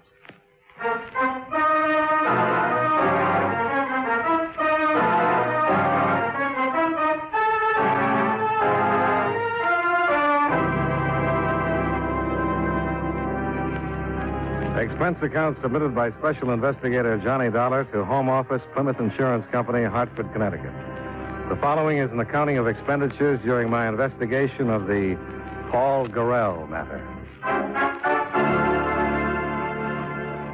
Expense account item 1, $153. Airfare and incidentals between Hartford and Phoenix, Arizona. On the way from my hotel to the Plymouth offices, I noticed that the afternoon papers were front-paging a report of the local killing of an unidentified man. I learned shortly afterward that the murder had an important bearing on my own foreseeable future. The story about it was displayed prominently on the desk of George Post, Plymouth's chief adjuster in Phoenix, when I got to his office. You say that all you know of this case is what you read in the Eastern papers? Yeah, that's right, and as you probably know, there weren't many details. Yes, being that far removed, of course. Here, it's been the worst crime in years. The killing of the 2 guards was needless. They weren't putting up a fight? No.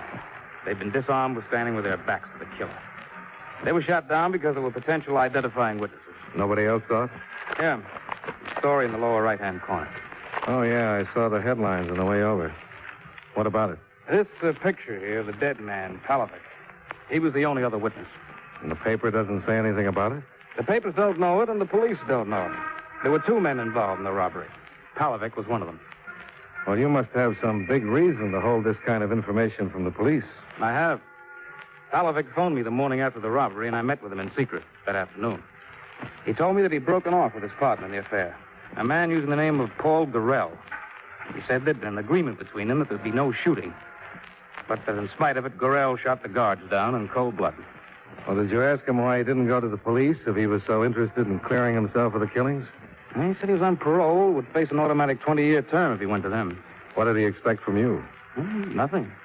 He said he'd been in trouble with the law most of his life, but that he'd never killed anybody. He claimed that all he wanted was to stop Gorrell from enjoying what he termed that blood money. He told me where Gorrell is and what his plans are. Is Gorrell still in Phoenix? Yes. And I know what you're going to say, that you still think it's a job for the police. Well, with 3 murders to his credit, I sure do. We decided to try it our way because their plan was to mail the money out of the state. Piledriver was sure that Gorrell has already sent it, but didn't know where, except that it was someplace in or near Los Angeles. Uh-huh. Any idea how he's going to try to get out of town? Yeah. It's one of those share the ride arrangements. You know, the kind that are advertised in the classified sections. This man is driving to Los Angeles and wanted passengers to share the expense and help with the driving. Both of them are going in the same car? Yeah. And since Piledriver isn't going, there's room for me, huh? That's what I meant when I mentioned you're taking a gamble. There's no doubt that Gorrell is a completely ruthless killer. Now, will you go? Well, I don't like it for a lot of obvious reasons. But I wouldn't like a reputation for turning down cases either. When do I leave?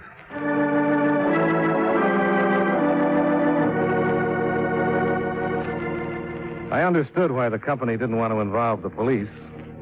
In their opinion, the chances were that more effort would be spent in apprehending the killer than in tracing down the money. But a big insurance company is one thing, and a private investigator working behind the law's back is another. And that was one thing I didn't like about the matter. Another that rang a little sour was Gorrell's choice of getaway method. The police admittedly had no witnesses and therefore no description. Yet Gorrell was avoiding public transportation. It made me wonder if somebody else could be looking for him. And still another thing. Gorrell would be in control of the situation. I wouldn't. I couldn't even afford the luxury of a gun for fear the bulge would arouse suspicion. The owner of the car for the trip was a Mr. Bovey, and I phoned him from post office. You couldn't have read it in today's paper, Mr. Dollar. I canceled my ad last evening. Well, I clipped the ad a day or so ago when it wasn't definite about my going to the coast. I hope you have room for me. Well, I'm afraid I don't. I already have 2 gentlemen and a lady. Oh, but it's a sedan, isn't it? 5-passenger? Yes, but 5 is too many. Uncomfortable for my people. You're sure that all your people are still going? I haven't heard to the contrary. Well, you can't tell about people. Suppose we leave it this way. I'll come out to your house in the morning. If there's room for me, I'll go. If there isn't, I won't. Is that okay? Well, if you want to take a chance, but don't expect to crowd in. I know from experience 5 is too many. All right, Mr. Bovey. I'll see you in the morning then. Goodbye. Goodbye. I suppose that was the only way to handle it. But how is Gorrell going to react to your being there? No, I don't think it'll change things. A guy in his spot is going to be suspicious of everybody anyway.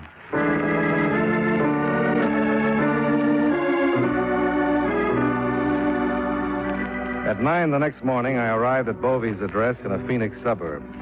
He left me in a seedy living room while he put his luggage in a car that was parked at the curb in front of the house. And a minute after he came back in, the doorbell rang, and he let Gorrell in. Just leave your luggage by the door, Mr. Gorrell. Your friend, he's not with you. Brother came up. Some business deal, so he couldn't come. But why didn't he let me know? Yes, he figured I would, because I made all the arrangements with you. And all the time I thought he'd call. Well, Mr. Dollar, did you hear that? Yeah, looks like I'm in luck. This is Mr. Gorrell. How are you? Hi, how are you? Mr. Dollar came this morning just on the chance that this might happen, so there'd be room for him. What, that somebody wouldn't show up? He must be psychic or something. Oh, no. Guy's got to get the breaks once in a while. Well, you two get acquainted while I pack the luggage. You, live here in Phoenix? No, I'm from the east. Connecticut. You travel all the way out here this way? I mean, in people's cars like this? Not all the way. I think I'll go outside, see what's going on. I don't want Bovey scratching my bag up.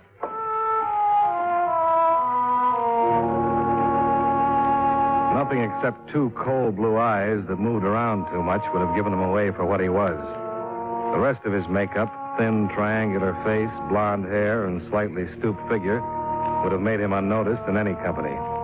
By the time I followed him outside, the fourth member of our party had arrived. She was a not unattractive brunette wearing harlequin sunglasses that made her look frightened.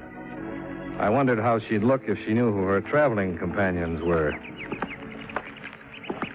This is Mr. Shelton and Mr. Dollar. Miss Shelton? Hi. We're all loaded. All right, then we're ready. Now, how shall we arrange how you sit? Does anyone care? Yeah, how about I take my turn driving first? I drove a cab for a while, and I know some quick ways out of town. Well, that's fine. Miss Shelton, will you sit in the back with Mr. Dollar? I like to ride in front in my own car. It's all right with me. Thank you, Mr. Dollar. The starter's right there, Mr. Gorrell. Yeah, I got it.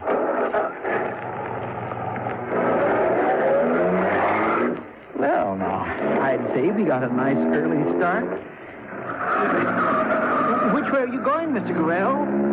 North on Mission Drive? That's right. Turn off on Northern and hit the highway. That's that long stretch of traffic out towards Peoria. Yes, but now, this is out of the way. It just seems like it. You leave it to me. I know this town like a book.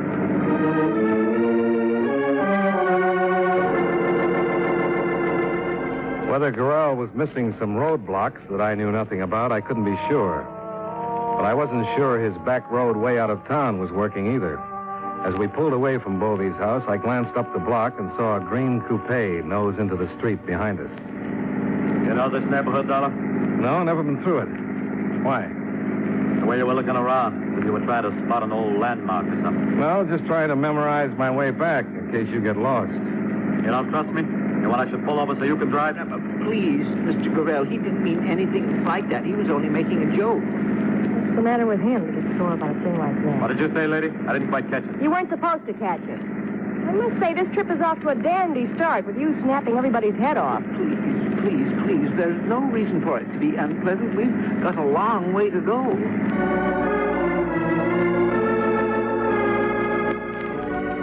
That evening, with Bovey driving, we were approaching Blythe on the California border when the car began to heat up. By the time we found a garage on the outskirts of town, it was almost dark. The report from the mechanic was that the water pump had gone, but he couldn't get a replacement until morning. I expected an outburst from Gorrell because of the delay, and I was surprised at his reaction to Bovey's apology. Oh, I just don't know what to say. I had the car gone over yesterday, and they told me everything was fine. Not your fault, Mr. Bovey. Nobody could see inside that pump. Oh, but I'm so sorry about the delay. Nobody's worried about me. For me, I'm glad it happened. I had enough of the road. And I could use a good night's sleep. Well, I don't feel so bad then. The mechanic said the motor court in the next block is a nice place. Shall we go look at it? Why not? Might as well. All right, come along then.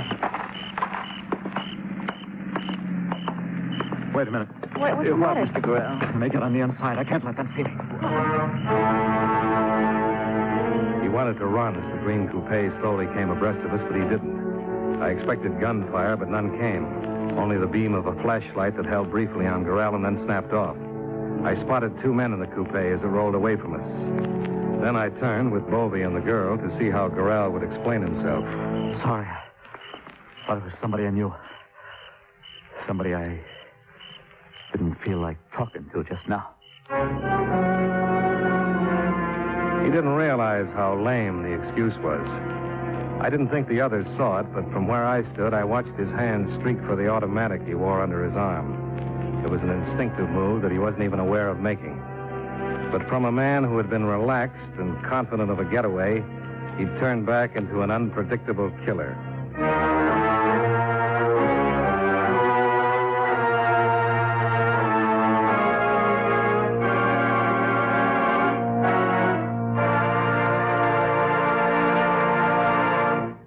You know, many great men have attained the highest office in our land, the presidency of the United States. Can you guess the name of this man? The presidency was the first and only public office he ever held. He never went to school, but was taught at home by a tutor. Like his father, he also became a military man and remained in the service until his nomination to the presidency in 1848. He was the second and last member of the Whig Party to become president. If you don't have his name by now, here's another clue.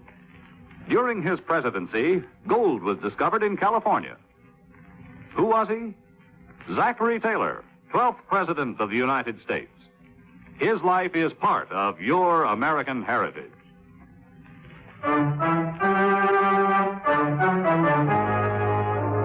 And now, with our star, John Lund, we bring you the second act of Yours Truly, Johnny Dollar.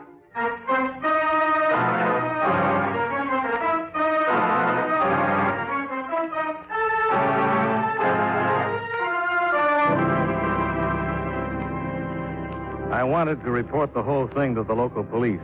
If I had, I might have prevented a lot of trouble. But I didn't. We checked into the motor court, and about 20 minutes later, Gorrell showed up at my room. Has Wolvie been to see you? Why, no. The Dane? No. I figured they might on account of that performance I put on out there. The truth is, I got in some trouble in Phoenix, and my nerves aren't so good. That's okay. I'm not curious. Yeah, well, I didn't want you to think I'm nuts or anything like that. I thought maybe you could tell the others.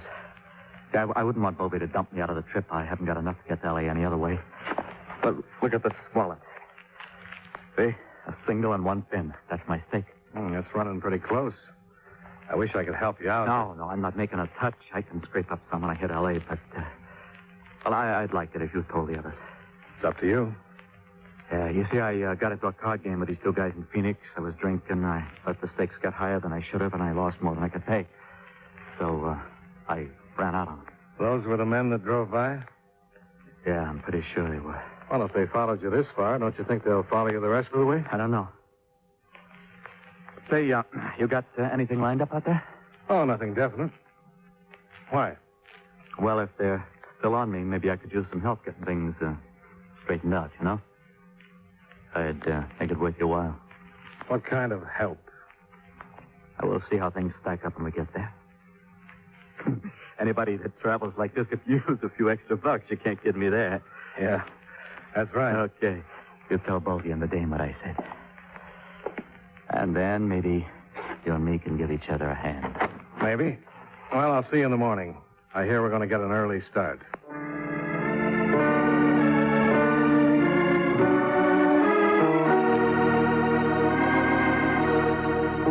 It was about 4 p.m. when the share of the ride trip ended on a street corner in downtown Los Angeles. Bovey drove away, the Shelton girl disappeared in the crowds, and Gorrell and I took a cab. The Prince Hotel on Spring Street. Right, get in, Dollar. Here's how it is. Before I left Phoenix, I shipped some of my stuff. Clothes, personal papers, and some cash that I didn't want to carry. You know, you can't tell what kind of people you're going to run into, travel and share the ride like we did. Yeah, I guess that's right. You see, if I get that suitcase, I can pay off, and these guys will have to leave me alone. But the way things are, I got an idea they'd beat my head off if they caught up with me. So it would be worth $25 if you'd go get that suitcase and bring it to me. Oh, that sounds simple enough.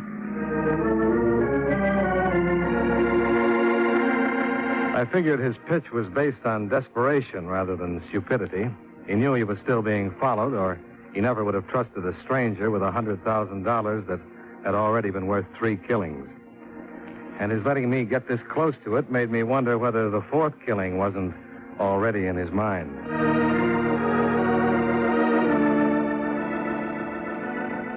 We both checked into the Prince Hotel, and in his room, he gave me the express receipt I'd need to pick up the suitcase. I left him and made my first stop at a phone booth. I called the police, told them my story, and arranged to meet a plainclothes sergeant from Homicide a block away from the express office.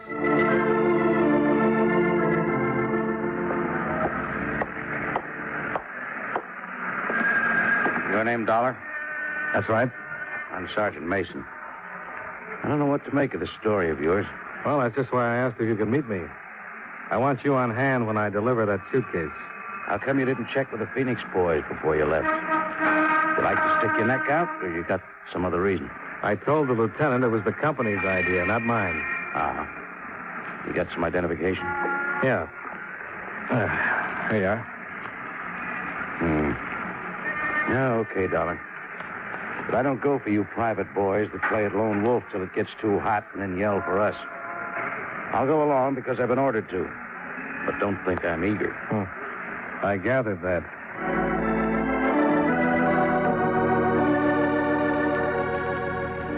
I took delivery of the suitcase without a hitch. Sergeant Mason was waiting halfway down the block when I came out with it. He trailed me back to the Prince Hotel and waited while I went ahead into the lobby. I got to Gorrell's floor, and when the sergeant was a few steps behind me, knocked on the door. Gorrell? Gorrell? It's Dollar. Try the door.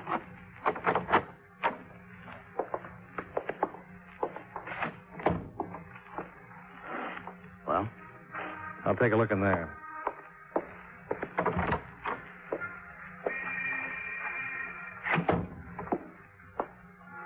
Well, his stuff's still here.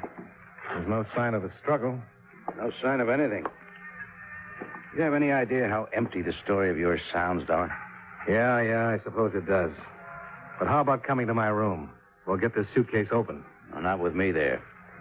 If you'd played it level with the Phoenix police and we had a go-ahead from them, yes.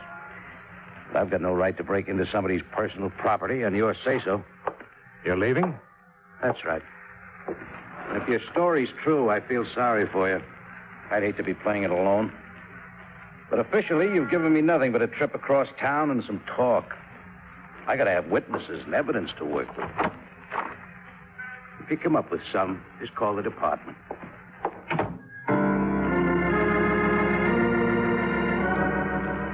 I hope the company will remember Sergeant Mason's procedure the next time there's a choice between working with the police or without them. He had every right to walk out, and when he did, this is what he left me with. A, the obvious possibilities involving the suitcase and whoever was after it. And B, the fact that returning to Phoenix with the money and without Gorrell would put me in the light of aiding and abetting the escape of a murderer.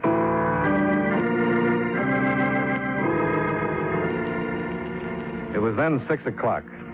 I checked Gorrell's suitcase at a bus station a short distance away. Then I grabbed a quick sandwich and went back to my room to wait. At 7:45, there was a knock on my door.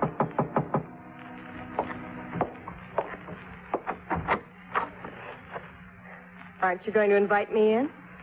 Oh, sure. Sorry. You knocked me off balance a little. Come on in, Miss Shelton. Thank you. I don't suppose there'd be a chance that you just listen to me without asking any questions and then do what I tell you to. What would you tell me to do? Pack up and get out of here. Out of town would be better. Why? Because without knowing it, you've got yourself mixed up with some bad people. Who do you mean, Gorrell? Yeah. What about him? I didn't realize you knew him. I don't. I mean, I didn't. Look, you have to ask questions. Well, I'm sure not going to pack up and move out of here just because you show up with some crazy talk about bad people. Well, it's true. Gorrell was trying to use you to save his own skin. Did you go after a suitcase for him? Yeah, but I didn't get it to him. He wasn't in his room when I got back. I know that. Some men came after him. The same ones that we saw in Blythe. They might have killed him by now. And they're liable to kill you, too. Where did you get all this? Just believe me that it's true and get out of here. I can't say any more. It's Gorrell. Don't let him in, please. I'll be right there. You get in there. Yeah.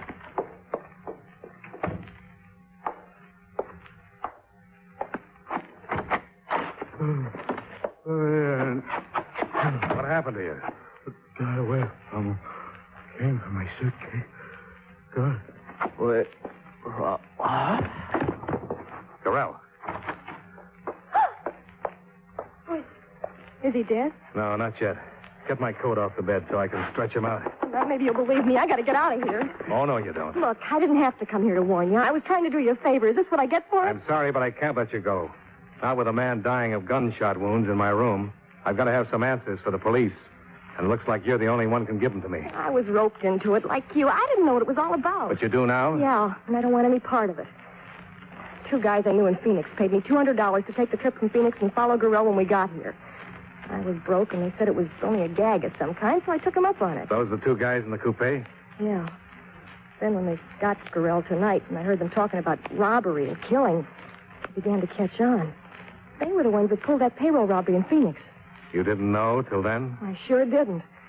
Look, I'm no angel, but I'd never have anything to do with this kind of business. Now, what's the rest of it? Well, there were 4 of them that planned it, but Gorrell tried to get away with the money by himself. They mentioned something about a phone call from somebody named Piledriver. Well, that's all I know. Uh-huh.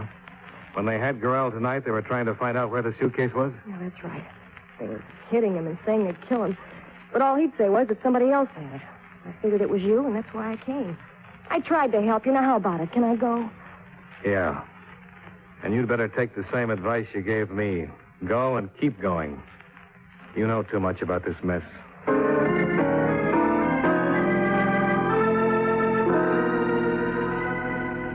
After she left, I called Sergeant Mason in the emergency hospital.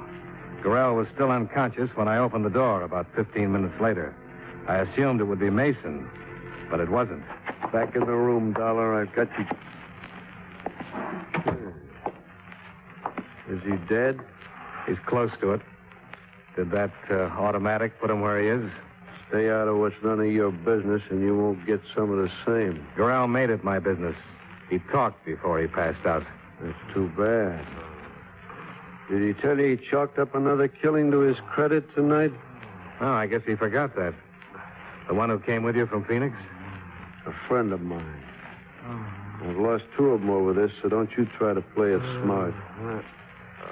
You know what I'm here for. You can look the place over. You won't find the suitcase. You picked it up. Where is it? Look in the top right drawer of the bureau. Why? Go ahead. You'll find a claim check in there. Nobody can get the suitcase without it.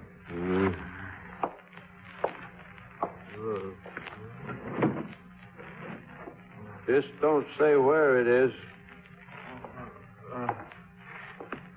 Where did you leave it? It's in a bus station. If you leave by the rear door, you go down the alley to the... You keep quiet.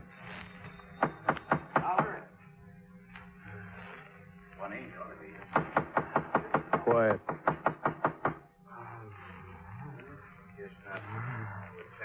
Paris. Shut up. I'll get...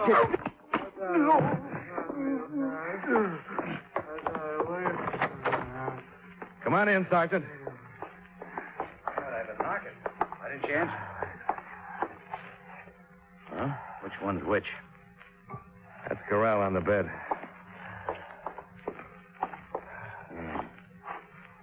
I guess he won't live long enough to profit by this. And I hope you will.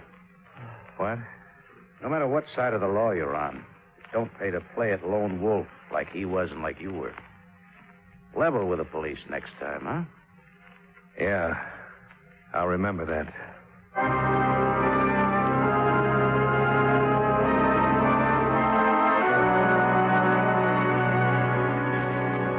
Expense account item 2, $63.80. Miscellaneous between Los Angeles and Phoenix. Item 3, same as item 1, transportation back to Hartford. Expense account total, $369.80. Yours truly, Johnny Dollar.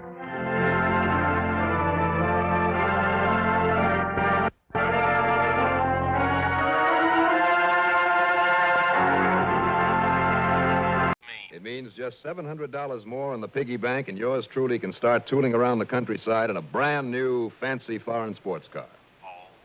Oh, I see. So unless you can guarantee me a minimum of $700, why should I travel all the way to Corpus Christi? Possibly miss out on something lucrative around here.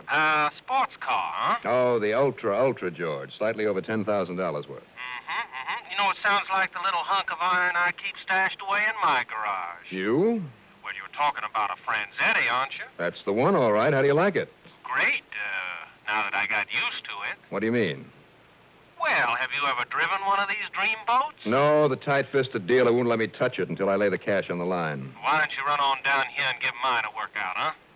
You mean it? Sure. Well, okay. I mean, come on down here and take over this insurance problem for me, and the Franzetti is yours. Oh, now, wait a minute. Oh, couple of days, couple of weeks, as long as you like. After handling a case for you. Well, anything wrong with that? No, I suppose not. And who knows? Maybe in addition to your expense account, I can dig up a little extra for you. Say, $700? Georgie, you're a doll.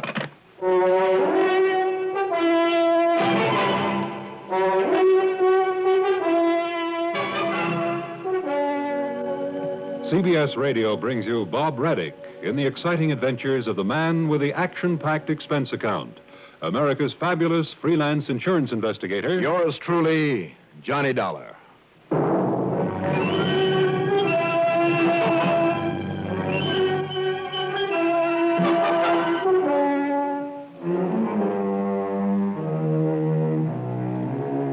Expense account submitted by Special Investigator Johnny Dollar to Eternity Mutual Insurance Company, office in Corpus Christi, Texas. Following is an account of expenses incurred during my investigation of the Rat Pack matter.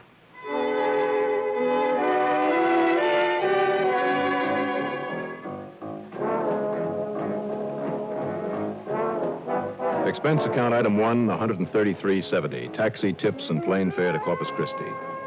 It was early afternoon by the time the big silver bird set me down at Municipal Airport. Hey there, Johnny. Huh? You know, I kind of thought maybe that bait of mine would bring you down here in a hurry. Hi, George. Hi. Well, where is it? The car. Well, what else? My little sports car. That's right. The Franzetti. Come on, stop beating around the bush. Where is it? Safely locked up in my garage. Are you kidding? Why, not a bit. I came over here in the beat-up old crate that I drive to work. Georgie, you're a dog. But as soon as you've cleared up this mess for me, the Franzetti is yours, all yours. All right, whatever you say. Now, what kind of a mess? Let's put these bags into your car. Run on into your office in town or whatever Johnny, hotel you picked out for me, and on the way you can tell me what it's all about. Did you say no somewhere along the line there? Yeah. Well, why? Because what you're going to use, pal, is one of the new compacts. I've arranged the rental for you, and it's sitting right over there at the curb. What a guy. Because you are taking this job on all alone over in a town called Summit Hill. Summit Hill? Mm-hmm. Named after a hunk of rock sticking up out of the ground, or maybe 40, 50 miles north and west of Skidmore. Where's Skidmore? Oh, maybe 40, 50 miles north of here. I see. Well, what's going on in Summit Hill? Murder, embezzlement, arson, or what? No. Summit Hill is a nice, small, well-to-do residential spot. A lot of nice old folks who made enough in oil and gas to retire there with their families. So? But the last couple of months, all we've been doing is writing checks to settle claims. The old folks are dying off, huh? No. But like I said, they all have nice homes and a bunch of nice cars. And that's where the damage is being done. What kind of damage? Malicious mischief. Only mischief is too mild a word. Just call it vandalism. Like what, George? I like taking those nice new models out on the back roads and hot rodding them to death, then wrecking whatever is left of them in a ditch or up against a tree. Well, that sounds to me... I mean, you should see what it does to a pretty sedan or limousine when it's been drag raced over some of those backcountry roads. And then our company has to foot the bill. You know what that sounds like to me, George? Sure, pal, and you are 100% right. It's the work of a worthless bunch of kids, some rat pack. What's the matter with the police up there?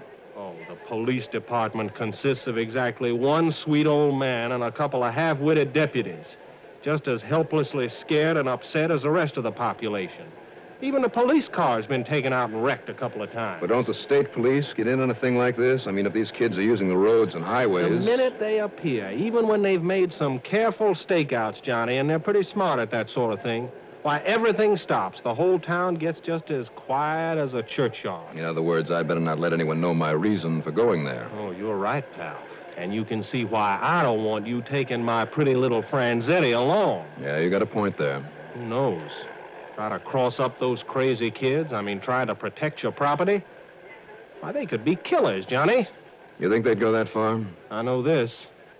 Driving a nice car, I wouldn't even want to be in that town, not after dark. But you're perfectly willing to send me up there to tangle with that rat pack.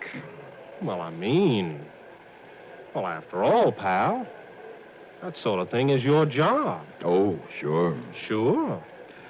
Well, thanks, pal.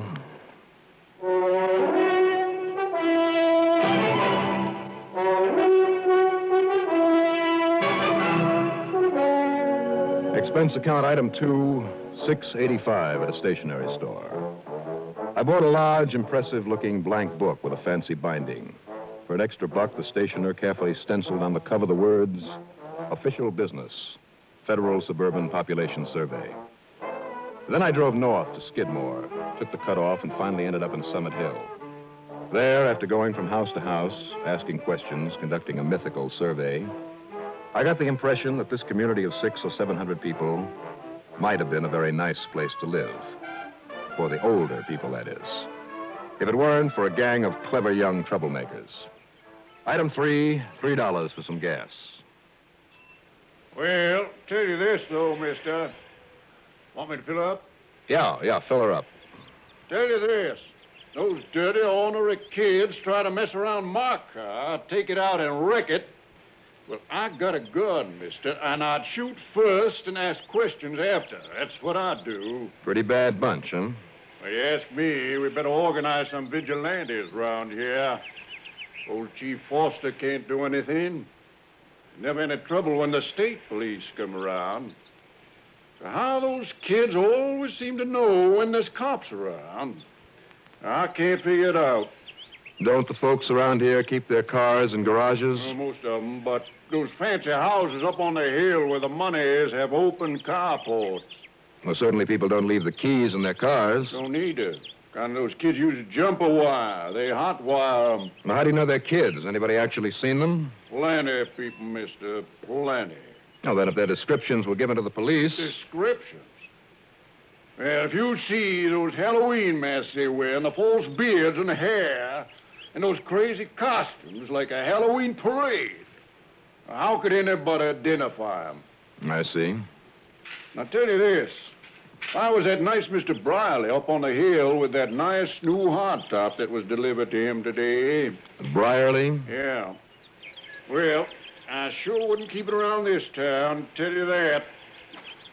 That'll be 286. Compacts don't hold very much. Right. Here you are.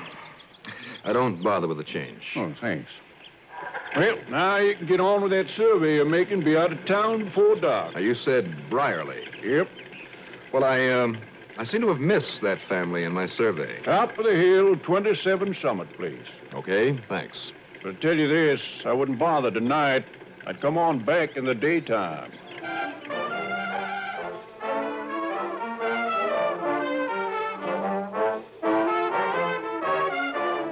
By the time I could grab a bite to eat, that's item 4, $1.75, and get up to the Brierly home on the hill, it was well after dark. The brand new expensive hardtop was there in a carport at the side. Yes? Who is it? Mrs. Brierly? Oh, I see by that book in your hand you're the survey man I heard about. Well, I know it's late, but may I come in? Well, all right. I guess it's safe to let you in. Who is it, Mother? It's the survey man, Henry. No, my name is Dollar, Johnny Dollar. His name is Mr. Johnny Dollar. Oh, well, you must excuse me holding a shotgun this way. But, Mr. Dollar, I'm always so worried when somebody comes around at night. Well, from what I hear, I can't say that I blame you. Oh, dear Henry, I hope that Frank and his nice girlfriend are all right. At a dance over in Pleasanton? Of course, they're all right, Mother. We're really worried about ourselves, Mr. Dollar. Well, why do you say that, sir? I just don't think we should have bought that nice new car. I mean, with all those horrible children around doing such awful things with people's cars. Well, isn't the chief of police, Chief Foster, any help? Oh, he tries, but whenever he puts on extra men to look after folks like us, nothing ever happens. Oh, yes, it does, Mother. But somewhere else in town, to somebody else's car. Well, I'm frightened. If only there was something could be done about it, Mr. Dollar. Or maybe something is going to be. By whom? Even the state police haven't been able to do anything. Sure, because somebody's apparently been able to tip off this rat pack, and that means local knowledge. Local knowledge? Of everything that goes on in this town. You think they're local boys? What else? That couldn't be. Couldn't they? Well, I've looked over this town pretty carefully. I've done a lot of thinking about it. Because of your survey. It looks like a mighty nice place to live. Oh, it is, it is. It was. Sure. For people of your age. But no baseball field, tennis courts, no movies, things like that. Well, I know. Not even a soda joint with maybe a jukebox. No place where the kids can gather and talk and laugh and dance and let off steam. Oh, we make up for that, Mr. Dollar, we parents, all of us, by giving them everything they want. Our Frankie has a nice home with us and nice clothes and all the money he wants. I see. And his hi-fi and his records and things and all the good books he needs. And all the others of his age have everything, too. That's true, Mr. Dollar. Except perhaps for cars. Oh? Well, after all, we don't want to spoil them. You don't want to spoil them. How much do you check up on their activities, say, at night? Well, they're pretty grown up. How old is he? What? This son of yours. Oh, well, Frankie's 22. Mm-hmm. And what does he do for a living? Work? Well, does he? He doesn't have to, Mr. Dollar. Why should he? And how many other families are there with the same situation? Kids about the same age, plenty of money, nothing to do. Well, practically all of us up here on the hill. Well, then what is the matter with you people? I beg your pardon? Don't you see? Haven't you got brains enough? Wait a minute. Listen. What? Outside the house. All right, now both of you stay right there. I hear it too, Mother. Somebody out at the carport. Oh, no. Is that a pistol you have there? That's right. But what's the matter with this thing? I can't get the chain off. Hey, it's that little pin I put on underneath there. I'll open But that gun, Mr. Dollar. Open it for me, will you? Maybe that awful gang out there. Of course it is. Will you open this door, Mr. Brierly, or do I shoot the chain away? No, I'll open it. And I'll lock it again after me. Yeah, but if you go out there, if you try to stop them... All right, now just stay inside. All right, you kids. Come on back here with that car. Okay, then, just one tire, just one of those...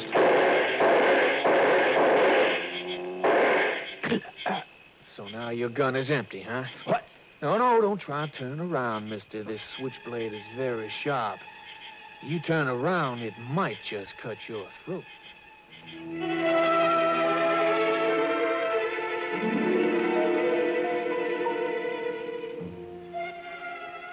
The switchblade knife at the back of my neck was moved just enough to prove it was razor sharp. I could feel a trickle of blood go down the inside of my collar. Now, you see, man, I don't fool. Now, drop the rod. Drop it. Sure. Now, you pick it up, Gene, like we add that one to our collection. That's right. Moving only my eyes, I could see this other one plainly. First, the heavy cotton gloves that picked up my gun.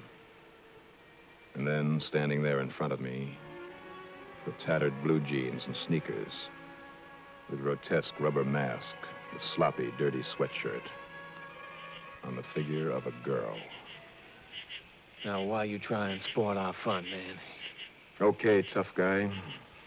Oh, you mean no panic. You're not afraid of me. Well, you're pretty big with that knife in my neck, aren't you? Huh? Well, it seems like you thought you were pretty big when you had that gun. Too bad you used up all those pretty bullets, man. But Jeannie knows what to do with it. Well, then you listen to me, Jeannie, whatever your name is. Oh, now, you think we use our real names on a caper like this? Any more we use our real faces, huh? Well, turn around real slow and see how you like my face. Don't you hear good? I said turn around, but slow and careful so maybe you don't cut your throat.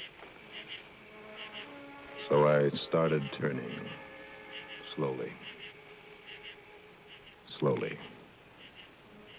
But then as I felt the edge of the knife leave the back of my neck, I swung out with my left and sent it spinning away. And then I drove a hard right into his midsection. But before I could turn again, my own pistol came crashing down on the back of my head. Ow!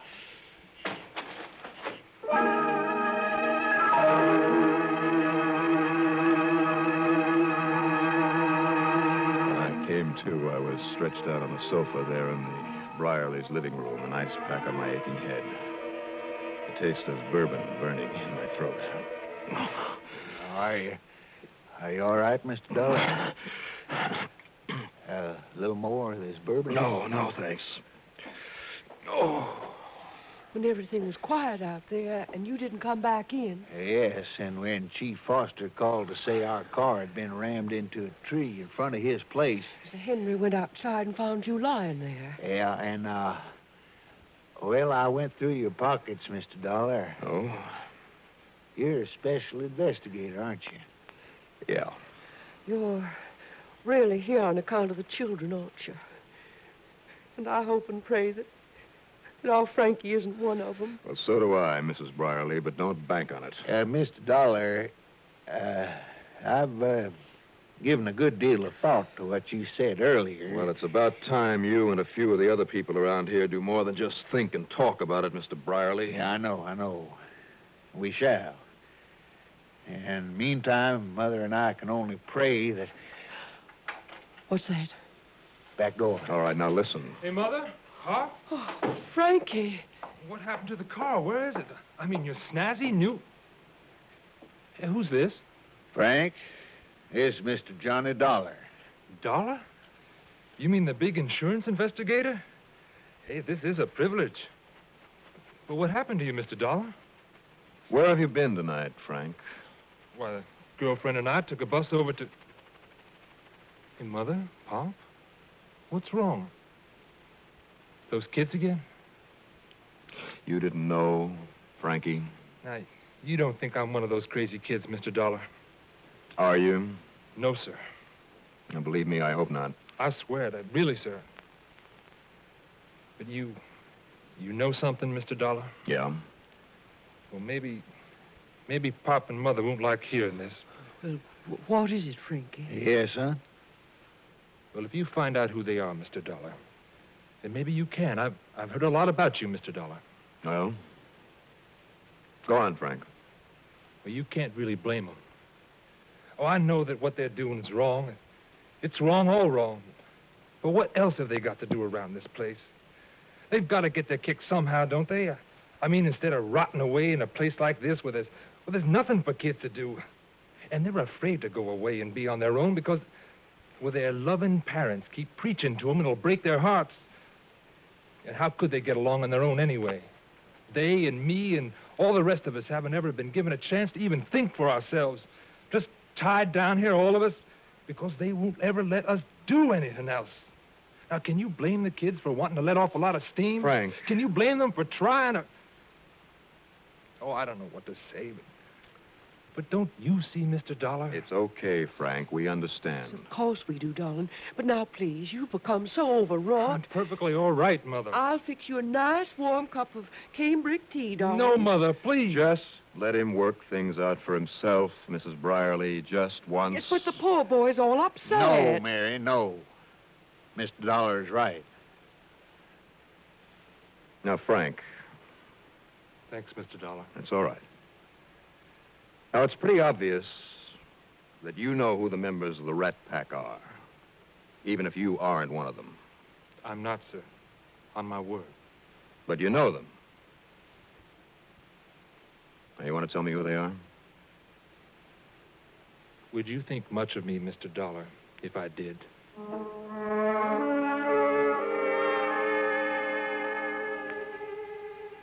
These cases of mine usually have big, fat, dramatic endings. And the devil with any kind of a message. Well, not so this time. I honestly don't know whether I did the right thing or not on this one. Too much faith in the younger generation? Well, maybe I have. But the next evening, there at the home of the Brierlys, there was a meeting of parents. Of all the wealthy, doting, indulgent parents of all the kids in their late teens and early 20s. Well, I tore into those parents, and by the time I'd finished, there were plenty of red faces among them. Incidentally, a couple of times out of the corner of my eye, I thought I saw the face of a teenager in the shadows outside one of the windows. What I said to those people in laying down the law to them, well, I honestly don't remember exactly. But it must have given them a jolt. And if they carry out their plans, there won't be a kid in that town with an idle moment on his hands. But their activities, their projects will be their own, with as little parental advice and guidance as possible. Then, the following night, thanks to a tip-off by young Frank, without the knowledge of his parents, I barged in on a meeting of the kids, 7 or 8 of them. As I might have expected, they were there in their foolish masks and makeup, knowing that I'd be among them. And if you think I'd been rough on their parents... But again, by the time I'd finished with them... I guess you're the only one in this town, Mr. Dollar, ever remembered he was a kid once. Yeah, that's so. But even if you're right, even if you got somewhere with the old folks, what happens now? We all go to jail for all those crazy things we did? Well, I'd say that depends on you. You certainly might if you keep on with this silly juvenile masquerading. Well, what do you say, whoever you are behind that corny mask? Okay, I'll take it off. Me too. See, Mr. Dollar, maybe you don't know it, but some of us heard what you said to our folks last night. Did you? Yes, sir, we did. And we heard what they're going to do, not for us, but with us. I mean, if they really do. Sure they will. I'm betting on them. But what'll you kids do? Well, sir, if it means anything, I'll somehow earn the money. And I don't mean for my folks. Pay for all the damage I've done. You've got my word on it, Mr. Dollar. Yes, sir, Count on me. Dollar. Now, as long as you know who we are, and as long as you got to report us to the police and all that. Well, my name... Why? Huh? Well, you got to know who we are, don't you? Well, like I said, that depends on you. And I mean from here on out. I have seen you now. I can come back here and identify every one of you. If I ever have to. Believe me, Mr. Dollar, believe me. Yes, sir, we promise you. All right. Now it's up to all of you.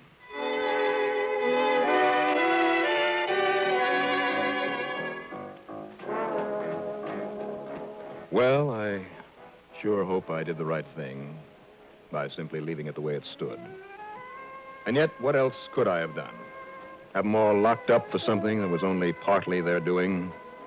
Try to make them into criminals? I don't think so.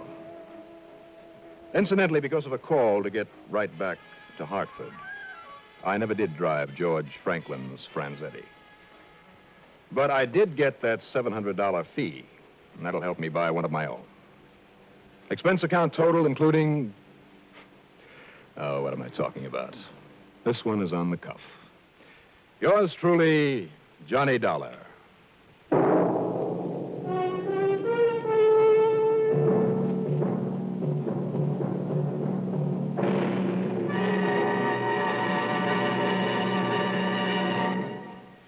And now, here is our star to tell you about next week's story. Well, next week, a doll, a purple doll, and all that goes with it. Join us, won't you? Yours truly, Johnny Dollar.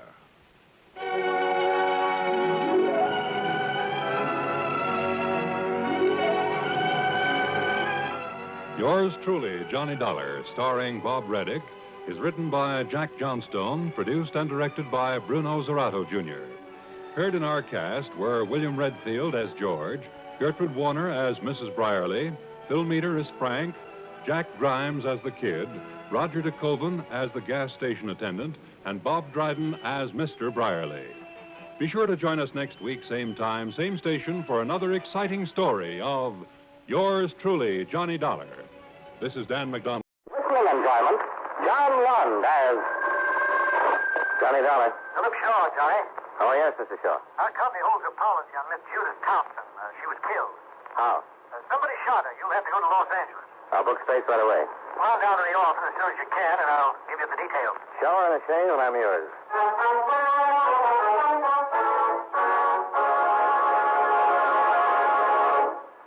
We'll return to our program in a moment. But first, I'd like to say a few words about jamming. And I don't mean Mother's Preserve. During wartime, it has frequently been the practice of an enemy country to jam our radio communications. That is, to cut into our broadcasting with broadcasting of their own so that our radio messages cannot be received with any degree of clarity. There was a time when our civilian radio broadcasts were jammed too, unintentional though it was. As you can imagine, it was quite a mess, and still could be. Can you imagine what would happen today if there was no coordination among our many radio and TV stations? Or if the telephone companies didn't cooperate? When radio broadcasting first began in our country, each station chose its own call letters power, and spot on the dial. It wasn't long before 2 or 3 stations would try to come in on the same spot, and the poor listener couldn't understand a thing he heard. So, to get things organized, the Federal Communications Commission was born. Licenses were issued to each station and to qualified operating engineers. The same thing now applies to TV stations. Today, a radio or TV station may request certain call letters, and if no one else has them, the call letters are issued. But power and the spot on the dial are restricted by laws of nature, and the FCC engineers don't have much choice in what they tell the station operator he can or cannot do. With the telephone and telegraph, however, the situation is different. The FCC makes sure the rates are fair both to the company and to the consumer, and that all the independent companies work together so that someone in Japan or Germany, for example, can call someone else in New York with practically no delay or trouble. So the next time you pick up a stateside broadcast loud and clear, or hear everything your family says to you over the telephone, just remember that you have the Federal Communications Commission to thank.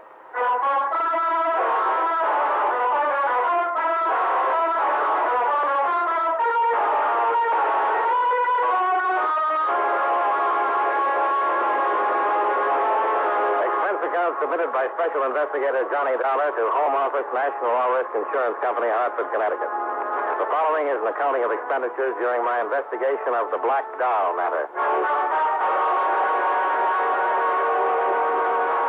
Expense account item 1, $189.95. Plane fare and incidentals to Los Angeles, California. I arrived at 10 o'clock the morning of the 12th and went directly to Hollywood, where I registered at the Wentworth Hotel. Then proceeded to Central Division Homicide and Lieutenant Brickford. Got a teletype this morning that you were coming, Dollar. Supposed to give you all the help I can. Oh, I'll be glad to have it. Can you tell me something about the dead woman? Well, shot once with a 38 in the chest. Killed between 1 and 2, night before last. Any suspects? We've been checking on the people she knew. Talked to several of them. Couple, Mr. and Mrs. Lyon, a girlfriend, Miss June Fisher. She'd seen her during the day, but can't tell us very much. The Lyons hadn't seen her for several days. They couldn't give us any reason why someone might kill her. We've got some more names we've got to run down. Boyfriend, William Carnes. Works for Timken Aircraft. Test pilot. Girlfriend says Carnes and the dead girl started seeing each other about 2 weeks ago, but she didn't believe it was anything particularly serious. She was killed in her apartment. Yes. Killer entered by back door, ripped the screen, but wasn't robbery. Nothing was touched. Somebody just walked in and killed her. Yeah. That's the way it looks. Lab hasn't come up with anything that'll help so far. No prints. They got the bullet, but we need the gun. What did she do with that night? Well, that's something we still got to find out. We are pretty sure she went out. There were some clothes on the chair, slacks and a coat. Wouldn't wear the coat around the house. What about this boyfriend? I was going out to talk to him this morning. I wanted to check on him first. Pilot in the last war. Went to work for Timken right after he was discharged. Seemed like a pretty solid citizen. A lot of citizens are pretty solid until they kill somebody. Yeah. Well, you want to run out the field with me? If you don't mind. Well, not a bit. Give me somebody to talk to.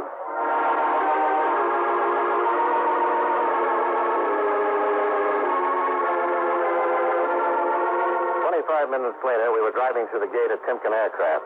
As we passed the long, low line of gray buildings, I saw a plane sitting on the starting line. A bullet-shaped jet with stubby, swept-back wings. Inside the main building, we were shown into Mr. Rudolph Timken's big presidential office. Come in, gentlemen. Which is Lieutenant Brickford? I am, sir. And this is Mr. Dollar.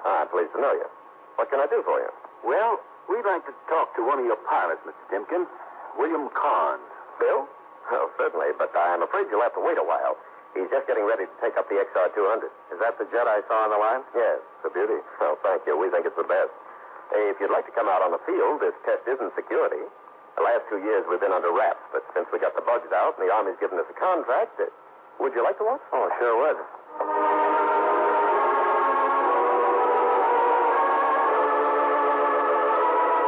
Timken took us out in the field, and we watched the jet take off and climb toward the west. It circled, climbing till it was out of sight. We kept watching and waiting. A cool breeze was coming in from the ocean, and the sun was warm on our faces. Finally, we saw it. Here he comes. Can't even hear him. He's traveling faster than sound. So do you fly, Mr. Dollar? Only when I've got an expense account. How fast would you say he's going? You'd be very surprised, Lieutenant. Even the Army was.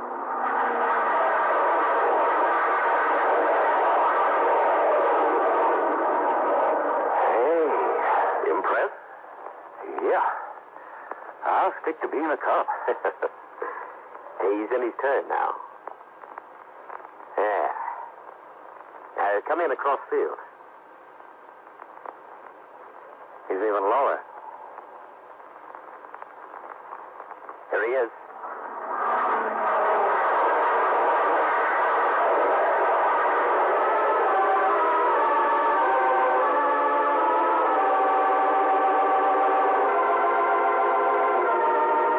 We waited on the field until William Carnes landed the plane.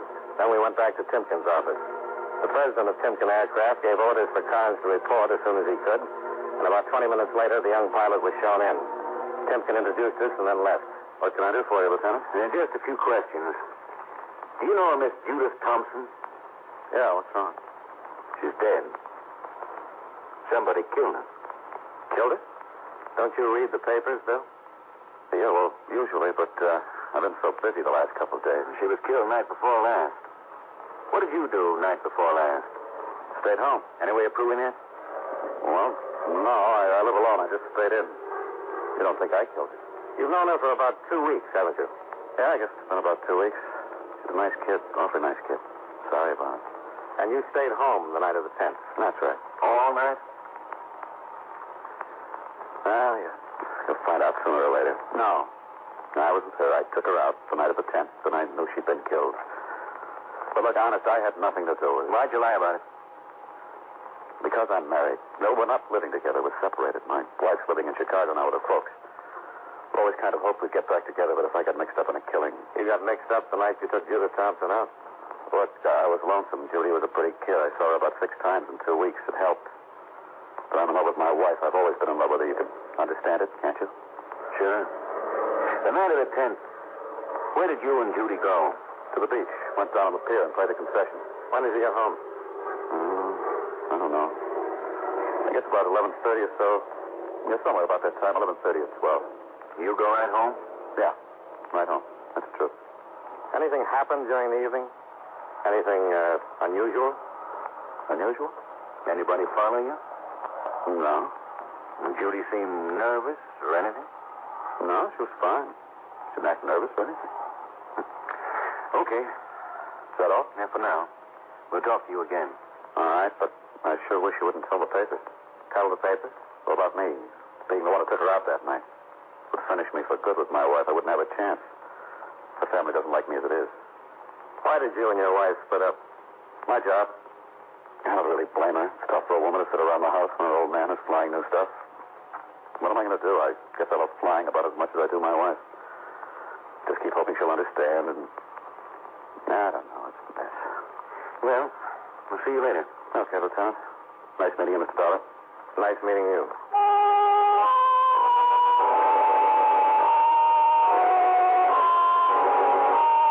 We left Carnes sitting in the big office and located Timken. We thanked him for his cooperation, then went out to the car. We were about to drive away when Bill Carnes ran out of the building. Hey, wait a minute. Yeah. Just thought of something. Yeah? What is it? Well, I doubt if it means anything. In fact, I forgot all about it until just a minute ago. Something about the other night? Yeah.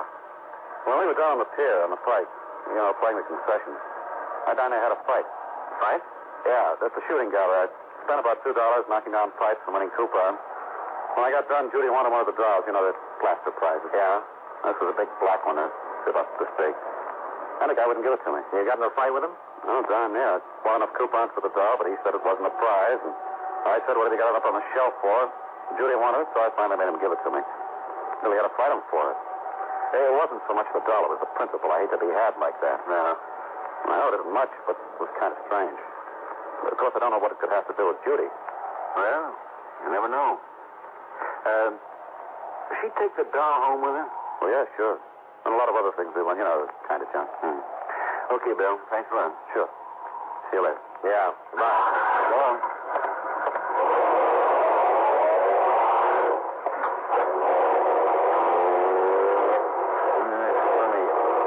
that's right.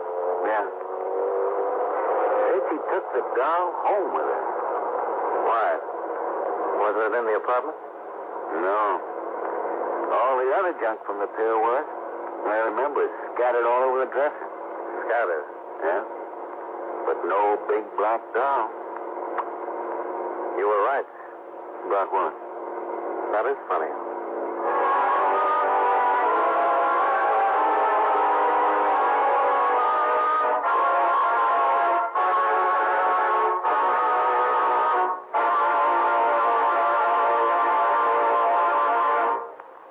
You know, many great men have attained the highest office in our land, the presidency of the United States. Can you guess the name of this man? According to historians, no other single man ever did as much for a country as this president did for the United States.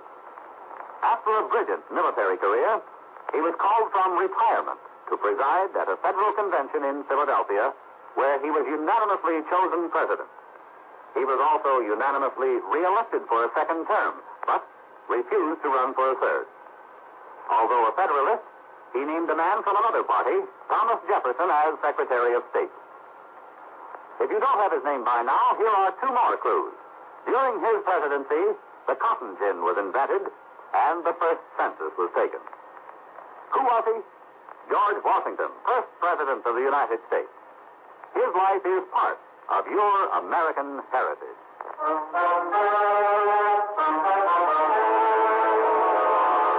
And now, with our star, John Lund, we bring you the second act of Yours Truly, Johnny Dollar.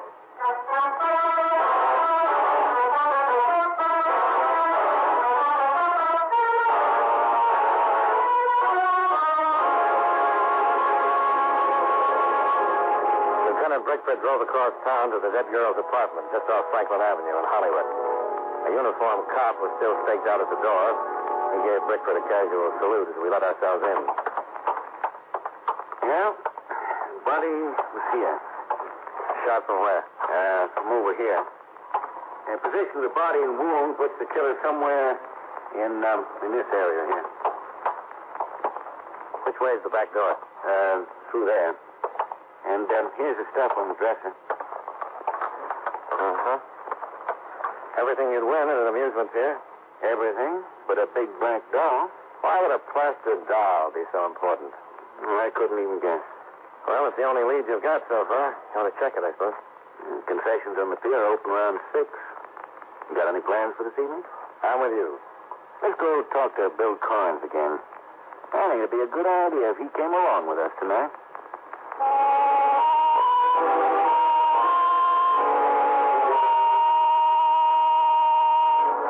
We left the dead girl's apartment and drove back across town to Bill Carnes' home near the Timpkin Aircraft Factory. Bill met us at the door and showed us into an attractive living room. To find out any more about... about shooting? Not yet. We'd like to know some more about your argument at the pier. Well, I told you just about everything. It started over the doll. That's right. You're sure Judy had the doll with her when she went home? Well, yeah, I'm positive. Saw her take it into the house, had her arm full of that stuff we want. The doll was the biggest of the bunch. You can't remember anything unusual about the doll? Unusual? No? No, I mean, it's just a big black doll about this big, holding an ashtray. You'd know this guy again? Oh, sure, I'd know. He runs a concession. At least he was the only one there. Well, can you go down with us tonight? To the pier? Yeah. Yeah, sure. You think the argument had something to do with Judy getting killed? We don't know. But that black doll wasn't in her apartment. It wasn't? Well, I saw her take it in with her. Well, it looks like somebody else took it out.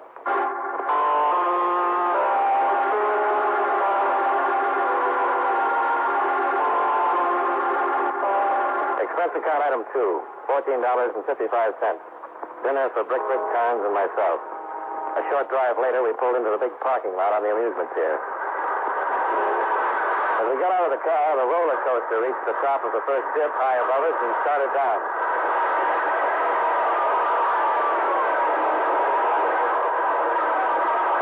We crossed the parking lot and walked out on the pier. I haven't been down here in a long time. Where's the shooting gallery? It's down at the other end.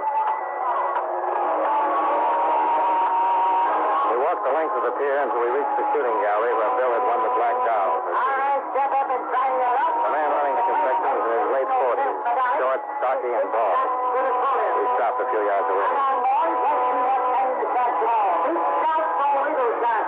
That's the man? No, he's not the one. All right, come on, boys. Try your luck. There's 6 shots for a port. What can we win? Anything on the shelf. On the top shelf, one just like it.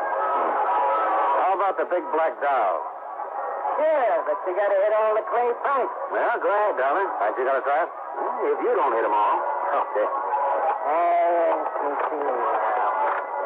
There you are.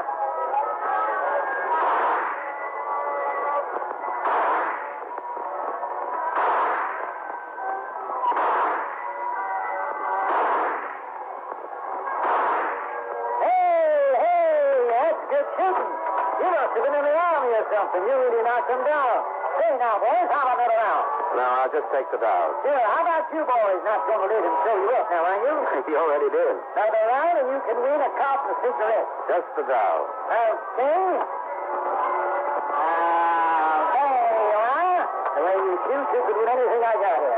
Say, you the only man who runs this place? Yeah, right. You weren't running it 3 nights ago. Well, what do you mean? I saw a guy, younger than you, nasty disposition. He was here then. Oh, you mean Charlie? If that's his name. Yeah, he just works for me. Where is he? Why, that's for the examination. We just want to know where he is. Oh? Are you a cop? Why? Well, hey, you act like a cop. You win yourself a dolly. Where is he? I don't know. He quit. When did he quit? Last night. What's his full name? Charlie Gilbert. Where can we find him? I don't know. He worked for you and you don't know where he lives? That's right. I gave him a job one night. Didn't ask him where he lived. Why did he quit? How do I know? Just quit. Said he was through and took his pay.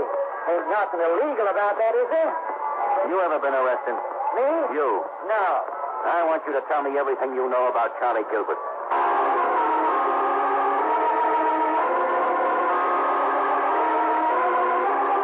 Rick and I questioned and cross-questioned the manager of the shooting gallery. He said his name was Virgil Wellman, but he'd never seen Charlie Gilbert till the night he'd hired him 3 weeks before. He knew very little about the man, but readily admitted Gilbert had a bad temper. He swore he didn't know where Gilbert lived or what he did in his spare time. Well, we left the pier and drove Bill home. The lieutenant dropped me off at my hotel.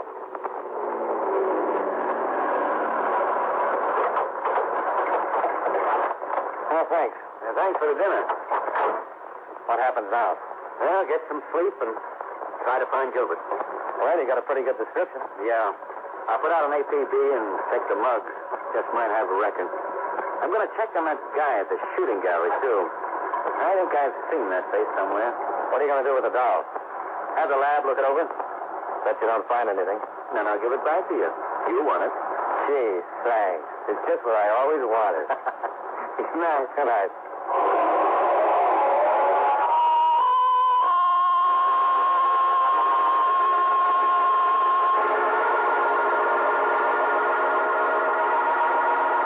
I went to my room, climbed into bed, and tried to put the puzzle together.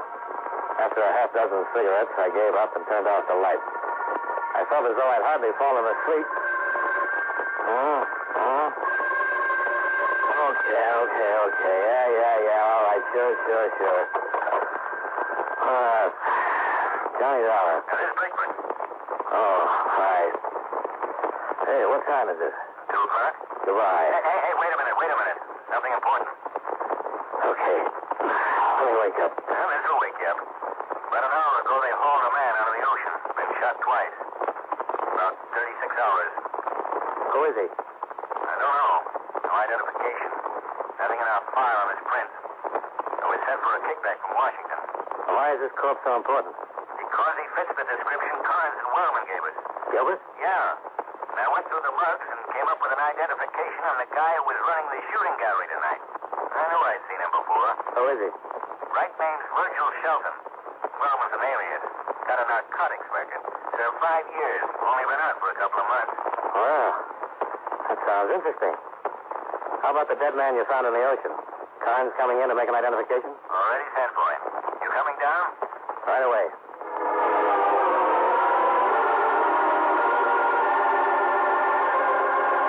Expense account item 3, $2.60 cab fare to the city hall, where I went directly to homicide and Lieutenant Brickford. Carnes had not yet arrived, so Brickford showed me the mug and record on the shooting gallery owner, then took me down to the morgue. The man they pulled out of the sea certainly fitted the description of Gilbert. Shortly afterward, Carnes was shown in to make the identification.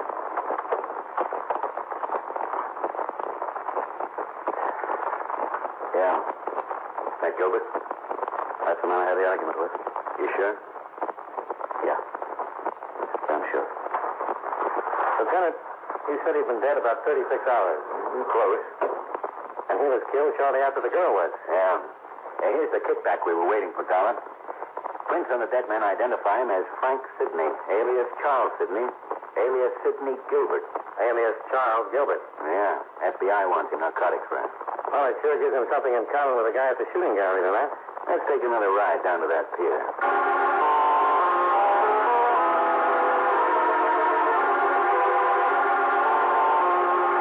Well, we had our first positive connection. Both of the men who worked at the shooting gallery had federal records and were wanted on narcotics raps. Now all we had to find out is why the girl was killed, who did it, and how did the missing black doll figure. Brickford told Sergeant Hardy to take Carnes home. Then we went down in the garage and climbed into the lieutenant's car.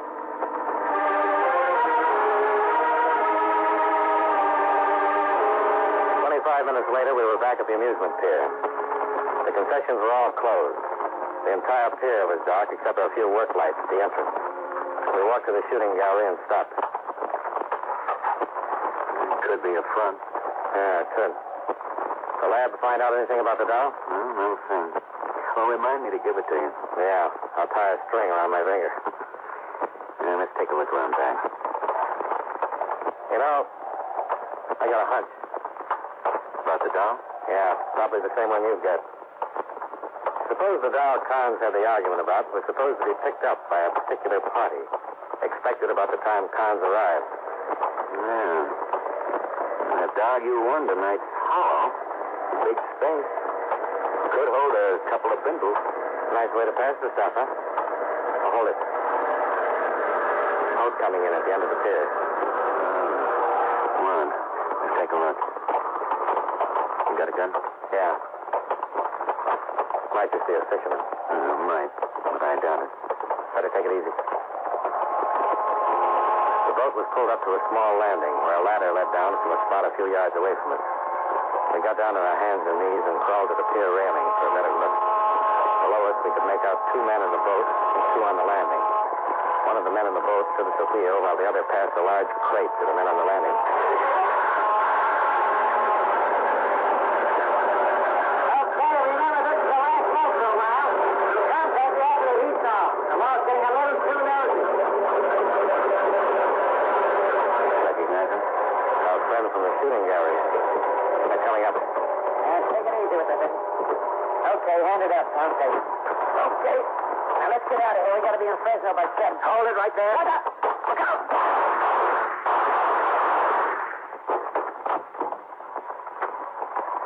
You okay? Yeah. Oh, this one's dead. Virgil's still with us. Yeah. Take his gun for a second. I want to look in that box. Yeah. You got a match? Yeah, right here. Well, looky here. Dolls. Big black dolls. And look what's inside. Mr. Dollar, looks like we've just cracked a king-size narcotics ring. Sure looks that way, Lieutenant.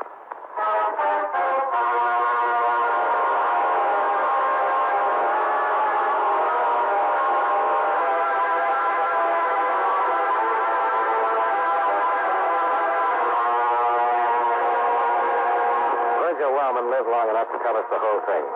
Once a week, one of the big black dolls was passed through a pickup. The night Carnes had the argument was one of those times. Gilbert knew he couldn't take a chance on a fight that would bring the police, so he gave Carnes the doll, closed the shooting gallery, and followed. Judith Thompson surprised him in the act of stealing the doll, and he had to kill her.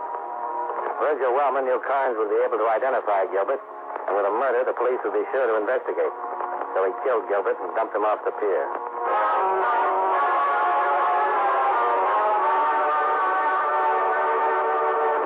Expense account items 4, 5, and 6.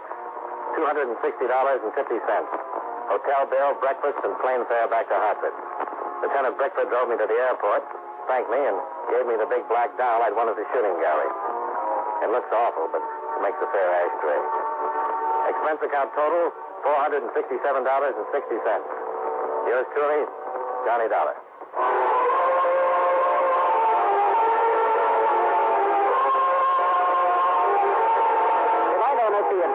You've been listening to some of the best in radio drama with Suspense and Johnny Dollar. Be sure and join us again tomorrow night at the same time, 9:05, when FEN presents My Favorite Husband and the Great Gildersleeve.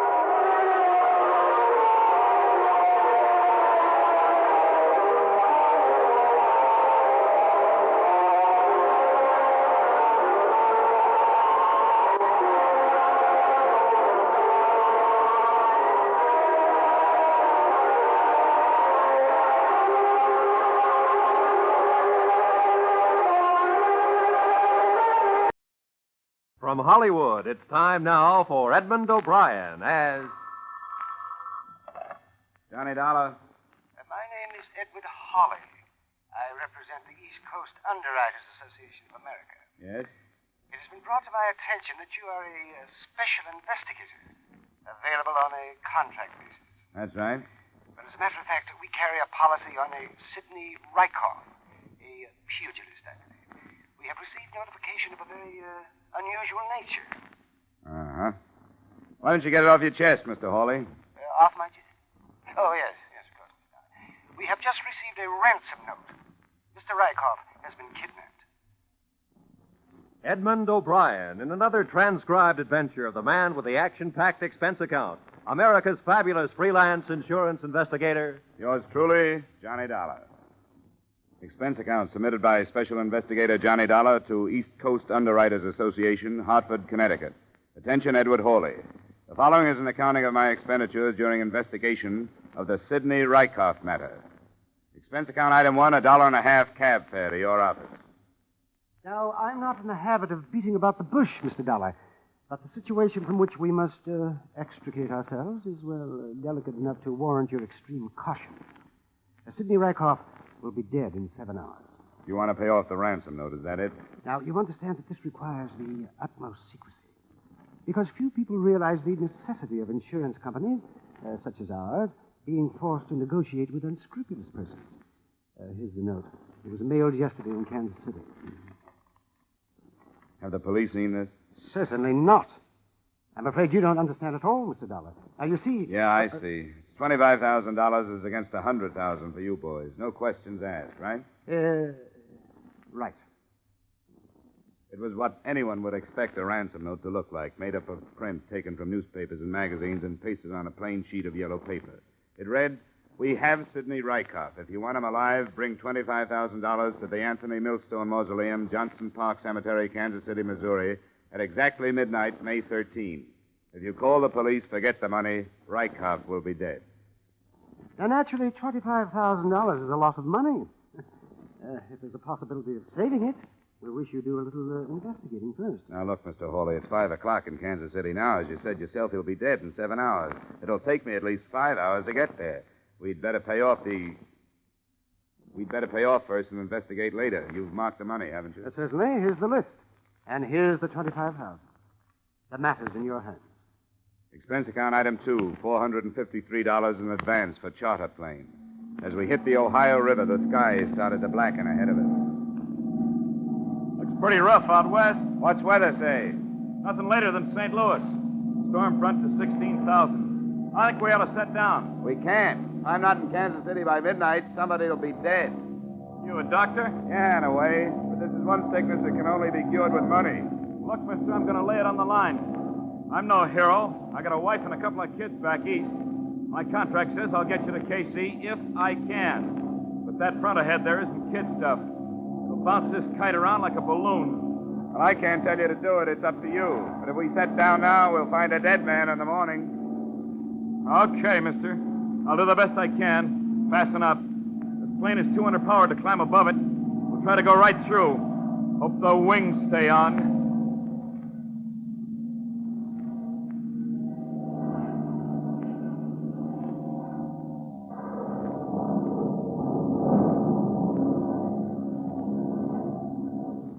was left of us coasted into Kansas City at 11:40. Expense account item 3, an extra 100 for a pretty good pilot.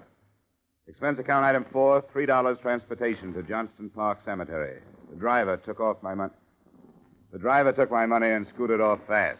I found the right mausoleum at the edge of the park. I looked at my watch. It was 3 minutes to 12. Park's closed, mister. Yeah, I know. I'm supposed to meet somebody here. What for? It's a financial matter. You can conduct your business with me. Wait a minute. How do I know there won't be more business tomorrow? You don't. Where are you going to leave him? We'll let you know. Yeah. Thanks.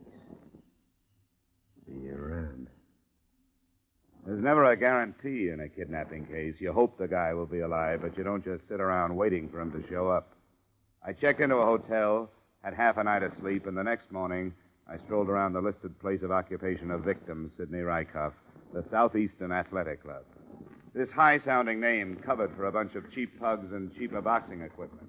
Sidney's manager made his shabby office livable by spraying the corners with Sweet Air household deodorant and keeping the door closed. Close the door. What's the matter with you? Crazy or something? You want that smell coming in here? You know what trouble I go to keeping that smell out of here? Sorry. People come in here, what do they care? It's not their office. They wouldn't do it at home. What do you want? I have information that you're Sidney Rykoff's manager. Is that right? Yeah, you know where he is? That bum. Smashed him against Malone next week, and he's off on another binge. You want him, you can have him. There are 1,000 fighters I could have. 2 years ago, I should have torn his contract to pieces, but I fell in love with his right cross. Did you ever see his right cross? No. Stand up here. That won't hurt you. Put your hands up. Now, higher. That's right. Now, look. It's the 5th round. I've been throwing body blows at you, see? Let me loosen my tie. Forget it. Are you listening to me? Yeah, go ahead, go Well, ahead. Now, look. Your defense is dropped. See, I telegraph a left. A left what? Cross. Oh, cross, yeah. Then, bam! Hey. Well, with me, it never works. That's how Rykoff won the Golden Gloves in 47. Say, how do you know he's off on a binge? He mixes it with milk. You ever hear anything so disgusting? Bourbon and milk. Thinks he's still in training that way. When was the last time you saw him? Friday afternoon. He was working out. He looked great. But when he comes back, he's got no manager. What kind of shape can he be in for Malone? I'll have to bail him out. I know it. If I don't, who will? Not his wife, that's for sure. I was going to ask you about his wife. Let me tell you something about that woman. In one way, she's the greatest gal on the face of the earth. And on the other hand, she can be a demon. Let me tell you something what she did. Yeah? You know that big boy from Chicago who come up through the middleweight? What was his name? That Snyder, Ryder, or something like that. Anyhow, she told Sidney if he didn't beat this guy, she wouldn't let him in the house. Well, Sidney gave the greatest fight it was possible for him to give. But he got it in the 8th. He was a mess, mister, a mess. You know they had to sleep in the hall? She wanted a winner? Yeah, he never lost again. I'd rather have her under contract than him any day. He don't fight for money. He don't even fight to be great. He fights to keep her from leaving him. Hey, who are you, anyhow? I'm from Hartford. What, with Milosky? No, not Milosky. Was it with Milosky? Did you have a stable of welterweights? No, I'm thinking of that. What am I thinking of that? Thanks for the information, Mr. Medill. I think it stopped raining. Wait a minute. Who are you? Insurance. Oh. Well, for the love of Charlie, close that door!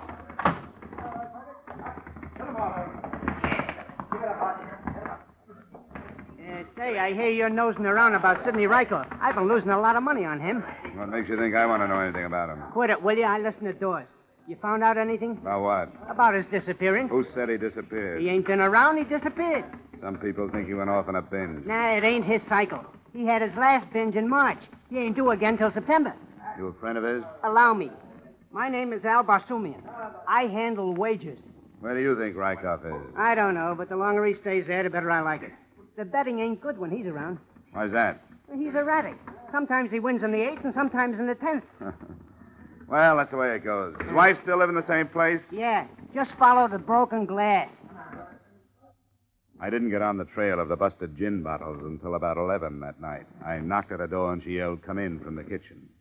She was sitting at the table in a soup-stained kimono, peeling the polish off her fingernails. Sit down, or just throw them stockings on the floor. You drink? Not right now, thanks. I'm an insurance investigator, Hartford, Connecticut. When did you see your husband last? Oh, Sidney? He comes home when he feels like it. Why? Something happened to him? I think you ought to know, Mrs. Rykoff. Your husband has been kidnapped. The company I'm working for received a ransom note.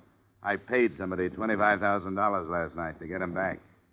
$25,000? For Sidney? Jerry Medill, his manager, took out a $100,000 insurance policy on him. Would you throw me that bottle? Who'd know about that policy? $25,000 for Sidney. The papers know about this yet? Hey, I gotta get fixed up for the reporters. I look like a perfect slob. Nobody knows about it but you and the insurance company. Now, how about giving me some answers? Why, so I can get him back? What do I want to get him around here for? Who'd know about that policy, Mrs. Rykoff? Besides Medill, I don't know, but he's Gabby. Who did you pay that $25,000 to? Well, the man that gave it to me didn't give me his name. Wait a minute. If that bum walked out on me, if he picked up $25,000 by kidnapping himself, well, he can stay out. He's not getting back in. What did he look like, who you paid it to? It was dark. Couldn't see much but his size. About up to here. Oh, then it wasn't Sidney. He's a light-heavy, 5'11". Could have been a friend. Any idea who? No, and if I had, I'd tell you. Ah, he can't get away with this. What makes you think he'd try? Because he got no guts anymore. Wants to quit fighting. When he does that, he quits having me. And he knows it. I'm not the type for any milksop. Hey, you sure you don't want a drink? No, thanks. Why not? Well, Mrs. Rykoff. Who's that? It's me, honey. Who's he? That your husband? No, it's another stumblebum, Mickey Snell. Hey, who's this guy? Never mind who's this. You lost your fight. Oh, Joe, honey, what's a fight? I heard it on the radio, a lousy 4-rounder, you stupid clown. Get out of here. Oh, now, don't be that way, Joe. It was a bad match. I'll win the next one for you. Then you can come back. But you lost tonight. Get out of here! Hey, Joe! Get out of here! Go on, you two-bit mug! She backed him into the living room and reached up towards the mantel as she passed it. She finally found something heavy enough. A 2-foot wrought iron candlestick. She didn't have to swing it. Her guest took one look at it and went out the door. I thanked her for her hospitality and followed him. He went down 2 blocks and into a bar. I got his name from a waitress and slipped into a booth with him. What was you doing there, buddy? Business, Mickey. I was asking her about her husband. Yeah? What for? What difference does it make? He's missing, and I want to know where he is. I don't believe you. You're part of why she kicked me out, and I don't like it, see? You know why she kicked you out. She likes winners. You lost your fight tonight. Well, she knew I was outmatched. That guy had the reach and everything. Look at my face. Hey, how long are you a friend of hers, buddy? I'm not a friend. I just met her. Came in from Hartford, Connecticut. Yeah. How well did you know Sidney Rykoff? What is it? Look, I'm working for an insurance company. They want to know where he is, that's all. How well did you know him? He beat me a couple of times, that Red Cross of his. You know where he is? No. Did he take a run out on his own, or was it somebody else's idea? Who could have that idea, buddy? I hear he was winning a lot of fights. He was. He beat me a couple of times.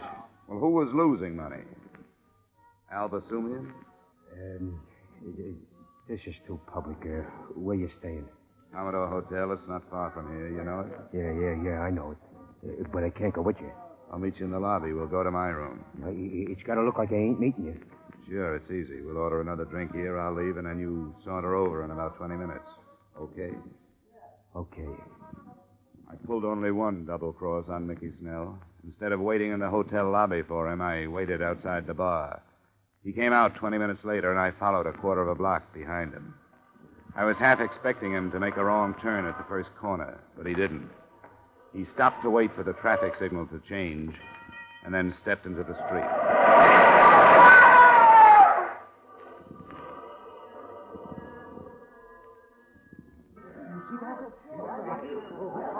And you say you saw it happen, Mr. Dollar? That's right, Lieutenant. I saw it happen. It was deliberate hit and run. You get the license number? No, only the first 3 numbers, M176. Uh-huh. Now, any other witnesses? Well, I don't know. There were a lot of people around. Well, that doesn't necessarily mean witnesses. Say, what'd you find in his wallet? Identification. Mickey Snell. He was a fighter. He must have won tonight. He was loaded. Can I see one of those bills? Yeah, Dollar, but watch it. I have to keep a record. Thanks. It was a $50 bill the lieutenant handed me. In the corner was a number I'd memorized on the plane trip out.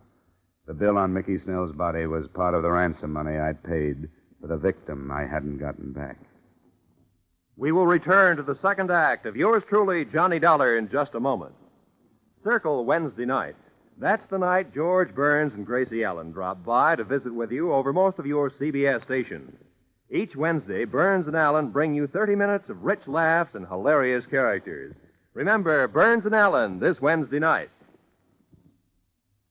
Now, with our star, Edmond O'Brien, we return to the second act of yours truly, Johnny Dollar. I knew Mickey Snell had died for something, and his inglorious death pointed to one of three possibilities. First, Al Basumian's gambling ventures. Second, Gary Medill's insurance on Sidney Rykoff.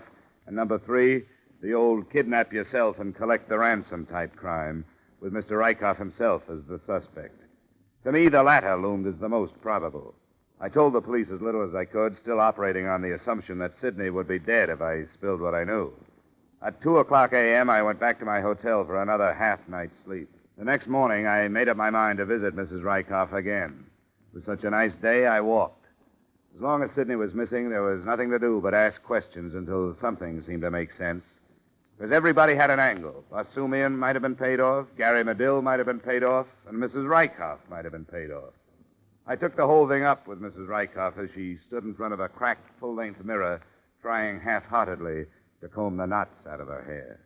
You come in here with your ouch, lousy accusations. I'm not accusing anybody, Mrs. Rykoff. I'm trying to get at the truth. Now, somebody has your husband, right? Hand me that brush. And somebody has the $25,000, right? How should I know? Look, I don't have any interest in Sidney Rykoff. I don't care if he's alive or dead. I don't care about your $25,000.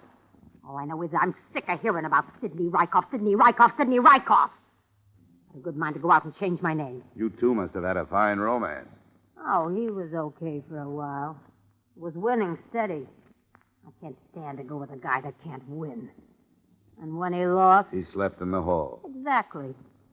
A man has to fight for me. I ain't just sitting here waiting for losers. Sidney was winning, wasn't he? Winning? Winning what? With that Medill as his manager, what could he win? What kind of a contract did Sidney have with Medill? Medill got everything, including Sidney's third molars. So what was I supposed to do? Look at this place. Sofa needs covers. Boy, could I use some clothes. Tatters. Look here. Seams busting out all over. I like Sidney to win, but I like him to win something big. Maybe you can if you bet on him. Take Basumian, for instance. Never gamble.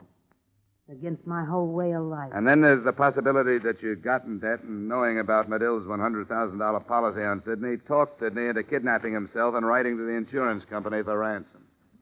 That's a dirty crack. But a pretty fast way to get out of debt. I've been scouting around. You owe a lot of people. I'd put the figure up to around $10,000. For a girl who lives like you do, that's a big sum. You make me mad.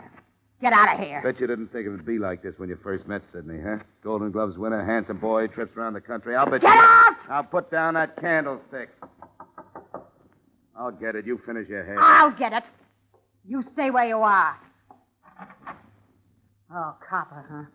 Yeah, what is it, Sergeant? Mrs. Rykoff live here? Hi, Mrs. Rykoff. What is it? Well, I'm afraid I've got bad news for you, Mrs. Rykoff. Your husband, Sidney. What happened? They found him on the highway just outside of town. He's dead. I studied Mrs. Rykoff. Her face showed only what could have been contempt and maybe a little relief. The officer made an embarrassed exit, and I closed the door. Mrs. Rykoff walked to the window. I followed her. We didn't say anything for a long while, and then she turned to me. What do you expect me to do? Cry? Not if you don't feel like it. I feel like I felt when they paroled me. I didn't know you did time. Twice. For what? Burglary and a couple other things. What are you going to do now? I don't know, something. Go away, I guess. You know, he wasn't such a bad guy when you got to know him. He tried hard. I used to sit in the front row, and when they knocked him down, I'd stand up and yell at him and call him every name in the book until I saw how mad he got, and he'd get up and win. Funny guy. I never could figure if he won because he loved me or if he won because he couldn't stand me. Hey, have a drink with me, will you? I'd appreciate it. Sure. Expense account item 5, $250 transportation. After toasting the remains of Sidney Rykoff in gin, I went down to the morgue and took a look at what was left of the Golden Gloves champ. His head had been bashed in with what the attendant described as a heavy instrument. The heavy instrument hadn't been found. They covered him up, and I went back to the hotel. It was still possible that Sidney had abducted himself, collected the money, then been killed for it by whoever he hired for the job. But then everything was possible. The more things happened, the more things were left in the dark. My head was spinning with Rykoffs and Medills and Basumians, and the taste of that raw gin wouldn't go away. I slept through the day, got up and ate dinner, and went to sleep again. It was a good thing I did, because the next morning, the phone rang early. Hello? Mr. Dollar? Yeah? This is Al. Al? Give me a sec. Oh, yeah, Al. Yeah, Basumian. You better get down here to my place. Yeah, why? Don't be ridiculous. I can't tell you over the phone. 1050 Clay Street in 10 minutes, huh? Yeah, as soon as possible. Well, hurry. Yeah. Expense account item 6, $185 taxi fare to the brick bungalow of Mr. Al Basumian. I was surprised to find a man of such uncertain profession housed so well. He met me at the door in his bathrobe and without a word led me down the cellar stairs. He flicked on the light near the furnace and pointed mutely at something gold in a box of ashes. I lifted it out carefully. It was a golden statue of a boxer. The engraving read, Sidney Rykoff, 1947. The base was caked with dried blood. This is liable to be a little difficult to explain to the police, Al. I came down this morning to give the furnace a good cleaning. It ain't been used since winter. My wife has been after me to clean out the furnace because it ain't been used for so long, so I came down here. Look, Dollar, I didn't have nothing to do with this. This is probably the object that killed Sidney Rykoff. Could very well be that you thought up this kidnapping, killed Sidney, and took the dough. Would I kill Sidney, plant a murder weapon in my own furnace, and then call you? Now, would I? To throw suspicion away from yourself? It's been done before. All I can say is I didn't do it. Look, Dollar, I'd call you because I thought maybe you could get me out of this. You being a man of influence... As far as influence goes, mine stops at getting funeral passes. I'd stick around if I were you, Al. Any traveling you might do between now and when the police get here is liable to be considered a confession. You gonna turn me in? What would you suggest? Drop the trophy back in the box, Dollar. Every so often I run into something like this. Come on, stand away. Just shows you, Al. Never trust a friend. He might be more honest than you. Get upstairs. Get those hands up. You bet. He walked me in front of him for a few paces. As we passed the light switch, I let my elbow brush it down. As the lights went out, I fell to the floor. He shot over me, and I felt the hot sprinkle of powder. I grabbed his legs and pulled him to the ground. Okay, Al. Come on, let it go. Let it go, I say. You dirty double-crosser. Come on, drop it. I grabbed the gun and felt my way along the floor on the wall to the light switch. When I snapped it on, I found I'd left a very cold Mr. Basumian on the cellar floor. I took the Golden Gloves trophy out of the box of ashes, wrapped it in a piece of newspaper, and headed up the stairs. Expense account item 7, $2, taxi fare again. To the police station? No. I was a fool, but no. I had a big hunch that the man I'd left in his own basement was not the killer or kidnapper of Sidney Rykoff. What I should have done is told the police my theories and hopped a plane for home. But there was $25,000 the company had paid in ransom money, plus $100,000 for the death of Sidney Rykoff, which they were going to have to pay. And if things stacked up the way I had it figured, maybe I could save them on both accounts. No, I didn't go to the police. I went to the drab apartment of Mrs. Sidney Rykoff. I was about to knock when I heard a pair of familiar voices inside. You shouldn't have come here, Gary. Well, I had to. Now that they found him, we can get out of here. You think so? I don't mean right today. A week, maybe. Then we'll get out. Kiss me, baby. I let it scram. Careful. As he opened the door, I ducked around a corner of the hallway and flattened myself against the wall. Once he looked back. I saw him squinting into the shadows, and I wasn't sure whether he saw me or not. I waited till he was a good way down the street before I went to the drugstore and phoned for the law. I told the lieutenant in charge to give me 5 minutes alone with Mrs. Rykoff and then to take her away. He agreed, not knowing what was up. I went back up to Mrs. Rykoff's apartment. In the hallway, I quietly unwrapped the Golden Gloves trophy and stuffed the newspaper into my pocket. The door was open, just a crack. I opened it wider. There was no one in the living room. I squeezed inside and shut the door with care. I heard her pulling up window shades in the bedroom. I went over to the mantel. There was a round, clean spot in the center, and the trophy fitted right into it. Then I went over to the couch and sat down. I felt the comforting bulge of Basumian's gun in my pocket, and I lit a cigarette. She must have smelled the smoke. How did you get in here? You left the door open. You got a lot of nerve. You know, something's different about this room. You know that? You know, I can't put my finger on it, but there's something added. Maybe it's you. No, I mean in the way of furnishings. Hey, are those the same drapes you had in here before? Look, let's skip the interior decorator routine. No, please, it bothers me. Let's see, the sofa was over here, remember that? Chair was over there. Maybe it's something on the mantelpiece. What? Yeah, it's that thing. Hey! Where did that come from? I don't know, but it sure is pretty. Oh, I guess that's what Sidney won in the Golden Gloves, huh? Let's see that. No, stay away from there. Well, what's the fuss? It's just a trophy. You're pretty smart, aren't you? Well, it isn't going to do you any good. You better put that trophy back where it belongs, Mrs. Rykoff. You don't want to cave in my skull like you did your husband. Nobody's stopping us. Nobody. You must swing a pretty mean trophy, Mrs. Rykoff, but not today. Let go of me! Come on, give me that. No! That's better. You better stand over there near the door. Go on. This thing's loaded. Get him, Gary! Gary! Gary! Thanks, Lieutenant. Hi, Dollar. Well, better late than never, huh? It all tied up nice. Al Basumian's gambling racket was looked into and cracked wide open. Mrs. Rykoff's confession read something like this. I killed him a week ago. I got mad at him. I picked up the trophy off the mantelpiece and killed him. I didn't mean to kill him.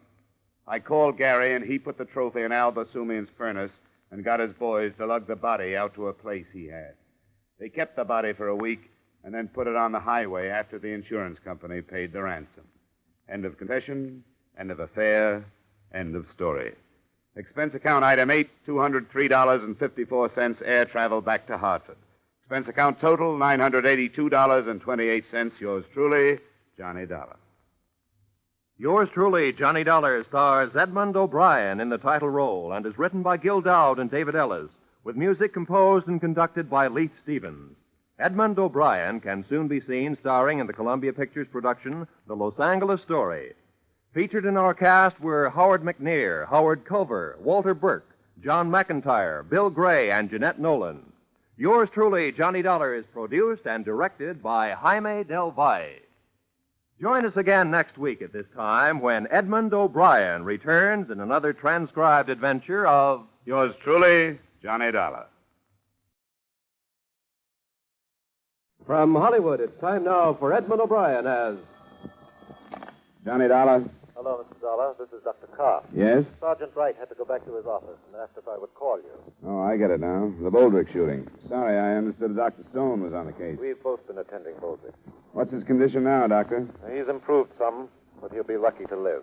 We gave him 3 blood transfusions this afternoon, and this evening he regained consciousness. Was Sergeant Wright there at that time? Yes. What did Boldrick say? Did he say who shot him? No, he wouldn't talk about it. Said he didn't remember, but he was lucid when he arrived. Oh. When do you think I can see him? Well, that's why I called, Mr. Dollar. You can see him this evening. Sergeant Wright hopes that since you aren't a police officer, perhaps Boldrick will talk to you. Well, I can try. I'll be there in about 45 minutes.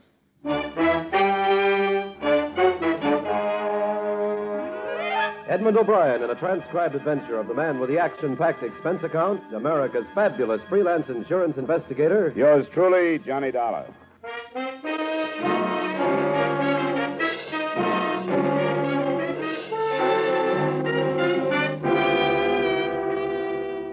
Expense account submitted by Special Investigator Johnny Dollar to Home Office, Corinthian All Risk Insurance Company, Hartford, Connecticut.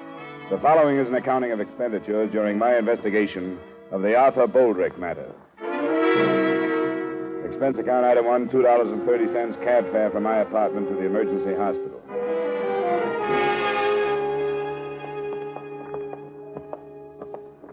I wouldn't stay with him too long, Dollar. All right, Just Doctor. a few minutes. You'll be able to tell when he tires. This is the room. Well, Boldrick, how are you feeling now? I don't know. You're coming along fine. This is Mr. Dollar. He represents your insurance company. Hello, Boldrick. Sorry about what happened. Yeah. Mr. Dollar wants to ask you a few questions. I've told him not to stay too long, but if you feel tired, you can tell him to leave. I'll drop by and see you later. You think I'm going to die? Is that why you're here? No, of course not. Doctor told me you were out of danger. I've just got some routine questions to ask you. You say it was a man that shot you? Yeah. Somebody I never saw before, that I can remember. But I don't know what happened. You remember where you were when you were shot? It was in the backyard near the garage. I was right by the garage door, and this guy come around from the alley, and... What did he say to you? He was after the car keys. I had them in my hand. He made a grab for me. He said, give me those keys or something like that. And I give him a push, and that's when he shot me. After then, I didn't even know he had a gun. You didn't see it when he asked for the keys? No, if I'd have saw it, he could have had the keys. I don't fight no man with a gun. What did he look like? Oh, that's one of the things I don't remember too good. It happened so fast. He was wearing like overalls or something. What color? Oh, blue. It seems like only faded. Could have been shirt and pants, too. It was awful fast. There he was, and then it happened. What else about him? That's about all. I think he was sort of dark, but I don't think I'd even know him for sure if I saw him again. Maybe I would. Maybe you'll remember more if you try. I will. I figure this guy, whoever he was in trouble or something, and he just needed a car in a hurry. But he didn't take the keys. Well, I figured he lost his nerve. Wilma come running out when she heard the noise. Will Wheeler from next door. This guy was gone when they got to me. Well, I won't bother you any longer, Boldrick. You will help find this man if you'll think about it as much as you can and try to remember what he looked like. Don't worry, I will. Hey, mister, do you think they'll let my wife come to see me tonight? I'd sure like to see her. I don't know. But I'll ask Dr. Carf on the way out. I'll see you later, Boldrick.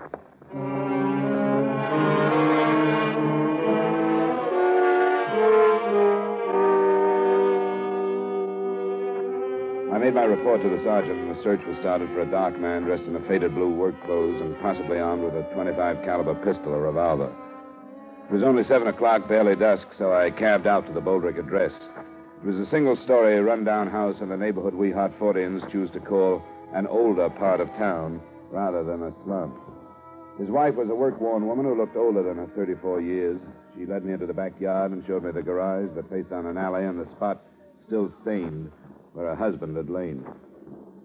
It was here. Nobody was in sight when you got out here? Mm-mm. I didn't see nobody. Neither did Will Wheeler. Your husband mentioned him. He lives next door? Yeah, that house. And this man must have run down the alley. Does it open onto a street at both ends of the block? Yeah. It runs clear down to Lawrence and up to about Cedar the other way. I should think that most of the people in the neighborhood would be home at that time. The time he was shot, wouldn't you? I should think so, yeah. And the police will probably find somebody who saw this man running down the alley. I think somebody saw him. But most people... Wilma, is everything all right? Yeah, Will. It's all right. Somebody's bothering you and you don't feel like it, just tell me. It's all right, Will. He's from the insurance. My name is Dollar. You must be Mr. Wheeler. That's right. I don't think nobody ought to be bothering Velma in the middle of all this trouble. I wanted to meet her and ask a few questions, that's all. I'm through. All right, then go on in the house, Velma. Try and get some rest. If it's all right, then. Sure, Mrs. Boldrick. Thanks very much. All right. I guess I couldn't help very much. This has got her in pretty bad shape, finding art like that. And then they won't let her go unseen. How is he, do you know? Pretty bad. I saw him a little while ago. Was he making sense? Seemed to be. Before the ambulance picked him up, he was kind of off. All he could say was some guy shot him, that he didn't know.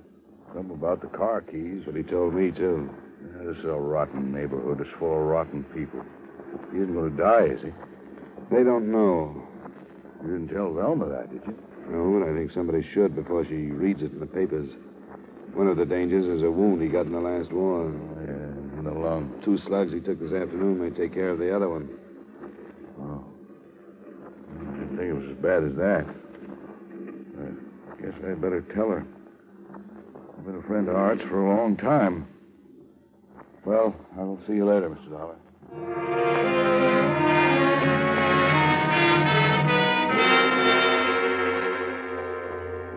As I left the neighborhood, I noticed 2 police cars, so I knew Sergeant Wright's men were at work.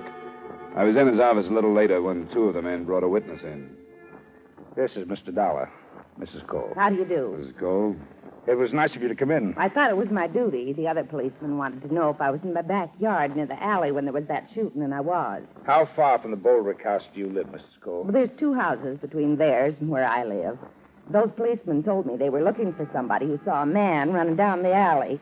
I've got a garden out back, and that's where I was when I heard the shots. I didn't see no man running, but I saw a car come from that way. Which way do you live from the Boldricks, Mrs. Cole? Down from them. South, that is. And did you recognize this car? No, I didn't. I didn't see the man in it either, but it came from that way. Did you see anybody else in the alley at the time? No. At first, after I saw the car, I thought it was backfired. But then when I heard about the trouble, I remembered the car. Well, we're glad you did, Mrs. Cole. Was the car traveling fast or slow, would you say? Oh, about medium, I'd say. They can't go too fast in the alley on account of the chuck holes. What color was it? Tan or brown. I don't know much about what kind it could be. I think you could call it a sedan. Anything else, Dollar? Not right now. The officers you came in with will want to ask you a few more questions, and then they'll drive you home, Mrs. Cole. No. I want to thank you very much. Well, I hope I've been some help. Good night, Mrs. Cole. Good night. Nothing fits, Dollar. 3 witnesses on the other side of Boldrick's place swear they would have seen anybody running in the alley at that time. And this one says she saw a car leaving. Oh, it's still early. I guess we'd better phone the hospital, find out if we can see him, huh? Yeah. Yep. I'll put out an alarm on a brown or tan sedan, and then I'll call.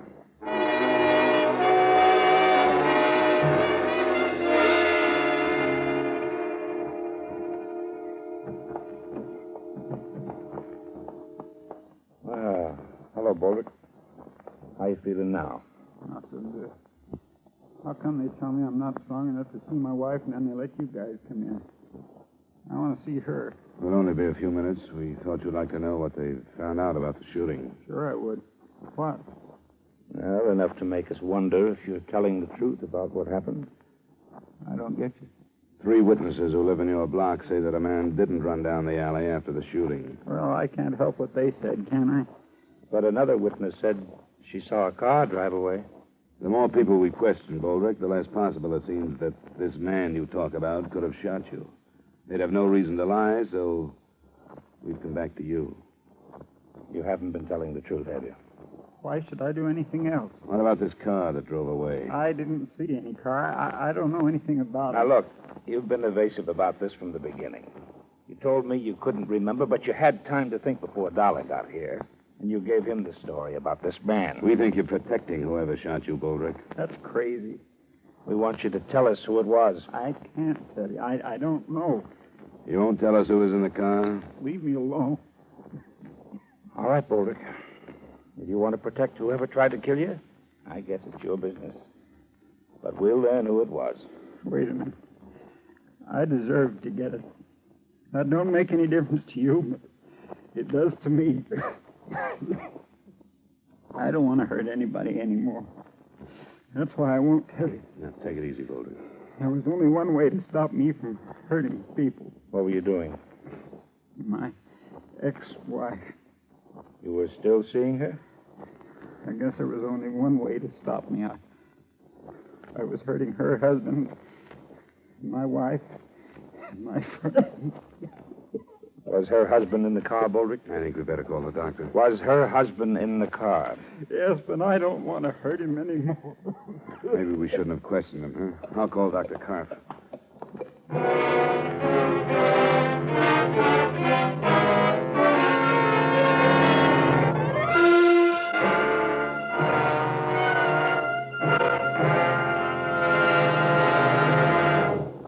We will return you to the second act of yours truly, Johnny Dollar, in just a moment. Johnny Dollar's listening fans will want to make a special note of Johnny's time change, beginning this coming Wednesday, June 20th, over most of these same CBS stations. follow yours truly, Johnny Dollar, on his San Francisco search for a missing medico, a puzzling case Johnny calls the Malcolm Wish matter. Enjoy it when you hear yours truly, Johnny Dollar, moving to Wednesday nights on CBS, starting on the 20th, next Wednesday. And now with our star, Edmond O'Brien, we return you to the second act of yours truly, Johnny Dollar.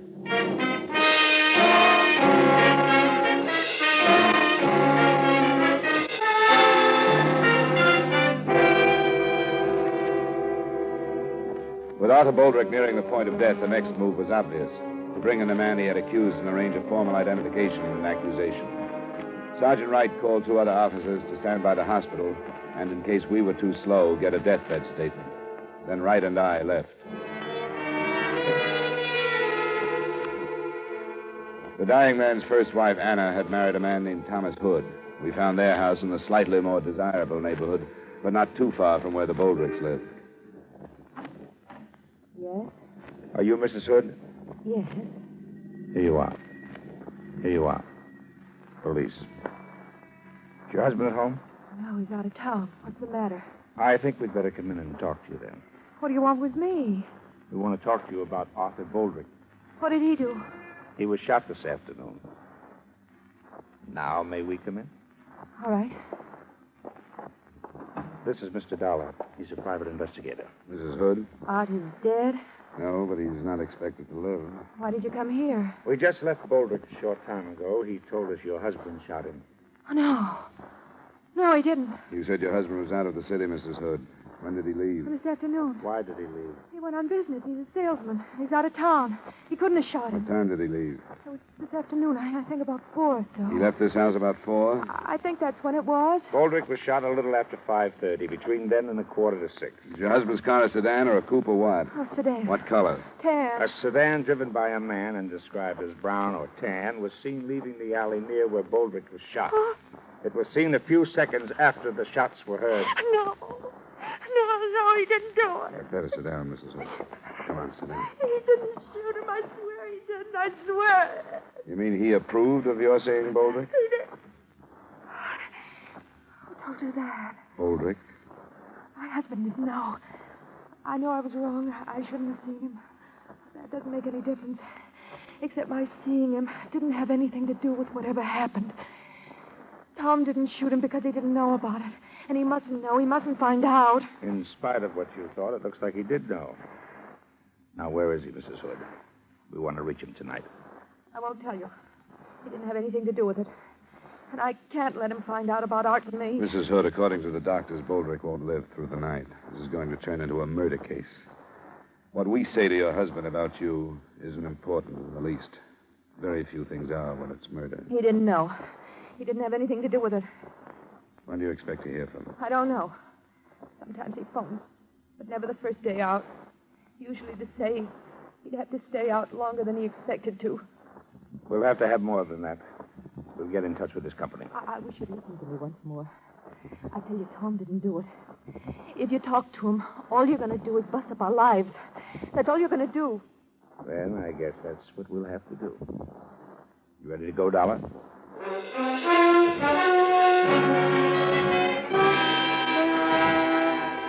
By the time we got back to the hospital, Arthur Boldrick was dead. He had made a deathbed statement and again had named Thomas Hood as the man who had shot him. While Sergeant Wright went to work on locating him, I stopped by the Boldrick house. It was the next-door neighbor, Will Wheeler, who... I got a lot of drinks down there, and she finally went to sleep. I don't know what kind of shape she'd be in if you woke her up. I won't bother her then. Her husband died about an hour ago. Oh. Well, I sort of knew, I guess, after I talked to you this afternoon. Poor old Art. Sure going to miss him. He had a lot of faults. Everybody knew about those, I guess, but there were a lot of good things about him, too. Hardly anybody knew about them. Was there any more on the guy that killed him? He changed his story. He finally told us Tom Hood had shot him. Tom Hood? Anna's husband? Yeah. Well, I don't get it. What? Well, he's holding to one story and then changing it. The first one didn't hold up. The police could find plenty of people who would have seen a man running away, but nobody that did. But a woman saw a car that checked with the one Hood drives. I guess you knew about Boldrick and his ex-wife. Yeah, I still don't see why he told the first story and then changed it. I don't either.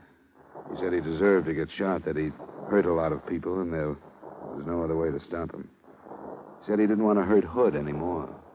And that's why he didn't say it was him. That's what I mean about the bad side of him and the good side. Did his wife know about Anna? I'm not sure. It's a cinch I never talked to her. Oh, you think he told that first story to keep her from finding out? It could be. The police will call her in the morning. When she hears about it, tell her there are some insurance papers for her to sign, will you? I'll leave them now.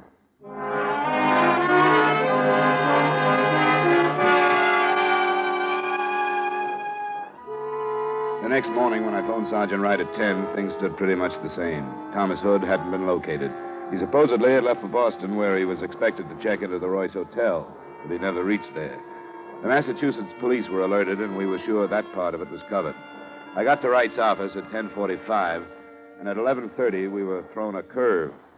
My name is Mandel. I read in the paper this morning about the shooting out north yesterday. Well? My friend said I was a fool for coming in to see you, but I work on radio repairs, and I delivered a set to some people in the next block that afternoon. What time did you deliver it, Mr. Mandel? About 5:30, a little after. I read how some woman saw a tan sedan going down that alley, and you were looking for it. Well, I'm pretty sure that was mine. You drove through the alley? Yeah, I did. You're sure of the time? You can ask the people who own the set. Their name is Olston, in the next block. And you followed the alley through the next block? Yes, I did. The same way that dame said. Did you hear the shots? No, but I think I know why. That alley is bumpy, and I got a few loose bolts in that car. It's pretty noisy. But the car that dame spotted was mine. I'm sure of that. Well, thanks, Mr. Mandel. That's very interesting information. It was interesting, especially in the face of Boldrick's deathbed statement. As far as we could see, Mr. Mandel had no reason to lie. Sergeant Wright and I went back over everything we had. When we'd finished, there were only a few points from which to start the investigation again.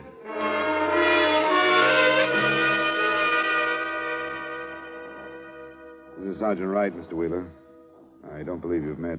How do you do? I do. We hope Mrs. Boldrick is able to see us. Yeah, I think she's in pretty good shape. What, has anything new developed? Well, we think so, Mr. Wheeler. Where's Mrs. Boldrick? She's here, in this room. I want to talk to you, Velma. This here is Sergeant... Sergeant Wright.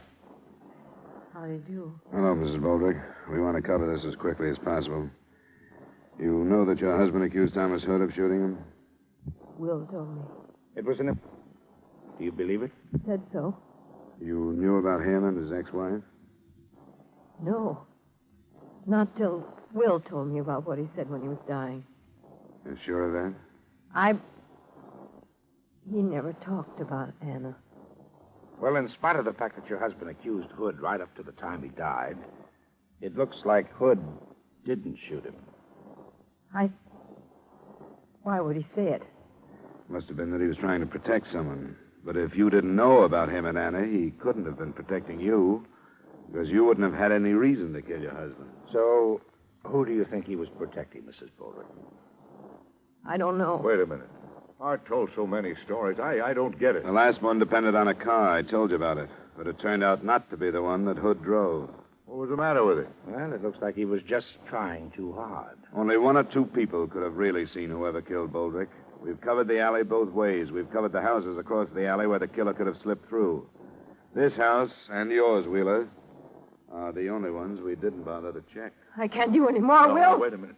What's the matter? I can't do any more. All right, I'm all right. All right. It wasn't my idea. I went as far as I could. It was his idea. Was it you he was protecting, Mrs. Boldrick? It wasn't her fault. I mean, anyone would have done it. He drove her too far. Because of Anna. Because of Anna. Yes, whatever. She's as much to blame. Art couldn't stay away from her, but she could have made him, and yesterday, with her husband out of town, it reached a peak. We all knew it would someday. You seem to know quite a bit about it, Wheeler. Yeah. I'm in it, too. I lied along with Art and Velma. It's not Will's fault. He did it because he was a friend. He didn't lie. He just... I killed Art. That's what's important, isn't it? Yes, it is, Mrs. Boldrick. He was going to see her. He even told me. And I couldn't help what I did. I followed him out and shot him. But I'm sorry. I'm sorry I killed him.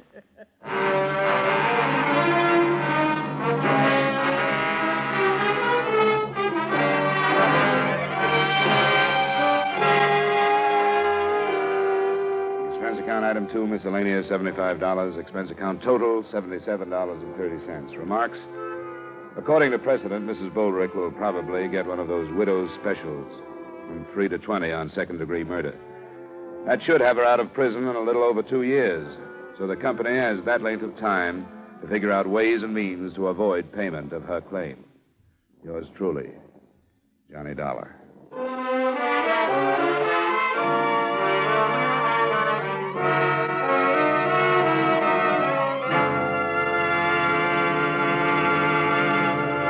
Beginning next week, yours truly, Johnny Dollar, will be heard on Wednesday at 9 o'clock Eastern Daylight Saving Time.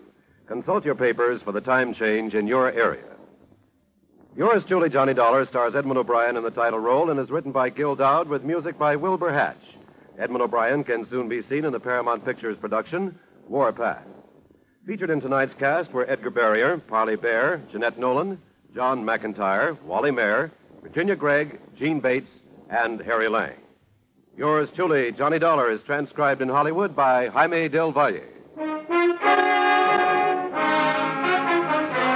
This is Dick Cutting inviting you to join us next Wednesday at 9 o'clock Eastern Daylight Saving Time when Edmond O'Brien returns as Yours truly, Johnny Dollar.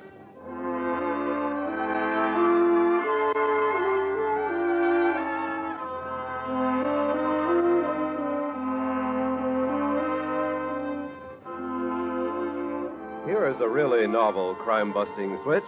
Instead of chercher la femme, it takes a femme to do the detective work on tonight's action-packed Gangbusters Manhunt on most of these same CBS stations.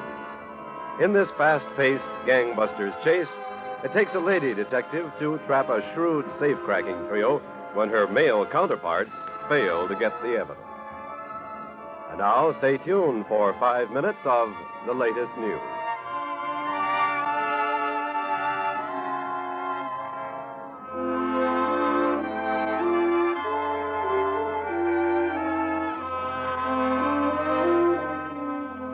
This is CBS, the Columbia Broadcasting System.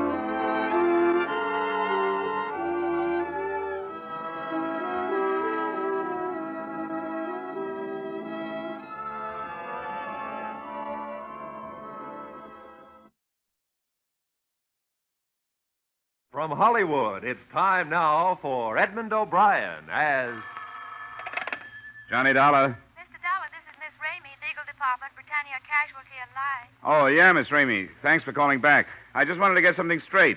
If a murderer is executed, does his policy pay off? Well, that's an unusual question. As far as I know, yes, but we've never faced a situation. Well, put on your makeup. It's liable to happen any minute. Edmond O'Brien in another transcribed adventure of the man with the action-packed expense account, America's fabulous freelance insurance investigator. Yours truly, Johnny Dollar. Expense account submitted by Special Investigator Johnny Dollar to Britannia Casualty and Life, Hartford, Connecticut. The following is an accounting of expenditures during my investigation of Stuart Palmer, the man who wrote himself to death. Expense account item 1, $123.42 air and miscellaneous travel expenses from Hartford to Chicago and the Cook County Jail. Well, you can make up your own mind about him, Dollar. He's like all those writers. If he isn't guilty, he's crazy. How are you, Lieutenant? Oh, hi, Markowitz. This is Mr. Dollar. Hello, how are you? Mr. Dollar? He's an insurance dick. He wants to talk to Palmer. Call him out, will you? Sure thing, Lieutenant. Hey, Palmer, your mother's here. I'll see you on your way out, Dollar. Yeah, thanks a lot, Lieutenant. Here's your boy, Mr. Dollar. You'll have to talk to him through the bridge. Stuart Palmer? Yeah. My name is Dollar. Britannia Casualty and Life sent me out here. I understand you're in some difficulty. If there's anything I can do to help... You didn't come here to help me. You came to investigate my new policy. Now, look... I don't need your help or anybody else's. I paid my first premium. That's all you or the company need be concerned about. They're concerned about the fact that you're being held on suspicion of murder. That doesn't affect the policy.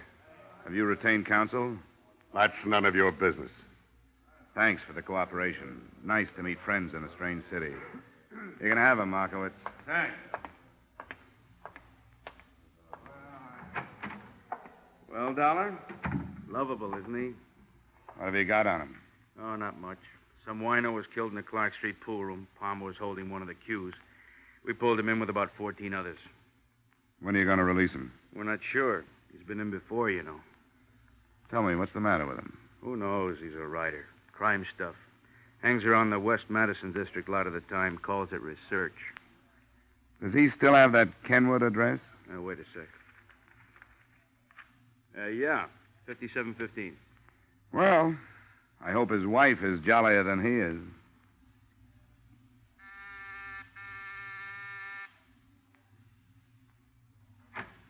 Oh, Mr. Martin, Oh, I'm sorry. I thought you were somebody else. I am. My name is Dollar. I'm an insurance investigator. Well, I'm sorry. We have all the insurance we can use. I said investigator. I want to talk to you about your husband. Oh, come in.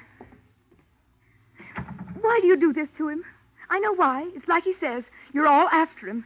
You don't like him because he's a genius. You don't understand him. You'll never understand Now, him. wait a minute. You can try all you want to. As Stuart says, when one human being does something better than another human being, that's when they attack him. Well, go ahead. Look, Mrs. Palmer, I'm on your side. I'm not the police. Oh. Now, why don't you sit down? I'll explain the whole thing to you. Come on. That's better. Now, your husband took out a $100,000 life insurance policy last week. Well, there's certainly nothing wrong with that. Mrs. Palmer, please. This week, your husband is arrested on suspicion of murder. There, now, you see? You don't know anything about him, and already you're accusing him of the most awful thing. I am not accusing him of anything, Mrs. Palmer. I'm just trying to help. I talked with your husband a little while ago. He wasn't very cooperative. I'd hoped you would be. Well, you put him in jail, and then you expect him to be cooperative. Does he have a lawyer? Yes, of course, Mr. Martin. That's who I thought you were. Well, how does Mr. Martin feel about this? But he's been very nice. Stuart isn't worried. Stuart knows that Mr. Martin can spring him any time he wants to. I see. What does your husband write? Books? Well, he used to write for the radio. But as he says, it's a very limited medium. So one morning he went to his agent and tore that contract up right in his face. And that very day he started to write his play. 140 pages. Uh-huh. With real people in every scene. He took every one of them from life. Is the play about crime? How did you know that? Well, I met your husband doing a little research in jail. Well, they put him in jail because they don't understand. As he says, they don't put a doctor to bed in a hospital because he's doing research on a dangerous disease. People don't know good from evil. That's what's wrong. They're afraid of the truth, and that's what Stuart writes. He practically lives with his subjects. Criminals? Yes, he studies them. Nobody can write believably about something unless they're familiar with it. That's the sacrifice he makes. You don't get to see much of him, do you? Well, his work is infinitely more important than I am. But as soon as his play is produced, we're going away together. Atlantic City or Bermuda. The manuscript has been in New York for 6 months now, so it shouldn't be long before he hears. What has your husband's income been for the past 6 months? Well, there hasn't been much. But great art is often born of poverty. But $100,000 insurance policies aren't. Who's this man, Neil Beasley, your co-beneficiary? Co-beneficiary? Well, if you're going to sit here and be insulting, perhaps you'd better leave. Well, perhaps I'd better. You mentioned an agent. What's his name? George Rykoff. He's in the Ingram building. Crazy. The guy is crazy. You can't do business with a guy like that. Art, he talks. Everything's got to be art. Spends his time with bums, and he calls it art. Hasn't he done anything for 6 months, Mr. Rykoff? Not with me. Well, let's face it. Not with nobody. You know, he could have been a good writer, this boy. But he was too arty, not commercial. Then, boom, he's got to write a play. And where is it? Probably in the bottom drawer of Hallstein's desk. And it's going to stay there. Here's a copy. Take it along and read it. Thanks. What about this research he does? Research? Is that what he told you? I had to go down to the county jail and bail him out. Twice. That's what washed me up. Someday they're going to catch him with the goods on him. You know, maybe it started out to be research, but it ain't now. Well, how did it start? With a guy named Neil Beasley. Neil Beasley? Oh, you heard of him, huh? Yeah. Yeah, that's the boy. He took Palmer under his wing, and that's where he still is. I don't know. Maybe he can't get out. Beasley came up to the office with Palmer once. What a character. Where does this Beasley hang out, do you know? Who knows? Nasty neighborhoods. Expense account, item 2, 80 cents, cab fare to a nasty neighborhood. After a lot of questions and bad bourbon, I came across a character who called himself Roscoe. Roscoe was the walking who's who of the district. When I mentioned the name Beasley, he swallowed his drink, wiped the back of his hand over his mouth, and leaned over the table toward me. Beasley. Let's see. Beasley. Come on, here. Here's something to stimulate your memory. Oh, yes, of course. Beasley, Neil Beasley. Been a friend of mine for years. Slipped my mind. Getting old. Beasley was born in Cincinnati of well-to-do parents. They say he attended Harvard, but perhaps it's only a story. You know how stories start. Skip the history. Where can I find him? Any number of places. If the racetrack was open, you'd find him there, but the racetrack ain't open. There is his place of residence. Where is that? I don't know, but he must live somewhere. Obviously. What would you suggest? You familiar with the Atomic Tavern up the street? Oh, I'm a stranger in town. Peoria? No. You have the face of a Peoria salesman. I don't know, something in the eyes. Yes, well, the Atomic Tavern up the street. Thanks, Roscoe. You never did say where you were from. Hartford, Connecticut. If you're ever in town, look me up. 4 blocks away, squeezed between a delicatessen and a shoe parlor, I came upon the Atomic Tavern. It exploded just as I arrived. And stay out. That's no name to call a lady. Oh, come right in, sir. Come in. Anybody with a civil tongue is welcome, sir. Thanks. Here, boys. Neil Beasley around? Eh? Who wants him? His name is Johnny Dollar. I'm a friend of Stuart Palmer's. Well, you tell him that. He's at the back table there. All right, boys, come on. What you have? Don't bother me. And he didn't bother me anymore. Your name, because, Beasley? Boy, I love him Mr. out. Beasley. Who are you? Mr. Dollar. What's your business, Dollar? Insurance, investigation end. Can I sit down? I'm working for a company that holds a policy on the life of Stuart Palmer. Insurance racket. I wonder how it started. I suppose somebody back in Rome bet Julius Caesar 10 drachmas he wouldn't live through the 15th of March and won. What do you want with me? Well, I'm looking for somebody who'll make some sense. Maybe you're it. I understand you're Palmer's beneficiary. That's right. He's a good boy. Yeah, but he's not a good risk. The company insures a radio right. I come out here and learn he's a petty criminal. What's your problem, Dollar? Why don't you cancel the policy? Well, I will if I can. Tell me, what got him started? Well, put yourself in his place. He spends a lot of time around here learning so he can write good stuff. He writes good stuff, so good they won't buy it, so he falls back on his education. That's logical, but illegal. Oh, they'll get him. They'll get me, too. It's fate. The bumps on your head, the lines in your hands, the stars, destiny. Who can stop it? Well, that's quite a philosophy you've got. I was looking toward the front of the building. I hadn't seen him come in, but it was Stuart Palmer. He was standing at the elbow of the bar, obviously looking for his friend. When he spotted me, he started for the door. Oh, sit down, Dollar. That's my arm, Beasley. Sit down and leave him alone. The cops released him. Just leave him alone. Let go, Beasley. Hey, you guys, watch the furniture. Lay off, will you? Look what you're doing. By the time I got outside, he was half a block away, heading west. I knocked over several West Madison Street characters, and then it suddenly occurred to me that the only reason I was chasing him was because he was running away from me. I was 50 feet behind him when he rounded a Walgreens drugstore on the corner. For a second, I lost him. Then I saw him. He wasn't running. He was turned toward me. Palmer! Don't! The crowd! I bent over the newsboy just long enough to see that he was dead. And I started after Palmer again. There was no mistake about it.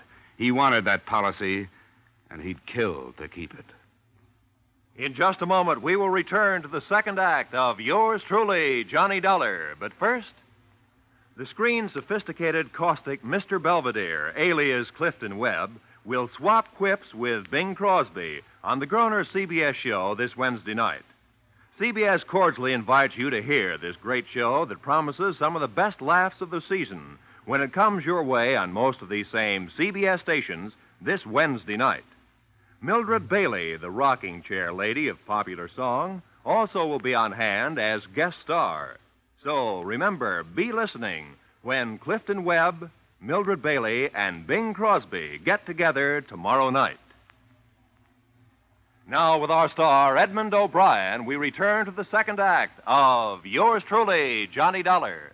I lost Palmer in the next block. If daylight had held for a little longer, maybe I could have stopped the whole thing.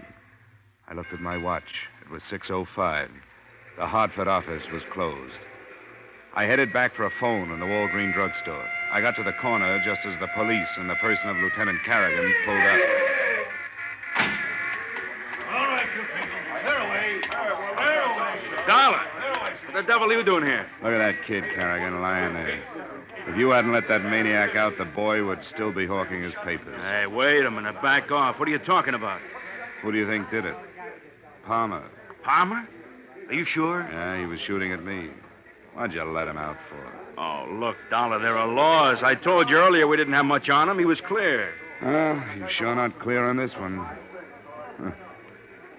Kid only had 3 papers left. I think you better tell me what happened, Dollar. Well, let's move away from here. Yeah. Oh, hey, folks, why don't you go home? Come on, move, huh? I don't know what there is about people. They're just glad it wasn't their kid. Well, here's the tale. I came down here to find a guy named Neil Beasley, a friend of Palmer's. Palmer showed up in the joint. When he saw me, he made a dash up the street. I took out after him, and when I got to the corner, he opened up. The kid was standing next to me. After the gunfire, I went after Palmer again. Believe me, I wish I'd caught him. Yeah. Sergeant? Oh, yes, Lieutenant. Put out a general on Stuart Palmer. All the dope's in my office. Yes. Why would he want to kill you? That's a $100,000 question, Lieutenant. I'll be in the drugstore. Gotta make a phone call.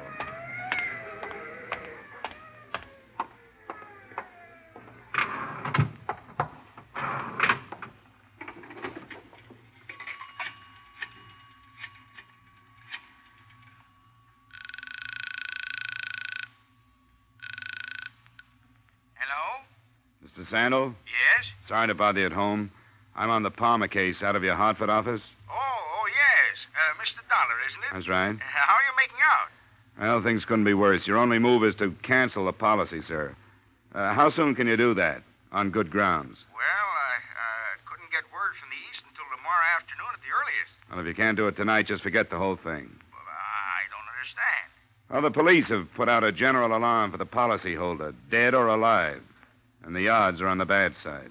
All right, Dollar. I'll do what I can. I'll get on the phone to Hartford as soon as I hang up. Good. I won't keep you waiting. Bye. Expense account item 4. $1.80 cab fare back to Mrs. Palmer's apartment. On the way, I suppose I should have been worried about the $100,000 worth of policy. But that didn't seem to bother me. There was the newsboy who never knew what hit him. And there was Palmer's wife. I was going to have to tell her about it. But I knew even before I got to the apartment that she'd never believe me. I don't believe you. Of course you don't. And you don't want to. You don't want to believe anything bad about him. You want to just go on complimenting yourself on being married to the greatest man on earth. But you're way wrong. Where is he? I don't know. And you can't make me believe you. Why would he kill anybody? Well, my guess is that he's doing it for you. Oh, that's a terrible thing to say. He wouldn't do anything wrong, even for me. He took out an insurance policy that he couldn't afford. Why do you think he did that? I don't know. I never understood about business. Well, he sure got you. Some people have collie dogs, and he's got you. He comes home, pats you on the head, so you'll look up at him and tell him how wonderful he is. You know why? Because nobody else will. You just don't understand. You just don't understand at all. How long has it been since he treated you like a woman? Bought you things like candy, flowers? When was the last time he spent an evening with you? Why are you saying these things? Well, I'm trying to tell you that he failed, both as a writer and as a husband. Don't you see? He's trying to make it up to you. He wants the police to kill him so you'll collect the insurance.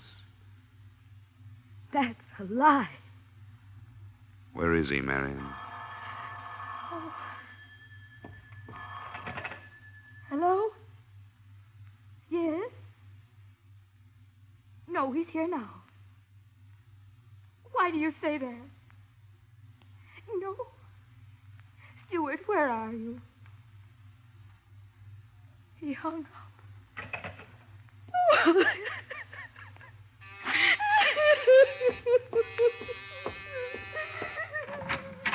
Well, look who's here.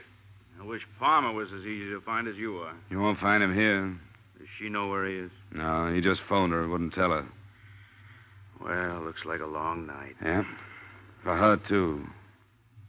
Mind if I ride back to the Madison district with you?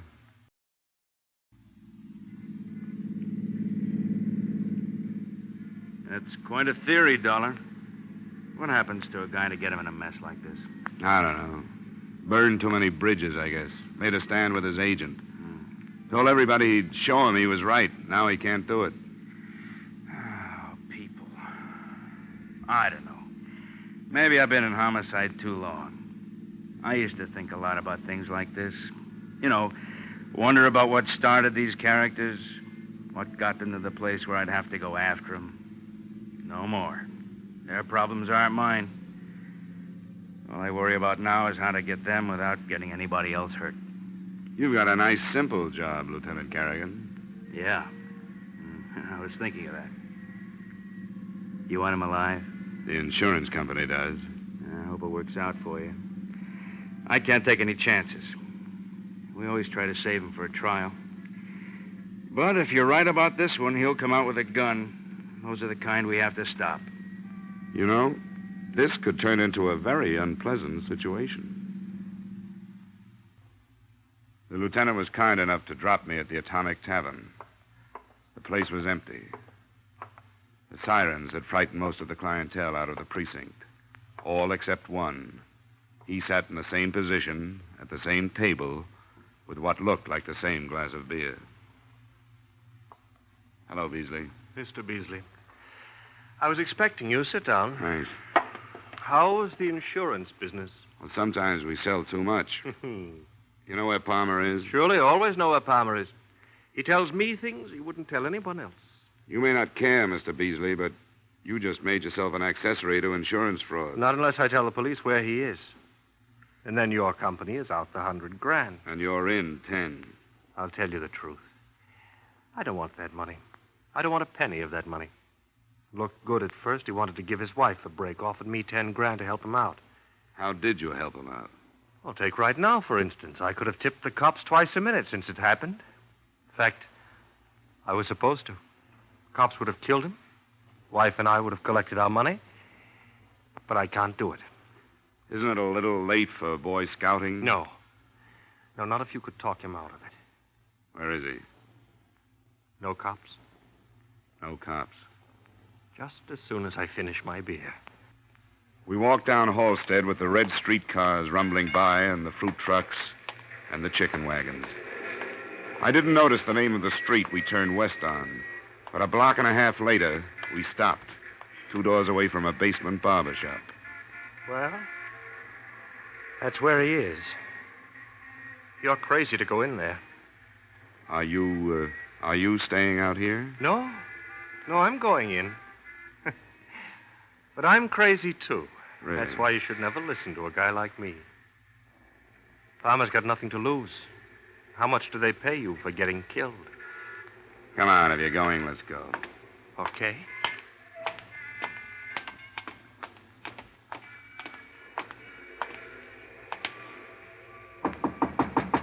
Palmer, it's Beasley.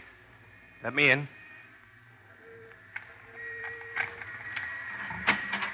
Good work, Neil. Bring him in quick. You've got a good line, Beasley. Mr. Beasley. So good, I believe it myself. What's that supposed to mean? Oh, Palmer, it's a bad deal all the way around. What do you want to do, make history? You won't go down in any books. What's got into you?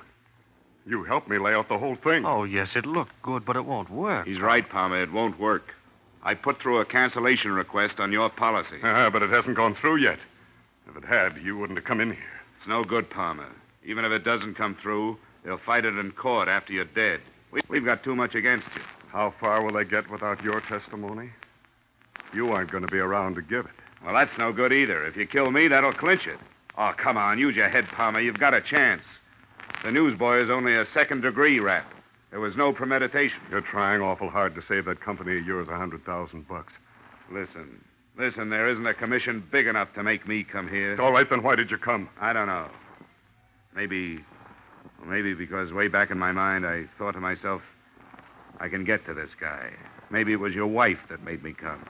I just saw her, Palmer.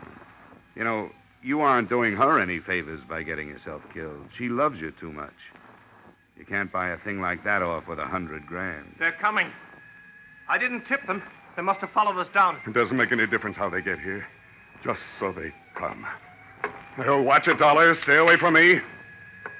Nobody's going to stop me now. This is what they all wanted. Like the big literary agent with the big promises.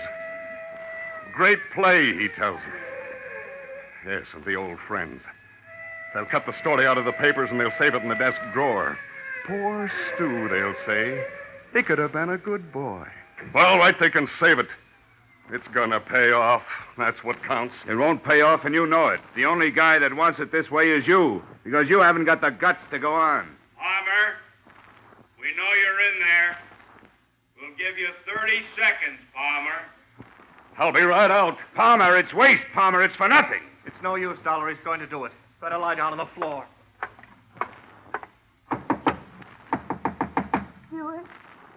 Stuart, are you in there?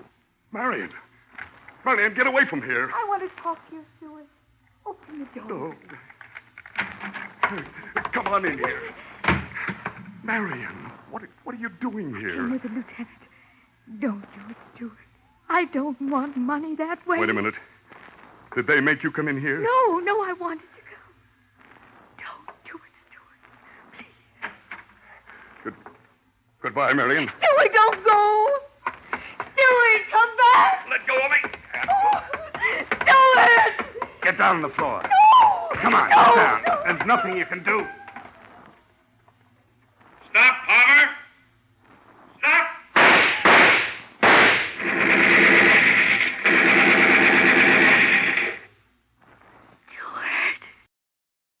As you know, Palmer's policy was not canceled before he died. But I'm sure that with a staff of legal geniuses employed by the Britannia Company, you'll come out all right. A soft judge gave Beasley 60 days for attempted insurance fraud, and that was it. Expense account item 6, same as item 1, transportation Chicago to Hartford. Expense account total, $635.24. Oh, almost forgot. Item 7, 35 cents tip to Western Union boy. Telegram from Marion Palmer. Contents? Thought you'd like to know. Stuart's play accepted for production on Broadway. Yours truly, Johnny Dollar. Yours truly, Johnny Dollar, stars Edmond O'Brien in the title role and is written by Gil Dowd and David Ellis, with music composed and conducted by Leith Stevens. Edmond O'Brien can currently be seen in the Harry M. Popkin United Artists production, D.O.A. Featured in tonight's cast were Lorene Tuttle, Larry Dobkin, Bill Boucher, Bill Gray, Jack Crucian, and Herb Butterfield. Yours truly, Johnny Dollar, is produced and directed by Jaime Del Valle.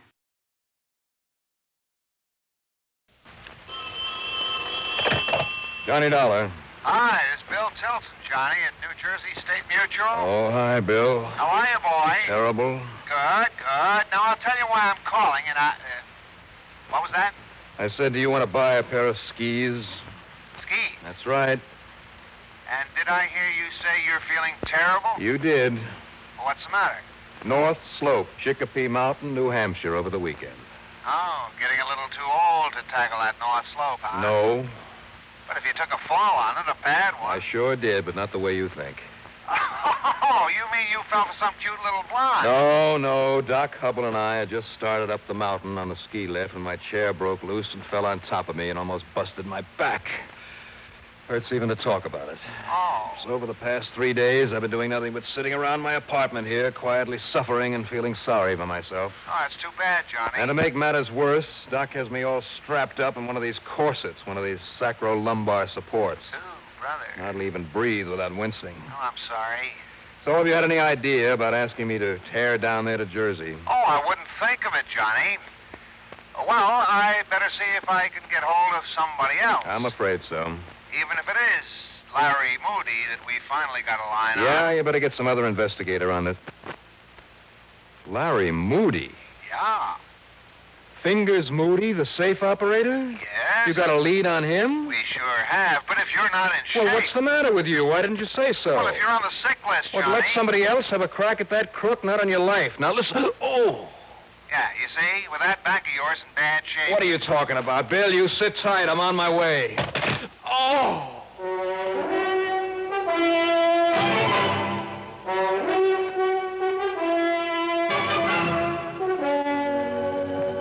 CBS Radio brings you Bob Reddick in the exciting adventures of the man with the action-packed expense account, America's fabulous freelance insurance investigator. Yours truly, Johnny Dollar.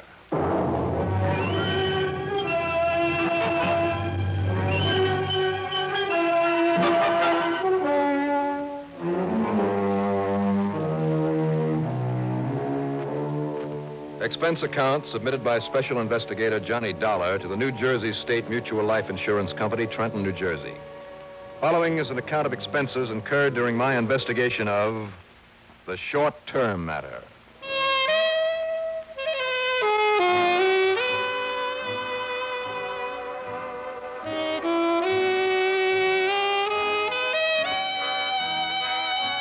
The big steel-stayed corset that Doc Hubble had cinched around my back made it necessary to move slowly, take it easy. And the sensible thing would have been to sit quietly in my apartment for a week or two and let nature take its course. But if Bill Tilson really had a lead on Fingers Moody, if there was any chance of my catching up with him, well, the mere thought of it made me feel 100% better. Except when I made a sudden move and caught my aching back off guard. So item 1 on the expense account is $6 for a taxi out to Bradley Field. Item 2 is $12.80 for tips and a plane ticket to Trenton, New Jersey. And item 3 is $3 for a cab into Bill's office. Johnny, you darn fool. I tried to tell you over the phone that I could get somebody else for this job. Sit down. Yeah, sure. You look lousy. Thanks. If you had any sense, you would have stayed in your little trundle bed there in Hartford and got over this thing instead of tearing on down here. All finished? Well, you must be out of your mind. What do you think you are, anyway? Superman or something? Bill. And 5 will get you 10 that if your doctor knew you were doing a crazy thing like this... Well, you're not, boy. You're not going to touch this case. I'm going to haul you out to the airport and put you on the next plane back to Hartford, understand? And, baby, that's that. All finished now? Yes. Good.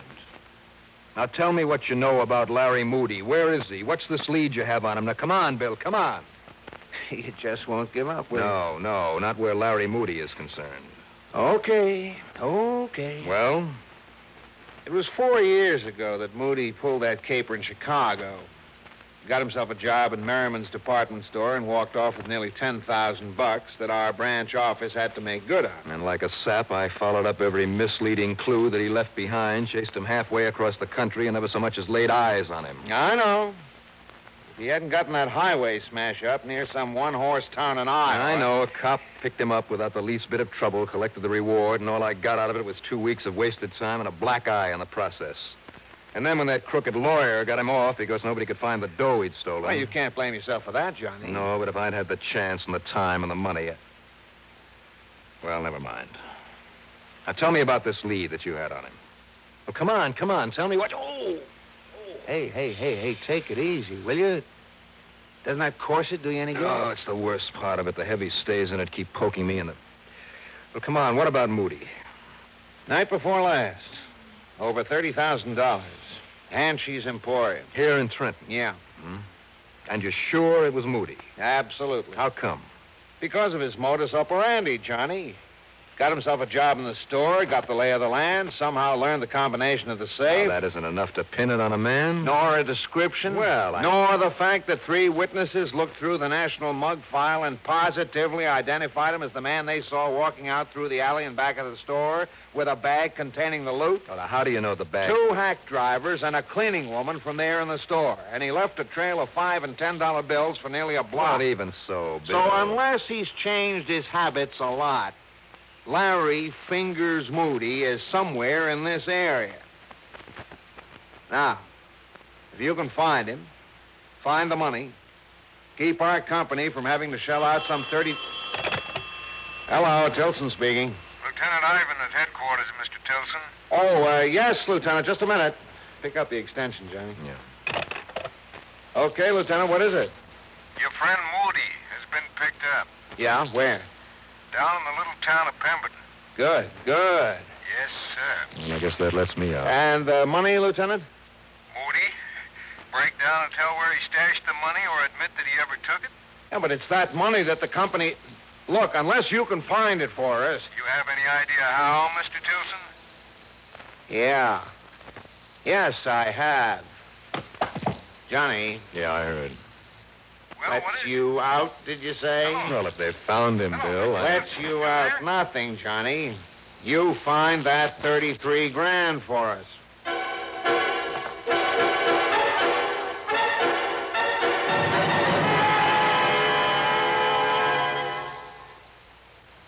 Ruth, next Tuesday's lodge night. Is my good suit pressed? It was sent out. Thought you usually pressed it. If you knew how I felt with nagging backache and the muscular aches and pains I've had lately. Well, you ought to do something about that. Try to get relief. How? Try Doan's pills. Good advice. That's Doan's Pills, an analgesic and mild diuretic to the kidneys. Nagging backache, also headache, dizziness, and muscular aches and pains may come on with overexertion, emotional upsets, or everyday stress and strain. Doan's pain-relieving action is often the answer, and they also offer mild diuretic action through the kidneys.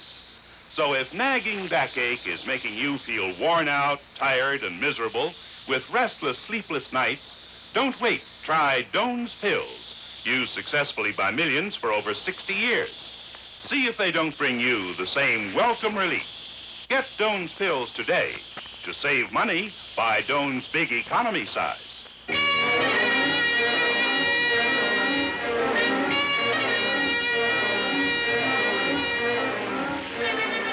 I left Bill Tilson's office and slowly and painfully walked over to police headquarters where I talked with Lieutenant Walter Ivan. You know how to get down to Pemberton, Mr. Dalloway? Well, I understand it's a little town about 20 miles south of here. Yeah, that's right. You take 206, then cut left on 537, about 2 miles, and there you are. Now, Lieutenant, tell me this. The police chief is an old friend of mine, so if you like, I'll give you a card of introduction. I'm sure he'll give you all the help he can, if it'll do any good. Yeah, now, wait a minute. Yes. Moody cracked that safe right here in Trenton. Yes, sir. So won't you drag him back here? Well, yeah, sooner or later. Well, what do you mean by that?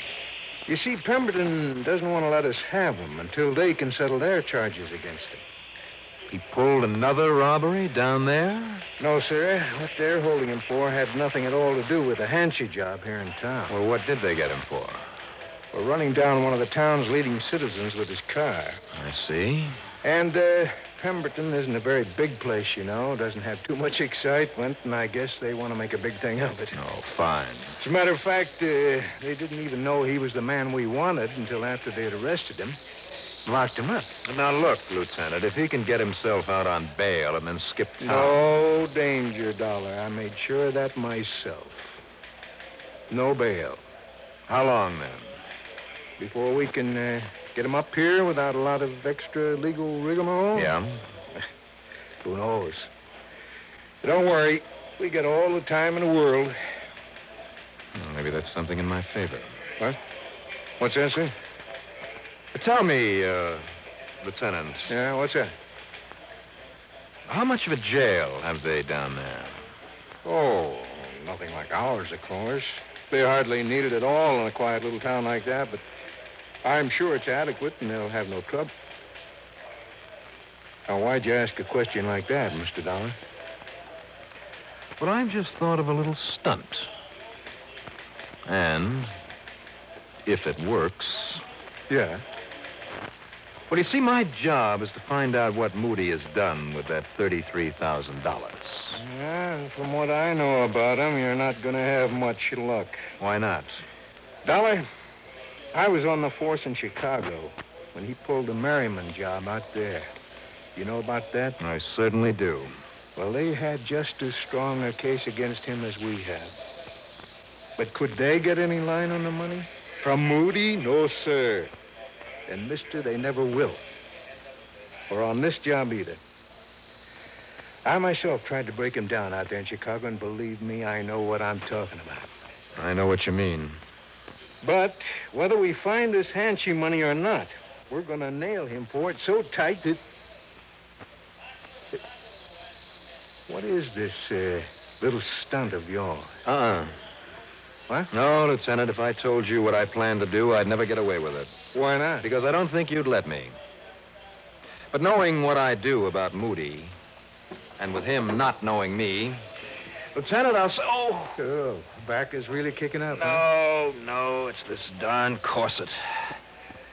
But they say you can get used to hanging if you hang long enough. Why don't you take it off? No, hardly. Yeah, but now, wait. About this plan of yours... As I started to say, Lieutenant, I'll see you later. Hey, now, Dollar!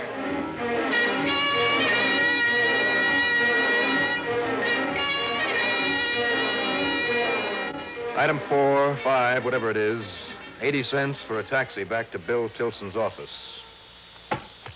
Identification case, keys. Hey, what is all this stuff? Watch, gun. I don't get it, Johnny. Money, except for a couple of bucks. Johnny. Now, just hang on to them for me, Bill. And, here, I better leave this jacket with you. And dirty myself up a bit.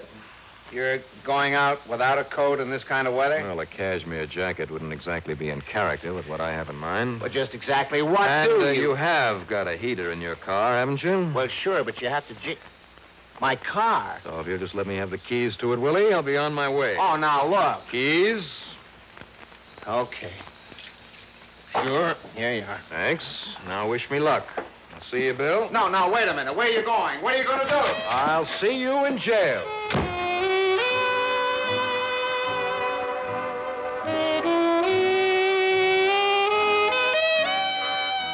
Well, needless to say, Bill thought I was kidding with that parting crack. But I wasn't. Item 6, $1.27 that I spent in a hardware store on the way down to Pemberton for an extra key to his car, among other things. When I arrived in that pretty little South Jersey town, the first thing I looked for was a traffic cop. And lo and behold, I found one standing directing traffic in the middle of the main intersection. So I sat there with an engine idling, carefully, deliberately holding up traffic until he signaled the cars to move in the other direction. And then, before he could walk over to bawl me out, I bore down on him.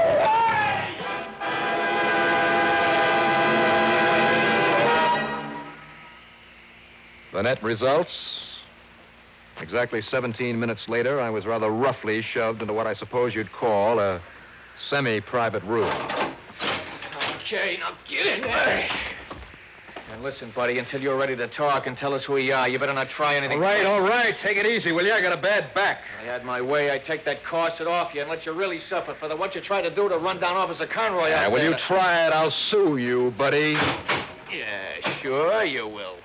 And if we check the license and find out that car you was driving was stolen... Oh, drop dead. Oh, now I got company. Yeah, who are you? My name is Moody. Larry Moody. Sit down. Make yourself comfortable. Why? You think they're going to keep me in this lousy clink? You really mean that, my friend? That's right. I mean, I'm getting out of here and fast. Breaking out, I suppose. Now, what else? You really think you can? Think I can? I know I can. Let's see. Alone? You mean you too? Perhaps. Well, my friend? Well, my friend, that depends.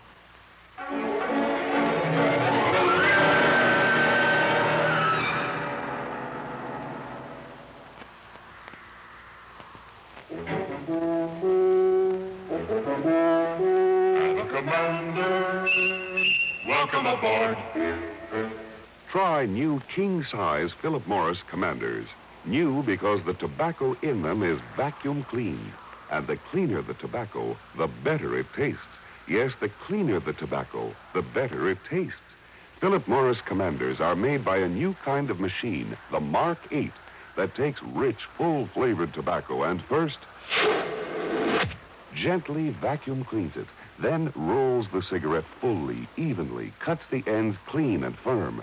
The result is new Philip Morris Commanders with the cleanest tobacco ever rolled in a cigarette. Try a pack. You'll get a full, round, king size of solid smoking pleasure because the cleaner the tobacco, the better it tastes. Noticeably better. Commander, welcome aboard.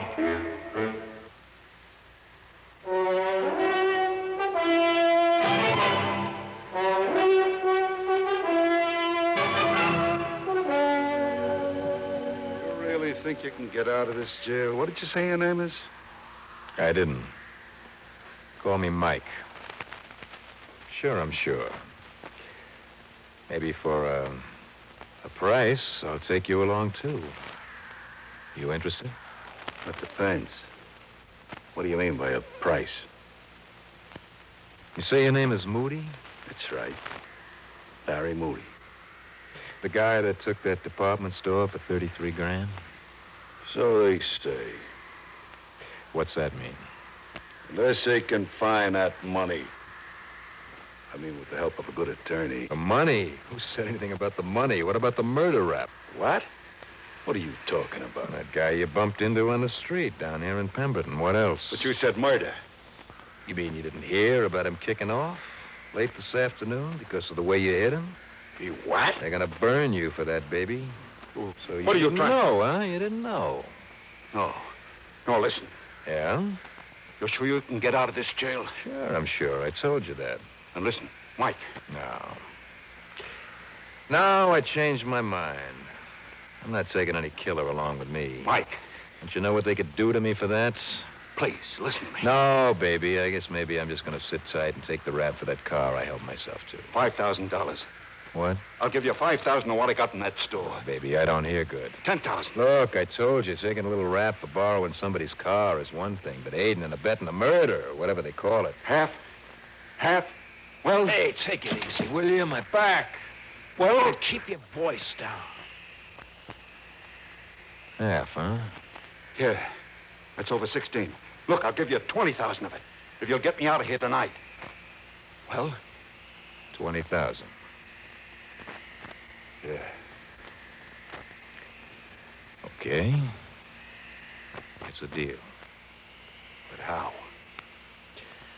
Well, as soon as this joint quiets down for the night. Yeah. Well, you see this corset I got on here under my shirt? What about it? Well, instead of a couple of the steel stays in it that I pulled out a little while ago, yeah, I got a couple of nice new sharp hacksaw blades. It's pretty corny for this day and age, huh? We'll make it. And also an extra key for that car out there. Had it made in a hardware store just in case. Pretty smart, huh? Mike, you're great. I know.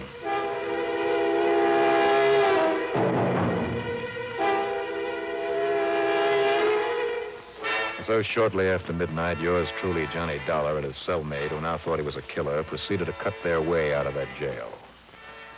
Except for a couple of interruptions when a sleepy night man made his rounds, all went smoothly. By a bit after 3 a.m., we were in Bill Tilson's car following a back road into the outskirts of the tiny town of New Lisbon. All right, Mike. Follow along the railroad. Sure, Larry. It's a lousy road, though. I certainly hope nobody saw us leave that jail yard back in Pemberton. See any cars following us? No. Well, all right. This sure ain't much of a road. Ah. Stop. Where? Right around back of that tool shed beside the tracks. You mean this little building right here? Yeah. And turn off the lights. There's plenty of moonlight. Whatever you say, baby. All right, now. Now, wait a minute. You mean here's where you got all the dough stashed? Up under the eaves of that tool shack. Wait for me. You want some help? No, I'll be right back. I sat there and watched, ready to jump out after him if he tried to make a break. After all, I had no guarantee that he wouldn't try a double cross, or even that he really did have the money out there. I watched him push a couple of crates against the side of the shack, climb up on them, and then pull a heavy sack down from under the eaves, and walk on back to the car. But what I didn't see until it was too late. All right, here it is. $33,000. So we split it now? No. Why not? Because it ain't all I had hidden away. I also had this. Hey, now, wait a minute. Get out of the car, punk, on this side. Double cross, huh? Get out. Well, so help me, I'll let you have it right where you are. Mr. Johnny Dollar. Dollar? That's right. You think for 1 minute I didn't know that you're Johnny Dollar, that lousy insurance dick who chased me all over the country 4 years ago? I see. That voice of yours alone is enough to make you very dead, Mr. Dollar. Moody. It's no use. Now, wait, listen. Get out, Dollar, like I said, or I'll kill you right where you are. Oh, listen, there's a car coming this way. That still won't work, so just get... Oh, you're right. There's no lights. Because it followed our lights. Now, listen. That means a police car. Now, let me in there. Not you, baby. You! Come back!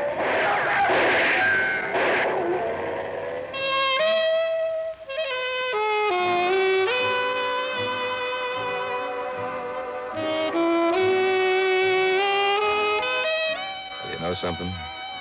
That was a police car. It had been following us all the way from the jail in Pemberton. And the only reason they let us break out was because Bill Tilson, reading my mind, I guess, had called the chief of police, had told him who I was. And the chief figured out why I'd got myself locked up and what I was up to. He and his boys nabbed Larry Moody with no trouble at all. The moral of the story? Don't ever underestimate the ability of a small-town cop. Oh, I beg your pardon. Police officer. Expense account total, including the trip home, $82.80. Yours truly, Johnny Dollar.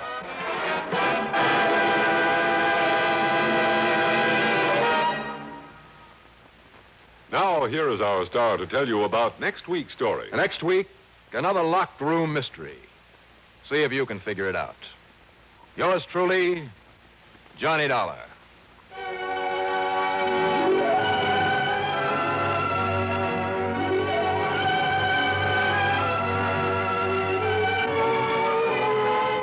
Yours truly, Johnny Dollar, starring Bob Reddick, is written by Jack Johnstone. Musical supervision by Ethel Huber. Heard in our cast were Robert Dryden as Bill Tilson, Santos Ortega as Larry Moody, Lawson Zerby as Lieutenant Walter Ivan, and Jack Grimes as the police officer.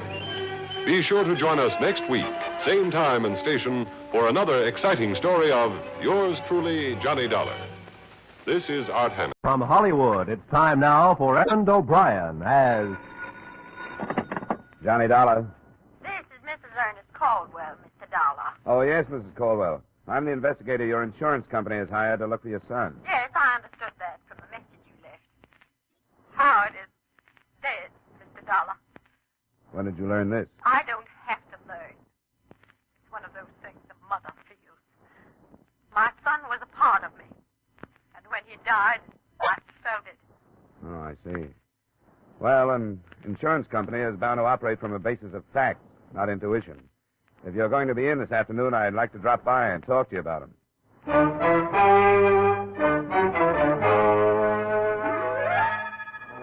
Edmond O'Brien in another adventure of the man with the action-packed expense account. America's fabulous freelance insurance investigator. Yours truly, Johnny Dollar.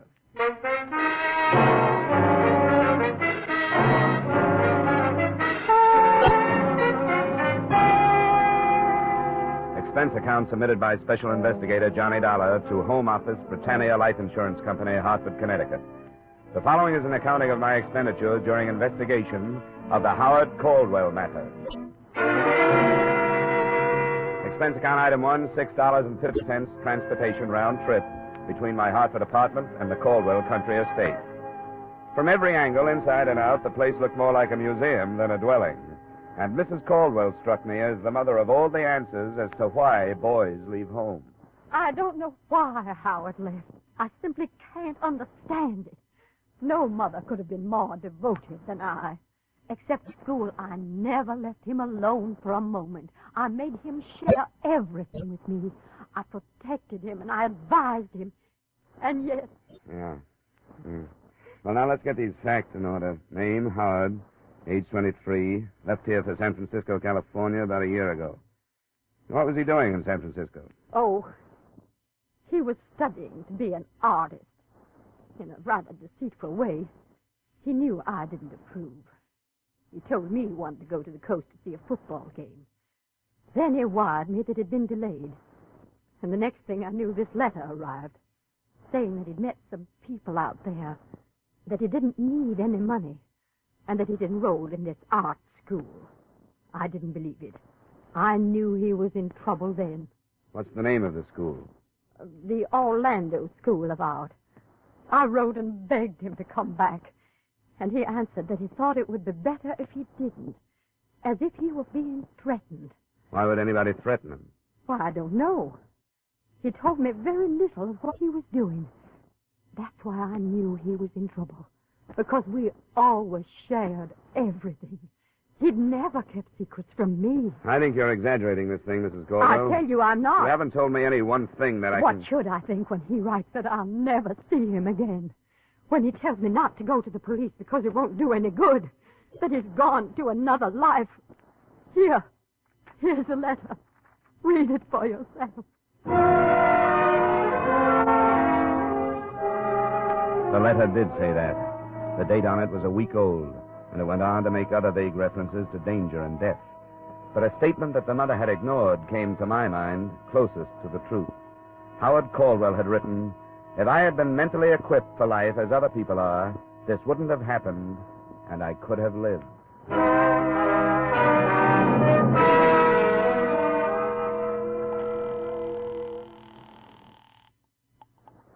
Britannia Life Insurance Company, Mr. Nathan's office. This is Johnny Dollar. Is he in? Oh, yes, Mr. Dollar. Just a second.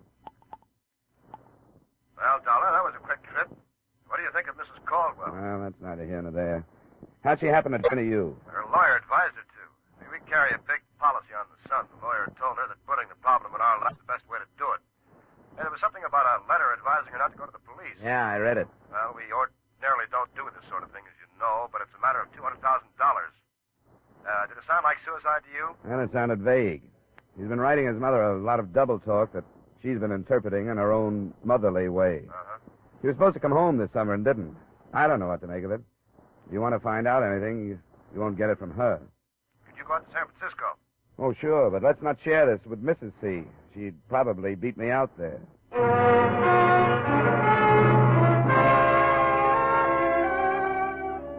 Expense account item 2, $200 airfare and incidental costs, Hartford to San Francisco. Expense account item 3, $170 cab fare from my hotel, the Bellevue, to the last known address of Howard Caldwell, a brownstone in a row of brownstones on Taylor, a street that climbs one of San Francisco's 7 hills. The apartment house manager was in and would oblige.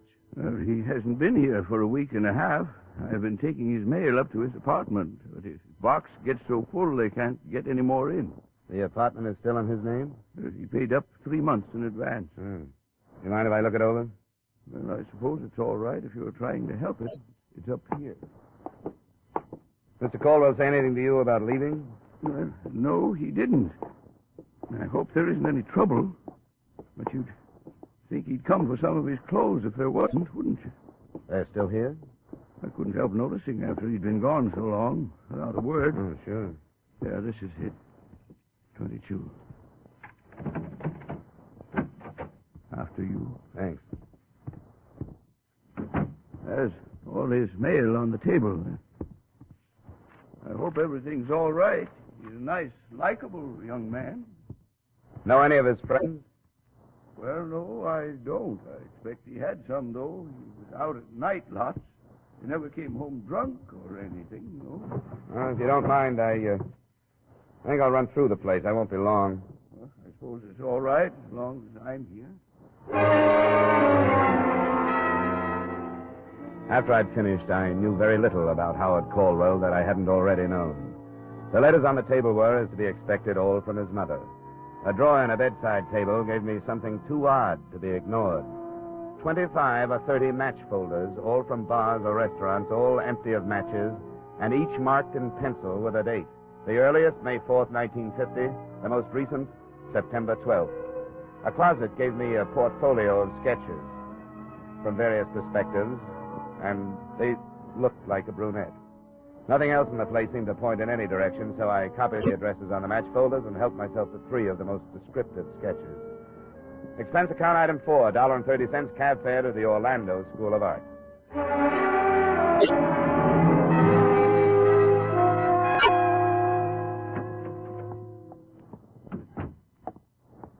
How do you do? I'm Beatrice Orlando. Did you wish to see me? Yes, I'm a private investigator from Hartford, Connecticut. I'm here trying to locate a student of yours. Howard Caldwell. That's right. You're fast. Not at all. I take a personal interest in my student. It was so strange the way he just stopped coming to class. He was doing so nicely and seemed to enjoy his work.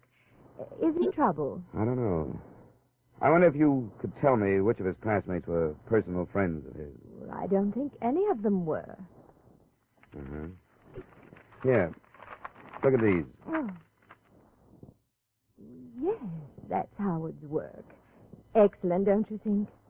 And that model, she must be a gorgeous girl. Isn't she one of your models? I only wish she were. Remarkable, the lines and planes. Yeah. Do you think she's real? Drawn from life, of course. No wonder he didn't bother to make friends here.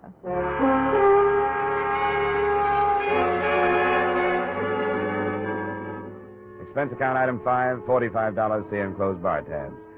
That night, I started making the rounds of the addresses I'd copied from Howard Caldwell's collection of dated match folders. They led me from San Francisco's North Beach section to another area called the Mission, across the bay to the city of Oakland, and back to San Francisco. The only pattern I could set up was that none of the joints were worth remembering. They were neighborhood bars, as a rule, and the routine in each was about the same, except at the one called the stop sign. Is the drink all right, mister? Yeah, it's fine. Say, I wonder if you could help me. How? I'm looking for an old friend of mine. I understand he used to come into this bar. Here. Here's a photograph of him. Name's Howard. No. No, I don't remember him. I got a mind for faces, too. And then look at this. It's only a sketch. Have you ever seen a girl who looks like this? It's a gag. No, it isn't. Makes you think it would be. You mean this is a drawing of a real dame? That's right. And for 10 or 20 bucks extra, I can have the genuine photograph to hang up behind my... Get out of here. Wait a minute. Has somebody tried to sell you a deal like that? You're the first, and I can tell you won't go over in this town. I'm not trying to sell you anything. Well, then go someplace else and don't try. I never saw the guy or the dame, and I don't expect to. Good night. Hey, let me see a picture, will you? Sorry, Mac, it's private. Wait a minute. Maybe I know who she is. Why should you? Because I know everybody that comes to this bar. If her boyfriend's name is Howard, I bet I know him. That's what I said it was. Did you say it was Caldwell? Where can we talk? Come on, outside.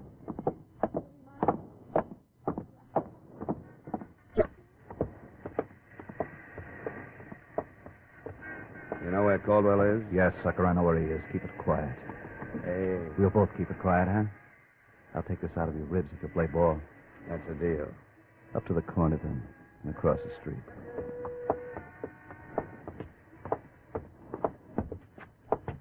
Now across that parking lot. The yellow club coupe. Don't bother memorizing the license number. It's phony. Here he is. How are you? I'm fine. Thanks for asking. Get in the back. We could drive out toward the beach, JB. What do you think? That's better in here. I'll swing over to Fulton and take that out.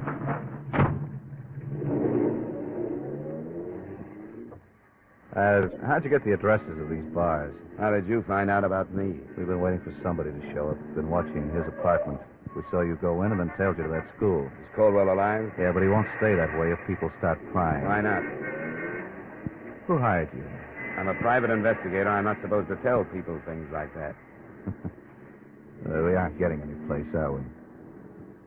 Now, look, from where you sit, how is it going to hurt you to tell us? You're working for the old lady? His insurance company. They carry a policy on it. Well, lay off, JB. It's not funny. The devil it is. Stupid jerk. Watch it, JB, will you? I've only got one thing to say, Dollar. Stop looking for him. Leave things the way they are. I'm giving you the best advice anybody could. Drop it. Go on home. Can't do it. I'm stuck. You ought to understand that. It's my business. If I give up on one job, I'll never get another. Yeah, I guess you got a point at that. Drive him back to his hotel, JB. It's Bellevue, isn't it?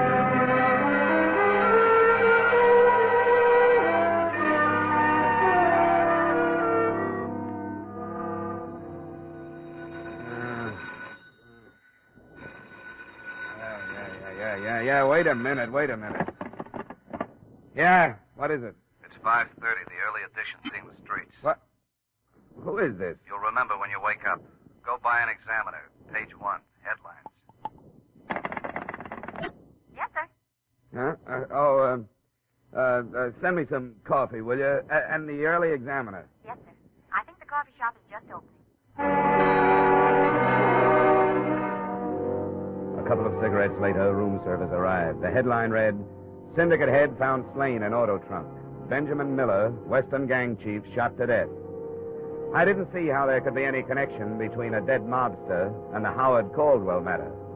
But that only proves how wrong an investigator can be.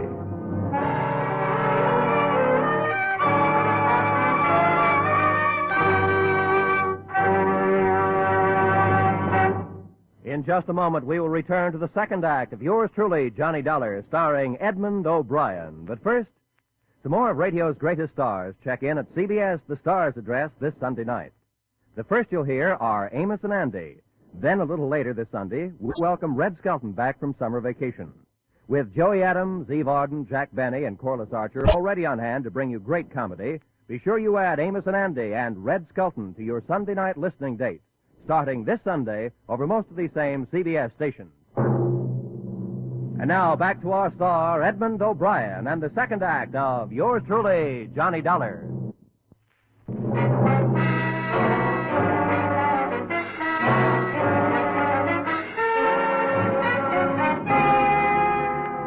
The story under the headlines went on to explain that Benjamin Miller's body had been found in an abandoned car after a phone tip at 11:15 the preceding night. The chief had been shot to death approximately a week before. It was feared that an underworld war would be touched off by the killing, since Eastern operators allegedly had threatened to force Miller out of business on the West Coast. The police had decided to play a waiting game. No lead in all that. But on page 4, there was a picture. Ben Miller in happier days. At his side stood a brunette that matched the one in Caldwell's sketches point for point. Nora Rush, with an address on Ardmore Street in Los Angeles. Yes, sir. Does this hotel have a travel agency? It's only 6, sir, and they haven't opened, but maybe I could help. Well, I want to leave for Los Angeles as quickly as I can. What plane is there? Oh, I can tell you that. Just a moment, please. Sir, Yeah. United Airlines have a flight leaving in 45 minutes. Can I make it? It'll be close, sir. I could phone for you and get space if possible. Oh, I'll thank you later, Angel. Just one more thing. If I get any calls, you don't know where I am, huh? Yes, sir.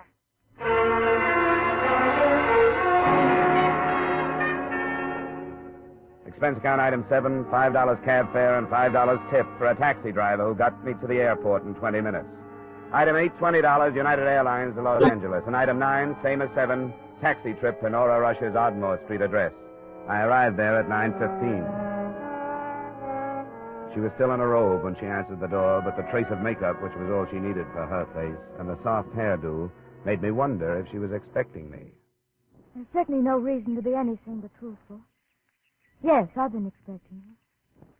Won't you come in, Mr. Dollar? Thanks. Come in here. You have good friends in San Francisco. Yes, I have. Very good friends. Just put your coat any place and sit down. Thank you. Well, then I take it they've told you why I'm on the West Coast. Yes. You've come to look for Howard Caldwell. There's coffee. Would you like some? No, thanks. I've had plenty. Do you know where he is? No, I don't. No, I don't know where he is. I don't know. Oh, come on now. Stop that. Why did you go? Why did you go?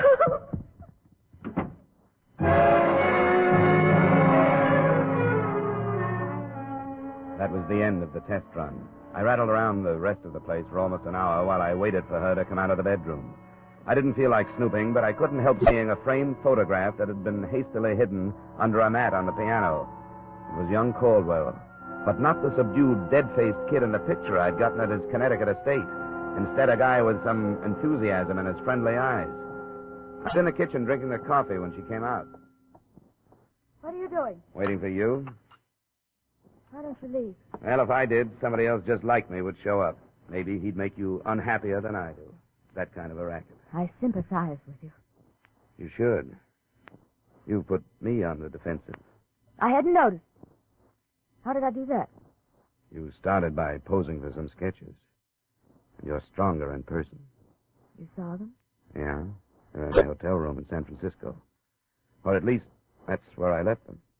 Who else saw them? A few bartenders and his art teacher. Oh, that little fool. Told me he destroyed them. Did you say bartenders? Yeah.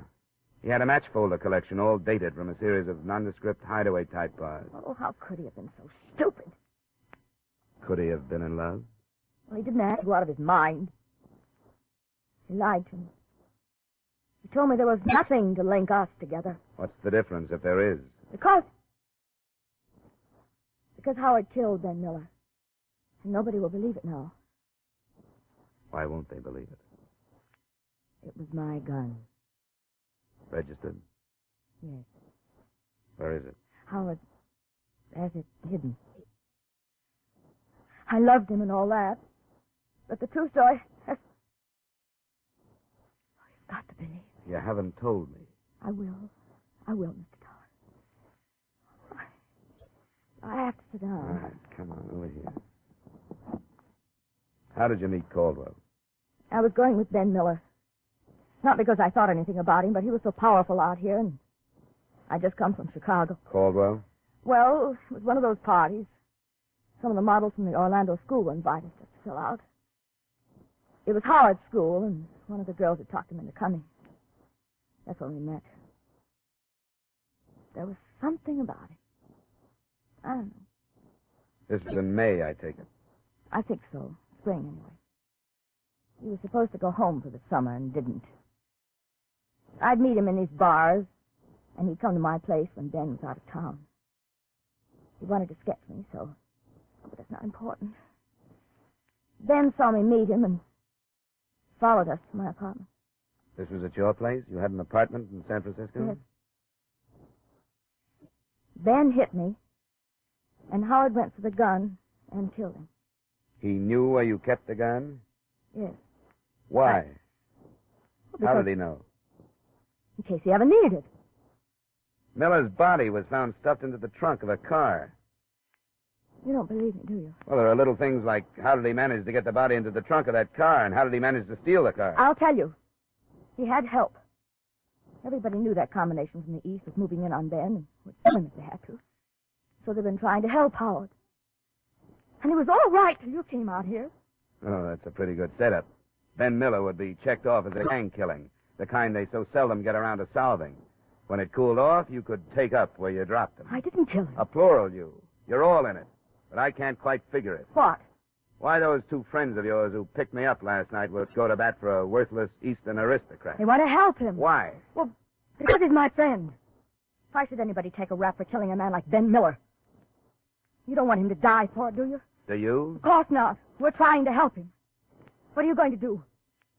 Well, the Frisco police are combing the city for leads on the scene of the murder weapon, and a definite link between dead man and killer.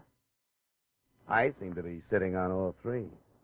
You aren't going to the police. That depends on how fast you tell me where Caldwell is. I want to hear his version of the story. I don't know where he is. I told you that. Yeah, I know you did. Wait now, please. Wait just a minute. Please. For just a minute, please. Oh, will you stop it? Just listen to me. I know what you think of me, and I know you don't believe me. But I wish you would, just for a little while. How long? An hour or so. My brothers are flying down. They'll be here by noon. Brothers? The men you met last night. I wish them before you do anything. It won't be a mistake. I wish you had hit me over the head with something. That's a funny thing to say. Well, what I mean is that kind of trouble makes me mad enough to fight.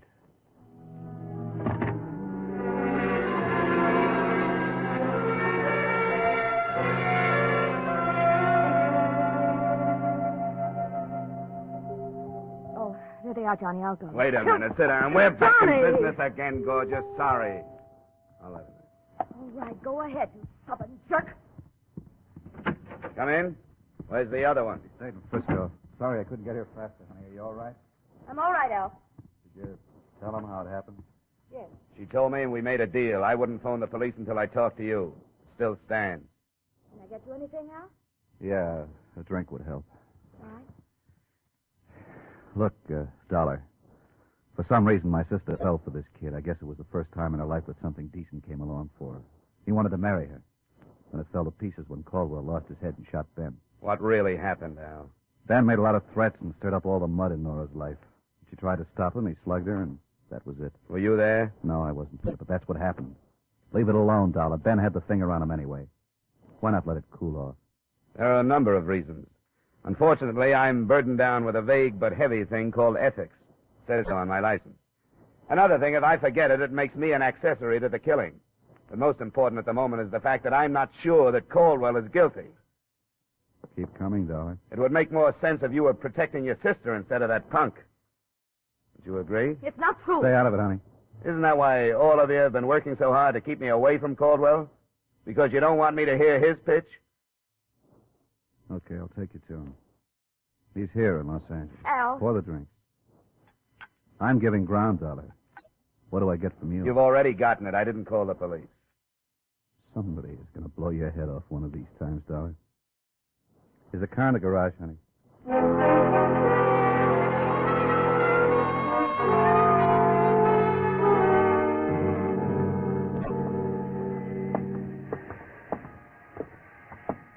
This is it. Upstairs.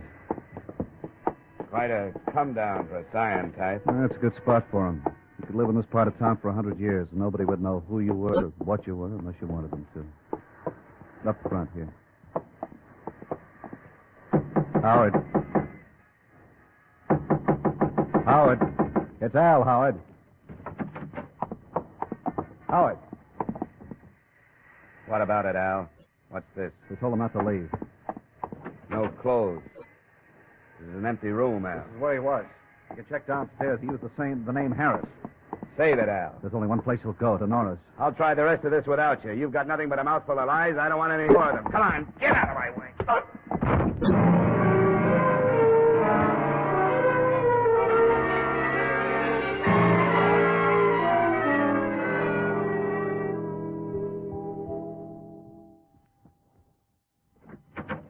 Caldwell here? Yes, he's been here all morning. He came right after you did and hid outside. He's like a crazy. Where is he? In the bedroom. You stay here. My first sight of the all-important Howard Caldwell was not a pleasant one. He was face down on the bed, his head buried in a pillow, and his body shaking with sobs. It took 30 minutes of treatment, some of it not too gentle, to get him into a chair in a reasonably sane state. I'm glad you came. I'm glad you found me. I'm glad to talk to somebody who isn't stupid. I want you to calm down, Howard, and tell me what happened. What happened? You know her, and I do, too. She didn't want to marry me. She wanted to marry my respectable name. Money. Who killed Ben Miller? I did. I killed him because I didn't know what else to do. Because I lived with these people, these low-class people, and I began to think like them. Because I've never thought for myself all my life. I've never done anything before. Anything. I killed Ben Miller, and it's the only thing I've ever done. all by myself.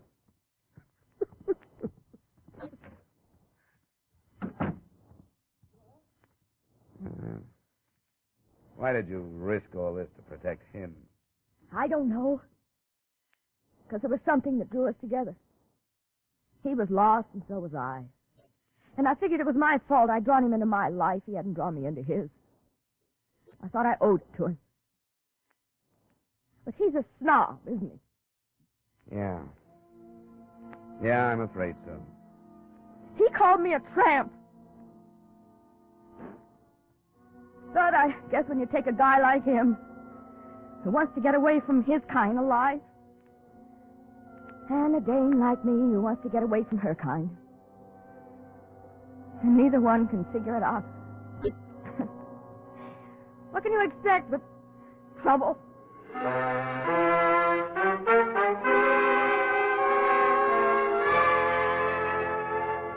I guess she summed it up as well as anybody could. I turned him in for murder, and those who try to help him as accessories. It's for the legal brains to decide whether the policyholder will live or the executed. Expense account item 10, $200, miscellaneous. Item 11 is item 2, transportation back to Hartford. Account total $1,050. Yours truly, Johnny Dollar.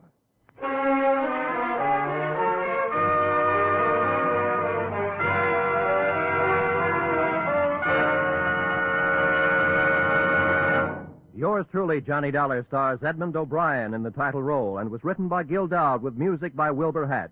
Edmond O'Brien may soon be seen in the Paramount picture Warpath. Featured in our cast were Lorene Tuttle, John McIntyre, Bob Sweeney, Hy Averback, John Daner, Gene Bates, and Jeanette Nolan.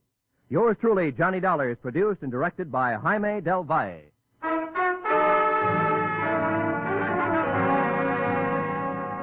Join us next week at the same time when, from Hollywood, Edmond O'Brien returns in another adventure of... Yours truly, Johnny Dollar.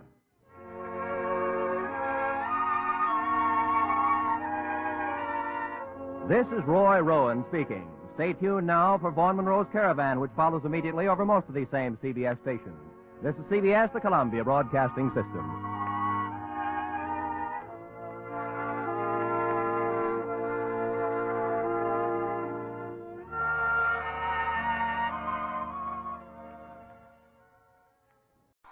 Time now for Edmond O'Brien as... Johnny Dollar. Johnny, how soon can you get out to High Bridge, North Dakota? North Dakota, huh? In the winter, you guys send me to North Dakota and the summit of Miami, Florida. All right, what's your problem? We got two old duffers insured for a total of $80,000. What's the matter? Somebody threatening to kill them? No, they're threatening to kill themselves.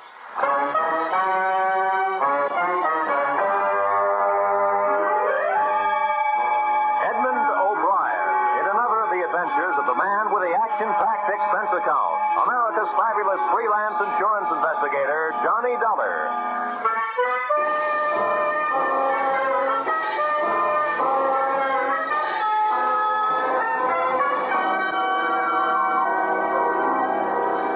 Expense account submitted by Special Investigator Johnny Dollar to Home Office, National Fidelity Life Insurance Company, Hartford, Connecticut. The following is an accounting of my expenditures during investigation of your policyholders, Mr. and Mrs. Arbuthnel Trump, or how the Gravedigger Spades came near being Trumps. Expense account item 1, $113.52 railroad fare, Hartford, Connecticut to High Bridge, North Dakota.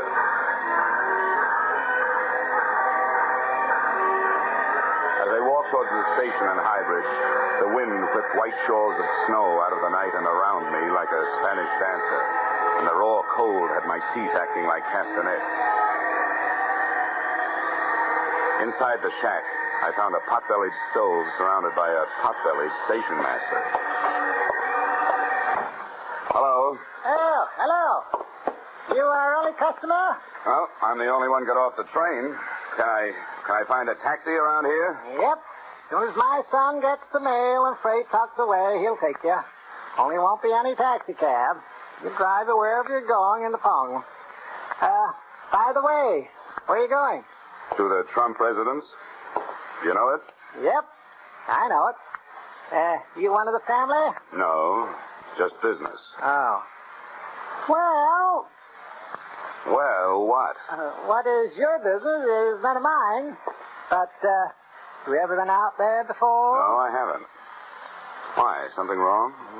If it ain't, then everybody in this town has been getting a lot of unnecessary exercise. Did you ever do conclusions? Well, here comes the boy. He'll drive you over.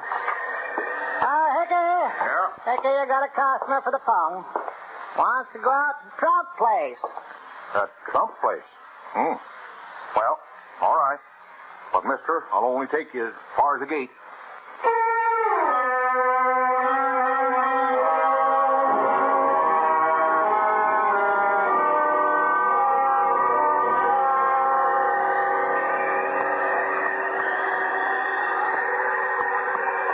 You say this your first visit, huh?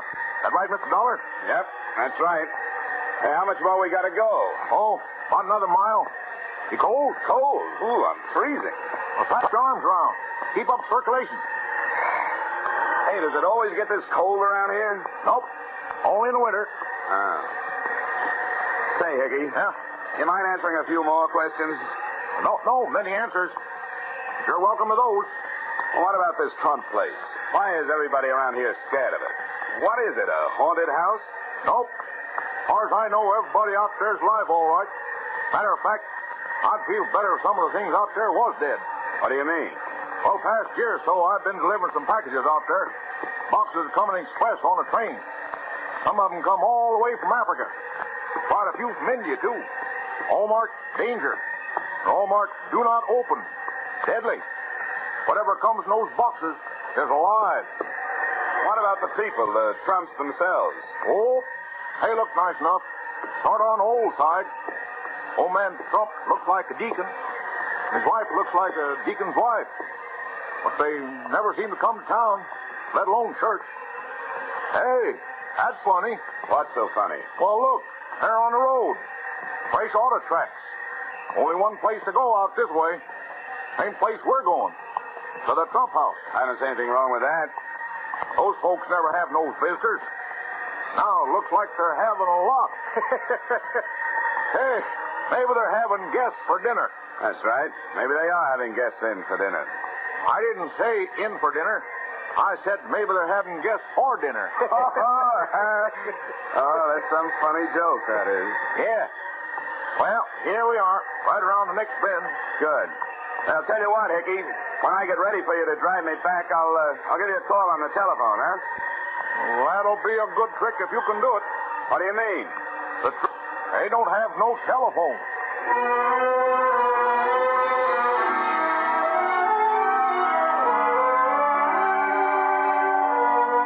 Expense account item 2, $1.50 pung fare. Hybrid station to the gate of the Trump estate where the driver Hickey dumped me off. I used one of the fresh tire tracks as a footpath up the long driveway through the snow.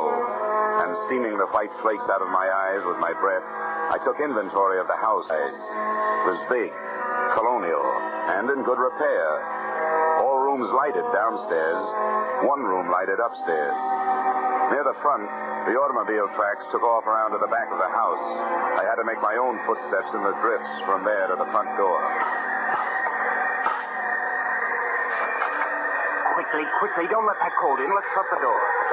Now, who are you? What do you want? What are you doing here? I'm Johnny Dollar from the insurance company. As to what I want to see Mr. and Mrs. Trump. As to what I'm doing here, I'm just the victim of a bad choice of careers early in life. Well, all right. Take a seat over there. I'll go check with Mr. and Mrs. Trump. But don't bother taking your coat off yet. So this is Northern hospitality.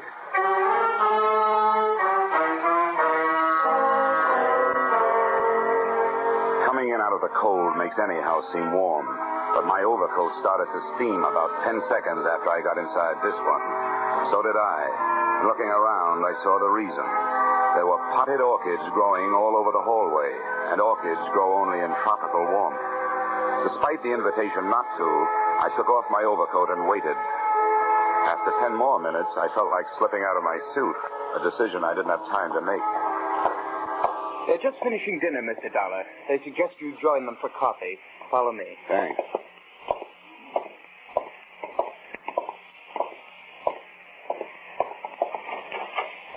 Mrs. Trump.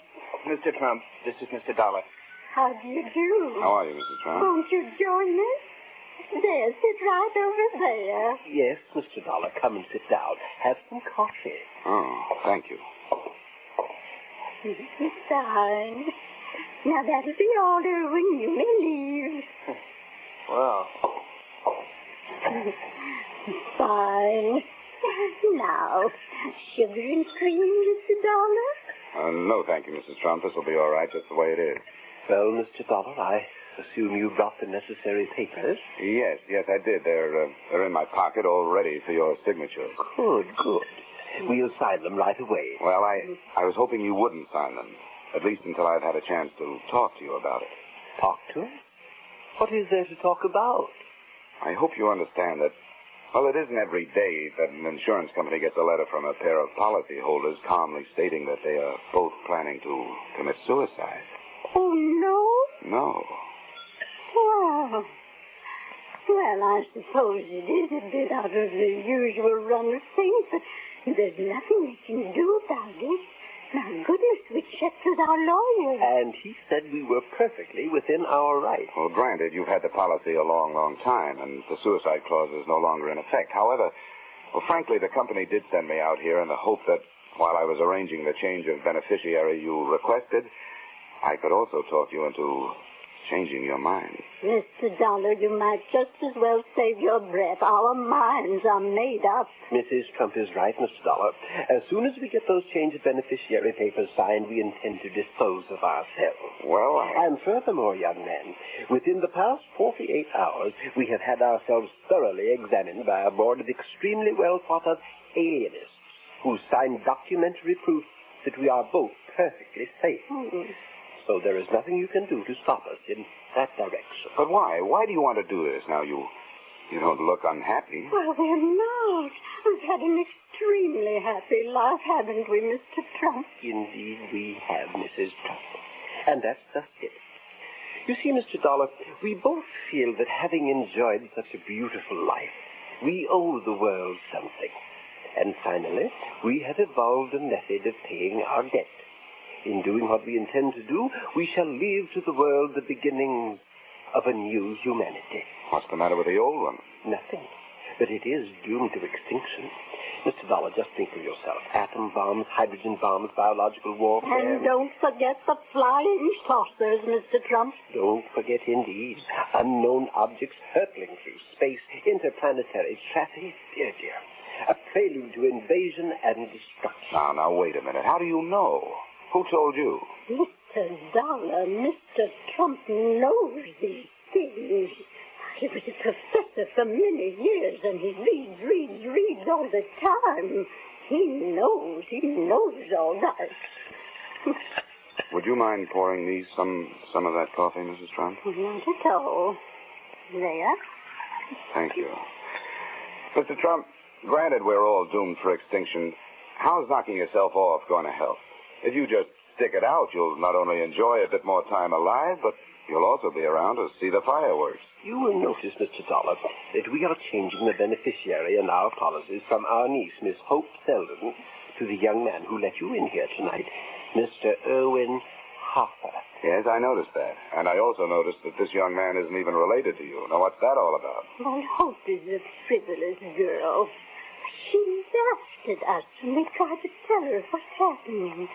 Irwin is a serious-minded young man who will use the money brought to this household by our passing to make the down payment on a new human race. Mrs. Trump, do you happen to have any brandy around? Later, Mr. Dollar, later. You want to know why and how. Well, come along. We'll show you.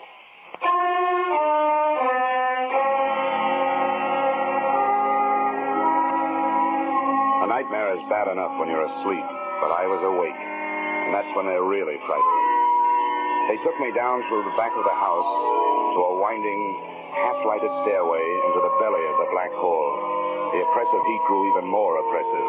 more stairs, then tunnels, all the ceilings cement and lined with lead, all the walls covered with pens and cages, and all of them filled with... Snakes, Mr. Dollar. Reptiles, hundreds of them.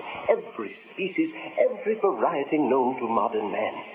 Look at them. Look at them and look at them well, for here is the new beginning. When life as we know it is blasted off the face of this earth, either by man himself or by his planetary cousins, when that happens, then these shall be the inheritors of this global sphere, as they were in the beginning, according to the Madison theory as set down in 1903. Yes, Mr. Dollar, Mr. Trump knows these things, don't you see? No, I've got to admit I don't quite see. You will. There. Look. Every pen, every cage is equipped with an automatic feeding device. Stored above the cages is enough scientifically developed food to keep these reptiles alive for 100 years if need be.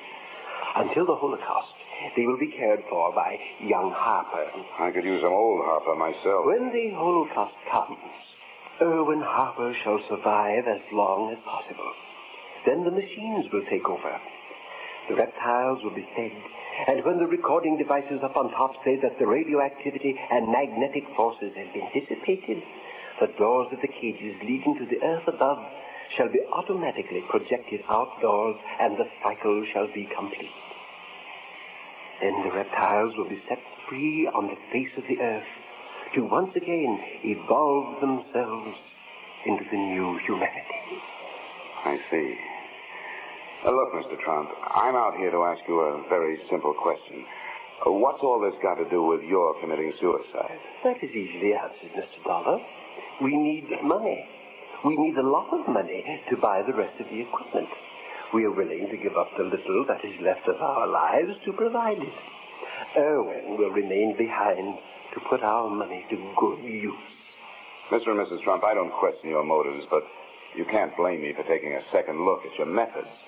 This man springing from reptile theory is flimsy enough, but that's your opinion and you're entitled to it. But what you're not entitled to, and I'm quoting the Bible and the law, is the act of taking your own lives. We've talked that over among us, and we are willing to take our chances. All right. But at least you'll agree this is a whole lot to take in one sitting, isn't it? Now, let me bring these papers back in the morning. We can talk it over once more, and then you're free to go ahead and sign. Well, time is short, but I don't think a few hours will matter. Do you agree, Mrs. Trump? Oh, yes, I agree. Good. Now, if you'll be kind enough to either let me have a car or have somebody drive me into town. Car? We have no car. We haven't had one for months, and we borrowed them from the property. Hasn't been one past the gate for almost a year. Oh? Including tonight? Yes, of course, including tonight. You just have to stay here. Come now. We'll take you up to your room, Mr. Dollar. What you need is a good night's sleep.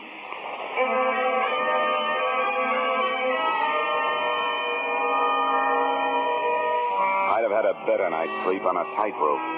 My room had the same sticky, hot air that filled the rest of the house. It may be great for snakes and orchids, but I'll take my steamings at a Turkish bath.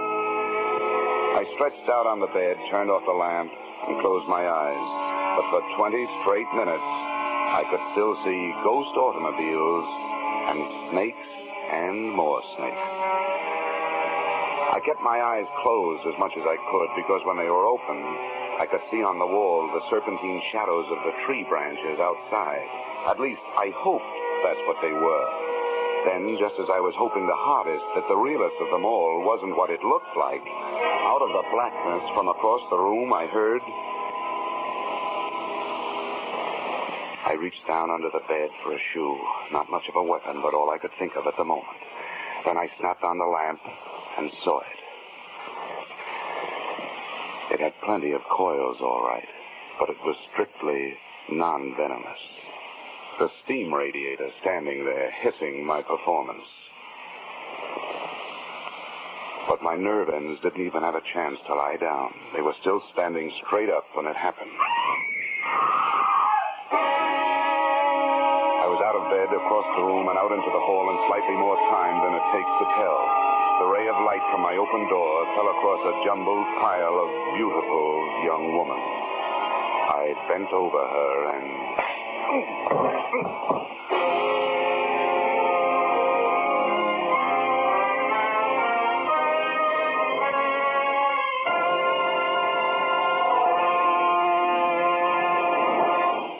In just a moment, we will return to the second act of Johnny Dollar. But first...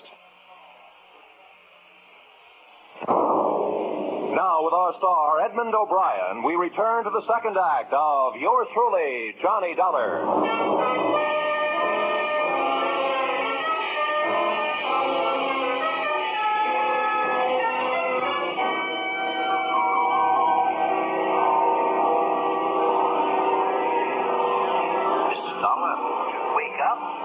Walking in your sleep? Yes, you should be more careful. Perhaps you need an basic coma is.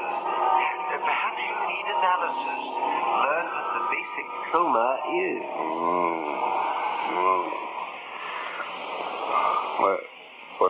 What did he say, Mrs. Trump? Sounded like he said, where is she? I'm right here, Mr. Dollar, right here taking care of you. Oh. Yeah, somebody's been taking care of me, all right. Oh. Well, where is she, huh? She's gone. What have you done with her? Come on now, where's the... Mr. Dollar, you better get hold of yourself. There is no girl here. Oh, no? Oh, look. Earlier tonight, you told me there was no automobile around here, but there was. I saw the tracks in the driveway with my own eyes. I walked in one of them. All right. Look out the window, Mrs. Trump. No, I don't see any tracks. Do you see any footprints? No, nothing, just snow. Okay. At least you know I walked up that driveway, right? And my footprints are covered up. So it's been snowing. The wind has been blowing. It's been drifting. Now I suppose you're going to tell me you didn't hear the girl scream.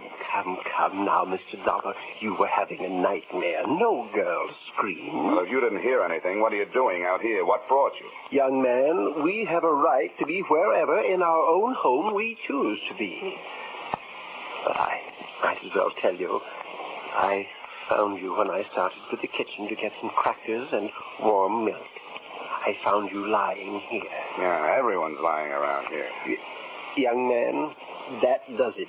Once we get those papers signed, I'm afraid we shall have to ask you to leave. That's all right with me. They're here in my room. Come on. The way some people stand in the way of the few of us who are making a genuine effort to sustain some kind of life on this Yes, planet. Mr. Trump, you're absolutely right. You'll find a pen there on the table. And the papers are right here in my... Hey. Yes, Mr. Dollar? The papers are gone. Well, how can they be gone if you brought them at all? We warn you, Mr. Dollar, we will not stand for any more of your dilly-dallying. We want those papers, and now. We are determined to sign them immediately. Suddenly, that has become my fondest hope. Now, do us all a favor. Go back to bed and give me a chance to do a little walking in your sleep.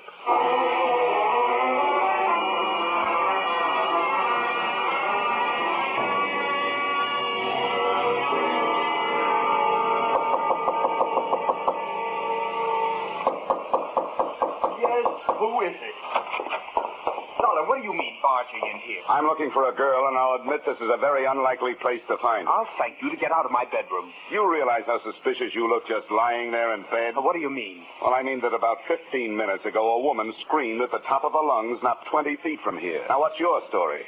That you didn't hear it? Or does it happen around here all the time? You're crazy. I didn't hear any woman scream, and I don't think you did. Okay, have it your way. I'm hearing things. But one thing I know, I'm not feeling things. See here? There's a lump on my head. That's for real. That doesn't interest me a bit. If I find out you put it there, it'll interest you. I'll not only put an egg on your skull, I'll make a whole omelet. In case you don't know it, you're looking at a citizen who's burned up. M-A-D. Mad.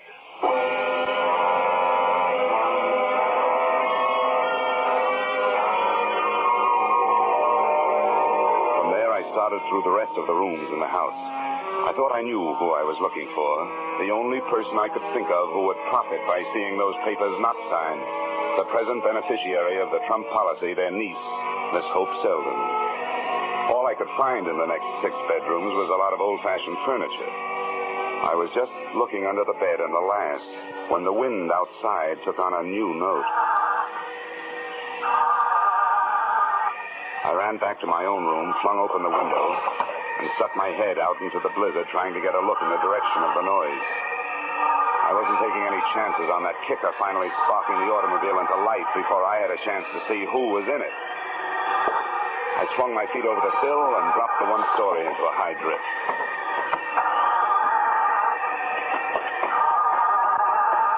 Come on. Come on. Oh, darn it. Don't wasting your time. Around here, people only go for sleigh rides. What do you want? Who are you?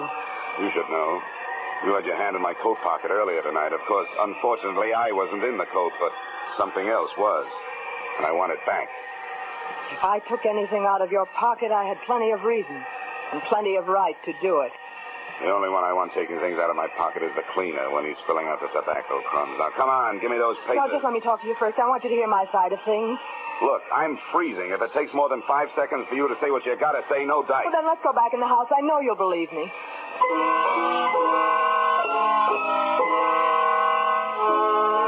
I saw plenty about her to interest me, but nothing to relax me.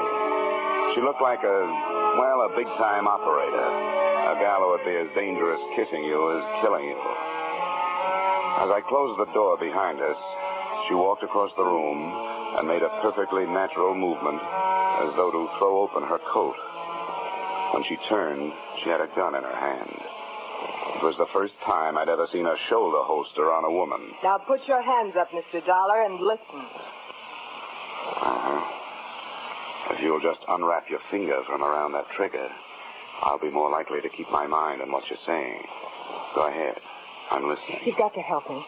Help you? Yes, help me prevent my aunt and uncle from making fools of themselves. We can't let them leave their money to Irwin Harper. Well, it's their money.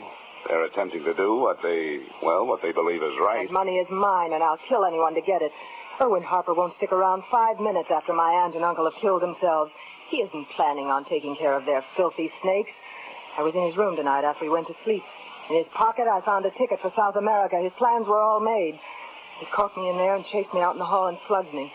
When I came to, you were lying there unconscious beside me. I ran downstairs, and I fixed their scheme. I threw the switch to release their stinking reptiles. By now, the snakes are all outside, freezing to death. Don't move. You don't want to move. So now you know, both of you. You know what that means? I'll have to kill you both, and I'll get away with it. Why, you miserable hunk of putty, you conniving thing. The Trumps want me to have the money, not you. I worked out that whole plan for them, all of it.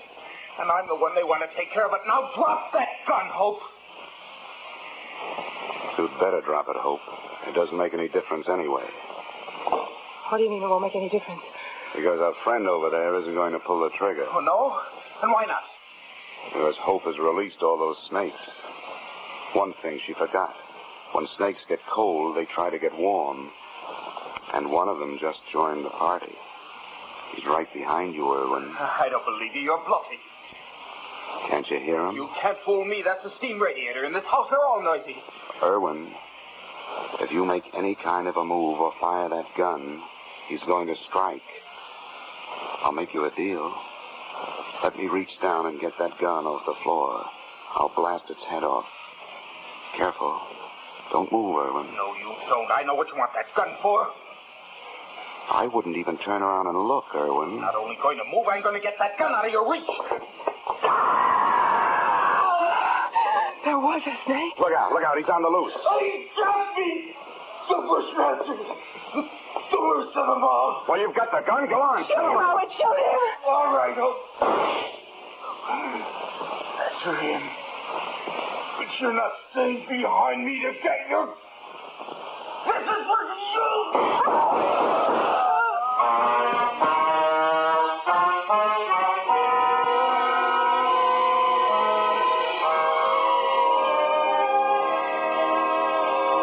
Mr. and Mrs. Arbuthnel Trump were fresh out of beneficiaries, to say nothing of snakes. The only one that had found his way back into the warmth of the house was the one I'd mistaken for a steam radiator. And without a handy method for creating a new humanity, the Trumps found themselves without a purpose. So I gave them one.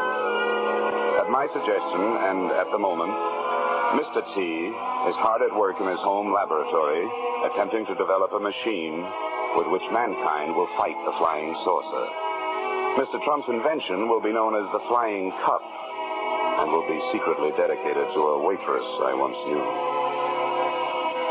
Expense account, item 3, $113.52 railroad fare, High Bridge, North Dakota to Hartford, Connecticut. Expense account total, $763.90. You may say this doesn't add up, but neither does anything else about this case. Signed, yours, truly, Johnny Dollar.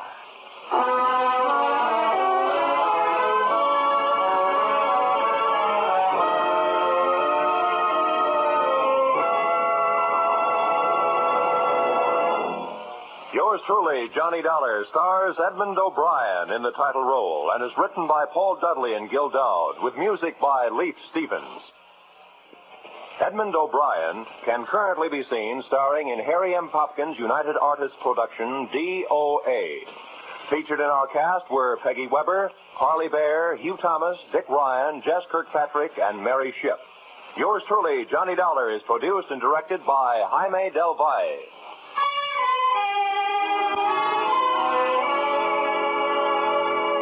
Join us again next week when Edmond O'Brien returns in another adventure of yours truly, Johnny Dollar.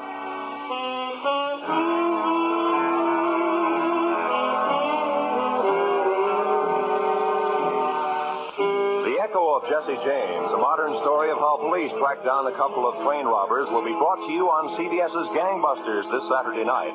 The narrator will be the Superintendent of Metropolitan Police, Washington, D.C., and another Gangbusters wonderful cast will reenact this true story for you. Join us this Saturday night on most of these same CBS stations for Gangbusters drama, The Echo of Jesse James. This is Roy Rowan speaking. This is CBS, where yours truly, Johnny Dollar, meets adventure every Friday night. The Columbia Broadcasting System.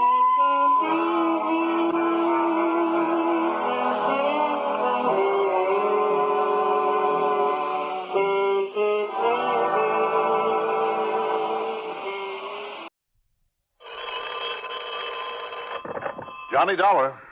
Dollar? This is Larry Spangler. Hi. Spangler, did you say? That's right. Star Mutual Insurance Company. Oh, I see. I guess we've never met because I've only been here in Hartford about a year. Oh, well, what can I do for you, Mr. Spangler? Mr. Spangler? Mm-hmm. Well, don't make an old man out of me. Call me Larry, huh? Well, whatever you say. What can I do for you, Larry? Johnny, does the name Briscom mean anything to you? Lloyd Briscom? Runs some kind of a factory on the edge of town, doesn't he? Yeah, he and his partner. Do you know him? No, but I've heard of him. Why? Well, he's one of my clients. Pretty important one. I'm on my way out to his place now. I'll be driving right by your apartment. I thought it might be a good idea to have you come along with me. Anything wrong with him? His business partner just called me up on the telephone. Mr. Briscom is dead. Oh, it's too bad. Sure is. You see, his housekeeper found him just a few minutes ago with a bullet in his head.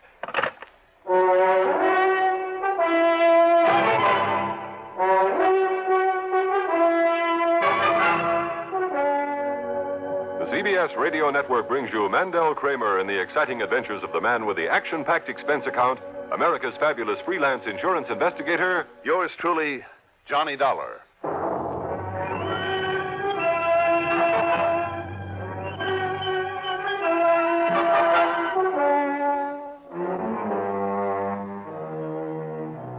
Expense account submitted by Special Investigator Johnny Dollar to the Star Mutual Insurance Company, Home Office, Hartford, Connecticut. Following is an account of expenses incurred during my investigation of the oldest gag matter. Larry Spangler turned out to be one of the new generation of insurance agents with that Madison Avenue touch. You know, charcoal gray suit, white shirt, dark blue tie, well-shined shoes, and he had that freshly scrubbed look, as though he'd just stepped out of a barber shop. He was maybe 25 or 6, good-looking in an almost pretty sort of way, with a well-tanned complexion, Plenty of dark, curly hair, and above all, that eager expression of the young man who's out to set the world on fire. Yeah, the Briscom place is down on Live Oak Avenue, Johnny. On south of here a ways. You're the driver. I'm certainly glad you were able to come along. Any idea who might have wanted to kill Mr. Briscom and why? Oh, I have plenty of ideas. But why don't we see what the police have to say when we get there? Oh, then you've called them, John Barber, the old man's business partner, called them. Same time as he called me. I see. At least he said he did. Well, any reason why he shouldn't have? Ooh. Do you know John Barber? Never heard of him. Well, at least you'll be starting on him fresh then. I mean, no preconceived idea about him. Why do you say that? Don't tell me you suspect him of this. Oh, no. Of course not. No reason at all. It's just that, well, why don't we see just what's happened before jumping to any conclusions? Look, Larry. And see what you think of the others, too. That is, if Barber got a hold of them. What others? Well, there's Trudy, his ward. Trudy? Gertrude Wilson. But there's certainly no reason to suspect her of anything. You try it, Johnny, and you'll have me to answer to. Oh, it's that way, Well, we're real good friends. Mm-hmm. And I know her well enough to know that, well, it'd be ridiculous, that's all. Would it? Sure. And as for Mike, though, well, who am I to judge in a case like this? Let's wait and see what you think. Mike who? Briscom. How's he related? Well, he's the old man's son, or rather adopted son. He lived with Mr. Briscom? No, not with him, Johnny, but certainly off of him. The way I get it, the old man threw him out on his own a few years back, but then apparently relented enough to keep feeding him plenty of good, cold, hard cash to play around with. Wait a minute now. Didn't I see Mike Briscom's name in the papers not too long ago?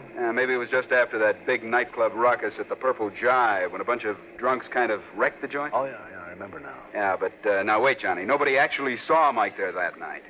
And just because of his reputation is no proof that he was. I mean, after all, Johnny, why hang the guy unless you're sure he deserves it? Mm-hmm. He's supposed to have been treading the straight and narrow lately, even got himself some kind of a job, I understand. So I really have no reason to... Well, you see for yourself.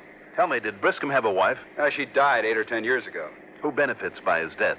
Well, if his will comes out the same way as the insurance, Mike gets 1/3 of everything and Trudy gets 2/3. I see. Except for the business, of course. That'll go to his partner, John Barber. Oh, it will? At least that's what Barber told me one day when I tried to sell him some insurance. But surely you don't think... Only what am I sweating over it for? You're the investigator, and it's all just sort of guesswork on my part anyhow. Why should I confuse you? Confuse me? Sure. Oh, Larry, you may have been more help than you realize.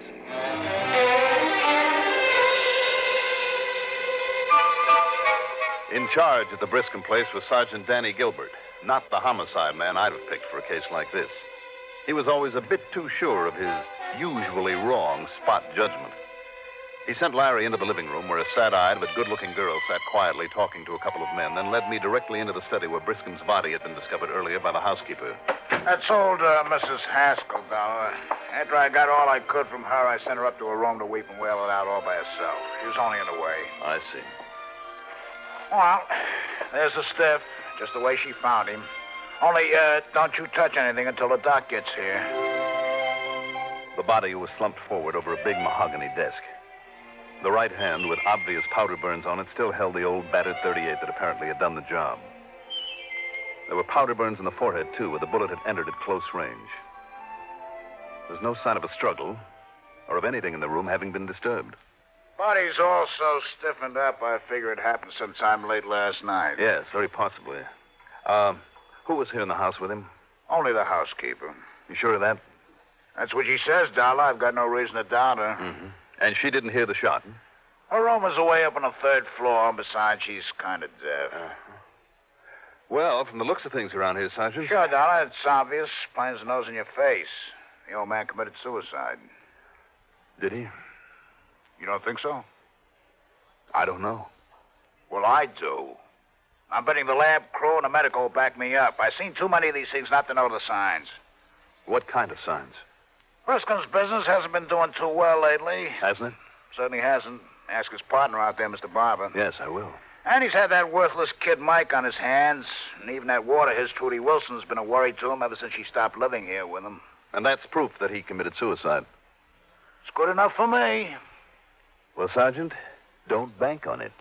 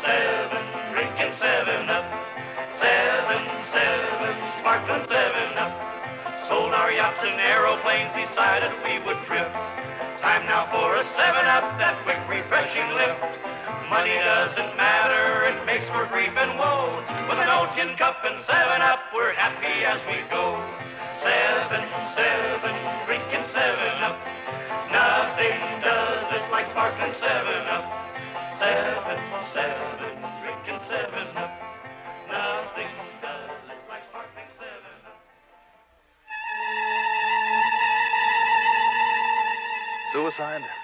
I doubted it, in spite of the fact that it was clearly indicated. But all I had to go on was what Larry Spangler had told me. And when Dr. Thaddeus Frambler and his lab crew got through, it looked as though I was wrong. They could find absolutely nothing to suggest anything but suicide. The only fingerprints on the beat-up old revolver, Briscoe's gun that he'd had in his desk for years, the only prints on it were his own. The angle of the shot, its proximity as indicated by the powder burns, the burns on his hand, still holding the gun, all showed that it must have been his finger that pulled the trigger. But maybe with a little help from someone else. Dollar, that suspicious mind of yours. Sergeant, what about the fact that the gun was still in his hand? Doesn't mean a thing. Well, wouldn't he have dropped it to the desk or to the floor when he died? Not if the bullet hit some part of his brain that caused a final spasm, made him tighten up. Ask the doc here, Dollar. Go ahead, ask him, will you? All right, Sergeant. Doc, the law says you have to do an autopsy in a case like this. I'd like to know the results of it. It's all right by me, Doc. You can tell him anything he wants to know as far as I'm concerned. But it isn't going to make any difference. We'll see. And, Dollar, you'll only be wasting your time talking to those people out there in the living room. Young Miss Trudy, that Mike Briscoe, and that Mr. Barber. Well, maybe, Sergeant, but I'd like to talk with them anyway, and separately, if you have no objections. Oh, Dollar, that suspicious mind of yours. You said it. Suicide? Oh, no, Mr. Dollar. I'll never believe that. Daddy simply wasn't the type to commit suicide. Never. Mm-hmm. Isn't it true that he was kind of worried about you, Trudy? Because of the way I left him, moved away from here to get along on my own. He didn't like it, if that's what you mean. Why did you leave him? I understand he was very good to you. I know, and it may have seemed ungrateful. Because he and his wife took me in when I was just a little baby. Mm-hmm. They fed me, they clothed me, gave me an education. And after Mother died, he even sent me to college. But he was such a tyrant. He wouldn't ever let me think for myself, do the things I wanted to do, go with the people I wanted to go with. He insisted on running my whole life. Even the man that I want to marry wasn't allowed in the house. I see. When Daddy had business with him, he went to see him at his office. Trudy. I'm not a child anymore, Mr. Dollar. I have a mind of my own. Oh, I can see that. I felt I had a right to use it to do the things I want to do. And I've done very well, thank you. Even he had to admit it and stop harping about the way I broke his heart by leaving him. You don't seem too upset over his death, Trudy. Well? No. No, I'm not.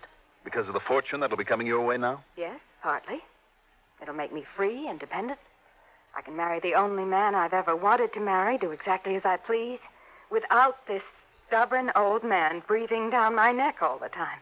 Trudy, you realize, don't you, that if he didn't commit suicide... Of course he didn't. That a statement like that might point the finger of suspicion at you as a possible murderess? Would you rather that I'd lied to you, Mr. Dollar?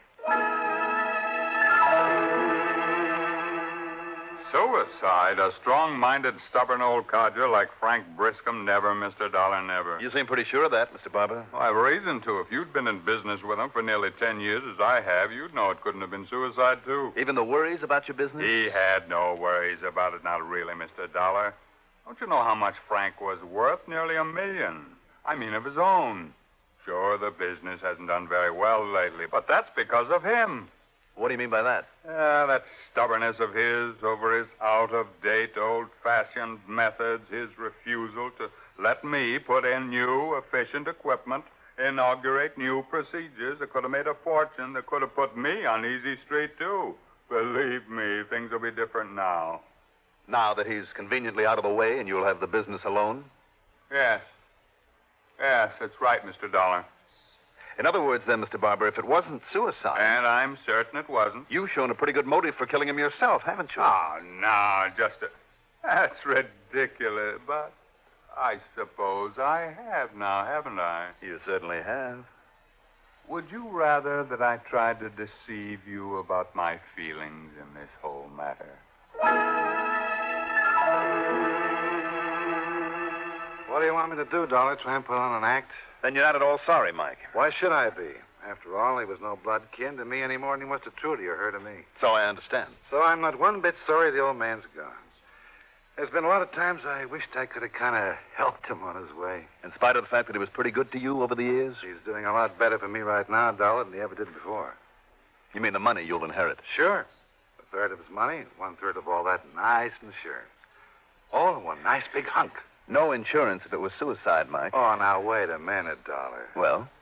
Did you know the old man? No, I didn't. Well, if you had, you'd know perfectly well he never knocked himself off. I don't care what that crazy cop says. You don't think so? I know he wouldn't. And another thing. Yeah? He took on a lot of religion the last couple of years, took it real serious. Oh? I guess that's why he kind of got charitable and started giving me some dough now and again. And to him, the worst sin he could do would be either to kill anybody or to take his own life. In fact, Dollar, he bored me with a lecture on, on that subject more than once. Mm-hmm. And if you'd known him, you'd know he was dead serious in that religion stuff. You said that you considered helping him on his way. I said I kind of wished I could, is all. That's all I said. And, that, and then I'm glad he's gone, yeah. Any idea who might have done it, Mike? Besides you? Almost anybody might have done it. I mean that would have got something out of it. Like who? Well, how about Barber? That gets the business now. What about Trudy? You really think so? I don't know. I can't see either of them actually doing it. You know, my only gripe, Dollar. What's that? Trudy gets 2/3. I only get 1/3. Now, maybe if I was smart and I wasn't so lazy, I'd make a big play for her. You know? After all, we're not real relatives, so I'd marry her and then, I'd have my hands on it all. But I guess I'd never get her away from that guy she's going with. Larry Spangler. I'll do all right anyway. My share of all that dough, even without the insurance, is good enough for me. And you know how much that's going to amount to, Dollar? Enough to kill him for, Mike? Sure. Absolutely. But I didn't do it. And Dollar, he didn't commit suicide. I'm beginning to think maybe you're right about that. About no suicide? Yes. But I didn't kill him. Somebody did.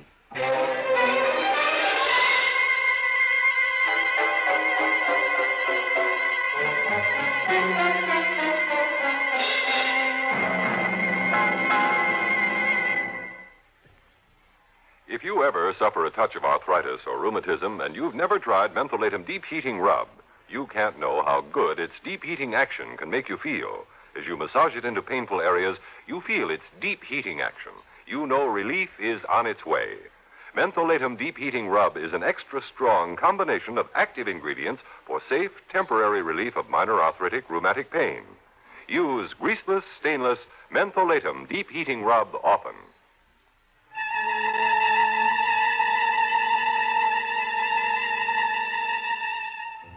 The body was taken to the morgue. Then Sergeant Gilbert, still sure that it was suicide, felt there was no reason to hold any of Mr. Briscoe's beneficiaries and told them they could leave. Told me to forget the whole thing. Then he left us there. And if you'll excuse me, I better get on down to the office. I'm afraid Frank's death is going to be quite a shock to some of the older employees who've been with him since he started the business. Yes, Mr. Barber, maybe you'd better get rolling with some of those profitable new procedures that you were telling me about. Huh? Now that you've got Mr. Briscoe out of your hair. I've got him out of my hair. Are you implying, Mr. Dollar? If the shoe fits. I get a little tired of hearing Sergeant Gilbert say it, but you are a suspicious man. All three of you swore it couldn't be suicide. I know, but... excuse me. I must go. You mind if I bum a ride with you? No, Mike. Come along. Right. And, brother, I'm going into town and tie on one that'll make history in this burg. You would. Trudy? Certainly no reason for you to stay around. No, I'll be glad to get out of here. If it's all right with you, Johnny, I'll drive Trudy on home, and you can take my car back to the office or the apartment if you like. Sure, Larry. Be glad to. You've held up under this very well, darling. Why not, dear? Johnny. Yeah? In spite of what that policeman and the doctor and those laboratory men said, do you think it was suicide? You worried about the insurance money that won't be paid if it was? Now, Johnny. Of course not, Johnny. And do you know why? Because compared to the rest of the estate, the insurance doesn't matter. I'll be perfectly content without it. But you didn't answer me. Suicide or murder? Trudy? Yes. You know that's a very good question. If motive alone were the answer, I'd surely say murder. But considering the circumstances, what little evidence there is... Of course, Johnny, it has to have been suicide. Because it'll save your company having to pay off? Well, that is something to think about, you know. Come on, honey, I'll take you home. See you later, Johnny.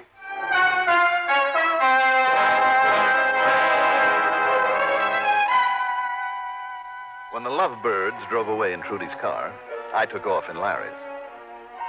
Then I suddenly began to think about the route to his office. Something that he'd said about it earlier. Instead of going there, I drove to the morgue where Dr. Frambler was finishing up his brief autopsy. No, Mr. Dollar, I'm afraid it was suicide, all right. Not even any bruises, anything like that, huh, Doctor? Well, a slight one, yes. Where? On the forehead, at just about the point where the bullet entered. All right, then. But that could easily have been caused when he fell forward on the desk. Maybe, but I'm betting it wasn't. I say that old man was struck on the forehead enough to knock him out. It wouldn't have taken much at his age. Oh, well, I know. Then he was shot in the same spot.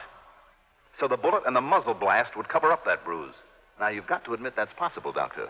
Possible, of course, but the police found only his own prints on that gun, although it may have been wiped clean quite recently. Sure it was. Easiest thing in the world is to pick up a gun with somebody else's hand, somebody unconscious, and make it pull the trigger, and that's exactly what happened. But who, Mr. Dollar? On the way over here just now, I suddenly realized my apartment was nowhere near the route between his office and the Briscom place, in spite of the fact that he'd said it was. That was just an excuse to pick me up so he could talk to me. What, sir? And that corny, real friendly bit right from the beginning. Call me Larry. Real palsy. Larry? Yes. And all that dope he gave me on the others. That would make any one of them suspect. Why? In case the job hadn't been done well enough, that it might look like the murder it really was? Of course. I'm afraid I don't understand. As for calling me in himself, that's the oldest gag in the world. As a cover-up to take away any possible suspicion from himself. And as for motive, he had all the motive in the world. Mr. Dollar... Look, Doc, if there's no real evidence to pin it on him... Wait a minute. Yes? Maybe if I tear into him, act convincing enough, I can make him think there is.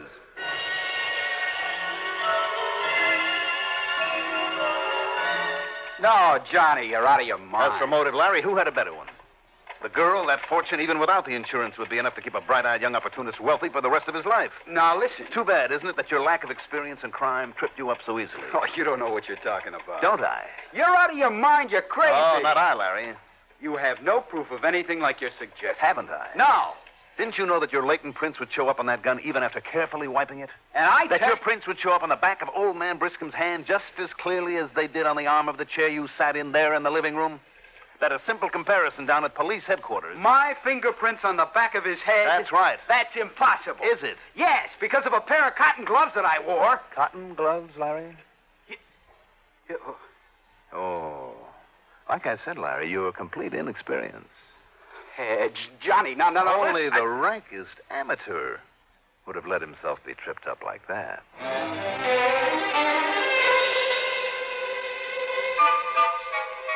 And only the rottenest kind of insurance man would have tried a thing like that. Thank heaven there aren't very many of them. Expense account total? Wait a minute. Of course, there isn't any. And you know what? I'm glad there isn't. This kind I wouldn't want to collect on anyway. Yours truly, Johnny Dollar.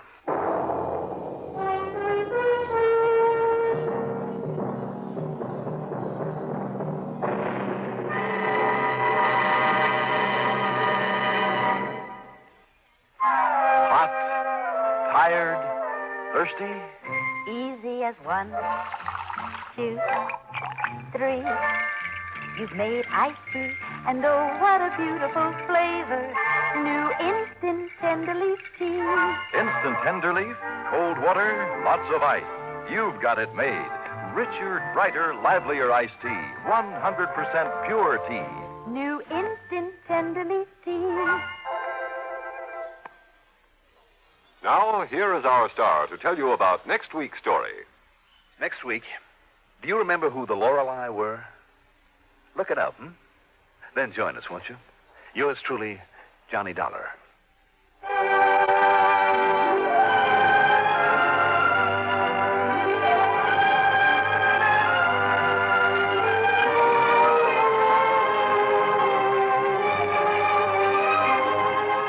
Yours truly, Johnny Dollar, is written by Jack Johnstone, produced and directed by Bruno Zerato, Jr., musical supervision by Ethel Huber. Johnny Dollar is played by Mandel Kramer. Also featured in our cast were William Mason as Larry, Sharita Bauer as Trudy, Raymond Edward Johnson as Barber, Ivor Francis as Doc, and Ralph Bell as the...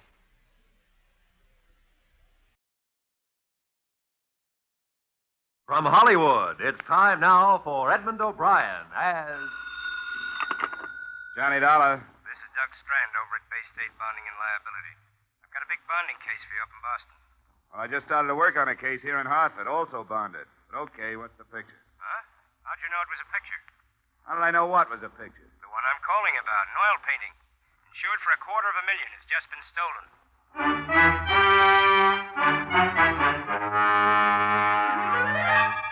Edmond O'Brien in another transcribed adventure of the man with the action-packed expense account. America's fabulous freelance insurance investigator. Yours truly, Johnny Dollar.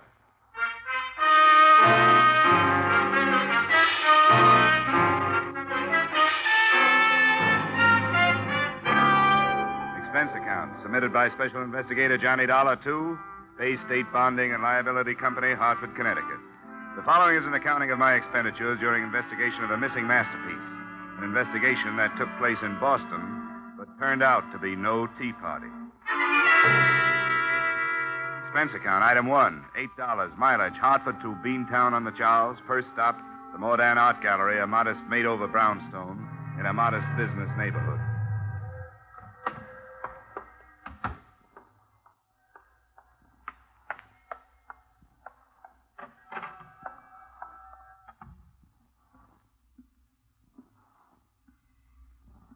Good afternoon.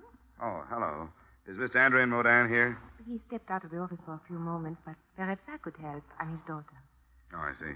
My name is Dollar. I'm from the insurance company. They sent me up to see what I could do for you on last night's theft. Oh, that's such good news. Father has been beside himself. I know he'll be so relieved with you here. Now, let's see. According to my worksheet, the painting was owned by a Mr. Rideau, huh? Caesar Rideau? Yes. He's an acquaintance of ours. He's not what you'd call the arty type by any means, but he's interested in good oils, and he has a very nice collection of masters. Was this village scene on loan to the gallery, or did Mr. Rideau want to sell it? It was a loan. And that's what makes this so terrible for Father, and for me, too. He didn't want to accept the loan, and I talked him into it. You see, it's been very difficult for Father, and I thought that hanging an important picture in the gallery would bring people in. And it did for 3 days, but... Oh, Father, this is Mr. Dollar. Yeah? He's here to help us. He was sent by the company that insured village scene. Ah, bless you, bless you. I am so happy you are here. I hope I can help, Mr. Modern. The police. I know they do their work well, but they are so stern, unfriendly. To them, who is Pieter Bruegel the elder? And village scene, what is that? A stolen broom would annoy them so much. Now, don't let their attitude fool you, Mr. Modern. I'm sure they're doing everything they can, Father. Yeah. Mr. Modern, I understand that nothing else was touched. Yeah, what is anything next to Pieter Bruegel? It was the only master in the gallery, then, huh? I'd like to see where it was hanging. Yeah, of course. At this door. Teresa, you will wait? Yes, dear, I'll be here. Wait, Mr. Dollar. I feel I must explain the importance to me personally. Is that all right? Sure, if you think it'll help, go right ahead. Mr. Dollar, if we do not find the canvas, my gallery is gone. Everything, all my years are for nothing. Why do you say that? Because of that man, Rito. There is a hate between us. We have not expressed it, but it is there because, well, you have met my daughter. You realize her great beauty. I have tried to protect her from this man. Now I am on my knees to him because of my carelessness. Well, I wouldn't give up if I were you. We haven't even started on this case yet. If we fail, I will take her away from Boston, start all over again. You come this way. In this gallery, you see my life, Mr. Dollar. Many of these canvases I bring with me from Salzburg when I leave, before the Anschluss. Here under that light, is where the village scene was hanging. I have hung nothing more yet. Mm-hmm. Force this window, huh? Yeah. You see, it looks on the back of the property. Do you see something? No. No, I was just wondering what I'd do with the picture if I'd stolen it. Who could I sell it to? Who'd be willing to take a chance on displaying it? Oh, I'm afraid there are a great many unscrupulous collectors in the world. There's much trade in stolen goods. And again, sometimes great masterpieces are held for ransom. For that reason, I have offered a reward of $5,000 myself. Hey, that's pretty steep for you, isn't it? What about Rito? Rito? What cares Rito? To him, the canvas is nothing. I wish he was right.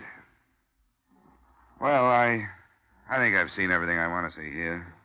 I'm going to check in with the police, Mr. Modan. I'll let you know when we turn something up.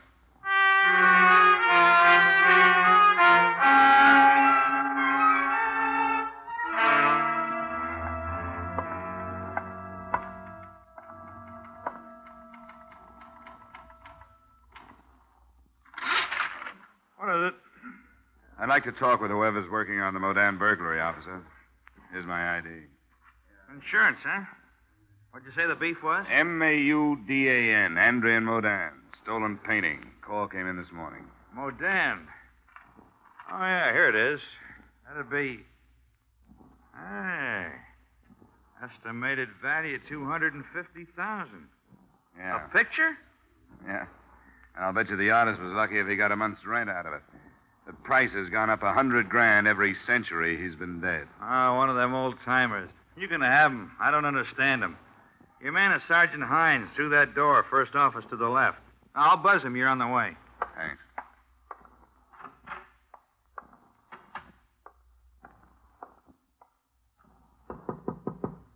Yeah, come on in.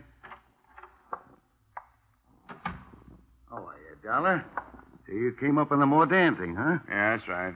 I wanted to check in with you, find out how much I can do before you pull your rank. Ah, cut it out. Well, I run into some touchy policemen. Not here. Well, I get my hat off that chair. Sit down. Thanks. You get a free hand as far as I'm concerned, Dollar. Not to see the old man yet, Modan? Yeah. Say, what kind of a make did you get at the gallery? Nothing special. Typical window job. Heavy crowbar, no signs worth anything outside. The old boy ran a story in the papers about the picture coming to his gallery, so it's a little tough to narrow the suspects. This guy who owns it, Cesar Rito, I've heard of him, haven't I? Yeah, a lot of people have. He made his pile during the war. There was talk of black market, but nobody could pin anything on him. Then last year he was up before the Senate Investigation Committee. Something about buying contracts. Then he came home. What are you looking for, Dollar? Fraud charges? Well, let's be realistic. They may be easier to find than the painting. I've worked a few of these things. You know, the usual method is to cut the canvas out of the frame with a razor blade while it's still hanging. Rolled up, it's easy to conceal. On this job, it went frame and all, didn't it? That's what I got. But I'm thinking the other way. I got details out looking for that frame. I can dream, can I? It's faster my way. And I got tickets for South Pacific for 3 weeks after Easter.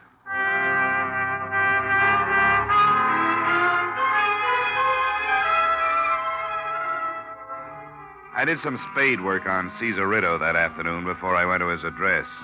His current position was that of wholesale liquor distributor for a number of distillers that managed to keep their prices high and their quality low. His financial condition was healthy, but you don't have to be broke to be able to use $250,000. I found Rideau's residence halfway up the shady side of Beacon Hill. He hadn't made the top, but he was climbing. There was a coat of arms on the wrought iron gate and a butler, complete with cummerbund, inside the front entrance. But the class stopped there. Charles, that's that clown from the dress shop. Give him to me. When I get through with him, you can shovel him out. It's a gentleman to see Mr. Rideau, madam. Oh. Go finish the silver. I'll talk to him. Yes, madam. Hello, my name is Dollar. That's very clever, but it doesn't help.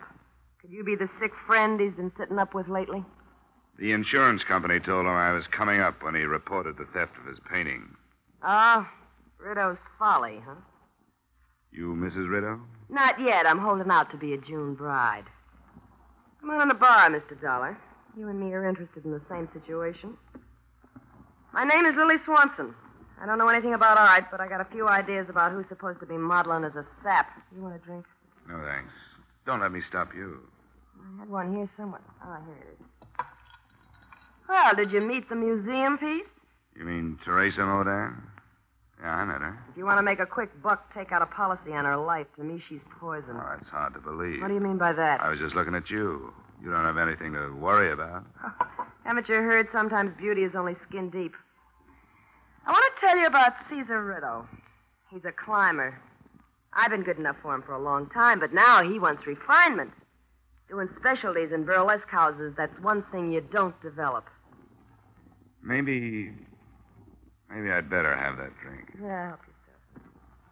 Don't get me wrong. I'm not building up to a sob story. It's just like him waking up one morning with a big interest in art and money enough to carry it off. The right people were impressed. Now he wants that dame, and he's willing to gamble a few $100,000 if it'll help. That's why he put that picture in that fire trap. Where do you think it is now? How should I know? The point is, he doesn't care where it is. He's protected. Another point is that I'm getting paid to care a lot where it is. Well, I can't help you there. But he's got to be taught that he can't walk over people without getting hurt himself. I'm afraid I can't help you there. Then that dame, Teresa. If you think she's worth it, tell her. He's not good enough for her. She'll get hurt. He's got no more feeling for her than he has for a new suit. He'll wear her for a while. When he gets bored, he'll go shopping for a new pattern. If she's a nice kid, she ought to be told. That's quite a pitch, Lily. Caesar. I don't mind strangers hearing things like that, but the servants might have been listening. Discipline, you know. I don't care. Wait till I write my memoirs. You're one of the rottenest mashers I've ever known, and I've known a few. Go fix your face. Sure. On the way, I might as well fix yours. I didn't hear enough of it to find out who you are. Name is Dollar, insurance company. Oh, yeah. Tell me, you made any progress? Yeah, general progress. I've learned that Bay State Bonding and Liability hired an investigator on the wrong end of this case. They should have looked you over before they issued the policy. With any kind of big company, you can depend on about 90% of that all the time. Rush things when the money's coming in, then be careful when it's too late. Tell me, what about my picture? Well, I don't think a nice, honest thief has it. Why do you say that? Number of reasons. It's too hot to steal the way it was stolen. Well, what do you think happened? You're too big to be accused on a hunch. Wait till I get some facts. Then I'll talk to you about it. Right now, I want to talk about a clause in your policy that says you shouldn't move the insured property without first notifying the company. Yeah, that's right. Big companies again. They're so tied up with procedures and rules, they'd get themselves hamstrung if they tried to build a case on them. I'll find you some words in that thing that'll nullify that clause. Tell me, you think I can't? I was afraid you'd say that. You know, you've got a good head, Mr. Rideau. Yeah. Yeah, saying nothing of being a rotten masher. I don't see any reason to waste any more of each other's time, do you? You stay for a drink? Oh, no. No, thanks. I very seldom drink on the job. I parked my car in an alley around the corner and then went back. I found a spot opposite the Rideau place where I wouldn't be obvious and settled down to wait for him to leave. I hoped I'd planted enough doubt in his mind to make him move if he was implicated. Whatever I'd planted grew slowly because I waited a long, cold time. Night fell and I drove closer to the house. Finally, the door opened and Rideau moved a blue-black sedan out of his garage. By the time I got my car started, a coupe pulled out of the driveway. In it, I spotted the blonde head of the lady scorned, Lily Swanson. I followed her. After a few blocks, it was evident that her destination was the Modern Gallery.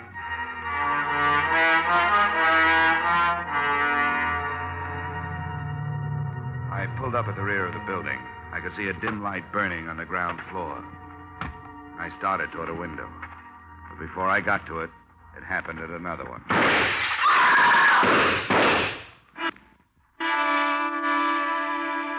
It was a woman's scream. But when I finally got inside, the only person there was Caesar Rideau. He was still alive, the stupidity of shock on his face as he leaned against the wall under a light that had once shown up the best features of Pieta Bruegel's village scene.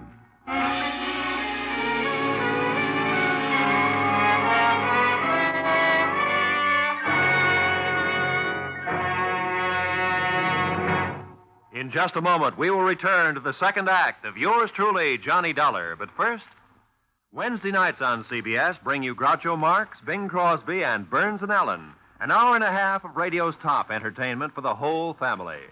Bing Crosby, Burns and Allen, and Groucho Marx are heard on most of these same CBS stations.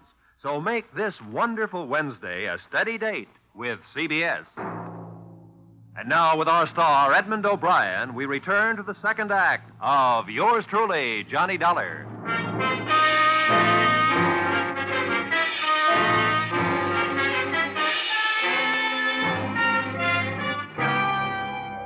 So there I was. I'd been sent to Boston to find the missing village scene and found myself at the scene of attempted murder. Caesar Rideau had taken 2 slugs, one in his left shoulder and a grazing one on his right forearm. I phoned for police and ambulance, then did what I could to make Rideau comfortable. I turned up the thermostat, covered him with my coat. Who did it, Dollar? That's the question I was going to ask you. Don't you know? Must have been outside. That's right, through the open window there. Why'd you come down here? I forgot my hat. Look, you're in no shape to try being clever. You met Teresa. Let me alone. I want to know how your stolen painting figures into this. Leave me alone. I met Teresa. This is where we meet. What about the painting? It was stolen. I don't feel good, Dollar. I don't feel good at all. I don't want to talk. I feel like I'm going to pass out. And he did.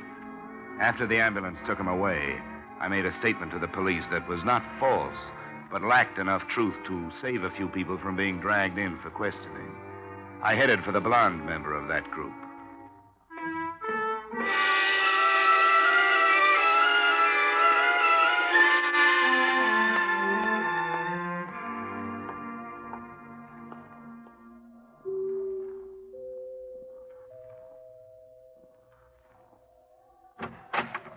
Oh, it's you. What do you want? Just a few words. I used up all I had earlier today. Yeah, but we got new things to talk about. Such now. as? Well, the police might want more from me on that art gallery shooting. All right. Is he dead? No. Did you know I was there, or were you just guessing? I wasn't guessing. I followed you from here. Oh, I suppose that earns you a drink. Come on. Thanks. Up yourself. You said the police were there. Yeah, I had to call them. I didn't mention your being there. Why not? Because I wanted to get to you before they hauled you in. I didn't shoot him. I followed him there, but I didn't shoot him. Somebody did. There were 2 women there and me, and I didn't do it. Why did you follow him? Because I heard him phone that Teresa and tell her to meet him. I wanted to find out what was going on, but I didn't. I changed my mind. I didn't even stop. I was afraid I might do something crazy if I saw them together. I'd like to believe you. It's the truth. Maybe. I hope it is, because I'd like to link the shooting up with the painting. If I can't, you're going to be in bad trouble. You're pretty smart, aren't you? Things just worked out this way. You think Caesar did something with that painting for the insurance money, and you want me to help you prove it to save my own skin? No, gorgeous, no. To save the company, $250,000. You'll never die of softening of the heart, will you? All right, what comes first? I want to hear everything you know about this deal. And while you're telling me, I want you to help me go through this house from cupola to basement.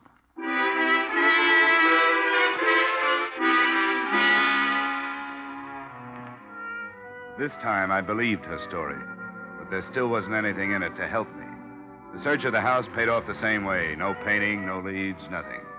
At 11 p.m. I left, looked up the Modan home address, and bearded the other point of the triangle in her den. It's terribly late, Mr. Dolly. It's after 11. Your father here? He's upstairs in his studio. Wouldn't tomorrow morning be better? Maybe for you, but not for me. I don't want to give you all that time to get your story straight. Story straight? Why'd you meet Rideau at the gallery tonight? Don't say that's any of your affair. A girl has a right to meet her fiancé when and where she wishes. Fiancé? Yes. They're to be married as soon as possible. You were with him when he was shot. Why did you leave him? Because I was terrified. Caesar told me to go. He thought she was trying to kill me. Did he say it was Lily, or is this your idea? Of course it was she. Who else would it be? Mr. Dollar, this situation is unpleasant enough without these insinuations from you that I don't even understand. It means nothing to you. It is a matter for the police. You have no right to meddle in our lives. You are sent here to look for village scene. That's what I'm doing. Why are you marrying that self-styled dictator? Because I love him. Well, that won't stay down. Nobody but Caesar Rideau could love Caesar Rideau. Right. It's because I'm tired of being a poor man's daughter. I want to get away. I finally decided what I want out of marriage. What he can give me. He's going to be a big man, a wealthy one. And I'm going to be his wife. Teresa? I'm sorry you heard that, Mr. Modan. Oh, Teresa. Stay out of this, Father. I've made up my mind. Go to bed. Go to bed with those words in my ear. My daughter, what has happened? What has that man done to you? Be quiet, Father. Teresa, wait. We will not be poor always. Go. Don't talk to me. How can this be? Suddenly, she is no longer Teresa.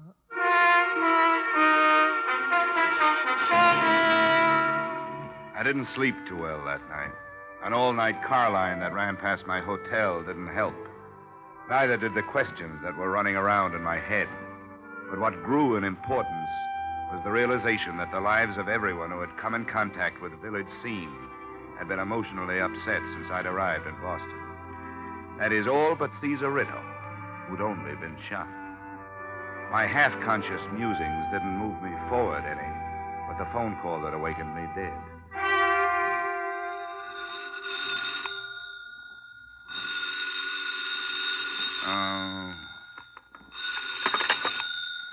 Yeah, hello. Dollar? Yeah, who is it? Sergeant Hines, burglary. Oh, how are you, Sergeant? What's new? That fraud case you were dreaming about, it won't work. Hey, come on. It's too early for that kind of stuff. Sorry. Couldn't resist it. The picture's been returned. What? The old man Mordan didn't know where to reach you. He called us. It was returned for the reward he posted. Have you seen it? No, but if he's not worried, I'm not. I've got a lot of other burglaries. Okay. Thanks for calling. I'll go right out there.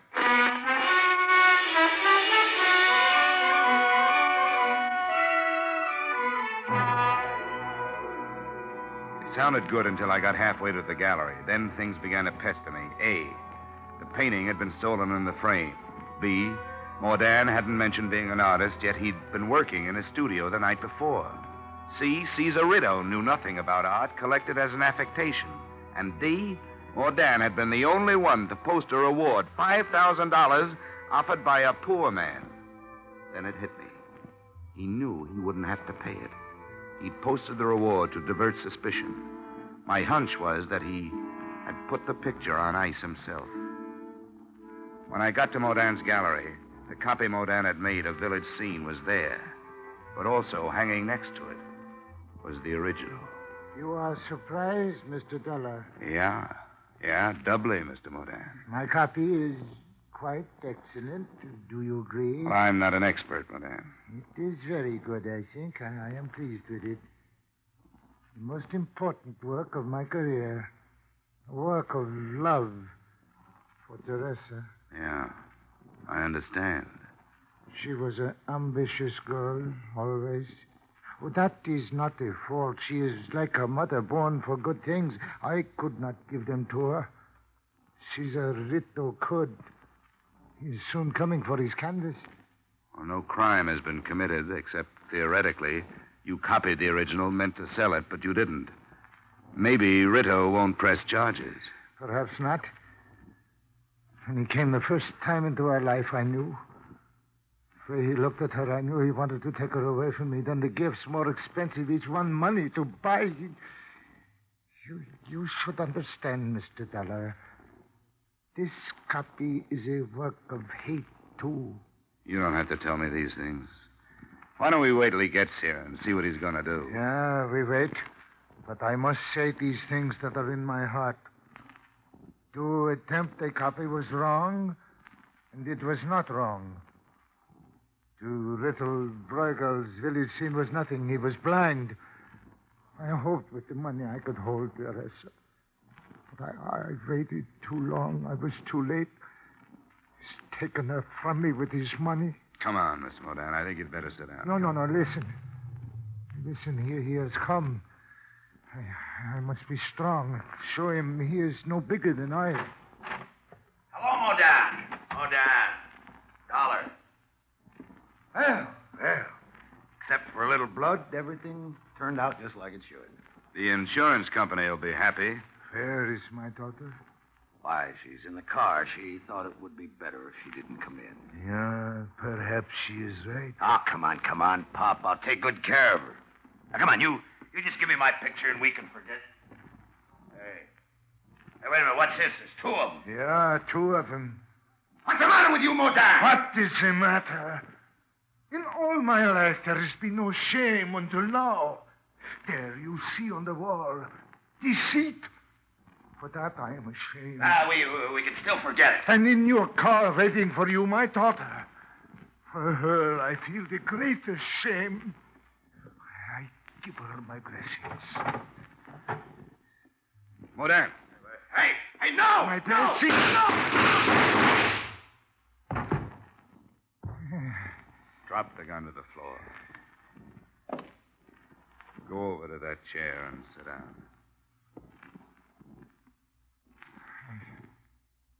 I could do nothing else. Now, it is finished. Mr. Dollar. Your father killed him. He thought he was doing it for you. No, there was no reason. Teresa, come on, pull yourself together. Caesar knew my father had made a copy and that he was going to sell the original. But he didn't care. As long as I married him, he wouldn't have done anything to father. And now Caesar's dead. My father is a murderer.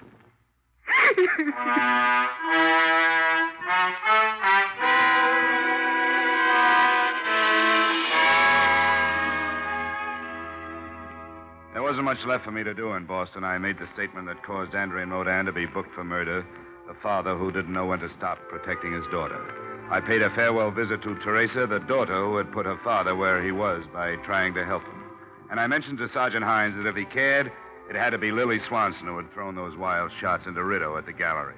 Expense account item 2, $8. Return trip to Hartford. Expense account total, $68.30. And I want to go on record right now as saying that the next time anybody sends me out after a masterpiece, my expense account is going to be a masterpiece of overstatement.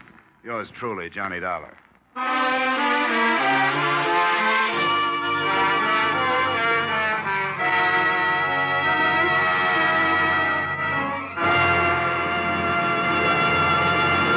Yours truly, Johnny Dollar, stars Edmond O'Brien in the title role and was written by Gil Dowd and Paul Dudley, with music composed and conducted by Leith Stevens. Edmond O'Brien can currently be seen starring in the Harry M. Popkin United Artists production, DOA. Featured in our cast were Charles McGraw, Walter Burke, Lillian Bayef, Robert Griffin, James Nusser, Joan Banks, and Tyler McVeigh.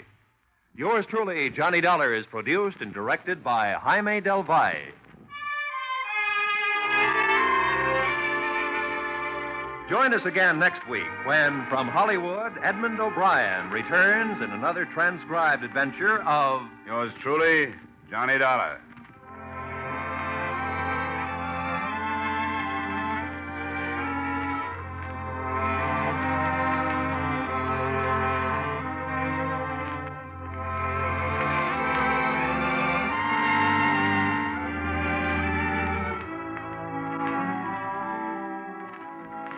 The man with a little black bag turns up on most of these CBS stations every Wednesday night. And out of it comes some of the most light-hearted and most moving stories on the air. The man? Why, it's Dr. Christian, of course. And tomorrow night's the night for another of his famous visits. Be sure to hear Dr. Christian starring Jean Hirschholz as the beloved small-town physician every Wednesday night. Now stay tuned for the adventures of Philip Marlowe, which follows immediately on most of these same CBS stations.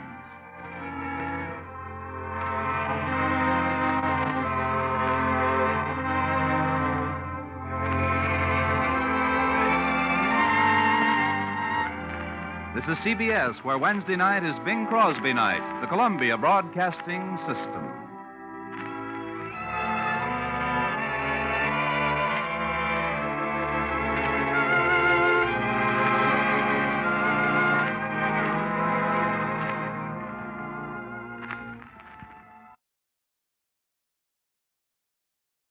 From Hollywood, it's time now for Edmond O'Brien as... Johnny Dollar? The insurance investigator that's working on the Byron Hayes killing? That's right. Who's this? I got a few things to say about the shooting. I can't say them to the police, but if you level with me, maybe I can say them to you. All right. But I've got to be sure of you, too. Who are you, and how'd you find out about me? One of the papers mentioned that you'd come to New York. I guess you've read about me, too. I'm what they call the chief suspect, object of a widespread search. Roy Corona? That's right. Now, do you want to talk to me? Sure, Roy. Anytime you say. I thought so. I'm going to give the phone to a friend that's with me. He'll tell you where to go and what to do so he can pick you up.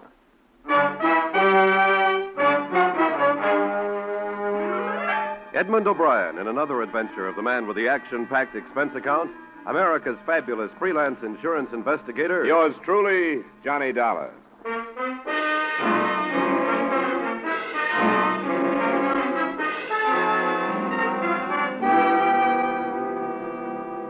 Expense account submitted by Special Investigator Johnny Dollar to Home Office, Corinthian All Risk Insurance Company. The following is an accounting of expenditures during my investigation of the Byron Hayes matter.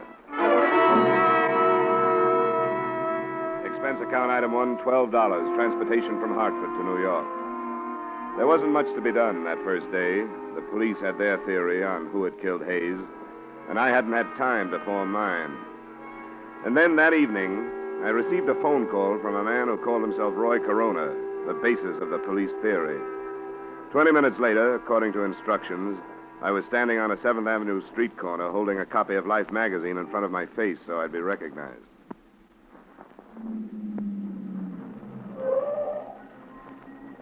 Hey, you. Yeah? What's your name? I'm your man, all right, Dollar. Come on.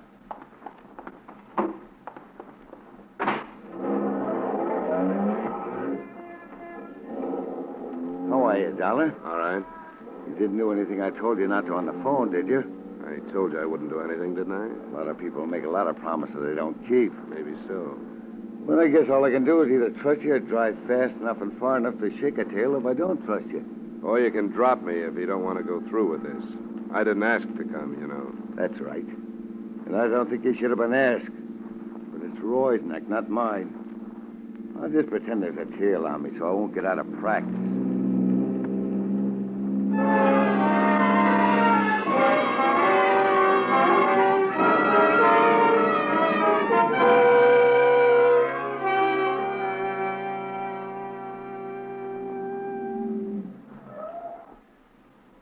The doorway next to the poultry store there. Thanks for the ride. It's on the ground floor, second door back. Tell Roy I'll sit out here for a minute and then park the car. Sure. Tell him I'll be in a little while. Yeah.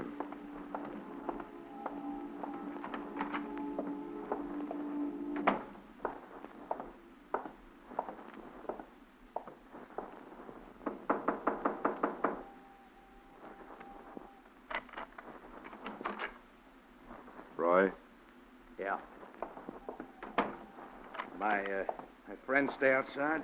Yeah, he said he was going to park the car. I'm not so sure I did the right thing calling you, but I guess I couldn't make things worse by doing it. I guess not, Roy. They want you real bad. Sure they do, because I'm a natural. Once you've been in prison, you're a natural for anything. There's more to it than that, isn't there? According to the papers, yeah, but not really. I didn't kill this Hayes guy. I didn't even know him. The police don't seem to think that's important. They figure that a guy who spends 2 years in a prison comes out to find his girl mixed up with a lot of men. It's going to get knocked off balance. Yeah, I guess that part of it's true. It did hit me pretty hard, but not hard enough to make me kill anybody. They think it did. Hayes was one of the men you lost your girl to, so they figure you wouldn't have to know him to kill him. That you were waiting outside her apartment when Hayes came out, you blasted him. Sure, they got it all worked out. The only thing wrong with it is that it ain't true. They don't care about that, but I do. If you can prove they're wrong, you got nothing to worry about, have you? My proof that I was someplace else is a couple of ex-convicts like myself. Statements from guys like that are broken down before they even make them. Isn't that right? I guess there could be better alibis. Why did you bring me here, Roy? Try out your alibi on me or to tell me who killed Byron Hayes? I don't know who killed him. But it would help if you believed that the proof I was someplace else would stand up. If you have something else to back it up, let's assume that I do believe it. It's something the police won't find out. Rita was blackmailing Hayes. How do you know that? I heard him. Right after I came out, when I was having a bad time over Rita. I was in the hallway one night, and I saw him go into her apartment. I listened at the door, and I heard him talking about it. That would make it pretty careless, wouldn't it? Oh, it was him that was talking so I could hear. He told her he couldn't afford to pay her anymore, but it had to stop.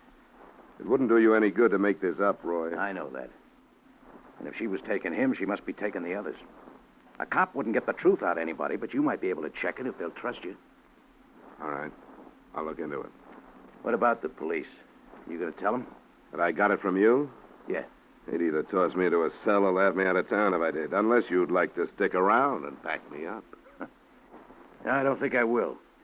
I gave it to you, and by the time my friend gets you back to your hotel, I'll be out of here and hold up someplace else. Sure, Roy. I thought you would.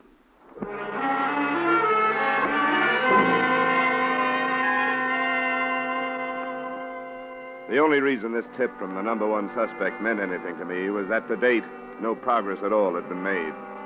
Rita Cobb, outside whose door Hayes had been killed, said she'd known him only casually, that he'd just dropped in.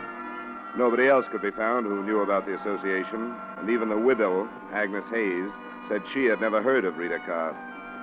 After I was dropped at the hotel, I decided to try out the new lead on the widow first. I've told the police everything I know, Mr. Dollar. I'm afraid it wasn't very much, Mrs. Hayes, and I wondered if there might not be something you didn't tell them because you didn't want to. What do you mean? I'm not a policeman. There are no reporters around. Everything you say to me will be kept in confidence. Mrs. Hayes, didn't you really know that your husband was seeing Rita Cobb? If I'd thought he was, do you think I wouldn't have done something about it? You didn't suspect anything? No. Even now, I don't think he was seeing her, as you put it. Do you know why he would have dropped in to see her, as she said he did? No. I knew nothing about it. Oh, please, Mr. Dollar, you must understand that this has been very difficult for me. Yes, of course it has. As far as I'm concerned, my husband always was a man above question. His friends, his business associates, everybody looked up to him. I looked up to him. And now you and the others asked me to believe that he knew this woman. She said as much. No, she was lying. There must be something else she's hiding. She's saying she knew Byron to hide something else. She didn't know him. She's lying. We'll learn the truth, Mrs. Hayes. Someone told me that Rita Cobb was blackmailing your husband. That's not true. That he was heard saying he couldn't pay her anymore. That's not true. Why should he pay her anything? He didn't know her. All right, Mrs. Hayes. I only wanted to tell you what somebody said. It's not true. All right, Mrs. Hayes.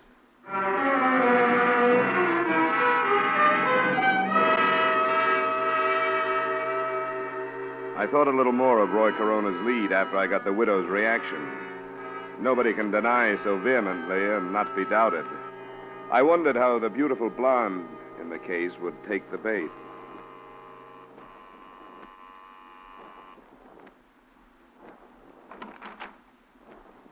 Hello, Miss Cobb. Hello. I'd like to talk to you. Why? I told you and the police everything I know. That's what Mrs. Hayes told me just a little while ago. I think I'd better come in. No. You have no right to do this. I suppose not, but you have no right to hold back information from the police either. I haven't held anything back. I want to be sure of that. So far, the police and I have been working completely blind. Nobody has known anything. Hayes is shot to death right outside your apartment, and nobody has the faintest idea why. Do you think I'm enjoying it?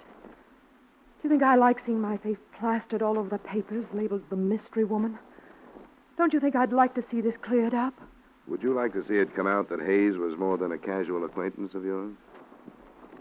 I met him once or twice, that's all. Why did you say that? How many other casual acquaintances do you have? I don't understand. What about a man named Arnold Smith? How did you find out about him? That's not the point. I refuse to have the names of my friends dragged into this. It wouldn't do any good. Wouldn't do anything but hurt them. Arnold Smith is about the same kind of man Hayes was. Married, past middle age, good-sized bank account. Don't drag him into this. Please. How about your friend Earl Fisher? Married, past middle age, good-sized bank account. What did you learn about him? I've learned about 2 or 3 more of you men. The police know? Not yet. You're going to tell them? I may have to. I wish you wouldn't. I didn't mention them because I didn't think there was any reason to. None of them had anything to do with Byron. How did you know that? Why, because none of them knew about him. Because he was such a casual friend? No. I lied about that. But not to hide anything from the police. And why? I don't know. I was afraid to tell about him. I can see why. There are a lot of things that aren't being told about this. But it'll come out if everybody in town has to be dragged into it. Now think that over, Rita, in case you feel like coming clean.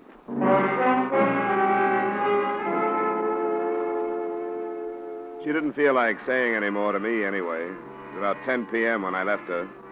And my first stop was a phone booth a half block away from her apartment building. I dialed a number and got what I'd expected, a busy signal. It was nothing definite, but I would have staked my expense account total on the hunch that she was warning somebody. To bear me out, the phone was ringing in my hotel room when I got there. Johnny Dollar.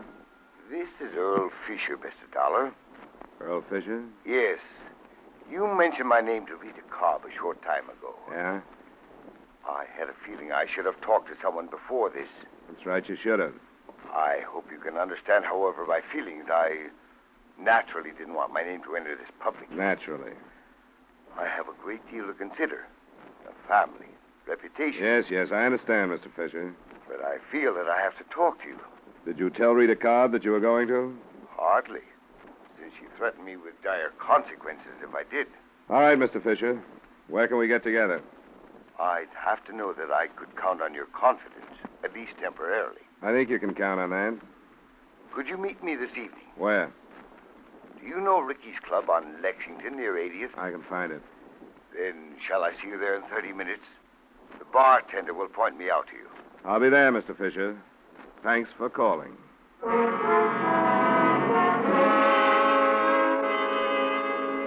That was the first real result of the lead given to me by Roy Corona. The second was quick to follow. I would have made another bet that a warning by Rita Cobb had decided somebody else to correct the situation in another way.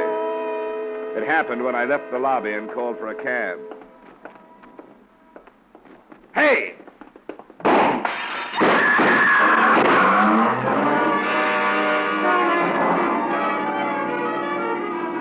The shots came from a car, double parked. First, I saw the pistol come out of the window. Then I dropped, and from a prone position, I heard the rest. And I remember lying there. I didn't wonder so much about who was shooting at me then. I wondered how many people in the city of Greater New York wanted to see me and my information out of the way.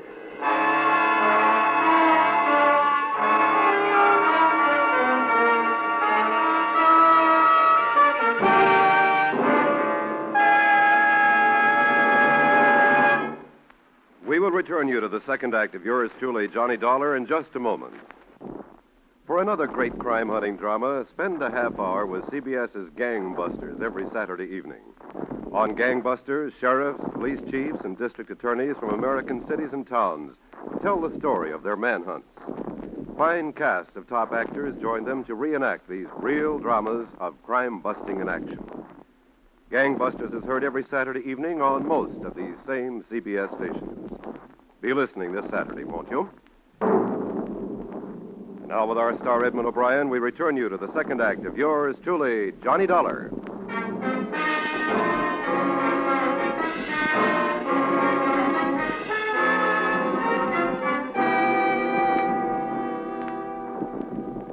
I didn't want to talk to the police right then, but I didn't have a chance not to. A patrolman was on the scene almost before I could get up off the sidewalk. And 25 minutes later, I was in my room with the sergeant of detectives I'd met earlier in the case. What's going on, Dollar? Who's out after you? I think I was mistaken for somebody else. Now, you know better than that. I've got witnesses that for 10 minutes a car was double parked in front of this hotel. And that time, 4 or 5 men came out of that lobby. But the minute you step out, they open fire. Now, that doesn't sound like a mistake, does it? It still could be. Are you holding out anything, Dollar? I don't know who shot at me, if that's what you mean. That's only part of what I mean. I don't want anybody killed working on one of my cases. Now, what have you dug up? If you don't give it to me, I'm going to put you under wraps for your own good. Okay, Mayor. Oh, then you do have something. Well, I didn't think much of it at first. It was a lead on Rita Cobb. What kind of a lead? On what might really have gone on between her and Hayes. Where'd it come from? I took it to the widow first. She still denied knowing her husband was acquainted with the Cobb woman, but she may have realized that by admitting it, she'd be giving herself a motive. That's not new. No, but the possibility of blackmail is. And she could have known about that, too. Blackmail? Where'd that come from? I can't tell you, but I think it's worth something. I have a list of names.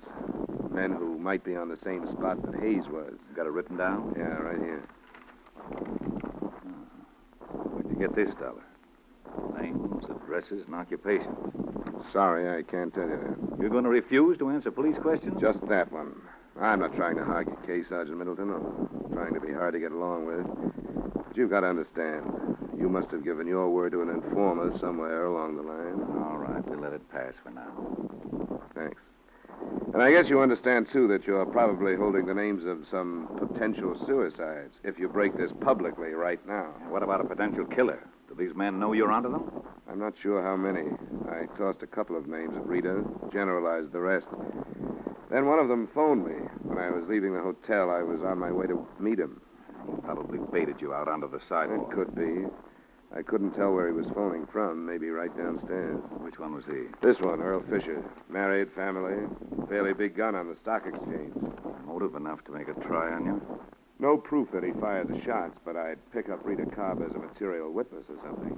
Somebody might think of putting her out of the way if they haven't already. No, not if they know you have their names. Well, I guess you're right. But I'll pick her up anyway. Let me get on the phone. Just try a check on Earl Fisher.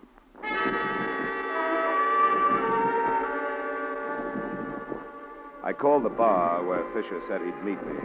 The answer I got didn't do much to alibi him for the attempt on my life. The bartender told me that Fisher not only hadn't been there that night, but that he, the bartender, had never heard of him.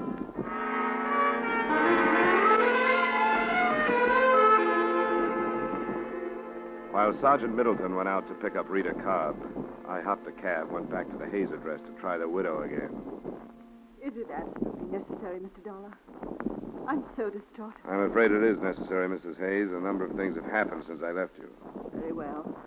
I hope you won't stay long. I'll try not to. Would you like to sit down? Yes, I think we'd better. All right. Come in here. I hope you'll forgive the appearance of the apartment. I haven't had the servant in. Might have been better if you had, rather than staying here alone. I couldn't face her. I don't know how I'll be able to face anybody ever. We've been not what you'd call prominent people, but certainly quite acceptable. And then to have Byron killed in that sordid place under these circumstances. What circumstances, Mrs. Hayes? That girl. No one will ever really believe that Byron didn't know her, no matter what the truth is. I think you know what the truth is, but you've had reason to deny it. Now, what reason? What are you trying to save? Save? What is there to save now? I can't think of anything except what's left of your pride, Mrs. Hayes, if you'll excuse my saying so. You're a cruel young man. I don't like to be, but sometimes it's worse to be too kind. You've taken advantage of the police and me by holding back the truth for purely selfish reasons. Mr. Dollar. You're less interested in seeing your husband's death cleared up than you are in what your neighbors will think of you when the truth does come out. And it has come out. Mr. Dollar. And you're in danger of having to answer impeding the investigation of the death of your own husband. Now, what will your neighbors think of that? Mr. Dollar, what are you saying? What do you mean? Rita Cobb admitted to me that your husband was more than a casual friend. She's lying. Another acceptable husband admitted to me that she was blackmailing him. There are others. So it's only logical to assume that she was blackmailing your husband. That's not true. How do you know? It can't be true. The state will spend a year looking into Mr. Hayes' money transactions if they have to. And there's something else. I'm convinced that you knew about it. I was convinced by the way you reacted when I told you earlier tonight. I'm so confused. When I told the police how you acted, their first thought was that possibly you'd killed your husband. Oh. Your motive would be that you knew about Rita Cobb, so naturally you wouldn't want to admit it. Oh, don't think that. They can't, my own husband, no matter what he did. Police minds go that way when people don't cooperate with them. I was wrong. I thought it didn't make any difference. I thought nothing did but Byron's death. You knew about Miss Cobb, didn't you? Miss Cobb. Yes, I knew about Why her. didn't you tell us? Don't know. And you knew about the blackmail. Yes. Oh, I know why I didn't tell you. I've been trying to spare myself, as you said, but for far worse reasons. I'm responsible for Byron's death. How, Mrs. Hayes? Because I was a righteous wife. It wasn't enough that I found out about her and her blackmail, but I wasn't big enough to forgive him or even think calmly. If I had been, it would have ended. Then there would have been no reason to consent to blackmail. You learned just recently, then? Yes. I made him go to this woman. I made him go and tell her that he was through and that he was going to report her to the police. That's why he was killed. I sent him. And I was afraid to admit my responsibility. He was killed night before last. You must have learned that day. A man came here. He said Byron knew that woman. I didn't believe him. But when I faced Byron, then I knew. This man, did he give you his name? No. What did he look like? Was he dark? Not quite as tall as I am? Yes. Oh, please go. I've told you. I've told you. Now I want you to go.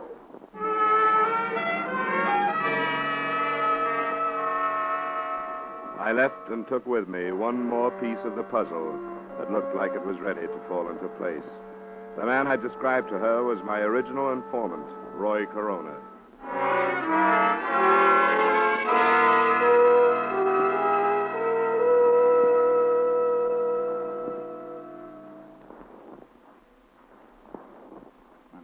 This is serious, Dollar. You shouldn't have met with Roy Corona without telling us about it. I don't think your best squad car could have tailed the guy that drove me, Sergeant. After I met him, he moved someplace else, so it probably doesn't make any difference. Then what do you think his game is? The way I see it, he was in love with Rita Cobb. 2 years in prison, he comes out and finds her involved with these men. He did enough listening at doors to satisfy himself that she was blackmailing Hayes as far as I can go. He's hoping to frame her for it or whether talking. Well, you shouldn't have met him when doors coming up. There. What did you bring me down here for? You're a witness, but it looks like you're... What's downstairs? Some fast explaining, Rita. And Hayes. I told you. For blackmailing Hayes. I found that out. It wasn't blackmail. I borrowed some money from Byron once in a while. That isn't what Roy Corona told Mrs. Hayes. Oh? I should have known. Well, I don't care what he told her. Go through just what happened the other night again. It's the same as before. Byron left, I heard some shots and ran out. Byron was lying there. You ran right out and didn't see anybody. That's right. You're sure you didn't see anybody? If I had, don't you think I'd say so? You didn't see Roy Corona? I wish I had. But I don't care what you've got on me. I'm not changing my story. I heard the shots, ran out, and Byron was lying there. Have you seen a lawyer? Is there a law against that? Are you sure you didn't run out first, then hear the shots, and then see him lying there? Are you asking me if I killed him? If you didn't, who did? I heard the shots, ran out, and he was lying there. We've figured out a motive for you now. Byron's wife got after him, made him come down and tell you he was going to turn you in. Didn't he say that? Turn me in? For what? Byron and I were good friends. He dropped in. So you prove that's what he said. We've got pretty good proof that you were blackmailing 5 men at least. Oh, I don't think you'll find anybody who'll say that's what it was. Yeah. You had enough, Dollar? I've had enough.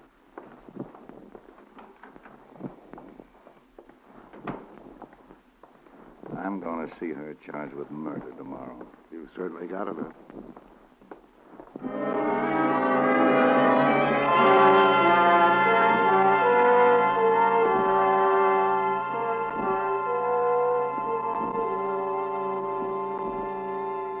That's the way things stood that night, and until my hotel room phone rang in the morning.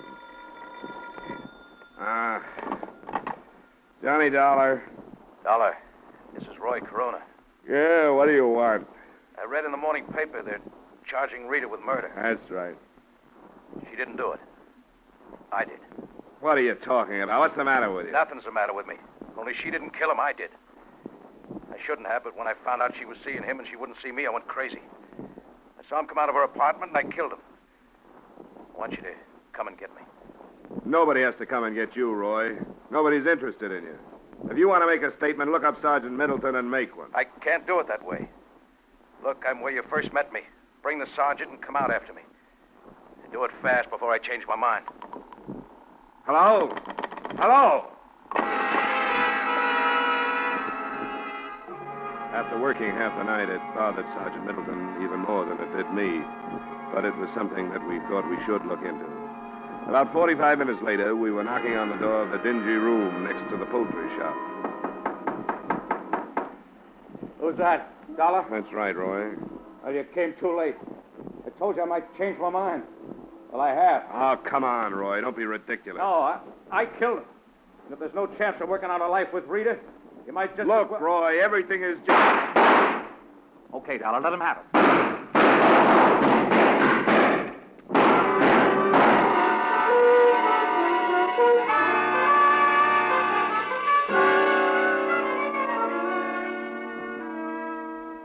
Roy Corona made a good try. As well he might have, since he went to Mrs. Hayes and started the whole thing. But his shots went wild, and the sergeant's and mine did too. When we dragged him out, he was still telling the same story. He didn't stop trying to save her until he heard about the confession made by Rita Cobb after I'd left her, about her motive and about the murder gun that turned up in her apartment. Find enclosed his reaction to that. I'm sorry. I started it. I wanted to get her away from these men. I thought I could scare her away from the things she was doing. That's why I went to Hayes' wife. I never thought it'd lead to this. And I'd take the rap for Rita if I could. I wanted to get her to come back to me. Now look.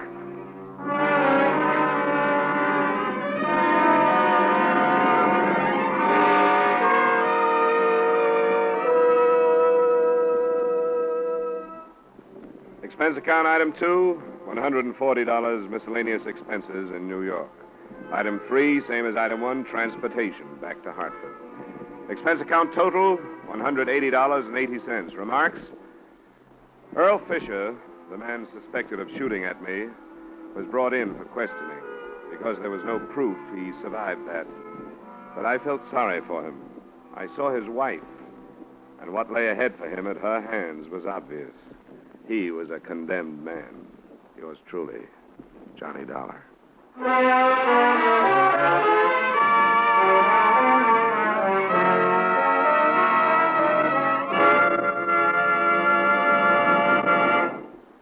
Yours truly, Johnny Dollar, stars Edmond O'Brien in the title role and is written by Gil Dowd with music by Wilbur Hatch. Edmond O'Brien's latest picture is the Paramount Pictures production, The Redhead and the Cowboy. Featured in tonight's cast were Jim Nusser, Lee Patrick, Gene Bates, Ed Begley, and Jack Moyles. Yours truly, Johnny Dollar, is produced and directed by Jaime Del Valle. This is Dick Cutting inviting you to join us next week at this time when Edmond O'Brien returns as... Yours truly, Johnny Dollar.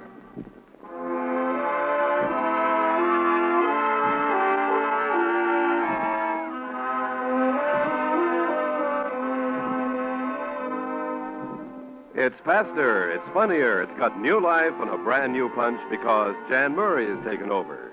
It's CBS's Saturday night musical quiz, Sing It Again, an hour of mirth, melody, and money that's heard on most of these same CBS stations.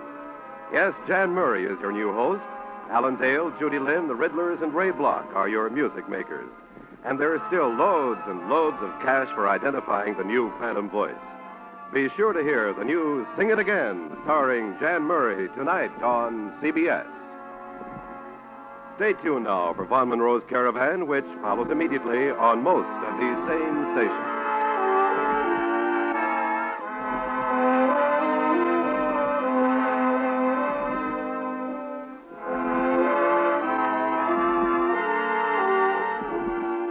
This is CBS, where you laugh at Jack Benny every Sunday night, the Columbia Broadcasting System.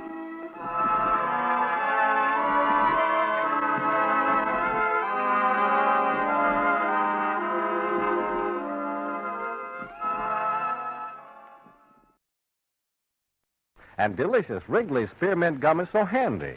Just slip a package into your purse or pocket, and you've got refreshment right at your fingertips. Chew Wrigley Spearmint while you're working. Enjoy this refreshing treat along with your favorite summer sports. Wrigley Spearmint Gum is always enjoyable, and you can chew it without even taking time out. Get a few packages of Wrigley Spearmint Chewing Gum. Healthful, refreshing, delicious.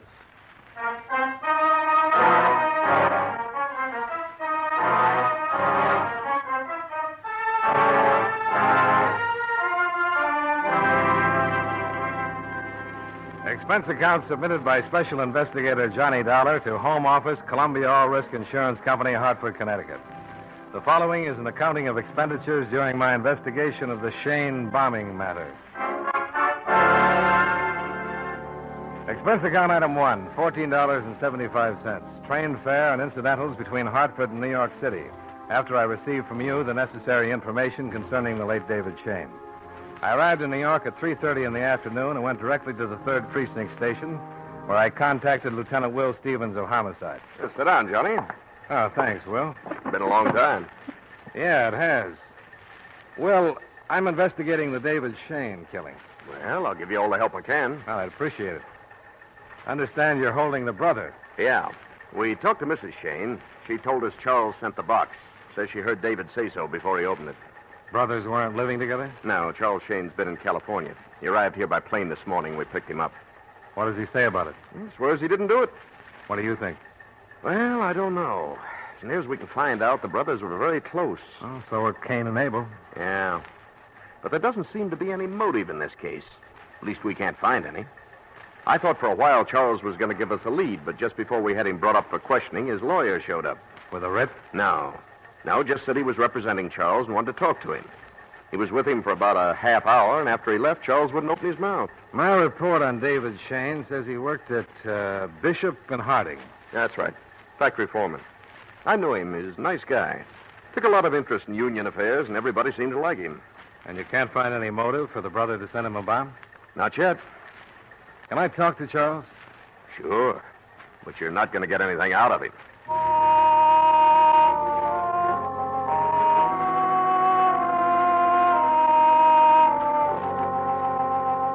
Stevens put in a call and made arrangements for me to interview Charles Shayne. Expense account item 2, $1.35. Cab fare to the city jail, where I was taken in to see Charles Shayne in his cell. Mr. Shayne? Yeah? Mind if I sit down? No. Thanks. My name is Dollar. I represent the Columbia All Risk Insurance Company. Are you kidding? I'm investigating your brother's death. Oh. Your mother and sister are also insured with Columbia. How are they? Well, I haven't seen them, but the last report was they were doing all right. Mr. Shayne. I didn't send him that bomb. Any idea who did? No. You're in a pretty tough spot. Okay. The package the bomb was in... Came from California, okay. How long have you been in California, Mr. Shayne? About 8 months. Doing what? Working. Doing what? Shipyard. Now, look, Mr. Dollar, the police have asked me all kinds of questions. Same ones you're asking me. I've given them the same answers. They've probably got them all written down on a piece of paper. So why don't you save yourself a lot of trouble and just go take a look at the paper? Just a couple more questions. Okay. You've got a cigarette. Oh, sure.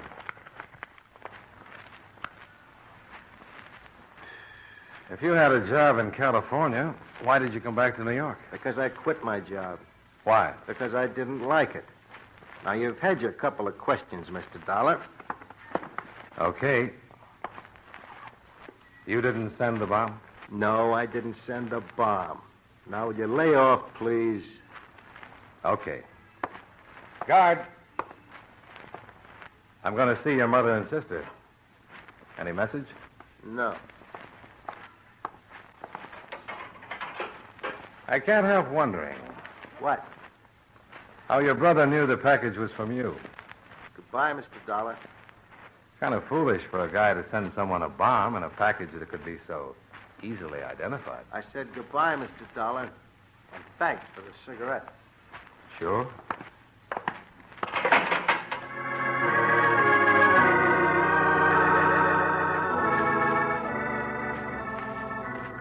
Expense account item 3, $1.65. Cab fare to the hospital, where I was allowed to interview Mrs. Shayne.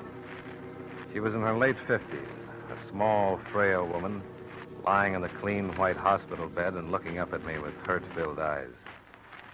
You only have a few minutes. Okay. Mrs. Shayne, this is Mr. Dollar. He'd like to speak to you. Hello, Mrs. Shayne. Are you another policeman? No, ma'am. I'm an insurance investigator. Oh, I was hoping you could tell me something about my son, Charles. I just left Charles, Mrs. Shayne. Did you? How is he? Oh, he's fine. I made such a terrible mistake. How's that? Telling the police Charles sent the package. You don't think he did? Of course he didn't. Mr. Dollar, I don't know you, but please, if you're investigating this terrible thing, please do something for Charles. He didn't do it. He loved his brother. They were so close. He wouldn't ever do anything as terrible as this. I'll do everything I can, Mrs. Shayne. David could have been wrong. He must have been. Wrong about what? About Charles sending the package. Why did he think Charles sent him the package? We were in the kitchen. I was fixing dinner. This package had arrived that afternoon at the factory. It was just addressed to David. Was it addressed in Charles' handwriting? I don't know. But when David came home, he said it was from Charles. I didn't know what I was saying when I told that to the police. I was so stunned. Mr. Dollar, he didn't send that package. Please, Mr. Dollar, you must do something to help him. All right, Mrs. Shayne. I'm sure Mr. Dollar will do everything he can. Now, you'll have to rest. You will help, won't you, Mr. Dollar? I'll do everything I can, Mrs. Shayne. Your time's up, Mr. Dollar. Oh, Okay, thank you, Mrs. Shayne. all right. Goodbye, Mr. Dollar. Please help him. Goodbye, Mrs. Shayne. She gonna be all right? Oh, she'll be fine. She wasn't hurt badly. Minor cuts and burns, shock. Where's her daughter, Miss Mary Shayne? 3 doors down, but she's a little worse off. Can I see her? Yes. Lieutenant Stevens asked the doctor to give you all the cooperation possible. But you can only stay a few minutes, and she's under sedation. She may not be able to say much. Sure. Only a few minutes.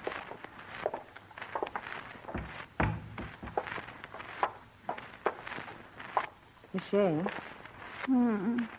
Miss Shayne, this is Mr. Dollar. He'd like to speak with you. Who? Johnny Dollar, Miss Shayne. I'm investigating your brother's death. Oh, yes, Mr. Dollar. I'm a little sleepy. They gave me something to make me sleep, and things don't make much sense. I'm sorry. I just saw your brother Charles. He didn't do it. He wouldn't have any reason to. Well, can you tell me anything that might help? He was helping David. He wouldn't try to kill him. He was helping him. Helping him? What? You said he was helping David. Oh, yes. Charles knows who sent the bomb, but he didn't send it. He knows who sent it? He knows. David's been making speeches against the Workers' Protective Association. The Workers' Protective Association? Miss Shayne, you said something about the Workers' Protective Association. Been making speeches against them. Charles has been helping in California. Didn't send it. He knows who did. What has Charles been doing in California, Miss Shayne? Charles knows who sent the bomb. He knows. He's keeping quiet to protect us, but he knows. Miss Shayne, did David tell anyone Charles was helping him in California? Tell anyone? There was a man named Wagner who called all the time. Wagner? Yes, Wagner. Called all the time. Did he work at the factory? No, I think he was a lawyer. A lawyer? Yes. I can't think. Please, Mr. Dollar. Just one more question, nurse. It's very important. Miss Shayne, did David tell anyone at the factory that Charles was working with him in California? At the factory? Yes. Did he tell anyone about Charles in California? Yes. Yes, I think so. Mr. Dollar, I'll have to call the doctor. Look, this may mean a man's life. Who did David tell, Miss Shayne? A man named... wish I could get things straight. Who did he tell at the factory? Pryor. Sometimes after work, Mom used to fix dinner for him and David. Pryor? Yes. Pryor. Ralph Pryor was a close friend of David's. David. David. Now, please, Mr. Dollar. Okay.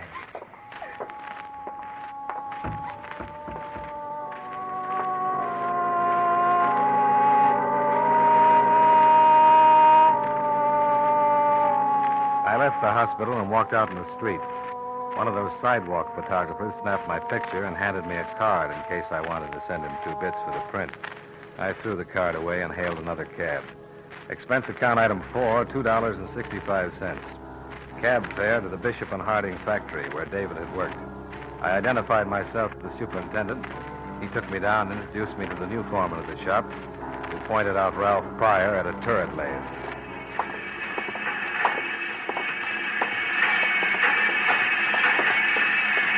Mr. Pryor. Mr. Pryor. Yeah? My name is Johnny Dollar. Okay. So what? Oh, you're a friendly little fella, aren't you? Look, what do you want? I got a lot of work to turn out, and I ain't got no time for stupid conversation. I understand David Shayne was a good friend of yours. Yeah. What do you want to know, Kurt? I'm investigating his death. All right, he was a good friend. Now, what else do you want to know? How long have you worked here? Oh, about 6 years. When was the last time you saw David? Yesterday. I said goodbye to him when he left work. You don't seem very unhappy. You got any more questions? Yeah. How does the mail come in here? From the mail room. Who brings it in? Nobody special. Foreman usually sends someone after. How do I find the mail room? Up the hall at the head of the stairs. Thanks.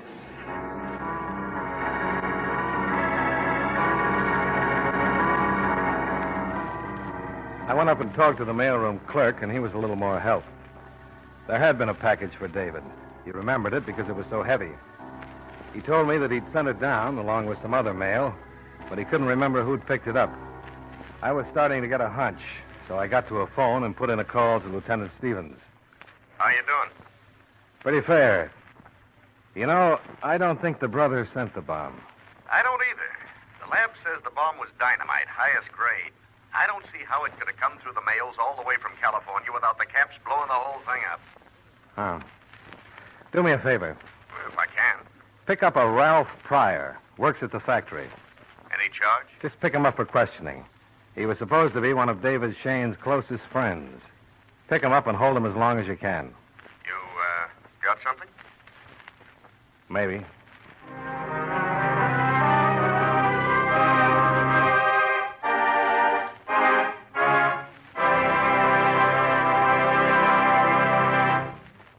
Friends, you know Wrigley's spearmint gum is a delicious treat that millions enjoy all year round.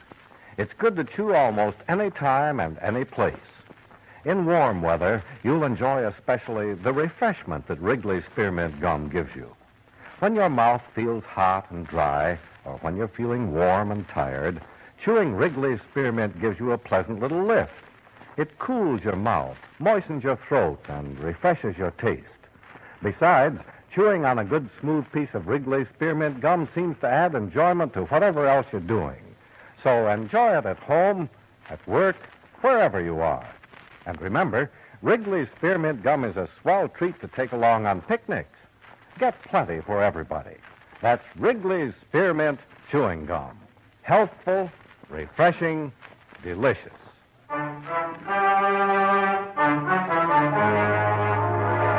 And now, with our star, John Lund, we bring you the second act of Yours Truly, Johnny Dollar.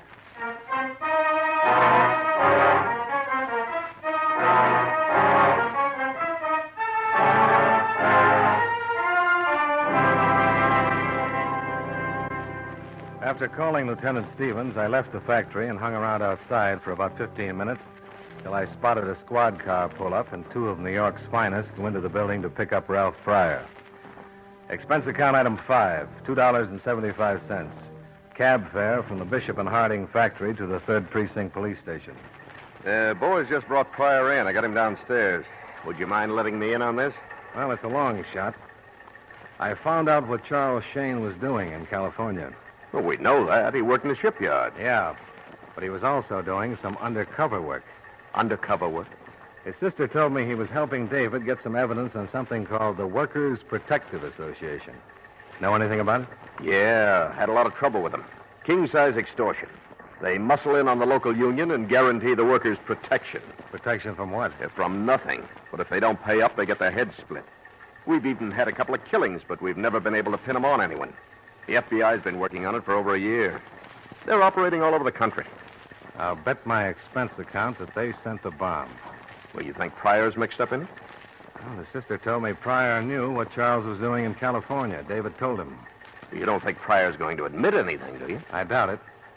But I'm interested in seeing who comes to bail him out. The sister also told me David got a number of calls from a lawyer named Wagner. The lawyer who came to see Charles this morning was named Wagner. Yeah, here it is. John Wagner. Yeah, that was the hunch. Now, this is the way it figures to me. Charles was in California working with David here to get evidence on a racket. You told me he shut up like a clam when this lawyer got through with him. Yeah, that's right. Acted frightened. And why not? If Wagner's mixed up in the racket, he simply tells Charles if he opens his mouth, the Shayne family will get another bomb. Or get in the way of a truck or something. Oh, you gotta have more than that. Look, I admit it. I'm only guessing. Now, Pryor knew what Charles was doing in California. If he's in the association, he tells them, and they get set to kill off David and at the same time frame the brother for the killing. Okay. Now suppose you tell me how they do it. Well, I'm just guessing again, but I think the bomb was sent from the factory. And in order to get hold of that package, the man who planted the bomb would have to be working in David's shop. That where Pryor works? He sure does. Excuse me. Stevens. Yeah? He is? Okay. Well? What? The lawyer. Wagner? Yeah. He's out front. Wants to see his client, Ralph Pryor.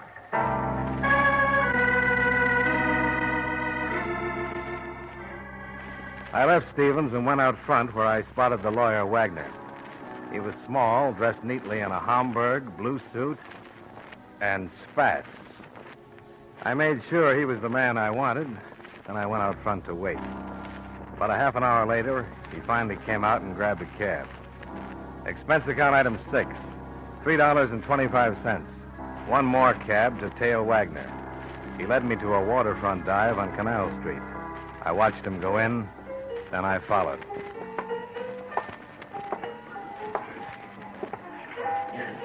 Something for you, Mac? No, just looking. Anything special? A man just came in here. He did? Short, blue suit and spats. Spats? And a Homburg. Better have a good stiff one. You didn't see him? Oh, sure. The short, blue suit, spats, Homburg. Yeah. Leading an elephant. You know something? I'm not amused. You know something? Neither was the elephant. Where does that back door lead to? To the back door. Let's take a walk back there, Mr. Dollar. You know who I am? Sure. You want to see Mr. Wagner, don't you? Isn't that right? That's right. Through that back door. He's expecting you. If you don't mind, I'll make a call first. Ah, but I do mind. I'm sorry. Well, I hate to disappoint you, but I'm going to make it anyway. No. You're going back to see Mr. Wagner. You know why? Because you got a gun in that pocket? That's a pretty good reason, Dollar. Yes, it is. Well, let's go see Mr. Wagner. The man with a gun in his coat pocket showed me the way to the back door. We went through into a hall that led to some stairs that led to another door. Behind the second door was an office, and behind the desk was the lawyer, John Wagner. Come in, Mr. Dollar. Come in. Have a chair. No, thanks. Didn't you hear what he said? Sit down. Now, Mr. Dollar, you realize, of course, that you're in pretty serious trouble. Is that right? Oh, yes, indeed. How do you know who I am? From your photograph. You had to be a policeman, a private detective, some sort of an investigator. Turned out you're a freelance insurance investigator working for Columbia All Risk. You learned that from my photograph? We have a very efficient organization. When we heard you had visited the Shaynes in the hospital, we had your picture taken. The sidewalk photographer. You have a good memory. We turned the photo over to the qualified members of the organization, and they in turn gave us a very thorough report. And now what? It's obvious, isn't it? Al here will take you out to the car and drive you 5 or 10 miles down the river. You mind clearing up a few points first? If they're not too time-consuming, I have an appointment. Pryor put the bomb in the package? Yes. He knew the package was coming and intercepted it before David got it, removed the contents, loaded in the bomb, and gave it to Dave. Absolutely correct, Mr. Dollar. Weren't you worried he might open it in the factory? We knew he wouldn't open it until he got home. You see, he believed there was important information concerning my organization in the package. From his brother? Of course. Pryor notified us what his brother was doing, and our people in California, in turn, notified us when to expect the package. Simple? Charming. Nothing like a delightful explosion. I'm sorry the women were present. Oh, sure. You cried yourself to sleep. I'm afraid you have to be going, Mr. Dollar. Al. Come on, Mr. Dollar. I'm sorry we couldn't talk further, but if you understand. Oh, don't think anything of it. And I'm sure you won't. Out the way you came in. Wait a minute. Hold it. That's trouble out front. Probably just the police. They didn't know you were coming. You didn't call? If you got Pryor released and told him to meet you here, I'm afraid Lieutenant Stevens is right behind him. Get him out of here, fast. You heard him. Move. Al gave me a shove through the door. We turned and headed for the back. Just then, Lieutenant Stevens and 2 uniformed cops came in the hall with Ralph Pryor in front of them. Al took his gun out of my back and turned to face the trouble. Drop it! Look out!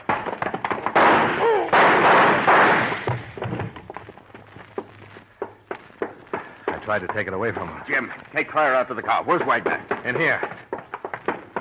The window.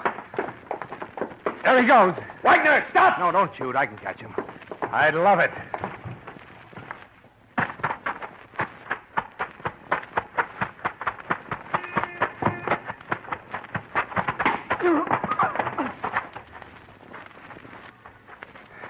Yeah, are you all right? Just skinned my knee. But Wagner's out cold. Oh, you idiot. Why? He might have had a gun. Huh? He could have turned around and blown your head off. Hey, I never thought of that. Well, just proves what I've always said. You gotta be crazy to be a hero.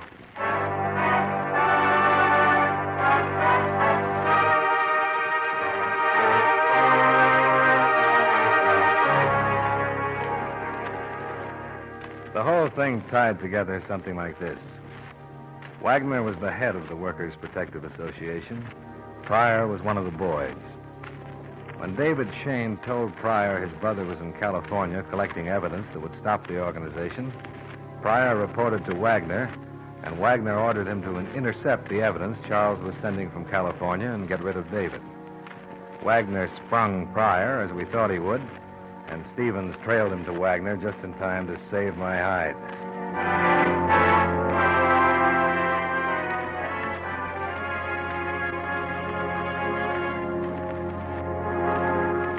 Expense account item 7, $22. Dinner with Lieutenant Stevens in grateful appreciation. Item 8, $32.50 for a new pair of slacks and minor first aid for my skinned knee.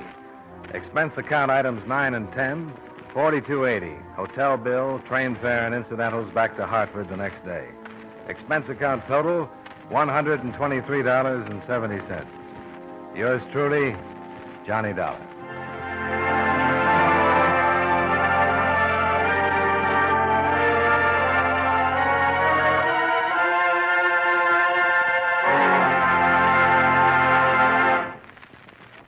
Remember, friends, wherever you are, whatever you do, enjoy chewing Wrigley's Spearmint Gum.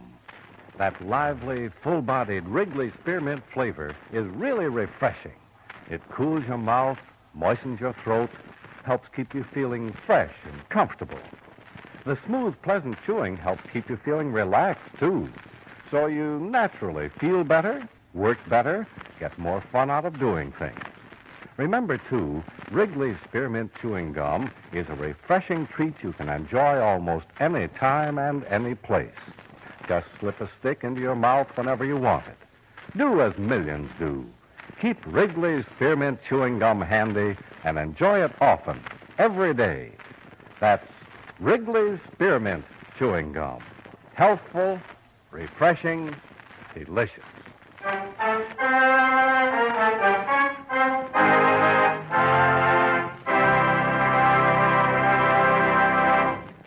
Yours truly, Johnny Dollar, brought to you by Wrigley's Spearmint Chewing Gum, stars John Lund in the title role and was written by Blake Edwards with music by Eddie Dunstetter. Featured in tonight's cast were Junius Matthews, Frank Nelson, Clayton Post, Virginia Gregg, Mary Lansing, Sammy Hill, and Jim Nusser. Yours truly, Johnny Dollar, is produced and directed by Jaime Del Valle.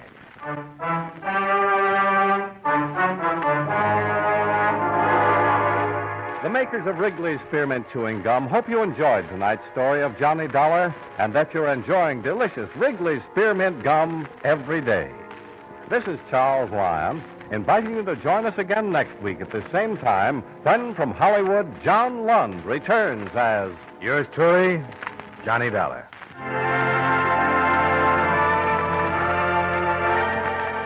This is the CBS Radio Network.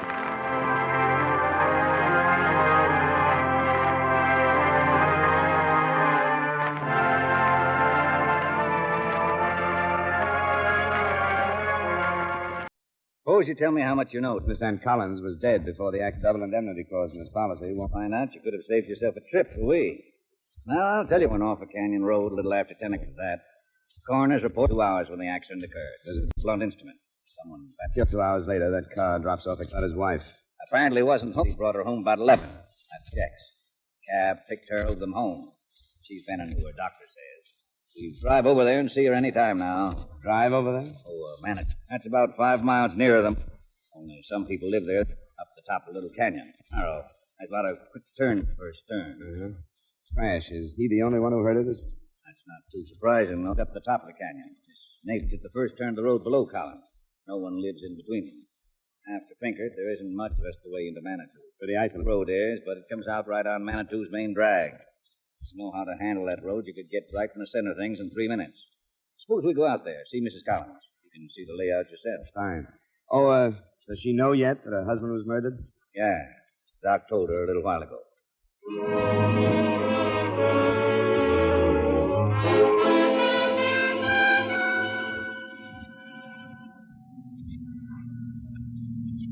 Now, that's where the car went over there. Uh-huh.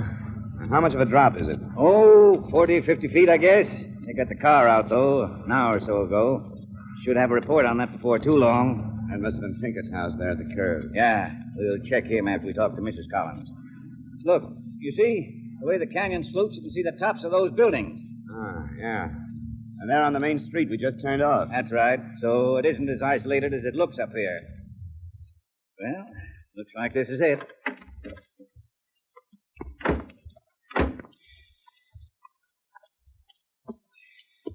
This altitude will cut your wind. Oh, I got to live 5 or 10 minutes up here. Never noticed it. Takes a while to get used to it, all right. Yes? Lieutenant Anders, to see Mrs. Collins. Oh, sure. Come in. Come in. This is Mr. Dollar. Hello. How you I'm doing? Ralph Turner, Aunt Delia's nephew. She's this way, living here. Aunt Delia, this is Lieutenant... Lieutenant Anders, Mrs. Collins, Colorado Springs Police. Oh, yes, Lieutenant Anders. And this is Mr. Dollar. He represents your husband's insurance company. I see. Mrs. Collins? Well, sit down, gentlemen. Ralph, please, all of you. Where's your mother, Ralph? I think she's in the kitchen. She thought you ought to try to eat something. Oh, my. Tell her not just yet. Tell her I'd like for her to be here. All right, Aunt Delia. Well, none of us know what to do, you know. It's just unbelievable. We're very sorry, Mrs. Collins. Thank you. Now, is there some question about the insurance, Mr. Dollar? No, not really, Mrs. Collins. Since the accident wasn't the cause of your husband's death, there's no question about it at all. I'm just here to get a complete report for the company. Well, I know Maynard was very prompt about payments. The policy's in order, Mrs. Collins. Oh, this is my sister, Mrs. Turner, Lieutenant Anders, and Mr. Dollar. Oh, how do you do? I imagine these gentlemen want to ask some questions, Ada. I wanted you and Ralph here in case I forget anything. Oh, of course, dear. Anything we can do. You got back to the house at 11 o'clock last night, Mrs. Collins. In a taxi, I understand. That's right. I've been gone all evening. Since, well, it must have been around 7, wasn't it, Ada? Just about exactly 7. You see, our Thursday nights are a regular ritual with us. They always time out just about the same, don't they, Ralph? Yeah, just about. Ada means we do the same thing every Thursday night. She and Ralph call for me about 7. We have dinner in Manitou, then go over to the Springs to the Pueblo to see a movie. I usually get home around 10:30 or 11, depending on when the show is out. All 3 of you have dinner and see the picture together? Well, no, Ralph usually eats before they pick me up. He's just our chauffeur. Takes us to the restaurant in Manitou. We take a taxi to the Springs and taxi back. They drop me on the way. It's cheaper that way. Was your husband home when you left last evening? Yes, he was. He was just finishing his dinner when Ralph came to the door for me. So far as you know, did he have any plans for the evening? No. He usually plans something for Thursdays. Last night he'd spoken of Mr. Pinkert coming up and then playing cards, but for some reason that was called off. Is your neighbor down the road? Yes. You don't know why their plans were called off? No, I really don't. Maynard was talking to you, Ralph. Did he mention anything? No, he just said Mr. Pinkert said he couldn't make it. He asked me if I could come back. Told him I was going bowling if he could come with me. He said no. I sure wish I'd come back now. Ralph and his uncle were devoted to one another. You see, Ralph's father, my husband, passed away some years ago. And it's just been wonderful to us both ever since. It sure has. Well, Maynard and I never had any children of our own, Lieutenant, so Ralph, of course, was special to both of us. Mrs. Collins, this may be blunt, but I'll have to ask you. Did your husband have any enemies? Anyone who might want him out of the way?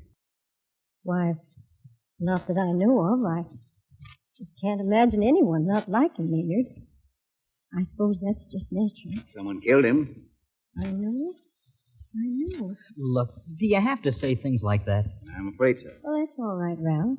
Lieutenant has every right. I want to help all I can. Mrs. Collins, was your car in front of your house when you left last night?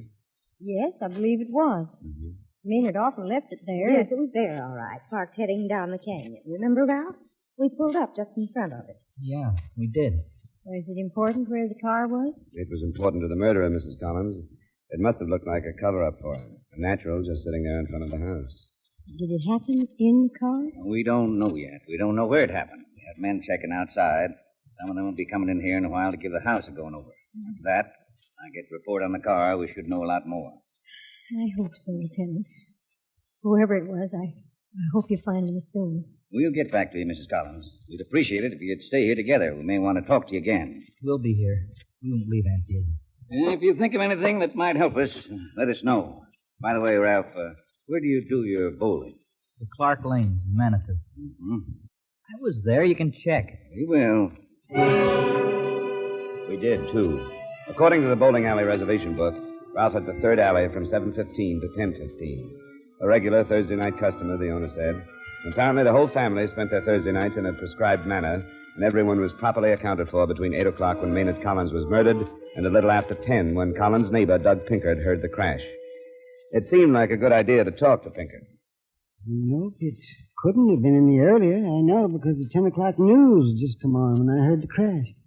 Were you alone when you heard it, Mr. Pinkard? I'm a bachelor, Mr. Dollar. Alone a good bit of the time. You called off some plans you had last night, Mr. Collins, didn't you? Yes, I did, but what difference does that make? Do you know that Collins was murdered? No, I don't know that. How could he be murdered and go off the road? He'd been dead 2 hours when that happened. You're sure about the time you heard the crash? I'm positive. 2 hours? What? That would make him dead around 8 o'clock. That's right. Does that mean anything to you? No, it doesn't mean anything to me. You didn't hear anything around 8 o'clock, any commotion or struggle or a car going by or anything? No, not at 8 o'clock. I heard a car around 7, but that was Dealey and them. I saw them go. They're regular as clockwork, you know, every Thursday night. And that's the last car you heard the crash? That's the last one. Mm-hmm. Yes, that's the last one. You're sure you'd hear a car if it came by this way? I usually do. I don't get a lot of traffic up here, you know. I usually take a look when I hear a car coming. Well, maybe there's another road out of here. Is there, Mr. Pinkard? No, this one sort of peters out up above Collins's. The only way to get up to Collins's is up this road here. How well do you know the Collins? Well enough, I guess. I've been up to his house a lot. Mostly when she isn't there. I always had an idea she didn't care much for me. Then I'm not used to women around. Just don't know how to judge them. You knew Mr. Collins better then? Oh, yes, lots better. And I liked him. I liked him a lot. I'm just real sorry. Would you say they got along all right? Do you think they were happy together? You talked to Dee? Yeah. You talked to her? She said they got along? She implied that, but I'm asking you, not her. Well, maybe they did. Like I said, I'm not used to women. I just don't know how to judge them. You don't think they were happy together, Mr. Pinkard? Well, maybe they were. I don't think they were serious, though. Sometimes they fought about things. How do you know that?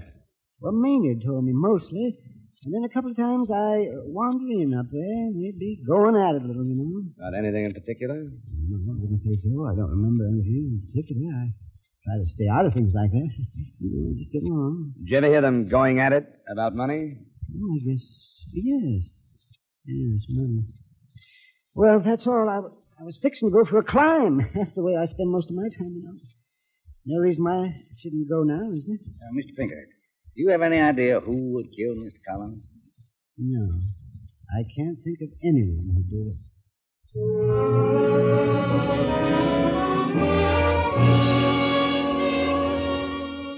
Somehow I had the idea that Pinkard was ordinarily a man of very few words, that he'd said more in the last 10 minutes than he had for the last 10 years. But You never know. Anders was pretty stumped. I didn't blame him. No scene of the crime, no murder weapon. No one wanted Collins dead. It wasn't going to be easy. Back at headquarters, a new development was waiting for us. His name was Clint Bingham. I run a service station, Manitou. Maynard, Mr. Collins, called me about 7:30 last night. Told me he had a flat tire he wanted me to come change. I was low and had a couple of customers, and I thought I might come up when it goes up for the night, and I did. What time was that? It was right at 8 o'clock. Come on. Well, I get up there, knock on his door, lights around the house, and then comes the door. Figure he's gone somewhere, and I'll be back. Keys were in the car, so I changed the tire, flattened myself, and moved, and so... Except... maybe I'm imagining this. What? Well, it seemed to me I heard something. Something brush. It could have been man or something. And, I don't know. A bit later, it sounded like something sort of running. I wouldn't want to say for sure. Did you tell what direction the sounds came from? It seemed like it was John Pinkett. Uh-huh. I don't think most of Pinkett's always finding the one that How about that? Yeah, I checked in with you earlier, only I went hunting with you this morning. Just got back in. I heard about it. Just a minute. Anders.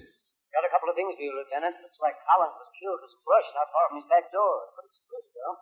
How about the weapon? Yeah, they're still looking. They've checked the cars, nothing there. Just got a call from the emergency hospital. That fellow Pinkett reported the crash. Yeah? He walked in front of a car over in Maynard. Pretty bad shape.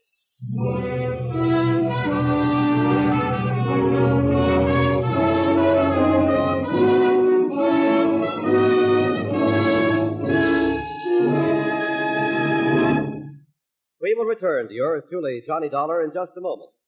If you're in the market for a Sunday night date, here are a few suggestions. Matter of fact, you needn't take your pick. You can date them all. Marie Wilson and Kathy Lewis on My Friend Irma. Eve Arden as our Miss Brooks. Mary Livingston on The Jack Benny Show. Briny-tempered Sapphire on Amos and Andy. And Janet Waldo as Corliss Archer. Stay home tomorrow night and date the whole gang over most of these same CBS radio stations. Now with our star Edmond O'Brien, we bring you the second act of yours truly, Johnny Dollar.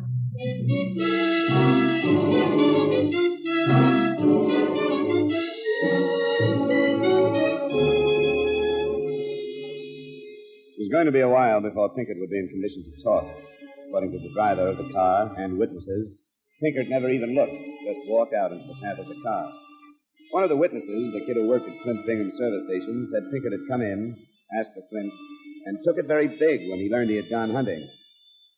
Finally, Pinkett came around, and Anders and I listened. I knew Clint was up there at Maynard. I heard him come and go. I'd have told you, too. I never said Maynard was murdered about the time I knew Clint was there. And Clint's a good boy. I wanted to hear him say he was there first before I told you. Holding evidence. Serious. I don't care if it is. Man don't have too many things. Clint and Maynard, the only two I had. Maynard's gone. I can't lose Clint, too. Until I'm sure. Why did you walk in front of the car, Mr. Pinkett? Boy said Clint had gone hunting. I was afraid maybe he was running away. I didn't see any car. Clint says he heard someone running near your house when he was changing Collins' tire. Is that you, Pinkett? It was not. I never left the house last night. Suppose you did leave the house. Suppose you killed Collins out behind his house. Clint came, he interrupted you, so you ran. You knew he might have seen you, so today you had to get to him before he got to us. Why would I kill him? Why would you kill him, Pinkett? Ask her, DJ. Ask her what they thought about yesterday. People always think about this. I'm not going to say that. The doctor motioned us out of the room. Anders wasn't buying the quarrel or anything else much that Pinkett had said. He decided to stay at the hospital until Pinkett could talk again. With his permission, I went back to Delia Collins. She was alone. I sent Ralph and Ada home for a change of clothes and the rest. I'm stronger now, and the strain's been so much for him. Oh, I'm sorry to hear about Mr. Pinkett. Mrs. Collins, he says you and your husband quarreled yesterday. Why, we did. Oh, it wasn't a quarrel exactly. I had my opinions, and Maynard had his. I'd really forgotten Mr. Pinkett was a woman and nothing. I don't see how it could be important at all now. Anything's apt to be. Might be a big help. Well, all right. I'm glad Ada and Ralph aren't here. It's better. I'm afraid it would hurt them.